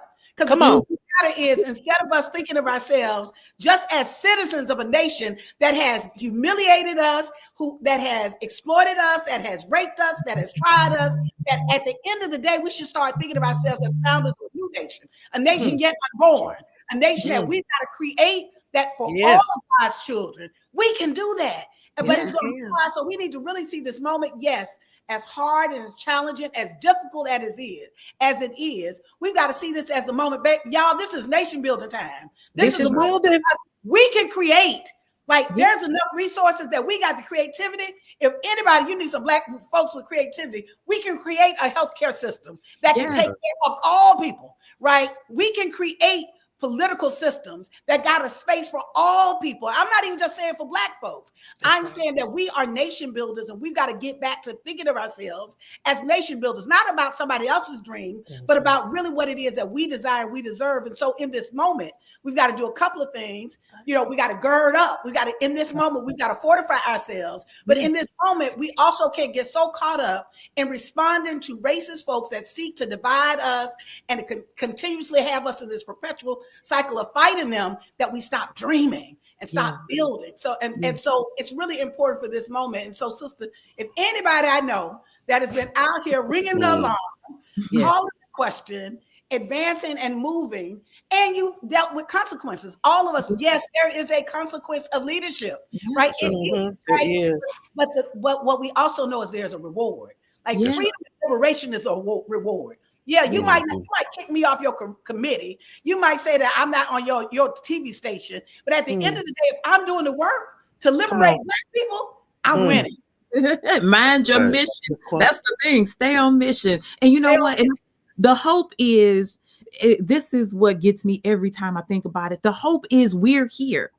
So no matter what is scary, no matter what is, problematic, we are here. When you think about how great you are individually, and just to know that my cousin, my friend, my colleagues, how great they are. And it's like, we're here right now. So even though all of this is coming down from this administration and all and the minions connected to them, we're here. That's right. That's right. And I love, so much of what y'all are talking about. We were going to put up a quote. We might still put it up in a minute, from Dr. King's letter from Birmingham jail, which I really believe in this moment, we need to be doing all kinds of teachings on that letter from Birmingham jail, because it's such a masterclass in the science and the purpose and the discipline of nonviolent civil disobedience, right? And part of what he talks about a lot of stuff. He talks about the white moderate, which we really need to be talking about today, right? But he talks about like extremism.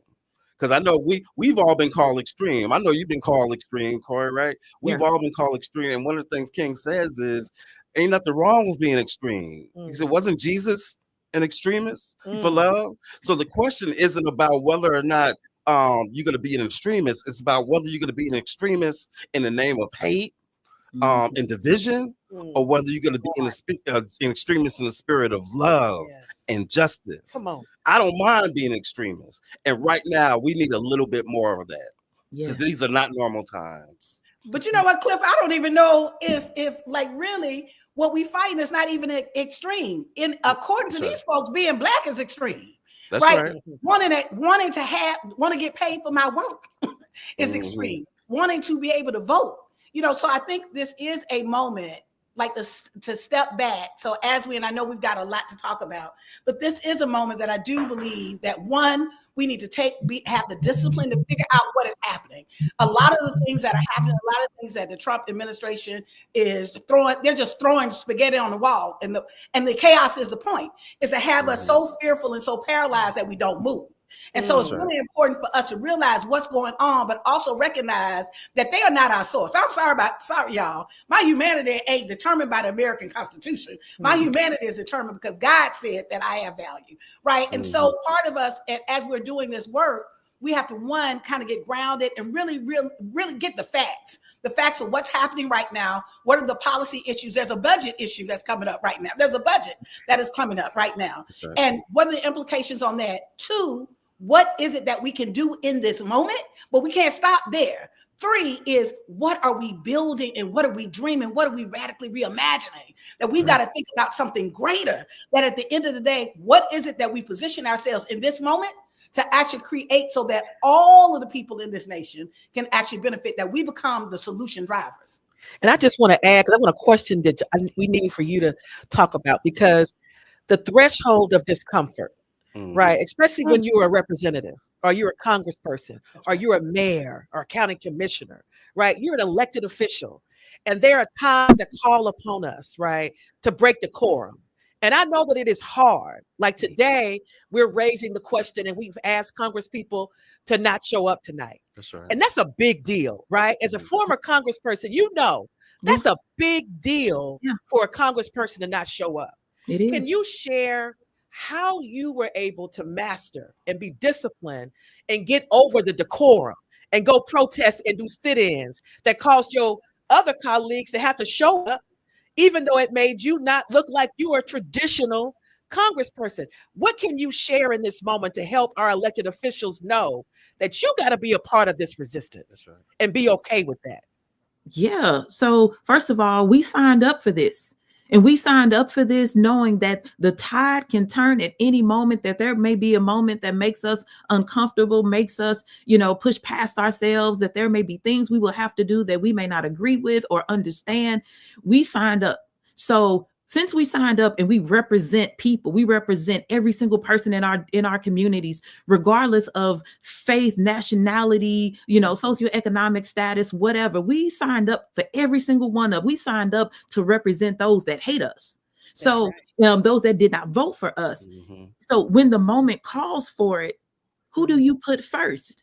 Do you put first the people? Or do you put first my committee or, my standing with these folks? Do I put first what looks dignified? For me, I didn't go there for any of that. I mean, for any of that, I went there for the people. I went there to make sure that the people of St. Louis, that their voices were heard. I went there to make sure that we were actually doing something about police brutality and Black infant mortality and homelessness and so many other issues, because I've been there and I know what that policy violence feels like when people who think that they're doing good because it sounds good and it feels good when I can talk about it in my community, but I didn't really do jack. I didn't go there for that. I went there to flip tables because I know what the scene is like. Okay. I know what it was like to be left for dead at the hands of an abusive partner. I know what it was like to sit in that car and wonder if my children would be awake by the time the daybreak came because it was so cold in the car. I know what it was like to not feed myself for days and only feed my kids because I was so hungry. I know. And so I went there for that purpose. And if it makes people uncomfortable, you need to be uncomfortable because the people you're leaving out are uncomfortable. Amen. Say that. So that's what. So, but as a legislator right now, what you are in that position for a purpose, and this is what I think about, especially on days like today. And I've said it before, is sometimes I would have to balance between, I know my community looks at me like, Corey, you made it somewhere where most people won't go. So go and show up and represent us. Like, even though it's hard, still represent us because we can't be there. What do I do with the fact that I have this privilege to be able to walk in the room? But for tonight, yeah, I do believe that the answer is don't show up. Don't give that to that man. Don't give him the stand-ups. Don't give him that moment, So it's tough though when you're Black, especially, tough because your people are like, but we want that representation.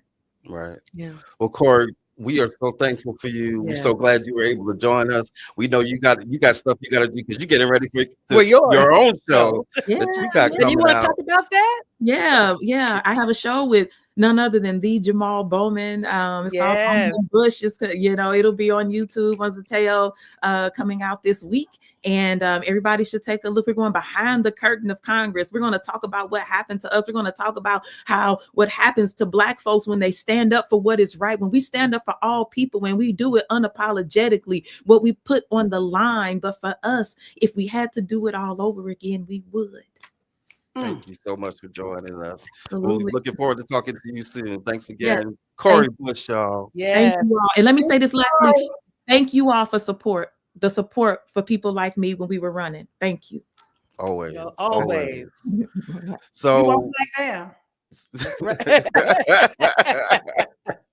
so we just been talking a lot about the resistance piece, and now we want to transition a little bit and talk about the resilience piece. And those two things are connected, right? Because being resilient in this country is an act of resistance. So they're not opposites or separate. But we want to talk a little bit about resilience, particularly in the face of some of these policies, some of these cuts. Latasha mentioned these budget cuts. They just passed a budget that's going to be cutting things like Medicaid, food stamps, SNAP, There was a story yesterday about Social Security might start missing payments in the next 30 to 90 days. So we've got some folks that are going to come on and join us. And I'm not sure, we might have a special guest. I don't know, do we still have a congressperson trying to pop in, or we waiting to hear about that? But we still got our guests who are about to come in, because one of the issues is around food, right? And no matter what somebody once said, no matter what you say about your enemy, a people that cannot feed themselves is lost. That's And so right. we got some folks that specialize on food sovereignty or food independence. And so we got some folks from the National Black Food Justice Alliance. We got Sister Kenya that I think is going to be coming in just a minute. And then she's also joined by one of her member farmers, brother named Duran, who's going to be joining us. And just there she goes. And How so, you doing? hey, y'all. Hey, how y'all doing? All right. Great to be here. Thank you. Numbers. I just want to share some quick numbers around when we're talking about food and food security. Part of this budget that is up right now that the Republicans are proposing, these are some numbers, y'all. They're planning to they want to cut up by $880 billion through 2034. They want to, this is coverage loss for over 36 million people in this nation. They want to cut SNAP over 230 billion by 2034. Over 40 million people are covered by that. They're literally looking at Head Start. They want to cut Head Start, which now provides early child care to 650,000 poor and low income people. Like, we have to really be able to recognize that we're not making this up. We're saying that millions and millions and millions of people who are already on the borderline of food insecurity, now you've got a budget. The Republicans are trying to pass a budget that would have devastating impact on them. And all of that happening as what's going on, as these food prices are going up, grocery prices are going up, Trump and his tariff. Look, you don't need to know all the science around what's a tariff and the mechanics of how it works. Know this, it is a tax on what we pay when we go shopping. And that includes a lot of our food items, right? And so those bills will be going up even as these services and this assistance is getting cut. So that's why this conversation right here, and I'm gonna pass it over to Kenya. Tell us about National Black Food Justice Alliance and what y'all do. Sure. And it's beautiful that y'all were just talking about Ferguson, because our founders, Dara Cooper, Beatrice Beckford, and Malik Yakini birthed the alliance out of what was happening in Ferguson 10 years ago. They knew that our people are in this country are very intimately impacted by sanctions, and that this country sanctions, protects, and enacts violence intentionally. And that's the one of the most insidious ways that we can experience violence is hunger and malnutrition, right? That's right. And that's connected to poverty, wage, and labor and exploitation. And hunger is a very violent phenomenon, and it's very deliberate. All of what's happening is very deliberate and methodical, and it's also avoidable. And so with that, it's important that we fight against corporate greed and all the protections of the elite few and all that. But we also have to work to build and fight and invest in community controlled, cooperatively operated, and democratically controlled systems that are rooted in love and care for the many. And the National Black Food and Justice Alliance and our members across the country are building and fighting for these systems. Just to give you a couple of examples, in Detroit, the Detroit Black Community Food Sovereignty Network and D-Town Farms have a new Black-led grocery co-op. It's huge. It's beautiful, beautiful. Black people in Detroit, please support the D-Town Food Co-op. Critical sustainable agricultural training programs for our future generations of Black farmers via farms like Soul Fire Farm in upstate New York. Community land trust and sustainable agricultural work that is happening in Virginia, like Duran can talk about, and the Black Oak Center for Sustainable Renewable Living is a 40-acre ecosystem completely off-grid in Pembroke, Illinois. And our members are all leading a resilient path towards liberated Black futures. And that's just some of the work that's being done. And I'm not a farmer, so I really, really want Duran to talk a little bit about all the work that and how he's being impacted by the freezes, but also what are we doing to resist? Yo, man, I just want to thank y'all, man. This is exciting just to hear you all get revved up. Sister Ms. Brown, I heard you, loud and clear. It's nation building time. Right.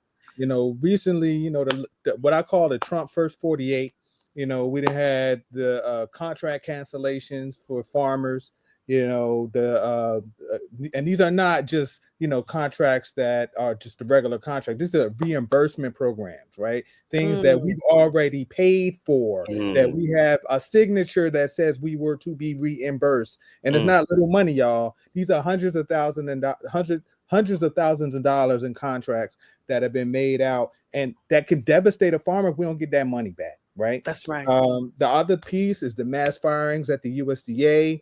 It was already a challenge for Black farmers to get the resources and programs that we are entitled to as Americans at the USDA. But to fire all of these people creates a bottleneck where individuals can't access the programs that they were already fighting to not be discriminated to see. Then the third piece is Trump's attack on climate change, right? All of the investments that have been made specifically to address the change in climate that is making it difficult, even more so, for farmers to grow the food and keep it affordable for you, have all been slashed. So this is the game that we're headed into, right? This is the reality of it. I just went to DC last week on a fly-in to talk to about 12 different Democratic and Republican offices, and the despondence that we saw inside of these staffers is astounding. Everybody's in trauma response right now. And I had to come back to my community and let my folks know, like, yo, I think y'all need to be aware there is no cavalry coming in this moment. Amen.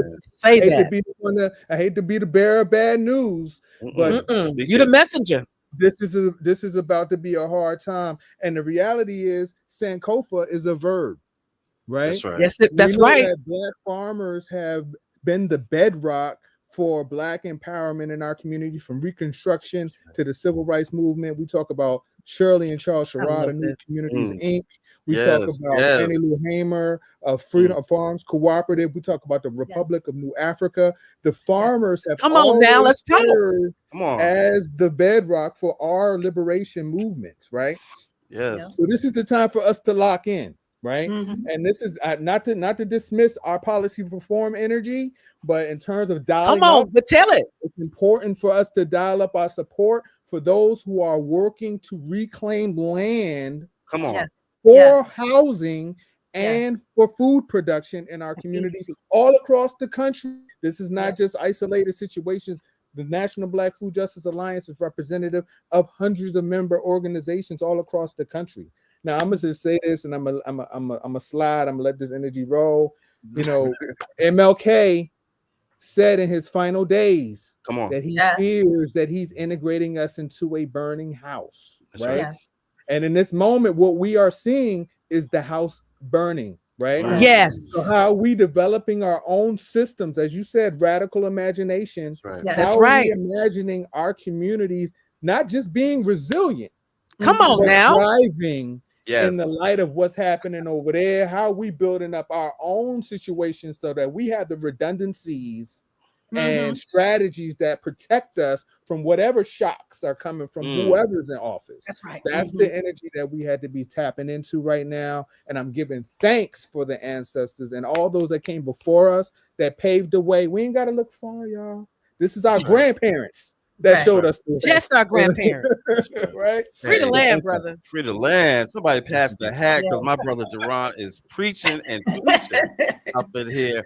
Y'all don't go nowhere. Don't go nowhere. We got to bring in a couple of special guests, but don't you two go nowhere.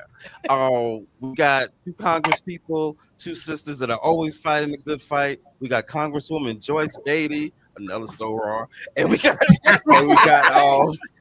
Congresswoman Stacey Plaskett joining us. How y'all doing? I'll turn it over first to Congresswoman Beatty.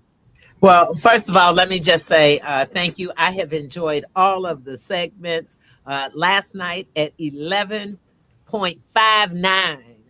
I sent thank you up to Angela Rye and everybody. It's good seeing everybody. Always good to be with my friend and Congresswoman Stacey Plaskett. But let me just tell you, we are in unprecedented times, as you know. And it calls for us to do what you're doing tonight. And let me just say thank you for this marathon and bringing people who can talk about speaking truth to power and laying it out. I just want to say, since we've used my title as a member of Congress, being here, that we're not going to disappoint you. We are more united now than we've ever been. And if we're going to talk about unity and being together, it's going to take us with media and with civil rights activists, and we've all got to be on the same page. But we can't do what we've just been doing in the past. And Duran, you said it so well with the quotes from Martin Luther King and just laying it out there. And that's what you're going to see with us. You're going to see some of us on the inside fighting. And since you brought up Martin Luther King Jr., he used to always leave some people back. When he'd go in the fight, he'd leave some people back in case they needed money to get out of jail, if they needed a lawyer. And so tonight, some of us, we're going to leave black back and we're going to come join you. We're going to be over there with Roland Martin. We're going to be out there outside protesting and showing that. But we need some people on the inside too.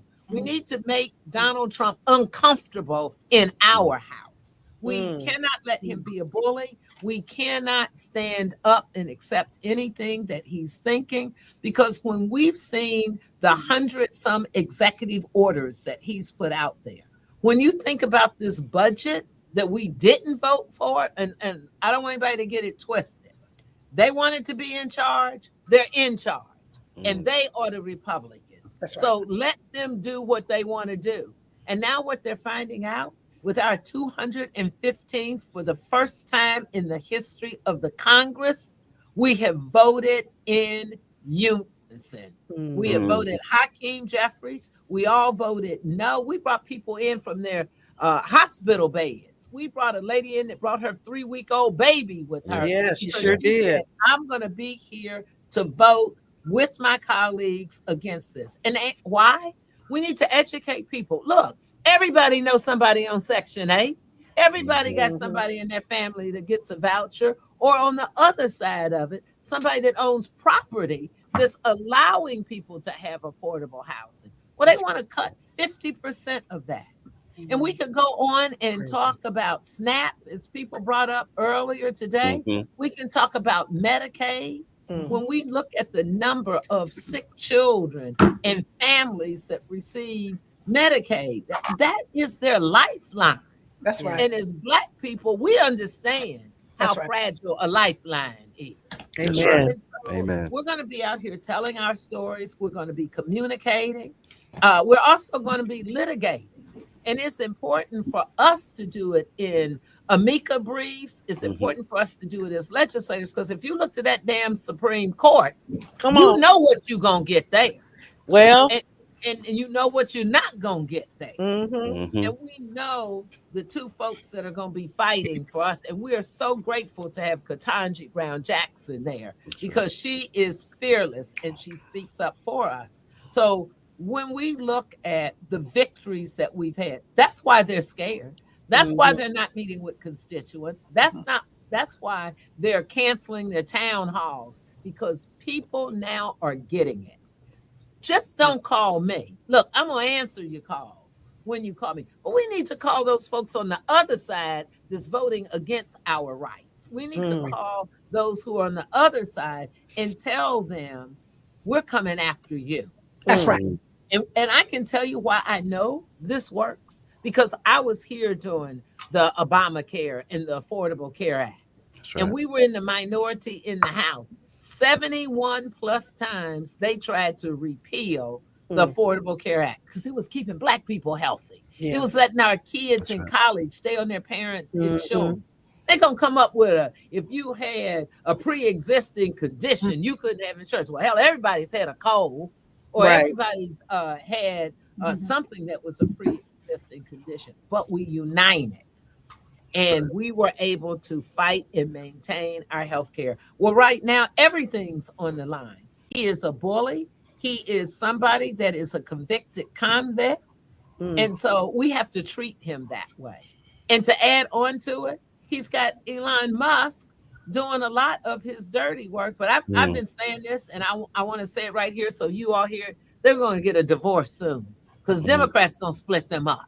We're going to come after both of them. There will be a divorce in the future because we're going to split them up.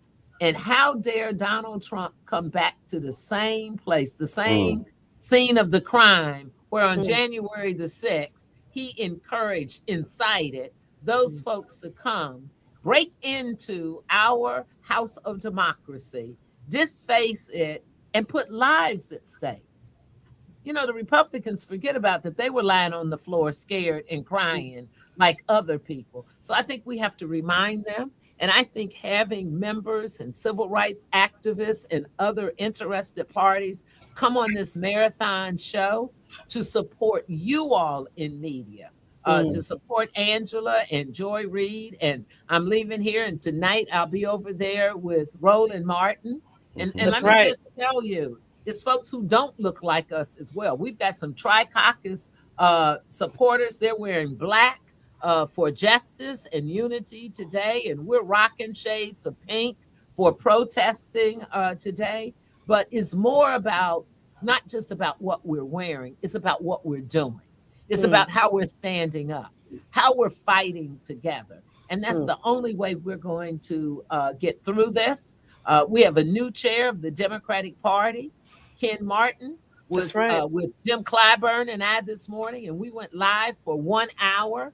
And the first thing he said, I'm going over there to sit with Hakeem Jeffries because I know our power if we band together. And then he said, I'm going to Roland Martin's with you. And so this is the time that we have to come together because everything is at stake. So I don't want to keep going. I know I got Stacy here. And that's always a fighter and setting us straight. Yes. So Stacy, I'm just glad that I'm on with you. And you know, she's a soror.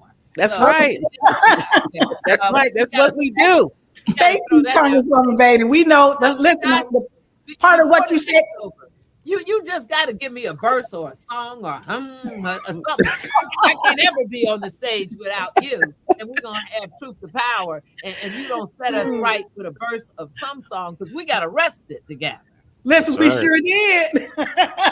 Shut it down, and we'll do it again. Because when you said we'll do it again, we'll do it again. And when you said we outside, I'm like, oh yeah, we outside. Come on, it's time for us to be back outside. So thank you, Congresswoman Beatty. We're so grateful to have your leadership. And it's a moment.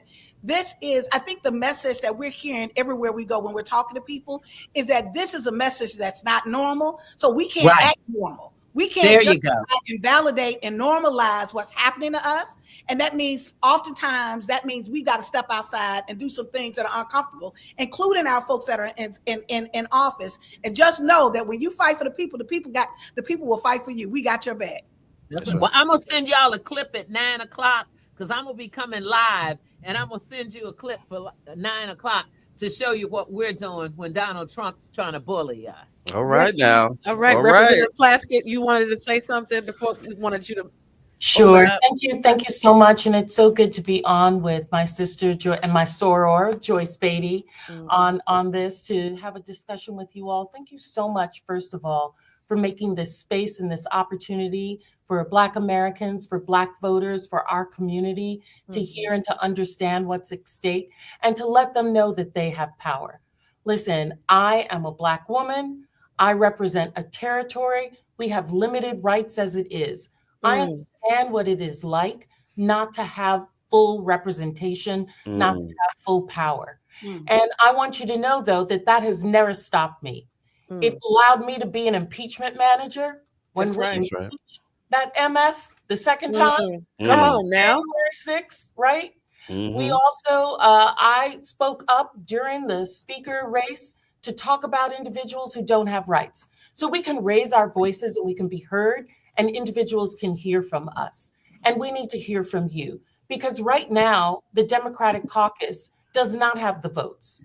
We are in the minority, which means that we cannot bring a bill to the floor without the speaker's approval. We cannot call a hearing in Congress. We do not have subpoena power. We can sign on to litigation as amicus briefs, but we do not have standing as members of Congress to be involved in lawsuits. Therefore, we need you. We need you, the people, to be with us in this fight, to elevate us, to direct the energy that you have on 3 Republicans. We only need 3 Republicans to vote the right way, to vote with their constituency. Listen, there are Republicans who have more people on Medicaid than Democrats do. That's right. There are more Republicans who are on SNAP than there are some Democrats. There are more Republicans who have constituencies who rely on Head Start, on all of the social entitlement programs that are there to uplift all Americans, not just Black Americans, not brown Americans, but all Americans. And you can best believe that it's occurring more in red states than it is in blue states. Yes, sir. And so we need them to do the right thing by the people that they represent, whether they be Black, brown, or white. And they're not, because they have fear in their hearts, they have greed in their hearts, and they have a desire for power. Those are the things that are stopping them from doing what's right and what will uplift all Americans. America is only great because of its diversity. America is only the power that it is because it has allowed itself to recreate itself over and over again by allowing new ideas, new people, new genres to come into what we call the American experience. And so Elon Musk wants to stop that. Donald Trump wants to make sure that it's only for himself. And there are plenty of other people out there who know they are in the last gasp of white privilege. Come on. Tamp down the rest of us to ensure that they and maybe their children have the benefits of it. But as I've heard so many people say, we are not going to go back. I'm not going to live how my parents live. I'm not going to live how my grandparents live. And I sure as hell are not going to let my children live like that.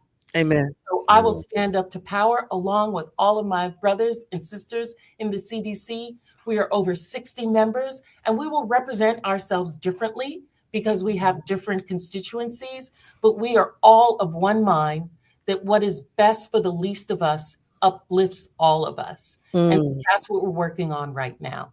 And so, we've got to continue. I'm so grateful that you guys will be going on and be in the time that Trump is spewing lies and hatred and division during that speech.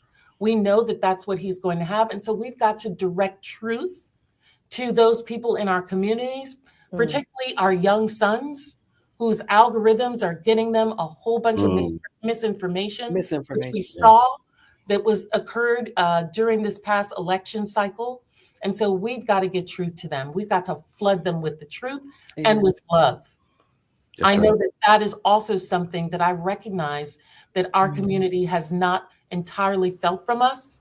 And so not only do I want to show them power, but I want to show them love, sacrificial love that I'm willing to do to put my life on the line, my voice on the line for them each and every day. Representative Plastic, a quick question before you leave. So you were saying that you all are in there. We know that you're fighting. You're fighting. We know that there's a fight going on in there. We know it's an intense fight.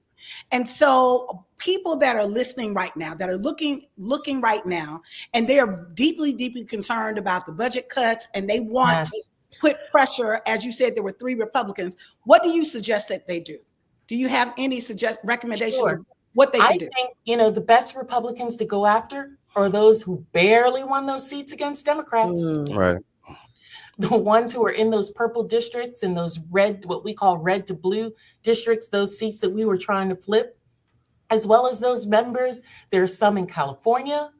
There are some who are in Michigan and other places, Illinois, even Ohio and Florida, who have large pools of Black individuals who did not come out and vote. We've got to ignite them. We've got to wake them up. We've got to get information to them. We've got to share with them, Sister Brown, that they are about to not only, you may not be on Medicaid, but that's going to mean that uncompensated care is going to happen in your hospital, which means that nurses aren't going to be able to be paid. Services are not going to be available to your entire community. Head Starts are going to close. School lunches aren't going to be available. We know that when children are hungry, they can't learn. When children can't learn, they drop out. When they drop out, they can't find a job. When they can't find a job, they move to crime, and the prison pipeline begins. We know that this is an insidious attack on our communities, and we've got to share that with them and let them know that their vote, their voice is their power. Yeah. And that we cannot allow some soon-to-be trillionaires' algorithms stop them from their power. Well, thank you. Thank you so much for joining us, for sharing that advice on that strategy. And just know that even as we get past this immediate moment that we're in this immediate fight, that, you know, as you continue to raise the alarm and the need for our brothers and sisters in Virgin Islands to have full representation, just know that you have a friend in Black Voters Matter. Thank you. And I know that my soror, my sister, Congresswoman Joyce Beatty, talked about Martin Luther King. But I'm from the Caribbean, and I'm of the Stokely Carmichael, Malcolm X. Hey, come on. You can't see the other picture we got. Y'all know where I'm going to be. Y'all know what I'm going to be doing. Love you guys. I want you to know that Brother Stokely is in the room. So we'll show it at some point. Yeah. We don't have a lot of time left. Yeah. But this conversation that we had with y'all, and that we want to end with, is kind of related to what y'all were talking about, right? Because it's important for us to understand resistance and how, voting is one form of resistance when it's done right. Like Malcolm said, when it's done intelligently, it can be an act of resistance. And we want to talk about the things that we can do in our own communities to help insulate us, right, from the policies and the regressiveness. So if they're going to cut off our food, we're going to provide our own food, right? That's right. If they're going to make it so that our education is not going to be taught to us, right, then we're going to teach ourselves, right? And so that part of what y'all are talking about is important, but it's also connected to reimagining, because the one thing the Declaration of Independence had right was the section when it said that when this government ceases to give you life, liberty, and the pursuit of happiness, it is the right of the people to abolish it and create something new. And so that's the part that Black Voters Matter, we cleave to, and I know y'all cleave to it too. And so we want to make sure that we end this, making sure we send a message to our communities that it is time for us to, what Latasha always says, radically reimagine, right? Be founders of a new nation that is going to give us the rights, because you don't get no rights from interpretation of a law or the Constitution. You get rights because you have decreed and drafted a Constitution that gives you that right. So we as a people have got to start thinking differently, and we want to open up the floor to start talking about that as we talk about how we fortify ourselves in this moment. I know Duran has some things. I just want to talk about some call to actions that I have for folks to just, I think it was Representative Cori Bush talking about we need all the tools in the toolbox, right? Yes. So we need folks to support their local Black farmers. That's number one. Just like we had the blackout last week, Friday, right? But okay, so take that money to your local Black farmer. You can look on the Black Farmer Index, in blackfarmerindex.com. The Alliance has a Black food map on our website. You can buy seeds. Give us that website. blackfoodjustice.org. There's and you don't have to, I'm not saying everybody's a farmer. I'm just saying if you organize your block, and I'm growing tomatoes and you're growing cucumbers, and we can share what's surplus, we can feed ourselves. We can get seeds from a Black seed company, Ujama Seeds, UJAMAA. They're beautiful Black organic seeds. You can buy an organic cucumber at the supermarket and dig out the seeds and save them and plant them yourself. You don't need an acre or half an acre. Just start with a container, put it by the windowsill. You just need some window, some soil, and I was just going to chime in. Some water, right? So organize your block, support your Black farmers. Oh, go ahead, Duran. Oh, I was just going to say, you brought up Kwame Ture name, and he said that it's important for us to organize, right? There's two pieces of this puzzle that I feel like we haven't really figured out the strategy, how to hold these things together. Back in the day, we did. How do we hold policy reform and direct action in the same hands? It's not an either or, it's a both and, right? And when we're in line, those that are doing the grassroots activism, the direct, tangible things that you can taste, touch, see, and feel are married with the folks that are doing the policy work, then we see that impact over time. You know, Emil Cabral taught us, tell no lies. Come on now. Victories. That's right. This is about to be real. It's about to get real, y'all. About to get real. I'm gonna tell you on the food tip, right? Spring is 30 days away. There are farmers that haven't been able to plant because they have no workers in the field due to the mass deportations. There are folks that have had canceled contracts, so the money that they were going to spend to hire staff, to get seeds, to get fertilizers is now out in the wind. So you ain't gonna feel it right away. You know what I mean? It's gonna be a slow trickle, but then it's gonna hit summertime when it's time for your babies to be at home from school, and you looking for that lunch and that breakfast program, and the food ain't in the stores like you thought it was. This is prepare now, right? And by prepare, I mean organize. Get connected to organizations that are already doing the work, that have established ecosystems of real people and real relationships that exist outside of social media, that are in real time. The people that I can go knock on my neighbor's door. That's the energy that we need in this moment. Farming has taught me that this social justice work is a communal work. It's not an individual thing.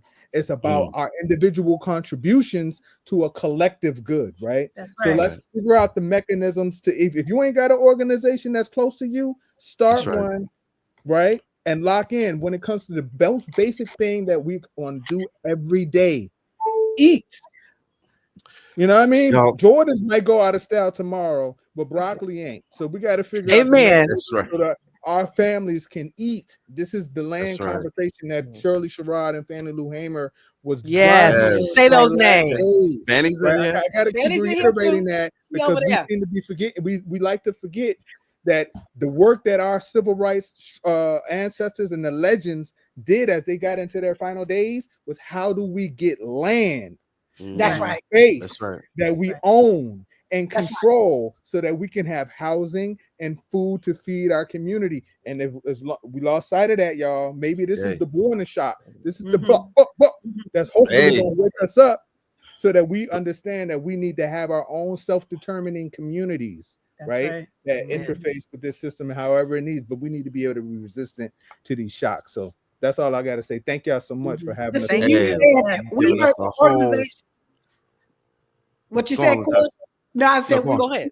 We talked about resistance and resilience, and now we're talking about radically reimagining. We got what we need, y'all. So it's a moment that we really are happy. We got to think about how we're going to feed and take care of our people. And so we're so grateful for the networks that exist. I'm hearing you. I heard that we've got to find and support Black farmers. There are networks that already exist. I'm hearing that we also have to find organizations that are already existing in our communities that are doing this work. You don't have to start another organization. We got plenty of organizations that are in our community. Another thing is about Black spaces. We have to reclaim spaces that we have. We can't have churches that are closed for 7 days and only on Sunday are open. All those spaces got to be open. We need Black spaces so that our people can gather and organize and work together. We need our Black institutions. As we're thinking about that, ultimately, it has to be self-determination. And so given that, I know, Cliff, you were going to say something, and I want to say one more thing before we leave, a quick piece, but that's it. Just real quick, because we got a couple of minutes left. First, I want to thank the two of y'all for joining us. As we said before, this is not the end of the conversation. This is just the beginning of a conversation and relationship. So we'll be seeing a lot more of y'all. We talked about like organizing, right? And connecting with organizations. I just got to shout out the way that we even got connected with Kenya and then Duran, is that we reached out to our fam at Movement for Black Lives and for BL. And we all in this together. We all family. And so shout out to them. And then lastly, I just wanted to mention, as you were talking about land, the brother behind me, Malcolm, said land is every revolution. Land is the basis of every revolution. That's right. Right. That's right. And so that's what this is partially about, y'all. We have got to have our own land and be able to feed ourselves in order to be truly independent and have true self-determination. So thank you, Kenya. Thank you, Duran, for joining us. We'll be talking to y'all soon. Latasha, I'm gonna pass it to you for the last word, because we don't want to be late, because I know Holly's about to come on here. Holly ain't playing, baby. Holly, Holly coming down. I am gonna end real quick. Well, the first thing I did right was the day I started to fight. Keep your eyes on the prize and hold on, hold on. This week marks the 60th anniversary of the people who had the courage to sing that in Selma, Alabama, at the foot of the Edmund Pettus Bridge. They didn't have politics. They didn't have a president. They didn't have a party. They didn't have resources. What they had is they had a vote. They didn't even have a vote. But ultimately, they were able to change and shift the direction of this country. So in this moment, y'all, it is nation building time. Thank you. It is nation building. It's nation time. Let's go, y'all. Nation time. Black voters matter. Sister Holly. No, it's who coming on? I'm here. I'm All here. right, I'm so Sister excited. Amy. Nation building time. I'm right with you. All right, I'm right with you. Thank you so much. Thank you. Thank y'all. Hey, Holly. Beautiful. We did good, Holly. And let me just say, first of all, you are watching State of the People, stateofthepeople.media. If you're watching this live stream, it's time to share what this is about. This has been going on since midnight, and it's going to keep going on. I'm joining from Oakland, California. My name's Amy Allison, and I'm going to be with you the next 4 hours in between the brilliance and the heart and the everything you've been seeing. So, spread the message, share it on social. Send a message to your friends. This is what we're doing tonight. And this is a 24-hour channel breaking down what's happening with Black people. And we're just getting started. I'm so excited for our next group of brilliant organizers and leaders. The next segment is entitled Undistracted Presents the Group Chat Live with our friends Brittany Packnett Cunningham, Dr. Brittany Cooper, and Dr. David J. Johns, the awesome. Thank you so much. And I'm going to pass it on to you. Oh my gosh, Amy, first of all, you came on here looking gorgeous. Can we talk about it? Just snatch, okay? Yes. The state of people, the state of beauty, the state of Black don't crack, all of the above. All right. That's right. I love it because we show up and show out everywhere we are. Family, it is so good to be with you all. We're here, State of the People. We've been going for many hours all together. State of the People will be going for 24 hours, y'all. 24 hours of Black voices of integrity, speaking nothing but truth, unvarnished and unapologetically. And so we here, the three of us are so thrilled to be a part of it. If you are a fan of the podcast Undistracted, which I host, and EP, we just wrapped our 3rd season. You know that this season we brought 2 voices on that we call the group chat, right? Now, the good news is we're really a group chat and we really be talking about this stuff. So we said, why not go ahead and bring that group chat first to the podcast? But you know what? For State of the People, let's go ahead and have this conversation live. You've been hearing expertise all day from the Justice League about what's happening in the courts, about what's happening with Black farming, about how this is going to impact Black reproductive rights. We talk about everything in the group chat, but we have one thing in common, and that's we're all educators. K through 12, collegiate level. We're talking about scholarship. We're talking about leadership, education, policy, education, equity. All 3 of us have done that work. So we want to talk about how this white supremacist agenda is going to impact our young people and why it is so clear that the U.S. Department of Education is a target in a particular way. So we just gonna go ahead and dive right in. Is that all right, Coop? Let's do it. Is that all right, DJ? You already know it is, Civil. Let's go. All right, let's go. Listen. For those of you who don't know, there is a woman named Linda McMahon. And if that last name sounds familiar because you and your family watch WWE, yes, we're talking about that McMahon, all right? Vince's wife. She has just been confirmed to be the Secretary of Education. But here's the kicker. Project 2025 told us, Trump told us, and now Linda McMahon has told us. She has been confirmed to be the secretary of an agency that she intends to dismantle. I don't know about y'all, but I don't need to be the boss of something I'm trying to end. But that's exactly what she's doing, right? She just got confirmed at 9:30 p.m. last night. She sent out an email, wasted zero time, and said a couple of things. First, she said, quote, "My vision is aligned with the president's to send education back to the states and empower all parents to choose an excellent education for their children." That is what we call coded language. But before we get into that coded language, David, let's talk about why abolishing the Department of Education is not just bad, it's real bad. Tell us just how bad it is.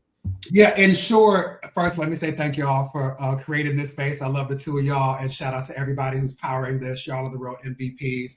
Also want to offer up a consideration. I know that many of us are used to naming white supremacy, but I want to take back the power and name it for what it is. It's white delusion. Part of the way that white delusion works is to divest in the people, the communities, the institutions that support equity, that are about fairness, that are about investing in the people who built this country for free, as our sister, my twin Angela Rye would say. And if we think back 51 years ago, this is in part why I started the Teach the Babies podcast, to celebrate and remind us about the lessons that we should have learned from Brown v. Board. But 51 years ago, Brown versus the Board of Education, one was tried. And before that case was tried, it was the reality that states and local municipalities abdicated responsibility for developing our babies. Now, let's be clear, that is not new. What we know is since the transatlantic and trans-Pacific slave trades, Black people have had to do the work of ensuring that our babies know who they are and whose they are. We've never fully trusted public education as a system, but having a Department of Education that provides federal oversight to ensure that states aren't legislating genocide, like what's happening in the state of Florida with the failed history teacher turned governor and all of his antics, or what's happening in the state of Texas, where I am in this moment with Greg Abbott. If we lose the federal protections, we should expect that our babies will be consumed, they will be terrorized, even more than they have been heretofore. You know what, Coop, I'm going to come to you, but first we actually have some voices coming from Congress. Actually, I'm going to come to you right now, and I know that they're going to join us in just a moment. So David really helped us contextualize exactly why this is so dangerous, right? And yet this is an attack we've always faced. Clearly, those that think that they're in power and want to try to wield that power as they see fit know that Black knowledge is dangerous, that Black literacy is dangerous to their agenda. That is why it was illegal to teach Black children how to read and write, whether they were free or enslaved, right? That is why it was illegal for us to assemble in certain ways. That is why, once again, we find ourselves with certain texts about our history being banned over and over again. But you know what? Go ahead and ban them books, because we're going to make sure that they sell out, okay? That's right. Run up these book sales. Correct. Right? But so David contextualized for us that this has always been the case. And yet the Department of Education has been central to our continued fight for freedom. Why attack the Department of Education to be dismantled? Why not the Department of Labor or Interior? Why the Department of Education? Why is that so critical to their plan? So thanks, B Squared. It's good to be here with you and good to be here with my brother, Dr. David Johns. So here's the thing. There has been a 40-year assault on public education that this is the culmination of. There has been an attempt to undereducate the populace, because look, when you have an educated populace, then you have an informed voting electorate, and they tend to choose differently. This is why folks get very upset when their kids go out to college and then come home with a bunch of liberal ideas about inclusion. And we have a strain of that in our community. When I was going off to Howard, all the church folks in my life said, now don't go up there to Howard and act like you don't remember the Jesus that we taught you about. So there has always been this suspicion about the kinds of liberalism and inclusion that you get when you start to mix people in different perspectives. But our folks have never let that take away their good sense. They always meant stay grounded in the things that are going to keep you and don't walk away from the people who loved you and who raised you. And that's the difference, right? So look, I work in higher education, and these assaults are not just going to come for our people in K through 12. They are also going to come for kids who need Pell Grants to go to school. They're also going to come for departments that grew out of the civil rights movement, like departments of Africana studies, like departments of women's and gender studies, like these, you know, programs like McNair and Upward Bound that give our kids a leg up. So you have to ask, what is the ultimate goal? The thing that distinguishes America from the rest of the world has been our public education system. You didn't have to come from nobility to deserve an education in this country. You didn't have to come from money to be able to walk into a school and be serviced. Even sometimes when the quality of the services weren't great, there was this sort of democratic ethos that we educate everybody. There's also this desire or a set of legislation that comes out of the Civil Rights Act that also protects kids with disabilities. That's why your kids that have disabilities can get special education, can get IEPs. When you begin to dismantle the Department of Education, you take away all of those kinds of protections. And the reason they want to do it is because access to education has been Black people's pathway into the middle class. That's it. I am the daughter of a single mother and a father who passed away when I was a little girl. You don't become a PhD from the projects unless you have access to a good public education. And even though I grew up in one of the poor states in the Union, in Louisiana, in rural northern Louisiana, I still had good teachers and an advocate mother for sure, but I had access to a public education that put me on solid footing with my classmates and made a pathway for me to be able to go to college. And then there were programs like Upward Bound and McNair that helped me to chart my path. They want to dismantle every pathway into the middle class. So this is also firing all of these public workers because Black people are overrepresented in federal government employment. This is of a piece with that. They want to shut down our pathways to make ways for ourselves. Brittany, can I? David, just give me one moment because we've got two members of Congress with us that I want to make sure that we bring in ahead of this joint address tonight. We've got Representative Hank Johnson and Representative Kelly. You know, you all have been doing this work for so long. Thank you so much to both of you for joining us. We know that your time is limited.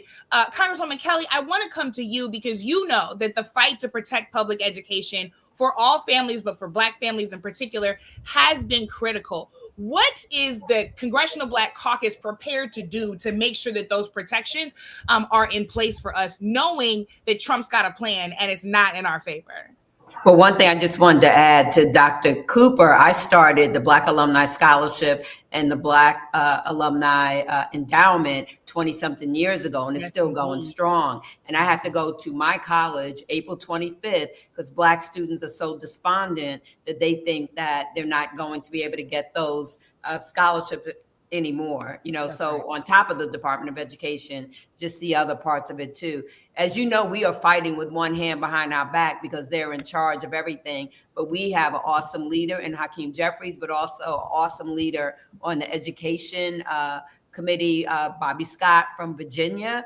And we're working with so many people on the outside. That is what's saving us. The attorneys generals on the outside with going to court for everything. So far, so good. Even Trump appointed judges are siding with us too, because it's so horrific and ludicrous. So, until we can find, as we've been saying, 3 brave Republicans, and as I also say, they ain't in Illinois, we really have to pound on the Republicans in districts that Vice President Harris won, or Republicans that just won by the hair of their chinny chin chin. Those are the ones that we really, really have to put the pressure on. That's incredibly helpful. Congressman Johnson, you've been in the fight to protect education for a very, very long time, but we know that Congress represents the people. So what can the people be doing? How should we be engaging with your offices to make sure that you have the support that you need to protect public education? Well, thank you, Brittany, for all that you do to support education.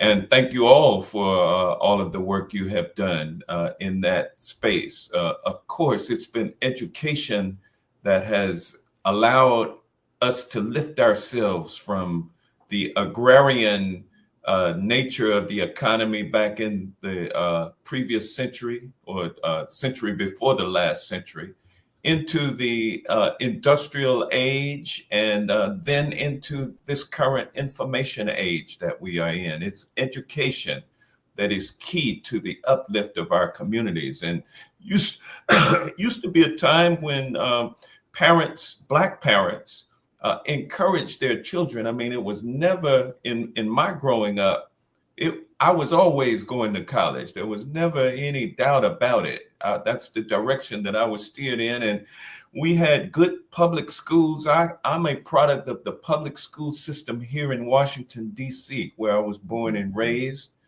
Went through public schools, ended up at Clark College in Atlanta, Georgia, now known as Clark Atlanta University. Matriculated there for 4 years before going down to Thurgood Marshall School of Law, Texas Southern University, another HBCU in Houston, Texas, and attaining my law degree.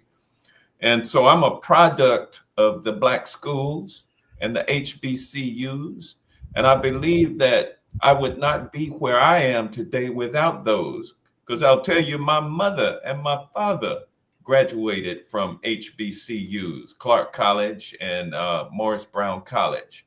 And so it's within my DNA to be supportive of higher education, HBCUs in particular, and the public school system. And so it's distressing to think that we have someone who is the Secretary of Education now who is committed to abolishing that department of the federal government. Moreover, she is a strong supporter of things like the misnamed school choice. She's a school choicer, and she's a charter school advocate. So all of the ways in which they can kill public education, from defunding it from a federal level, and then also enabling state monies and local monies to flow into the private for-profit school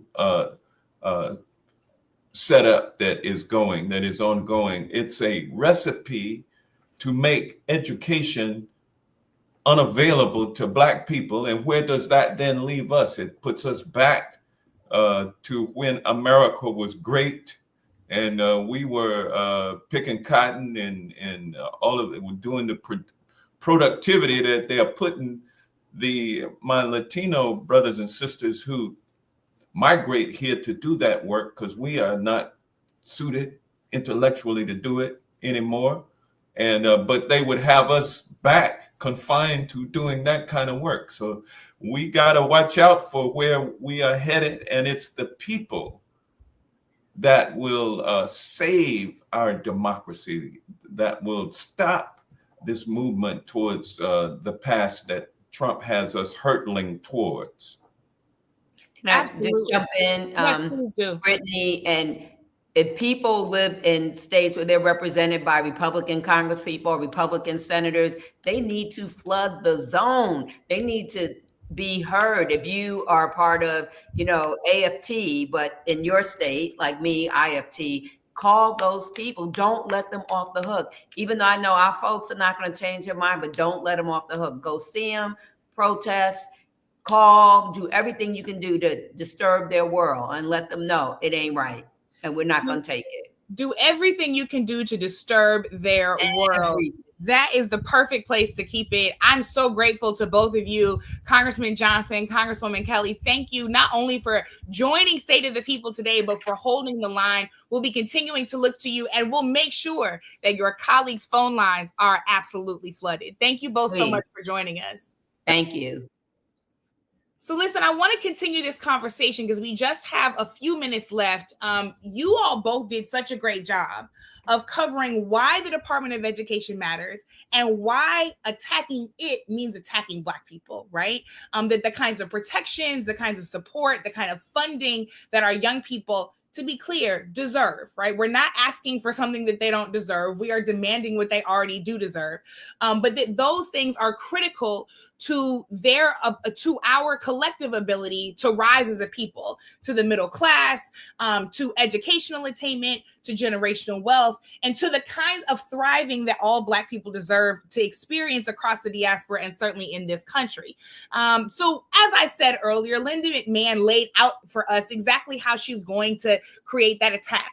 So it's going to be through the lens and the language of states' rights, which, if that doesn't sound familiar to you, if you think back to when you were in school and you studied the Civil War, states' rights is code for keeping things racist, because then Mississippi can do what it wants to do and doesn't have to pay any attention to any kind of federal law that would stop people from discriminating against folks, right? So states' rights is code for keeping things racist. And the other way that they're going to do that is through parents' rights. But they're not talking about all parents. They're not talking about me, even though I have 2 sons. They're talking about white parents, those moms for liberty who like to run for school board and then ban all of the books, right? Ban all of the queer books, ban all of the Black history, ban all of the books where young people see themselves. So that is the language of the attack, right? Race and gender, states' rights, and parents' rights, right? Then we know that the mode of the attack, as Congressman Johnson just said, is siphoning off public money to then put it into religious schools and to all of these places that can control the pocketbook without any demand or opinion from the people. And then we know that the end game of the attack is ultimately creating obedient robots. Let me read you something else she said in this email. She said, after President Trump's inauguration last month, he steadily signed a slate of executive orders to keep his promises, combating critical race theory, DEI, gender ideology, discrimination in admissions, which we know means letting the white folks in, promoting school choice for every child, and restoring patriotic education and civics. So let's get the kids in here. Let's teach them the patriotic education and civics so that they can be compliant and obedient robots to the fascist agenda that we can intend to continue throughout. So that's what's happening, right? And we want to make sure we lay that out clearly. But the good news is that Black people have been victorious against those kinds of attacks and more for generations, as both of you have talked about. So I want to really take the last half of this segment and talk about how we resist. We just heard from Congresswoman Kelly that we need to light up these phone lines every single time. There's a great app called 5 Calls that makes it easy within the push of a couple of buttons to call those representatives. But in these last 10 minutes we've got, let's talk about exactly what resistance can look like. What should parents be doing? Students be doing? Educators, leaders? What should neighbors and loved ones be doing, whether or not they have children in these school districts, right? Let's get tactical. Let's get specific. Dr. Cooper, what can people be doing to make sure that we take back education into our own hands?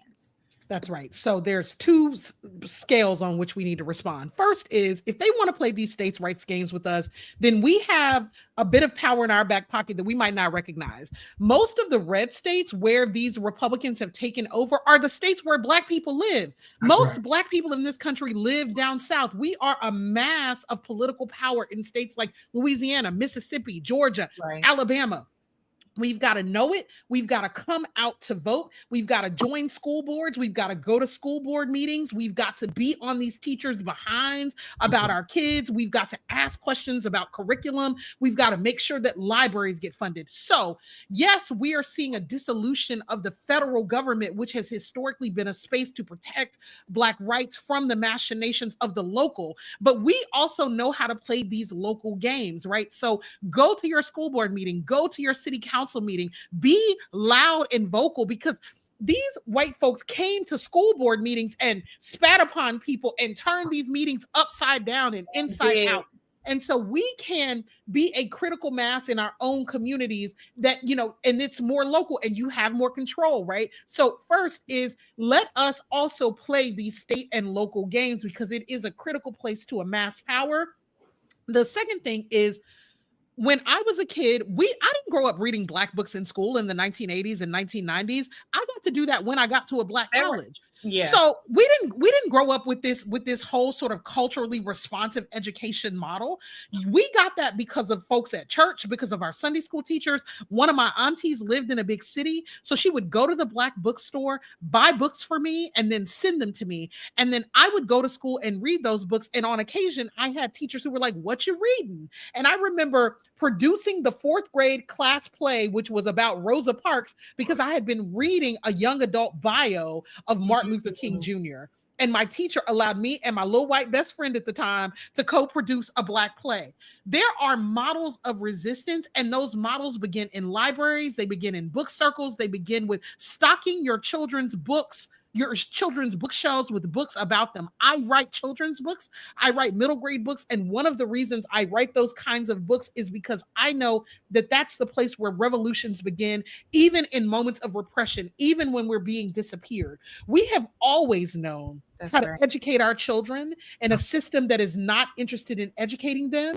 And we have to go back to doing that. And we should have been doing it all alone. That's right. That's right. David, how do we resist? Give us some practical how-tos here. Yeah, very much appreciate that and the opportunity to remind everybody that how we fight matters. So my first is going to be my prayers that you have a good therapist. And by that, I mean that you are doing work outside of the session. In addition to taking things to the altar, my hope is that you are enlisting every resource available to make sure that you are well. The second thing is with regard to the proliferation of attacks, the goal of the OMB director and others to terrorize us. We should not capitulate. We should make them fight for everything that they are desiring to take. In the words of the laureate Kendrick Lamar, we need to squabble up at this moment and be prepared for the fight. Don't concede. Don't act unless you have to, especially with regard to these executive orders, which are not laws. I also think, to underline the points that have been made, organize in community. I'm asking each of you, do you have a political home? Is there a place where you are organizing with people who have like hearts and like minds? Do you have a place where you are tithing to protect and deepen the institutions and organizations that we can go to get through this moment? I'd highlight two resources in addition to us ensuring that we teach our own babies the model of the Panthers, Sunday school, Saturday school, after school, whatever that is. There also are digital resources we can use. Our sister, Kaya Henderson, created Reconstruction so that we can leverage existing curriculum to teach, because people say silly things like teaching isn't rocket science. They're right. It's a lot harder. Not all of us are called to do this work, but each of us have a role in supporting the learning and development of our babies. And then the last thing for me is this. The thread throughout everything that I think we've talked about, and this goes back to the first question you asked, Brittany, about why neo-fascists are attacking the Department of Education. Bell Hooks taught us this some time ago. In Teaching Critical Thinking, she writes that too often we literally don't have schoolhouse rocks because the Republicans have defunded PBS, but we don't teach that democracies have to be defended and born anew by each generation. And she also says that education is its midwife. What they know, for all of the reasons that Coop talked about, is that if they dismantle education, they don't have to do a whole lot of work to keep us oppressed. We'll do the work for them. The last thing that I don't want to miss is that in addition to acknowledging all of the layers that you did, Brittany, and framing the question, I want us to remember that sexual orientation and gender identity plays a role in this. We got to think about this intersectionality. The Department of Education is also where Linda McMahon and Donald Trump and so many others are dismantling protections that have existed for women and girls, Title IX, and using them to target and terrorize trans folks.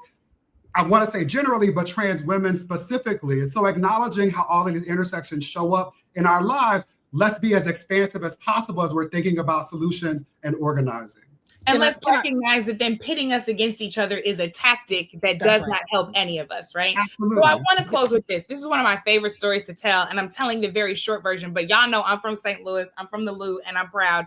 And Missouri was obviously an enslaved state, but it was also a place where when Black and white clergy started to teach Black children how to read and write in their church basements and during Sunday school, the state legislature made it illegal to teach Black children to read and write, right? They saw the power of that action and they literally passed a law, passed statute to stop it. So what did John Barry Meacham, a Black preacher, and his wife do? They got together some wood and some sticks and some hammers and some nails, and they built a boat. And they built a steamboat school and put it on the Mississippi River, because in between the enslaved state of Missouri and the free territory of Illinois, the Mississippi River was unincorporated territory, which means that the laws of the state of Missouri did not dictate what happened. So all those young people who weren't allowed to learn to read and write in those church basements, they learned to read and write on that steamboat school. That is what we call creative subversion. That is exactly what we need to be engaging in. So all of us should be asking ourselves in resistance, what does it look like to create our own steamboat school? Am I going and buying out all of the banned books from Black authors and putting them in a free little library in my front yard? Am I taking the young people in Sunday school that I'm already teaching and once a month giving a Black history lesson? Am I making sure that during the summer, the neighborhood kids come into my house and they get a hot meal and they also get a lesson, which was the free breakfast program that the Black Panther Party started in the first place, right? So let's be creative, because all of us have the power power to be creatively subversive and build our own little steamboat school to teach ourselves and our young people what they need and deserve to know to be victorious. We are going to wrap up with that. I want to ask each of you for one word of how you're feeling after almost after over 10 hours, right, of State of the People. How are you feeling? Give me one word, Coop. Buoyed. I'm buoyed. There we go. Lifted. There we go. Hallelujah. Buoyed. That was real churchy of you. John, how you feeling? I feel encouraged to stay in the church. Come on, hallelujah, encouraged. I feel victorious. We're all very churchy here. And with that, we're going to thank you for joining Undistracted. You can catch us anywhere podcasts are. We thank you for joining this group chat live. We thank you to the entire team behind State of the people in front of the stage, behind the stage, making it happen. We could not be doing this without you all. Your creative subversion is why we're here. And with that, Amy. You better moderate, Brittany. You better moderate. You did your thing, girl. You did it. You gotta do that. I had to get back in my seat. You all are brilliant. Brilliant. Thank you so much, Brittany, Dr. Cooper, Dr. Johns. I love it. Thank you so much. And it's the State of the People, stateofthepeople.media. I'm Amy Allison, and we're going to be keeping it going all the way to midnight. So if you are watching on YouTube or you're watching on your favorite website or social media, make sure and spread the word. You know, I just got, my heart just was filled. I just you want to know where people are standing up and standing for our communities. It's right here. And, I was thinking about this in terms of our next segment. Keith Boykin is joining in this segment. How to fight back against right-wing takeover this is just what we need, Keith. This is just what we need. Thank you, Amy. Thank you so much. And Rashad Robinson is joining me too. I think he's going to be on in a moment. And here he is coming in right there.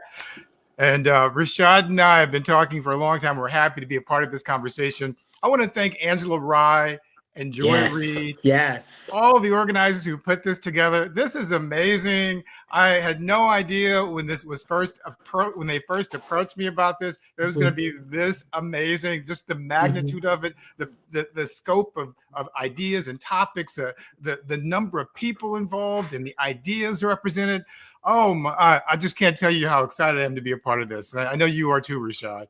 I mean, absolutely. The brilliance, the energy, the expansiveness of voices that we are hearing from right now is so incredible. And in so many ways, this does represent kind of the ideas of independent media. Right? When we think about independent media, it was really founded by Black people. Right. In so many ways, we had to create our own platforms, our own avenues to reach people because we were denied access to the mainstream ones. And after we did that, though, sometimes those avenues were co-opted by corporations and by others. And so the idea and the possibility that's in front of us when we can both build and create institutions that are independent, that are our own, ways that we can reach people at scale, and be able to give people the information they need to be able to be good citizens, to be able to feel powerful, to be able to do things that they wouldn't imagined otherwise possible. That is what I hope this moment can hopefully open up. Because, as we both know, Keith, and as we've heard from so many of the incredible speakers over the last, several hours since last night, we're facing a lot of pain. We're going to face a lot of challenge. It's going to be incredibly hard. And I fundamentally believe that when I think about Black joy is not the absence of pain, but it's the presence of aspiration, the presence of possibility, the presence of being able to fight for something bigger. And so thank you. I just want to join you in thanking all those who put this together and hopefully giving us a little Black joy in the midst of the pain.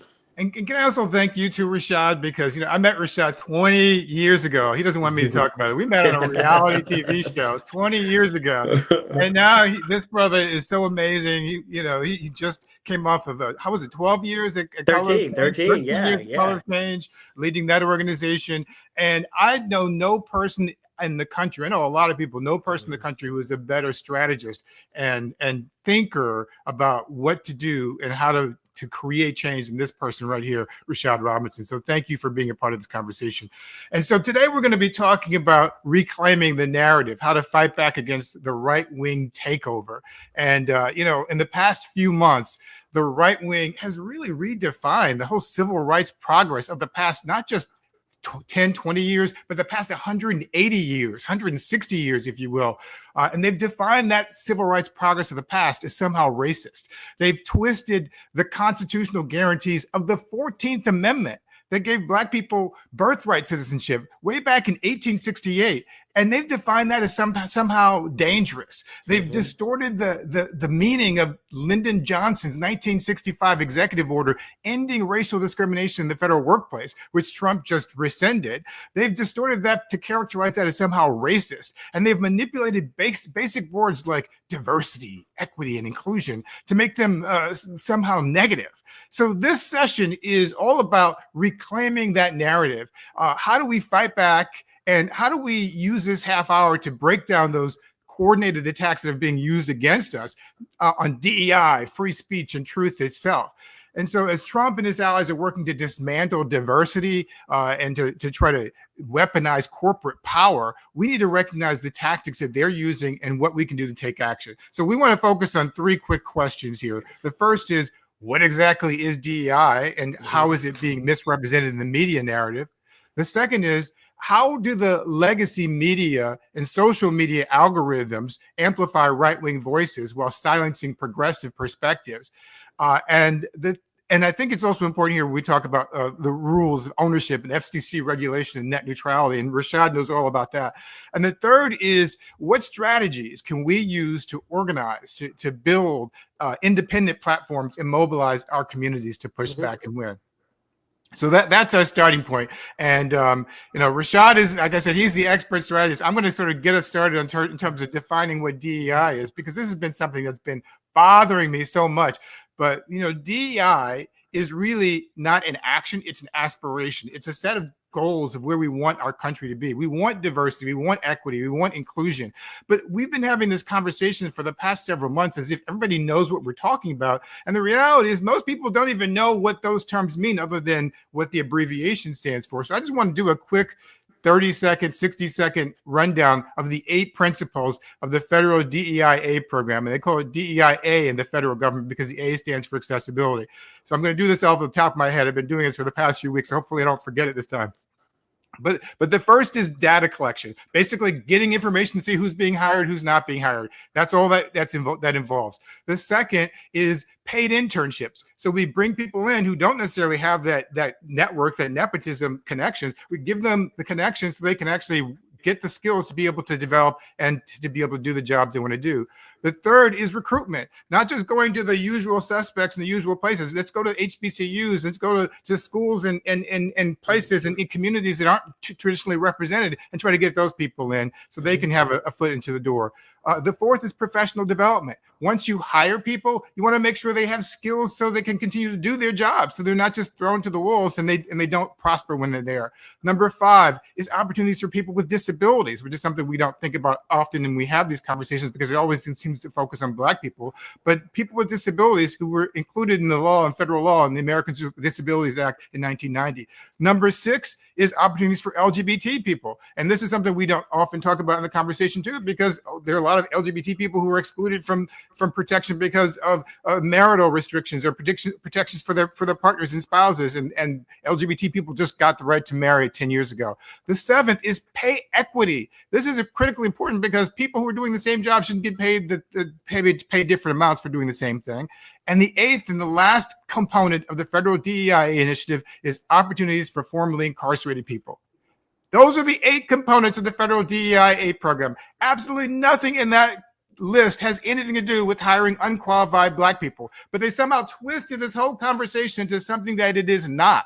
So I want to pose this to you, Rashad, since you're the master expert on this. How did this happen? How did we get to this point where something so innocuous and so positive got twisted into being something that is so negative?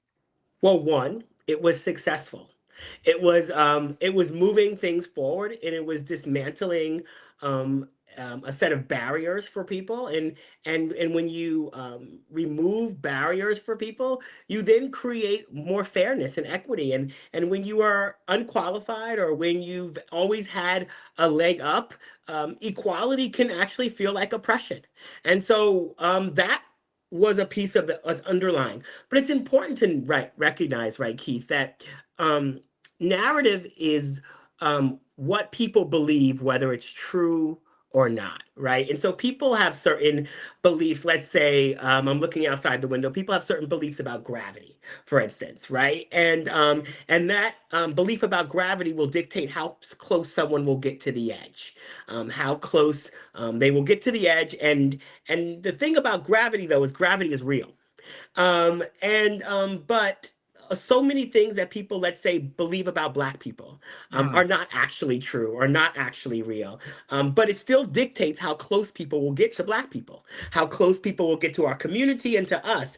And it doesn't matter whether it's true or not. And so narrative is a tool of change, not simply an object of change. And as a tool, what the opponents of equity, the opponents of progress, have tried to do is really resegregate us. And so the attacks on affirmative action, the attacks on ending discrimination, have all been about closing the door to education opportunities, closing the door to government contracts, closing the door to employment opportunities, and resegregating us. And in many ways, that strategy, right, requires rule change. It requires both written rule change and unwritten rule change. And so this is decades long worth of investment, investment in telling a story through media, both sort of media that was reaching conservatives, but also then influencing the ways in which conservative media operates. It's an investment in a pipeline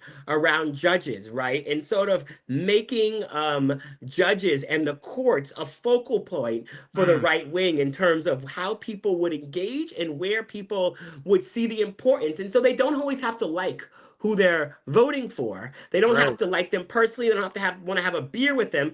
They have to understand that that person's going to give them what they want on judges. And that sort of creating of a litmus test around judges, a threshold, a standard, has been incredibly important, right, to getting us to where we are. And then there is the role of corporate America, the role of sort of corporate power at recognizing that they could get certain things along the way if they were connected to a certain side of the aisle, right? They could get lower taxes. They could get less rules. And I know we're going to get to social media platforms, but that's deeply connected, right? In terms of how social media platforms have even changed some of their politics. Many of these platforms in the early days cared a lot about climate change and the leaders talked a lot about sort of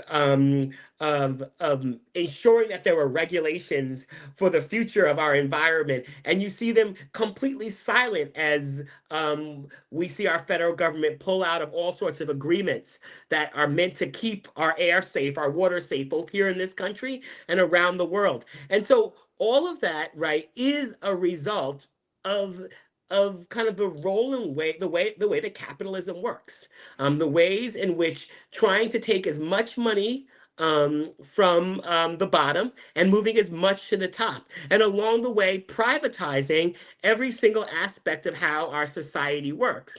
And then along the way, you actually then have to make people less powerful who are going to stand up to that.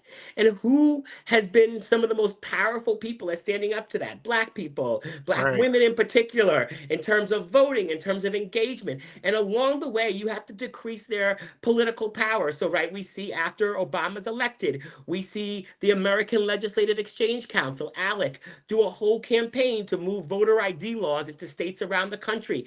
The American Legislative Exchange Council was built by the same man who founded the Heritage Foundation. And all of these institutions are funded by some of the biggest corporations in America, who have put money both behind the scenes and sometimes their logos out front, all sort of in service of being able to have these vehicles deliver for them all the things on taxes, all the things on no regulation, all the things that allow them to determine how our economy and how our democracy works. So how we got here is because the other side organized. They built power, they made investments, and they recognized the role of being able to fuel an organized base of people to be able to make these demands, to believe that these things were for them.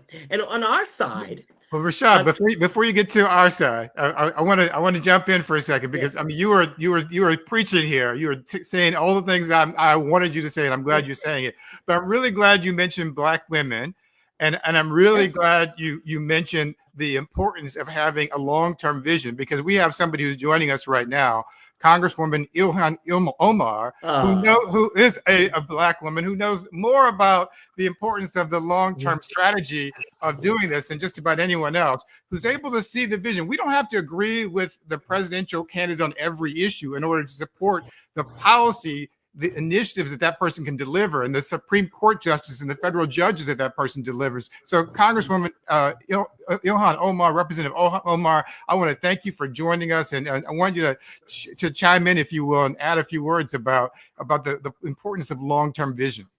Yeah, thanks, Keith, for having me. I think Rashad was preaching. Some real facts. I mean, I think I'll just pick up from where Brother Rashad stopped. I think it's really important for us to look at the Republican playbook on what a long-term vision looks like, right? If you even just think about Roe versus Wade, that was a 50-year plan.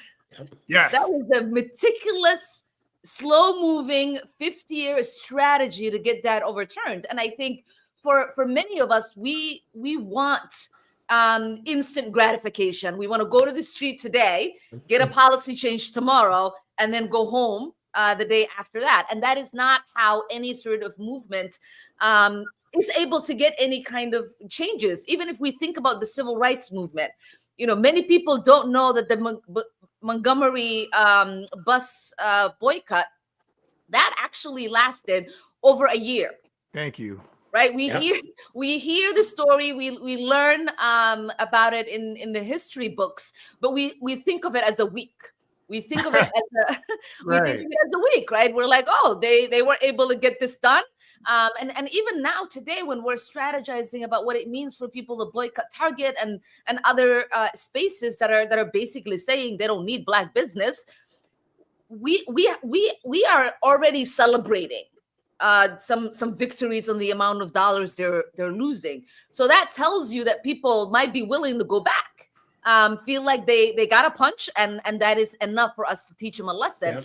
If we are ever going to have any sort of sustained wins, not just as Black people, but people who care about this country and who want it to work for everyone, we have to understand that, nothing happens over time and nothing happens in a vacuum, that we all have to collectively work together, whether it's lawmakers like myself, whether it's journalists like yourself, whether it's change makers like Brother Rashad, like we all are in this movement together.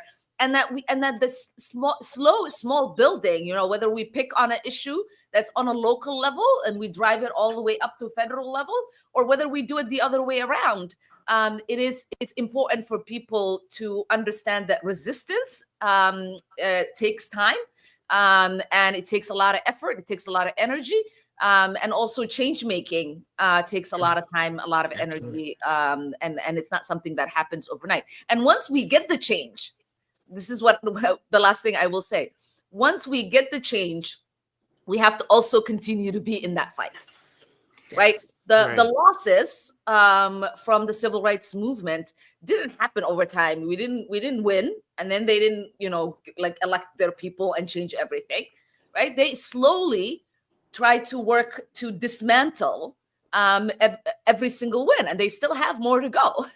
And so we have to stay vigilant.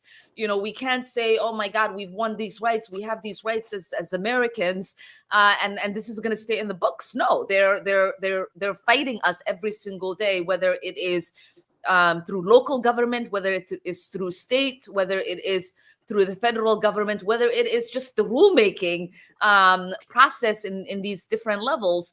And it is up to us to pay attention and not to fight each other, but fight for each other.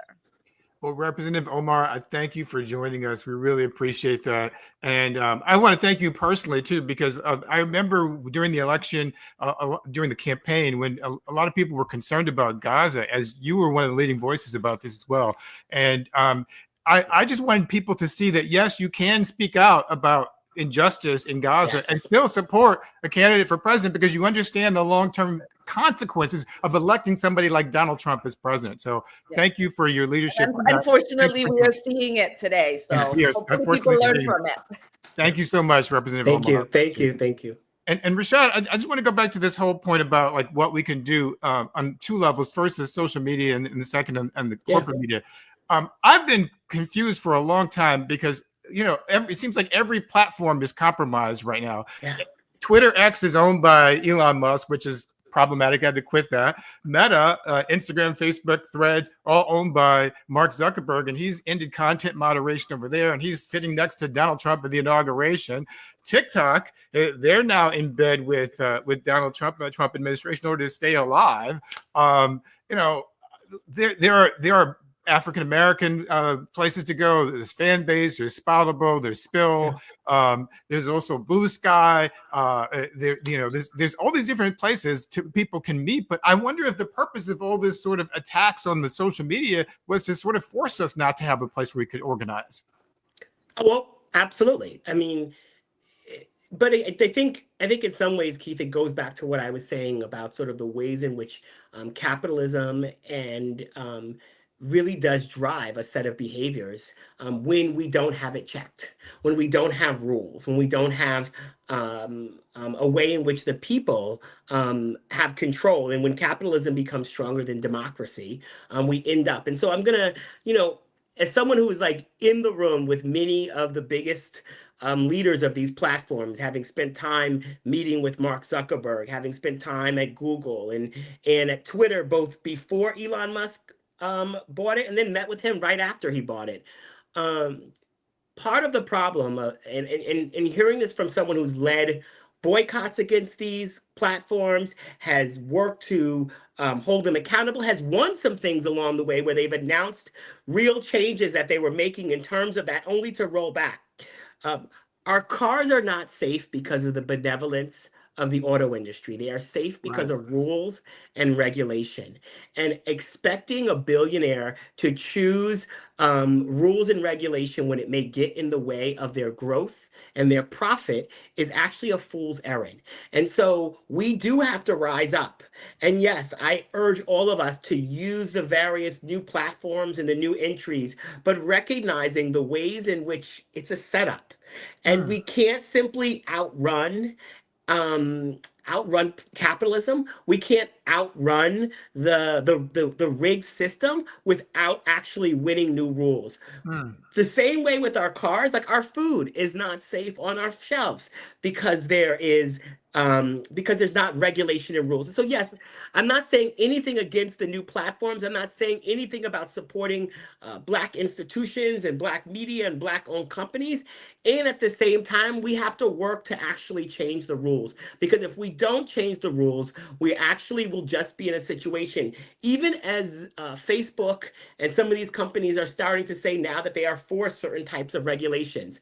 They are actually for a type of regulation that will make it harder for new companies to actually enter the marketplace. They're kind of making this sort of agreement to actually be regulated in such a way that would make it impossible for a new company to ever meet those regulatory standards. You actually have to already be a strong player in the field, have a lot of money, have a lot of resources.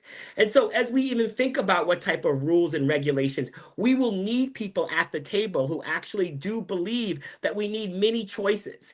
And we can't have it go the same way as our media environment has gone, where we did have opportunities for many voices on the media, and we see a shrinking of that as well, that is aided once again by rules and regulation. So I am not trying to push back against the innovation, but this is why who's in power who's Matters. elected, who controls the rules is so incredibly important, because it's not just about our brilliance and our creativity. They will stifle that with the rules and the regulations if we don't, or the lack of rules and regulations, if we don't actually have a real strategy and a real game plan. And I'm glad you said that. And it also reminds me of one of my favorite passages from Audre Lorde, who said, the master's tools will never dismantle the master's house. But on that note, we have another member of Congress who's joining us. Representative Gregory Meeks is here. And Representative Meeks, you are a member of Congress, a person in power. What's your take on what's happening right now with the State of the Union and President Trump? And what's your plan for action for tonight? Well, first, I've been enjoying Brother Robinson and his dialogue and conversation, because I think he's absolutely on point, particularly when you're talking about rules and understand the power of what that means. Because when you are in the position that I'm in, and those who are members of the Congressional Black Caucus, when we are in power, we help set those rules. We then, when there's a hearing that's being had, we determine who testifies. We determine and hold any administration accountable as a result of that. And that's why elections are really important. And that's why the guy that is current, the president of the United States, he's going just the opposite way, because his interest is just to empower the billionaires who are his boys that he sees that's around him. And our interest is completely different from that. So you see a situation when you're talking about a budget, for example, where their first priority is to dismantle some of those rules so that they can make more money, as well as to make certain tax cuts permanent so that they can make more money and have more money at the expense of those who will need Medicaid or Medicare or Social Security or CHIPS. So all of that is really important. So what you asked the question about tonight. Tonight is significant for all of us, because I think that we have to have a multi-plan moving forward, with everybody understanding that they have a role, even if those roles are different. I'm, been a member a long time, and and I understand. I saw Congresswoman Ilhan Omar talking about civil rights movement, etc. But I understand that we also have to make sure that we need both. We need the person that's going to be the strong advocate on the outside, and we need the individuals that's going to be on the inside to then use that advocacy to help them make those changes that are necessary. And we need to make sure that we're doing it and working together and understanding that. So, for example, I can recall growing up as a kid, hearing individuals, I'm from New York, those who supported and loved Malcolm X at the time did not love Dr. King. Mm-hmm. And those who loved Dr. King did not like Malcolm X.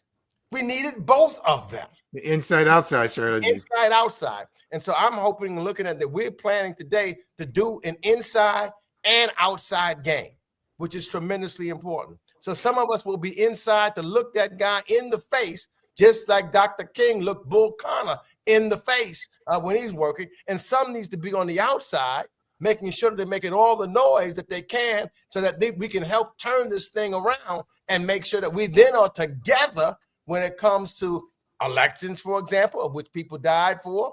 And when we do those elections, we understand, for example, Hakeem Jeffries would then be the Speaker of the House of Representatives. 4 members of the Congressional Black Caucus would be chairs of major committees, and over 32 members of the Congressional Black Caucus will be chairs of subcommittees. And then we work, and everybody doesn't have to know everything that we're doing because we talk among ourselves. We work with folks on the outside and pull some in, like Brother Robinson. He should be one of the guys that was on, for example, the Energy and Commerce Committee to talk about what he knows in regards to technology and moving forward and giving us, one of the biggest secrets, I think, in town is when I was chair, for example, of the Foreign Affairs Committee, I would go to people who looked like the people here and said, this was all, when I was on the Financial Services Committee, also with Maxine Waters, we would go to you.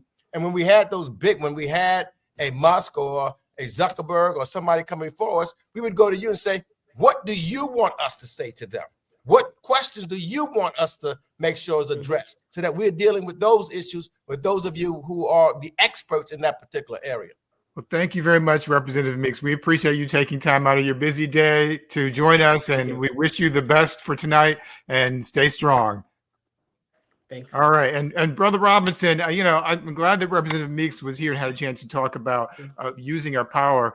We only have a few minutes left, but I just want to sort of bring it to an end in terms of what strategies we can actually take or adopt in this moment to make change. And one of the things I wanted to ask Representative Meeks, but didn't have a chance to ask him because we have limited time, was, I'm curious why members of Congress who, even though they're not in the majority, why they aren't holding field hearings out there or going out and talking to federal workers who've been fired, or even though you don't have the power to bring people into the Capitol Hill, you have the power to create a scene by what you do. So what kind of things can people do? Not just members of Congress, but ordinary people and individuals and organizations. How can we make a change in the coming years, in the coming days, weeks, months, and years?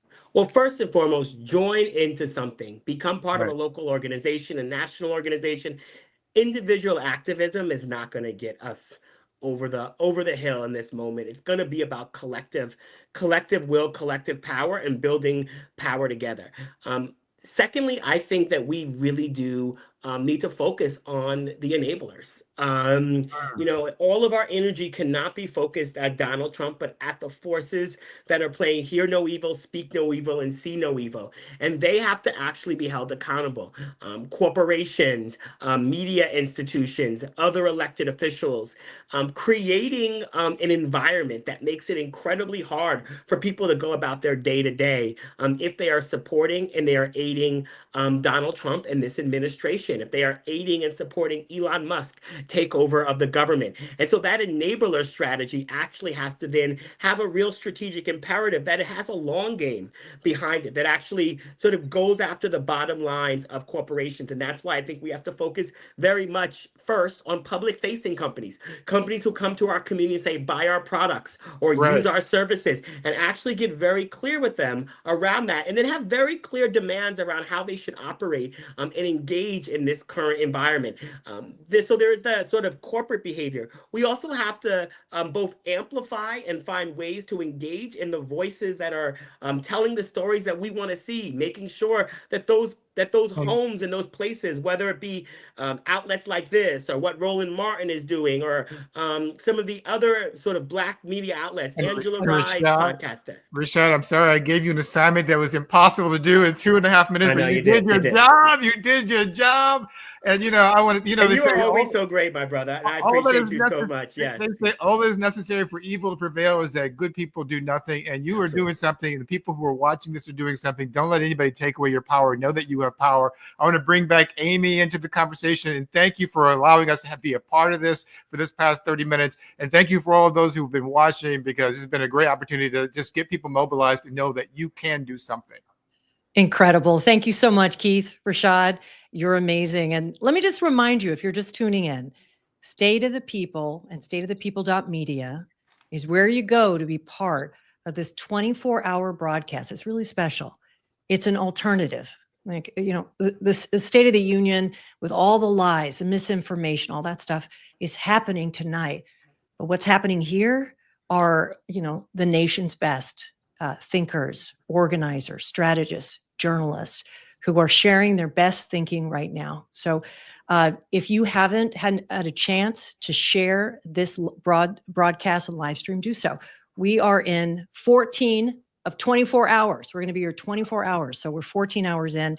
And this next hour, I'm really excited. I want to say thank you both to Keith and Rashad for sharing your brilliance. And we'll see you, I know, out in these streets where there's so much we're covering. I'm joining from Oakland, California, and there's people from all over the country.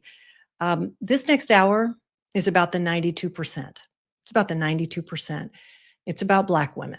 And we're going to focus this next half hour on Black women and the backlash that we're in the midst of right now, organizing in the hostile political environment. And I want to ask my friend, colleague, sister, Ashanti Golark, who is president of Emerge, founder of the Brown Girls Guide to Politics, to join. I'm so happy to see you here. Oh, I'm so happy to see you, sis. You've been killing this moderation. Love it. Yeah, and I'm really, this is our chance to talk about the 92%. Mm-hmm.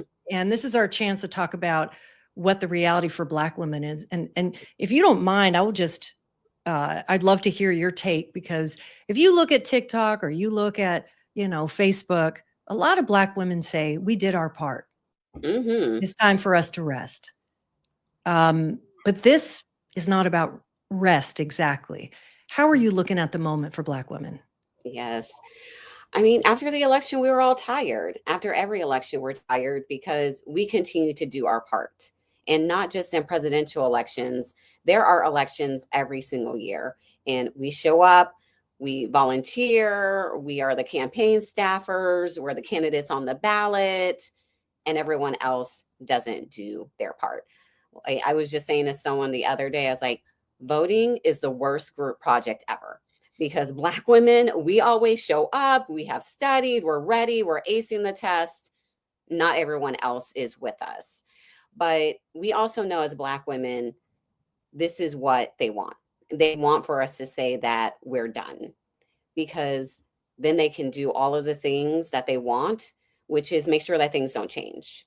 When we show up, when we have our voices, when we have our seats at the table, we are making sure that this is an inclusive and reflective democracy. We move things forward.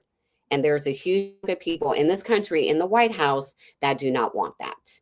That's why they don't want our voices, our power, because then they get the status quo, which means it's just things for them, their rich friends, especially rich white men, and we continue to be at the disadvantage. And while we all are tired, we still have to show up. And one of the things that I like to talk about is the fact that we don't have to think about the macro and huge. We can think about micro. What are the small things that we can do to incorporate this activism into our everyday life? If you are going to church, you can show up to church a little bit early or stay a little bit late and tell people that you're going to be there so you can talk about the issues facing the community. If you're involved in a parent-teacher organization, you can let people know that you will draft the templates to email to the elected officials and school board members saying that this is absolutely unacceptable. If you're involved in social clubs, email 5 friends to come with you who will care about the issues that you are talking about, that are going to be talked about, if they're impacting them. So there's all of these little things that we can continue to do as Black women to make change in this country during this time, because our voices are needed. And especially with all the rollbacks with DEI, equity and justice, today he's saying that he's going to ban protesting on college campus. They want to limit our voices, and we cannot let that happen. Yeah, we're watching the breakdown of democracy, and I have to tell you, it's like we're being gaslit a lot of times when people are like, oh, we'll wait for it to get bad, or when democracy is threatened, or this is only going to be 4 more years, or I'm going to go about business as usual. But, most Black women I talk to, we know what is happening. And in a moment, we're going to be joined by some, wonderful representatives in Congress. But before, I just want to remind Black women who we are, okay? Because Ashanti, you and I, in our respective work, and I know at Achieve the People, we like to remind Black women, you're the highest vote turnout of any race or gender. You're the most educated group in this country. You lead most all of the justice movements for racial, economic, gender justice. And we are what's called super influencers, which is why Black women are so precious, important in this next phase. A couple hours ago, our sister Latasha Brown with Black Voters Matter said, we got a nation build, and we got to think radical imagination. And I would just want to, keep that going. Congresswoman Shafilius McCormick, we're coming to you soon.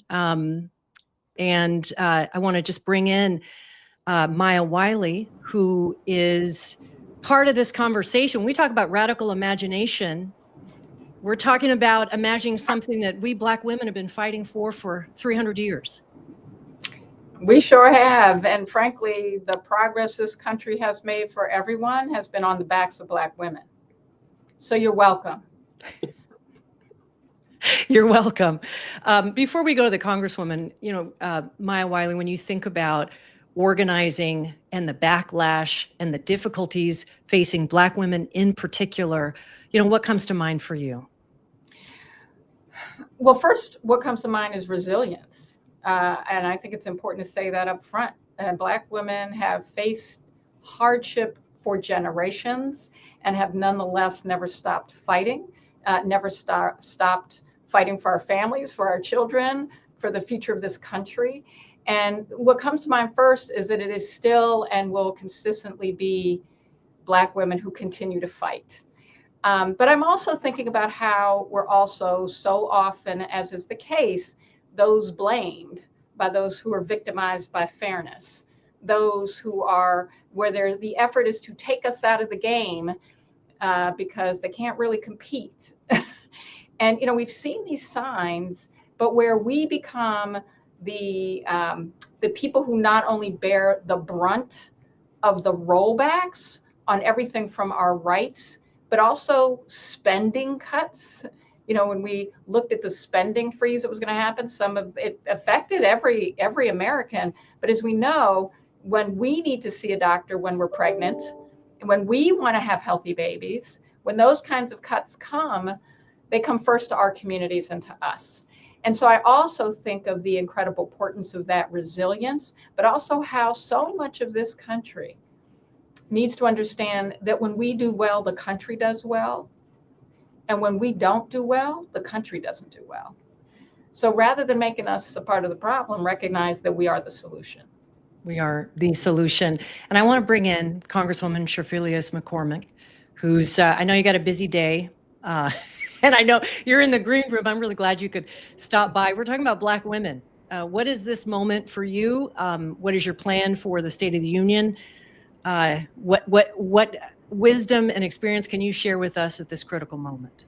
Well, right now, as a Black lawmaker who is a woman in Congress, our goal is to really be strategic. We need to be strategic at this moment and understand when we step in, when we fight, and what we're fighting for. I think we haven't heard the president or any Republican articulate a vision that not only incorporates us, but our families, our parents, every single generation.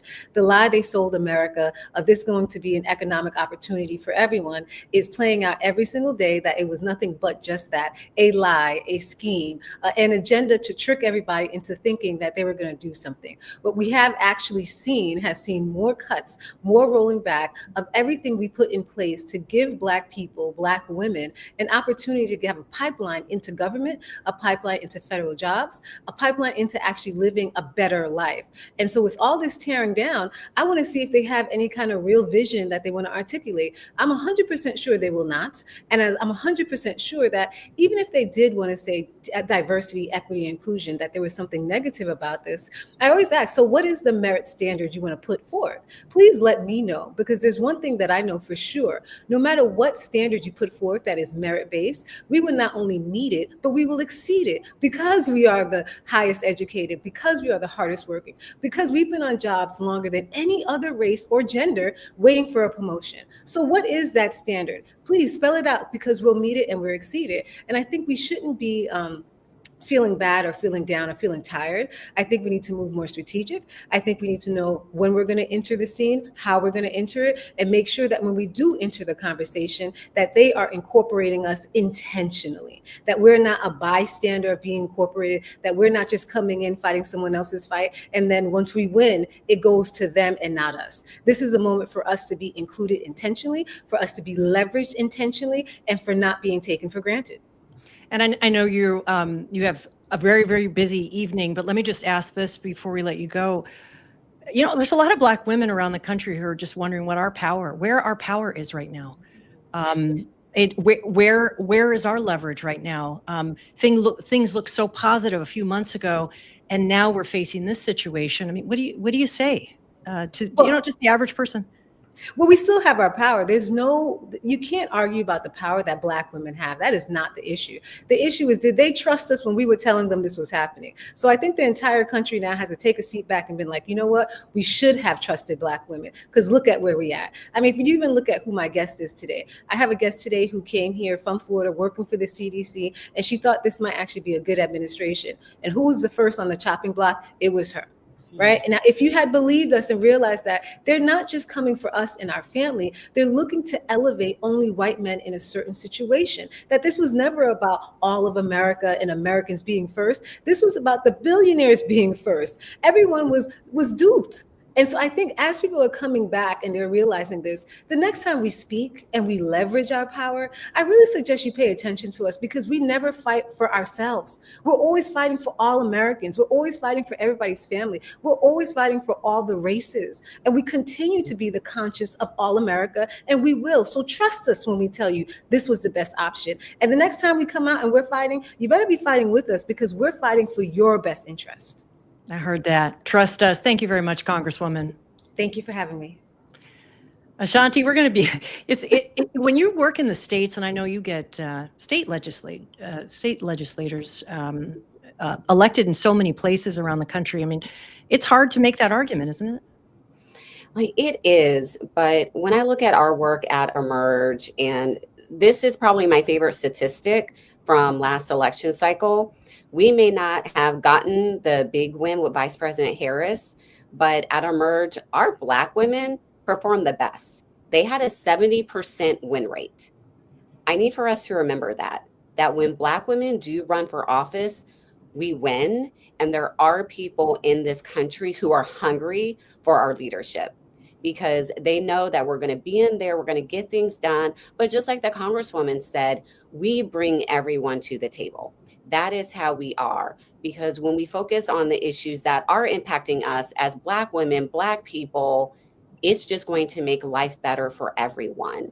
So we do have to know that there is good happening out there, and they want to drown us out with a negative. They want to keep the narrative going that, oh, Kamala didn't win, so we shouldn't have Black women in office. They're not electable, viable. Which I can't stand those words, electable and viable, because they are code for straight white man with money. That's who we need to run. That's who can win. And our Black women, they won in districts that were majority white. They won in districts that were majority Black and brown people, mixed. Black women can win everywhere. So it is important that we show up, and we have to put our names on the ballot. There's 520,000 elected offices in this country, everyone. That's 520,000 people that get to shape our lives with a stroke of a pen. The majority of them are at the state and local level. Let's be those people as Black women. When I look at our work in state legislatures, as Amy was talking about, when I look at the top 10 states that have the most women serving in state houses, Emerge has affiliates in 8 out of 10 of those states. 3 of our alums are speakers of the House, including Joanna McClinton, the first Black woman speaker in Pennsylvania, the first woman speaker.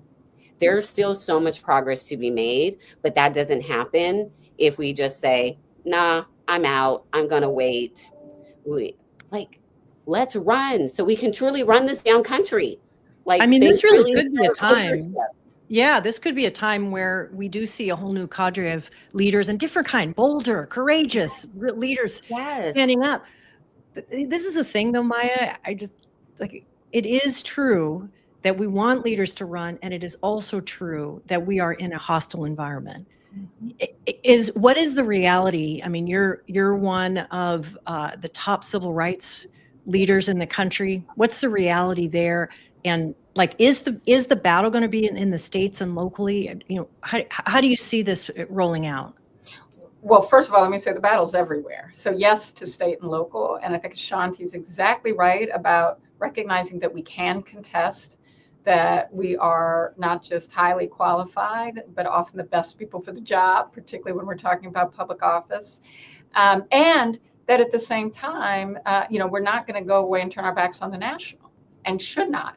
But it's both. It's all of. And particularly in an environment like we are in right now, when from a civil rights perspective, we have been watching them, and I say them because it is a specific group of people who ideologically are working to make it harder for us and our communities to vote in order to hold on to power.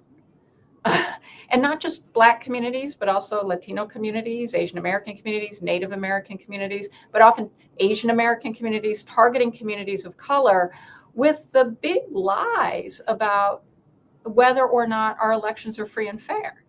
I mean, the reality is we're making it harder for them to be free and fair by using the lie that somehow we can't be trusted about whether or not we have the legal right to vote.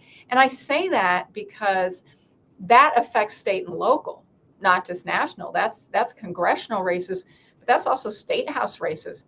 It's when you see the attack on the census, just the way in which our Constitution says count everyone and making it difficult. And this is another thing this administration is going to come for, the count that impacts apportionment of our of seats in state houses. That's about how much power and voice we have.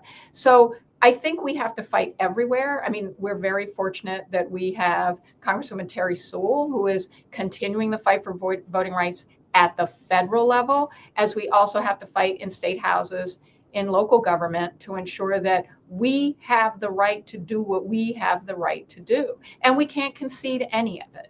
But that is a big part of the rigging. The other part is by kind of suggesting to people it doesn't matter if they vote or not, that things won't change for them. We know that's not true. We know it makes a huge difference to have people in office who know and understand the experiences of our communities, because they know and understand the problems and then they solve them. Is it more dangerous for Black women to organize in this moment, Ashanti, to run for office in this moment? Here's the thing, Amy, it's always been that way. The racism, the misogyny, the attacks, it's part of wanting to keep us not involved.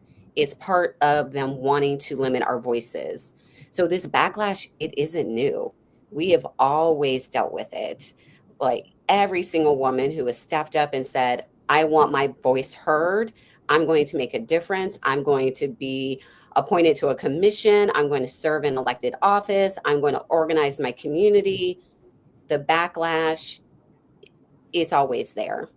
I think right now it's a lot more evident because we live in this age of social media and we have 24/7 coverage. So it's kind of more people are seeing a lot of what we've already known, is how I like to explain it. Well, you've supported Black women, both who were in movement, who were organizers, who then ran for office. And I would just ask both of you, and I will just share my own perspective of how we prepare Black women for this moment. If Black women are called, as we know we will be, as we're getting over the shock of the election and our disappointment with other people in the so-called Democratic coalition for staying home or not supporting us at the rates that we did, as we emerge from that, we do have to have clear eyes about what the challenges are for us as Black women. I agree with you, Ashanti. I don't think it's new. I do think there are strategies that we can offer people in terms of making sure that their physical person is protected, their online is protected, that they have in their own personal life community that they can rely on, that they don't move too far from movement, and some of these things. What other things would you say, and more specific than I offered? I was talking very generally, but what are your thoughts?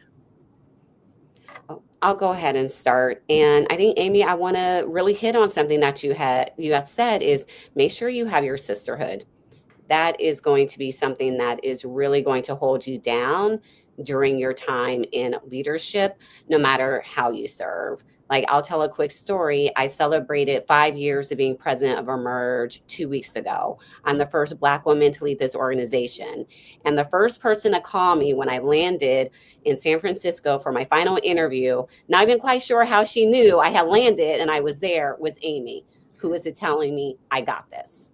So have that sisterhood and know that there are so many Black women that have your back. We may not know each other, but we are out there rooting for one another, because it is just so imperative that we show up and that we're leading and we are in these positions, but also take care of yourself. I have an app on my phone called Opal, which I love. It limits my social media to an hour a day. I highly recommend it. And guess what? I still get the news that I need because the group chats are always popping. Because the sisters are making sure that I'm getting this article, I'm seeing this on Blue Sky. So we can do this and still take care of ourselves, be happy. And like the vice president said, we still have to find our joy in this moment, and we can find our joy in pushing back, because nothing's going to piss them off more than us showing up and stopping all of their stuff and saying, you did not kill us. You did not make life horrible. We are here and we are stronger than ever. It's so beautiful. Maya? I mean, I don't want to say anything after that. That was just a mic drop. That was a mic drop. And Congresswoman Bonnie Watson Coleman is here and is joining us. But Maya, just a quick word in this moment. Look, I think it is incredibly important that we recognize how much social media is being utilized to weaponize not just words, but in some instances to incite. And I don't say that because to drive fear. There's a way to face it down, and it's the way we also organize on social media to ensure that we're a protection network, just as you said. We have to be ready to flood the zone when the attacks come on social media for any Black woman who's either running for office or leading in some way, whether it's in a corporation or in a federal government or in a state house or locally, because that is actually how it works. And the internet spaces to do that, and also to demand and go after the companies that are not protecting us online. That is also something we can do collectively and together, and that includes especially how our elected sisters are targeted and how we can help keep them safe.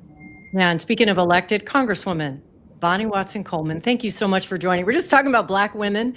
We're talking about the backlash. We're talking about how we survive, dare I say thrive in this moment. And you know, you're there in DC. We got, tonight, State of the Union. Talk to us more about this moment.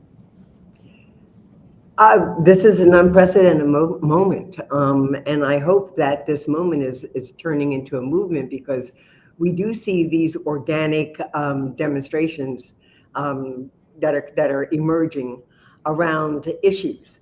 But we don't see that collectiveness that we really need to see, that volume. Tonight we don't know what to expect. And so we're kind of like sitting on our seats wondering, how do we respond to this? I'm going to the joint message tonight because I have a guest who's been very instrumental in going back and forth to Gaza and delivering healthcare. And I think Gaza is something that we haven't been talking about lately, talking about Ukraine, talking about the craziness that's happening with all the EOs, and not really focusing on us, depending upon us as Black women on in everything from elections to families to communities to just being the sacrifice that's necessary to keep the things. We're the glue, but at the same time, we're the glue that has the economic disparity. We've got housing insecurity, we've got food insecurity, we've got children that we need to nurture and don't have the capacity to do that. We have the healthcare disparities. We're still at the sort of bottom of the rung when it comes to caring about us. That's why I was just so impressed with the study that was done, and the economy for all, Black women best. I thought people would get caught up in the title of it, but if they read it and recognize that by focusing our attention and our solutions on those who are at the lowest rung of the economic ladder and creating an environment where there is a floor beneath which no one has to live, then we would be elevating everybody. We'd be elevating everyone's economy. We're right now at a time where we're trying to figure out how to keep Black women motivated, how, even though we're disappointed and we've been disrespected and disregarded and underappreciated for all that we've done, we can't give in. We can't not show up because it just doesn't work without us.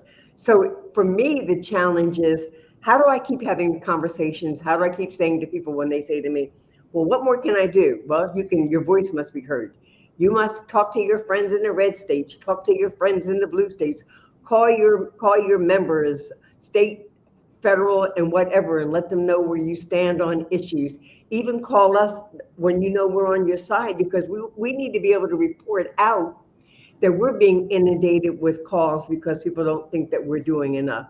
And so my greatest frustration is that I know that the sisters in the House and in the Senate, because we got two over there, doing as much as we can to be on whatever platform anybody wants to interview us, you want to tag us, you want to do whatever.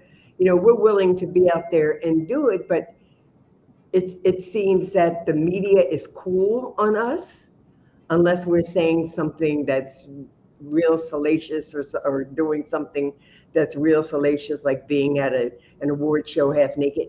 You know, and it is a very difficult time for all of us, because we could allow ourselves to be depressed. Oh, we have been depressed, Congresswoman. Let us be honest in this forum. We can't be depressed. We can be momentarily pissed off and hurt, but to be depressed means that there is a daunting of our power, a lessening of our energy, and our children. My granddaughter, she needs me now more than ever, because I see what's happening at her being 11. What's going to happen when I'm not here and she's 21? You know, and you're talking about the generational responsibility that we Black women feel, and that is real. That is real. And Congresswoman, we're gonna wrap up this conversation. I'll ask you, Ashanti, and you, Maya. I think for Black women like us, we look forward and we also look back. Leave us with just a couple of sentences.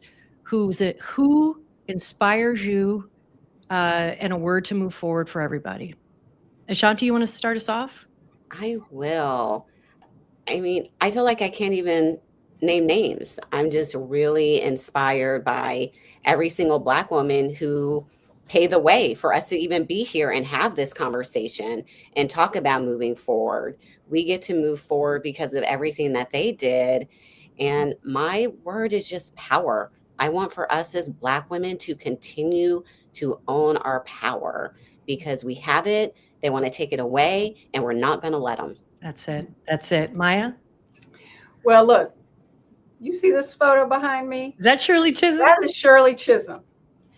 And I'm both someone who lives in Brooklyn, from the first Black woman to sit in Congress, but also to run for president of the United States. And what Shirley Chisholm taught us, not both in word and deed, was don't let anyone tell you you can't. And one of the things that she also, and you know, she famously said, if they won't give you a seat at the table, bring a folding chair. We have more chairs at the table and don't need a folding chair. And we have to remember it and use those. So thank you, Congresswoman, for having one of those chairs. But she also, when she ran for president, when everybody kept telling her, but you can't win. And when even some of the Black members of the first Congressional Black Caucus disrespected her for running. And people claim you can't win. Why are you doing this? And she said, someone has to be the first. And that determination, so my word is determination. I love it. She was determined for Kamala. She was determined for everyone who is holding a seat that a Black woman hasn't held before, but also for telling all of us, just because we don't get the seat doesn't mean it didn't matter that we didn't try. And I think we have to remember that as well. No, these are words. And listen, I'm so grateful, Ashanti and Maya, for both of you. And Congresswoman, do you mind staying on? We're going to keep talking about the 92%. Okay. In this segment, as we wrap up, I just want to wish you, Ashanti and Maya, to go in grace, determination, power in your work. Thank you so much. I really appreciate it. And, you know, you are here with State of the People, stateofthepeople.media. Thank you very much, Maya. Yeah. And as we get ready for our powerhouse panel next, I will just say that State of the People was a brainchild. It came together very quickly. The people behind the scenes are brilliant. If you are part of this now 14 and a half hours into the broadcast. You'll know as a part of a 24-hour that, the State of the Union is happening elsewhere, but the truth and the spirit and looking forward is happening right here. So spread the word. My friend and sister Karen Finney is here to introduce our next panel. It's good to see you, Karen. It's so good to see you. I am not looking quite as glam as you. I just got off a plane, but I'm so excited to be here. The whole plane ride, I was like, I have to get there so I can do this. I'm so excited. Thank you so much, Amy. As Amy mentioned, we have Congresswoman Bonnie Watson Coleman with us. We are so excited and so honored to have her with us. We're about to do 45 minutes on the state of Black women. And this is brought to you by Power Rising, which was founded, frankly, in 2017, 2018, after the last time Donald Trump became president, because we knew we needed a space for Black women, a place for us to come together to create our own agenda. And just like this 24-hour marathon of magic, of Black excellence, has been about having a space where we come together and you're hearing our voices. So if we could bring Congresswoman Bonnie Watson Coleman up, that would be wonderful. We also are going to have with us in this first segment Jotaka Eaddy, who is the founder of Win with Black Women, among many other fabulous titles that I could name. And also joining us, the one and only Glenda Carr, who is the president and CEO of Higher Heights for America. And we're going to start, obviously, with the Congresswoman. We know you have to go. We know you have important places to be, but we're so grateful for your time. And Congressman, I want to start with you. We're talking about the 92%, but you play a very special role in the Congressional Black Caucus as the chair of the Caucus on Black Women and Girls. And we would love to just start to hear from your perspective in this moment, since we're talking about the state of Black women. What are you seeing? What are you thinking about right now in this moment about how we protect Black women, make sure we protect the gains that we've made, and protect our Black girls from everything that we're seeing? I know, Karen. I first of all, let me just say that it is a pleasure to be here with you, and an honor and a pleasure to be with these two amazing women and the work that they do. So when I think of the state of Black women and the impact that even Power Rising has had on us, I think of the fact that we recognize that we work in spaces that we're very efficient and effective in, and that we're very needed in, but then we don't necessarily get the credit for the work that we've done. We don't necessarily get the recognition or the opportunity to sit in the leadership positions, whether it's the Democratic Party or some other entity, that respects the fact that you depended so much on our being there.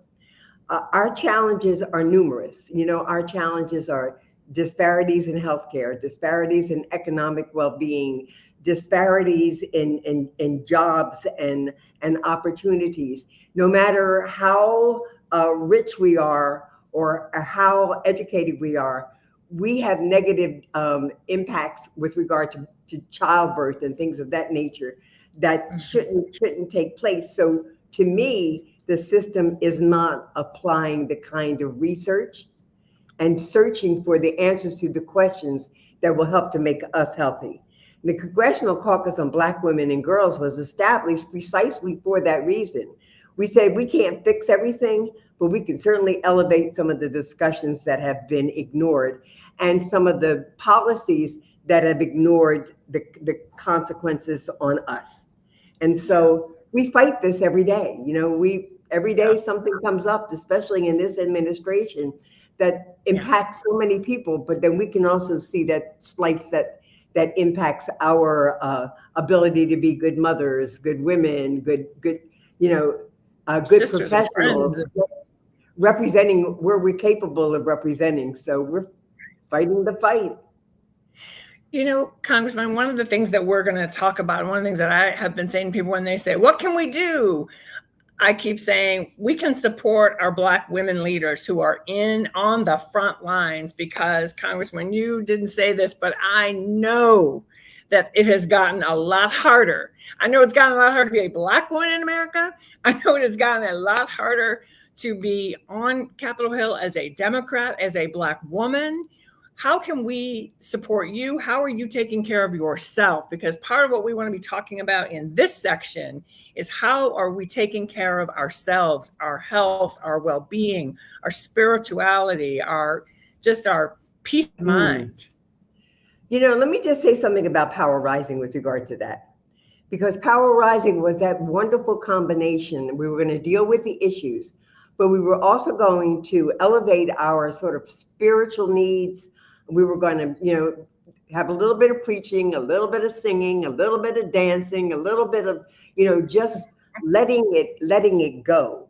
And then having people, validators, speak to our concerns and to say it's okay to not be okay. That you know, we do have a sisterhood. I feel very much connected to my sisters in Congress and even to my staffers. I mean, I feel that we're here for a purpose, that we know it's tough. We know that it's sometimes very difficult to get our voices heard, but we still got a responsibility to do it. I believe that, you know, we do keep increasing in number, and we have to recognize that collectively, if we work together, we could have more say in things. And it's important that people see the need to pursue policies and practices and legislation that look to how it impacts us. Because if you elevate the status of those at the lowest economic rung, like us, then you make life better for everybody. So like, what's so difficult to understand? You know, 1 in 5 Black women live in poverty. And that doesn't mean that they're not educated or able to work. It's just they're in low-paying jobs or no-paying jobs. It should not be in America. And so there are people, you know, like my sisters in the House and the 2 in the Senate that recognize that and recognize that we got a responsibility to speak on that and to move legislation and, you know, other things and conversations that elevate the discussion so that people realize there are consequences of ignoring us. And that's a big deal. It should be consequences in ignoring us. You know, that's so important. I want to pick up on that, and then we're going to let you go, because you just said 2 things I want us to really just take in and hear, which is the consequences of ignoring us. When, by the way, as you first said, we do a lot of the work that we don't get credit for, but they sure know when we're not there, don't they? They sure, you know, when we said at the beginning of this year, you know what, go ask somebody else. We're the 92%. We're going to take a break for a beat. People sure were up in arms. And so, Congresswoman, I just thank you for what you are doing. Thank you for fighting the good fight, because as I said, we know it's harder now than ever before. And we know you're going to be there fighting for us and being that voice in the room and that seat at the table. And so we're so grateful. Yeah, Karen, and we're fortunate to have Dakota and to have Glenda. You know, they bring in special needs. We're really happy with Glenda because she sends us money. You know, Black women, it's difficult to raise money in Congress or any place else. So one way of helping us is to help us do that. But the other way is to let us know. Let us know when you think we're moving in the right direction. Let us know when you think we're missing something.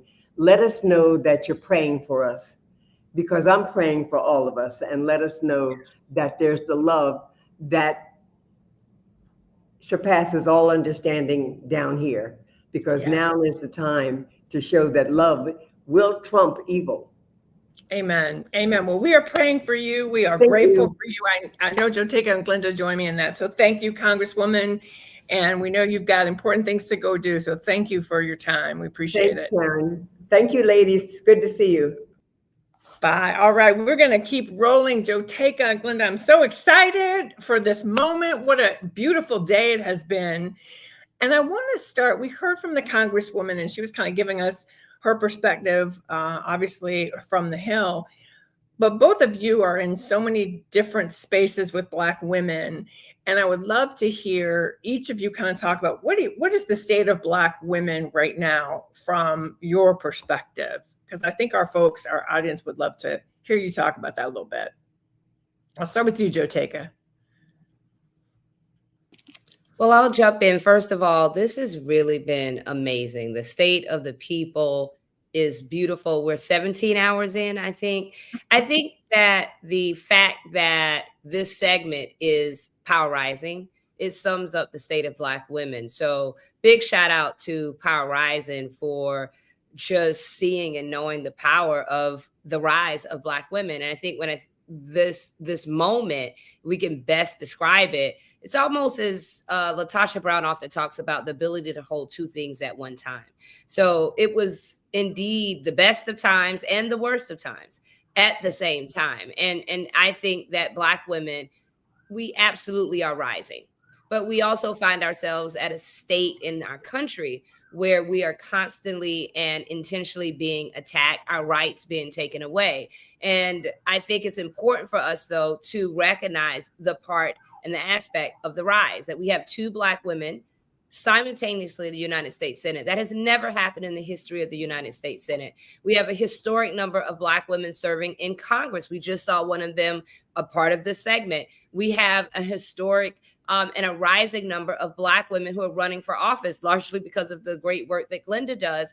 And we also have Black women in other spaces, in corporate, in entertainment, in culture, that are rising, in sports. And so we know who we are, and we see that power. And I believe that our collective ability to come together, to be in power in various spaces, the power of Black women-led institutions in this moment is at an all-time high. We know who we are. We know we're the 92%, but yet we find ourselves where there is this vicious attack.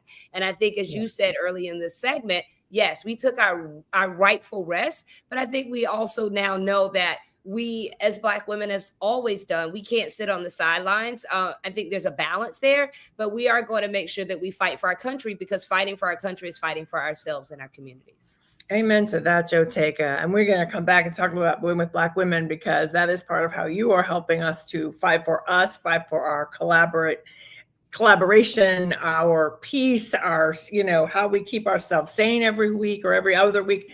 Glenda, I want you to talk a little bit about the state of Black women, particularly because the work that you do with Higher Heights is so critical in helping to elect Black women, pro-choice women. And we have made phenomenal gains. So many more Black women in Congress, in the state legislatures. I don't want to forget that, because our state legislatures are so critical in serving as mayors, serving on city councils. But it is a tough time. It's always been a tough time to be a Black woman in elected office, but it feels like this is harder. We're going to talk in a minute about disinformation, which we know targets Black women and our community at higher numbers. But I'd love to hear you talk about just the state of Black women. And are we showing up to raise our hand to keep running for office, or are we kind of taking a step back?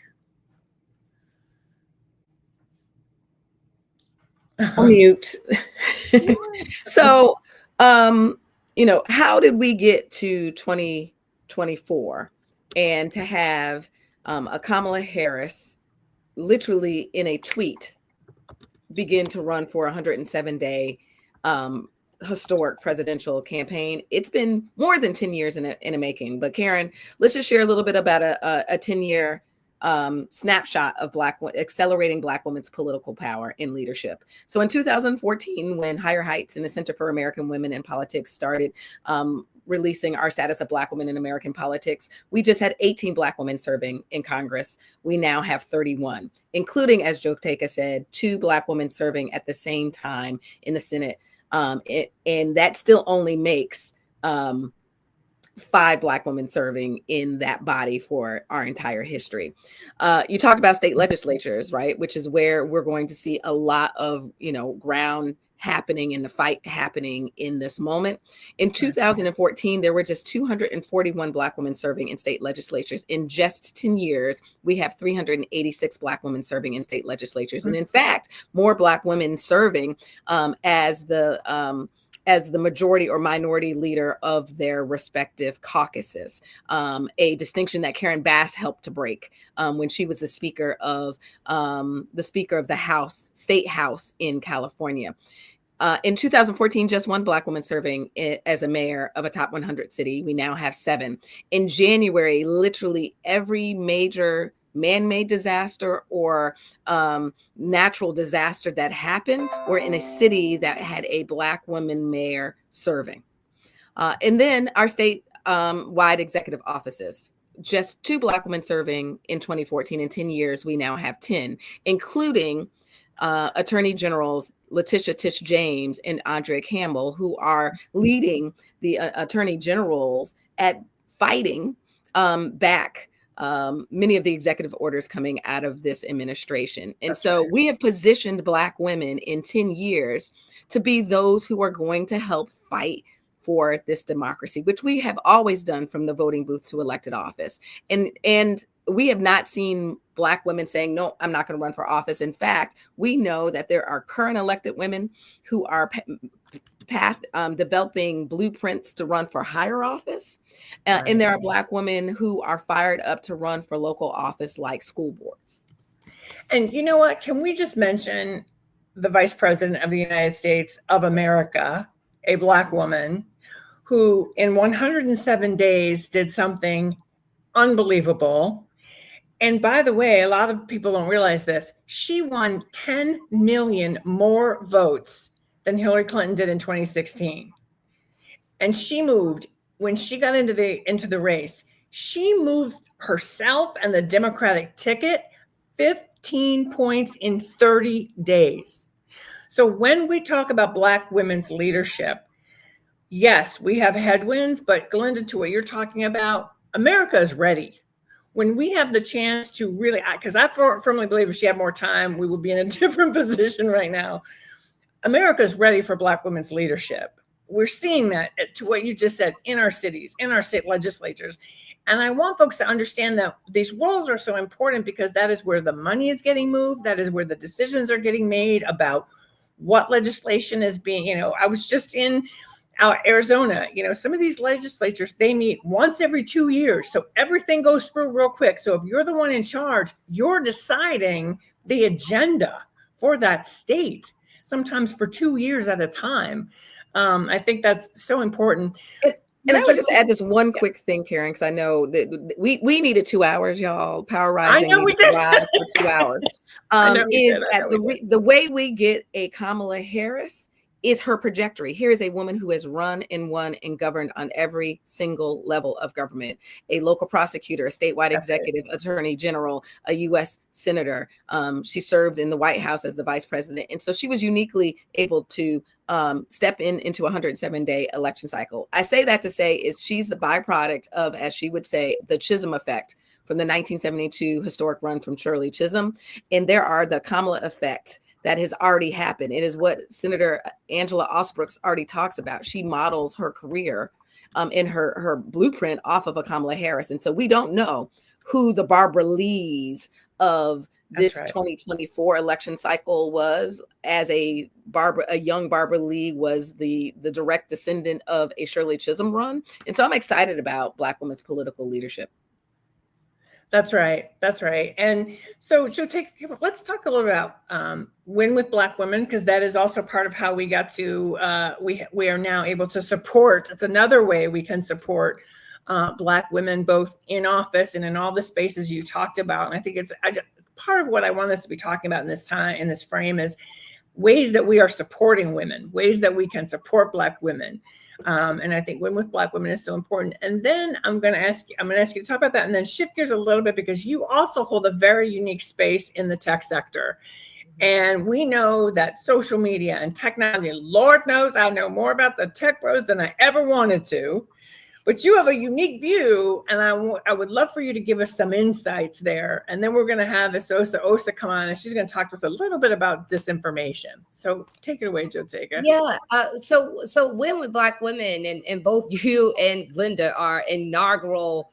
On the very first call we had nearly 5 years ago. And I think it's important. It's about the consistency. And I think in this moment, the way that we support Black women simply is just checking in. I think that's the first thing that we can do. That's something that anyone can do. You can just check in with your sister, your friend, your family member, and just check to see how they're doing in this moment. But also what we could do more on a macro level and in community is making sure that we are creating spaces where we could come together and we can exercise our power. And I think we cannot allow ourselves individually, we might feel defeated in this moment, but together we're unstoppable. We're that force multiplier. And so being able to come together and putting together our energy towards a common goal. And then when we're successful, celebrating that. And that's very important as well. And that's what Win with Black Women seeks on every other Sunday, to be a space for information. I'm so glad we're going to be talking about mis and disinformation because that's so rampant right now, but also creating an opportunity for us to act collectively together as Black women and as Black women-led and centered organizations. And I think that's a way to segue into this question about tech bros. My background is I worked in civil rights and advocacy, but I also was a C-suite executive in Silicon Valley. And I spent many years in Silicon Valley. I still do a lot in Silicon Valley, more so as an investor now. So I know a lot of these tech bros. And it's unfortunate that we are in a time where the tech bros and leaders of some of the largest tech platforms have made a financial decision to side with an administration that is devoid of much of the values that Silicon Valley really set itself to be. Silicon Valley really kind of, when it started out years ago, was this is a place where anybody can thrive, and it's a more of an inclusive place. But there now have been decisions to side with an administration really for monetary gain. And I think in this moment, we all have to be very conscious of the platforms and the decisions that we make in these platforms, and making sure we use more secure platforms, recognize that our data is not our own, making sure that we're paying attention to when we are releasing our data. You get on a platform and it's free. It's not free. It's a business model. It's a business model to capture your data because your data is probably worth more than a $2.99 or $4.99 that you might pay a month. So they'll give you all the things for free, but you're giving them data. So it's very important for you to be very cognitive of that. And I think it's also important for us in this moment to recognize that there are Black owned and more safe and people of color centered platforms that are creating technology for the people. Platforms like Spill and Fanbase and others that are centering and creating safe spaces, and also platforms and tech companies that are focused on solving problems and not just creating gain. And I think the more we can highlight that in this moment, but the more we can make sure that we are cognitive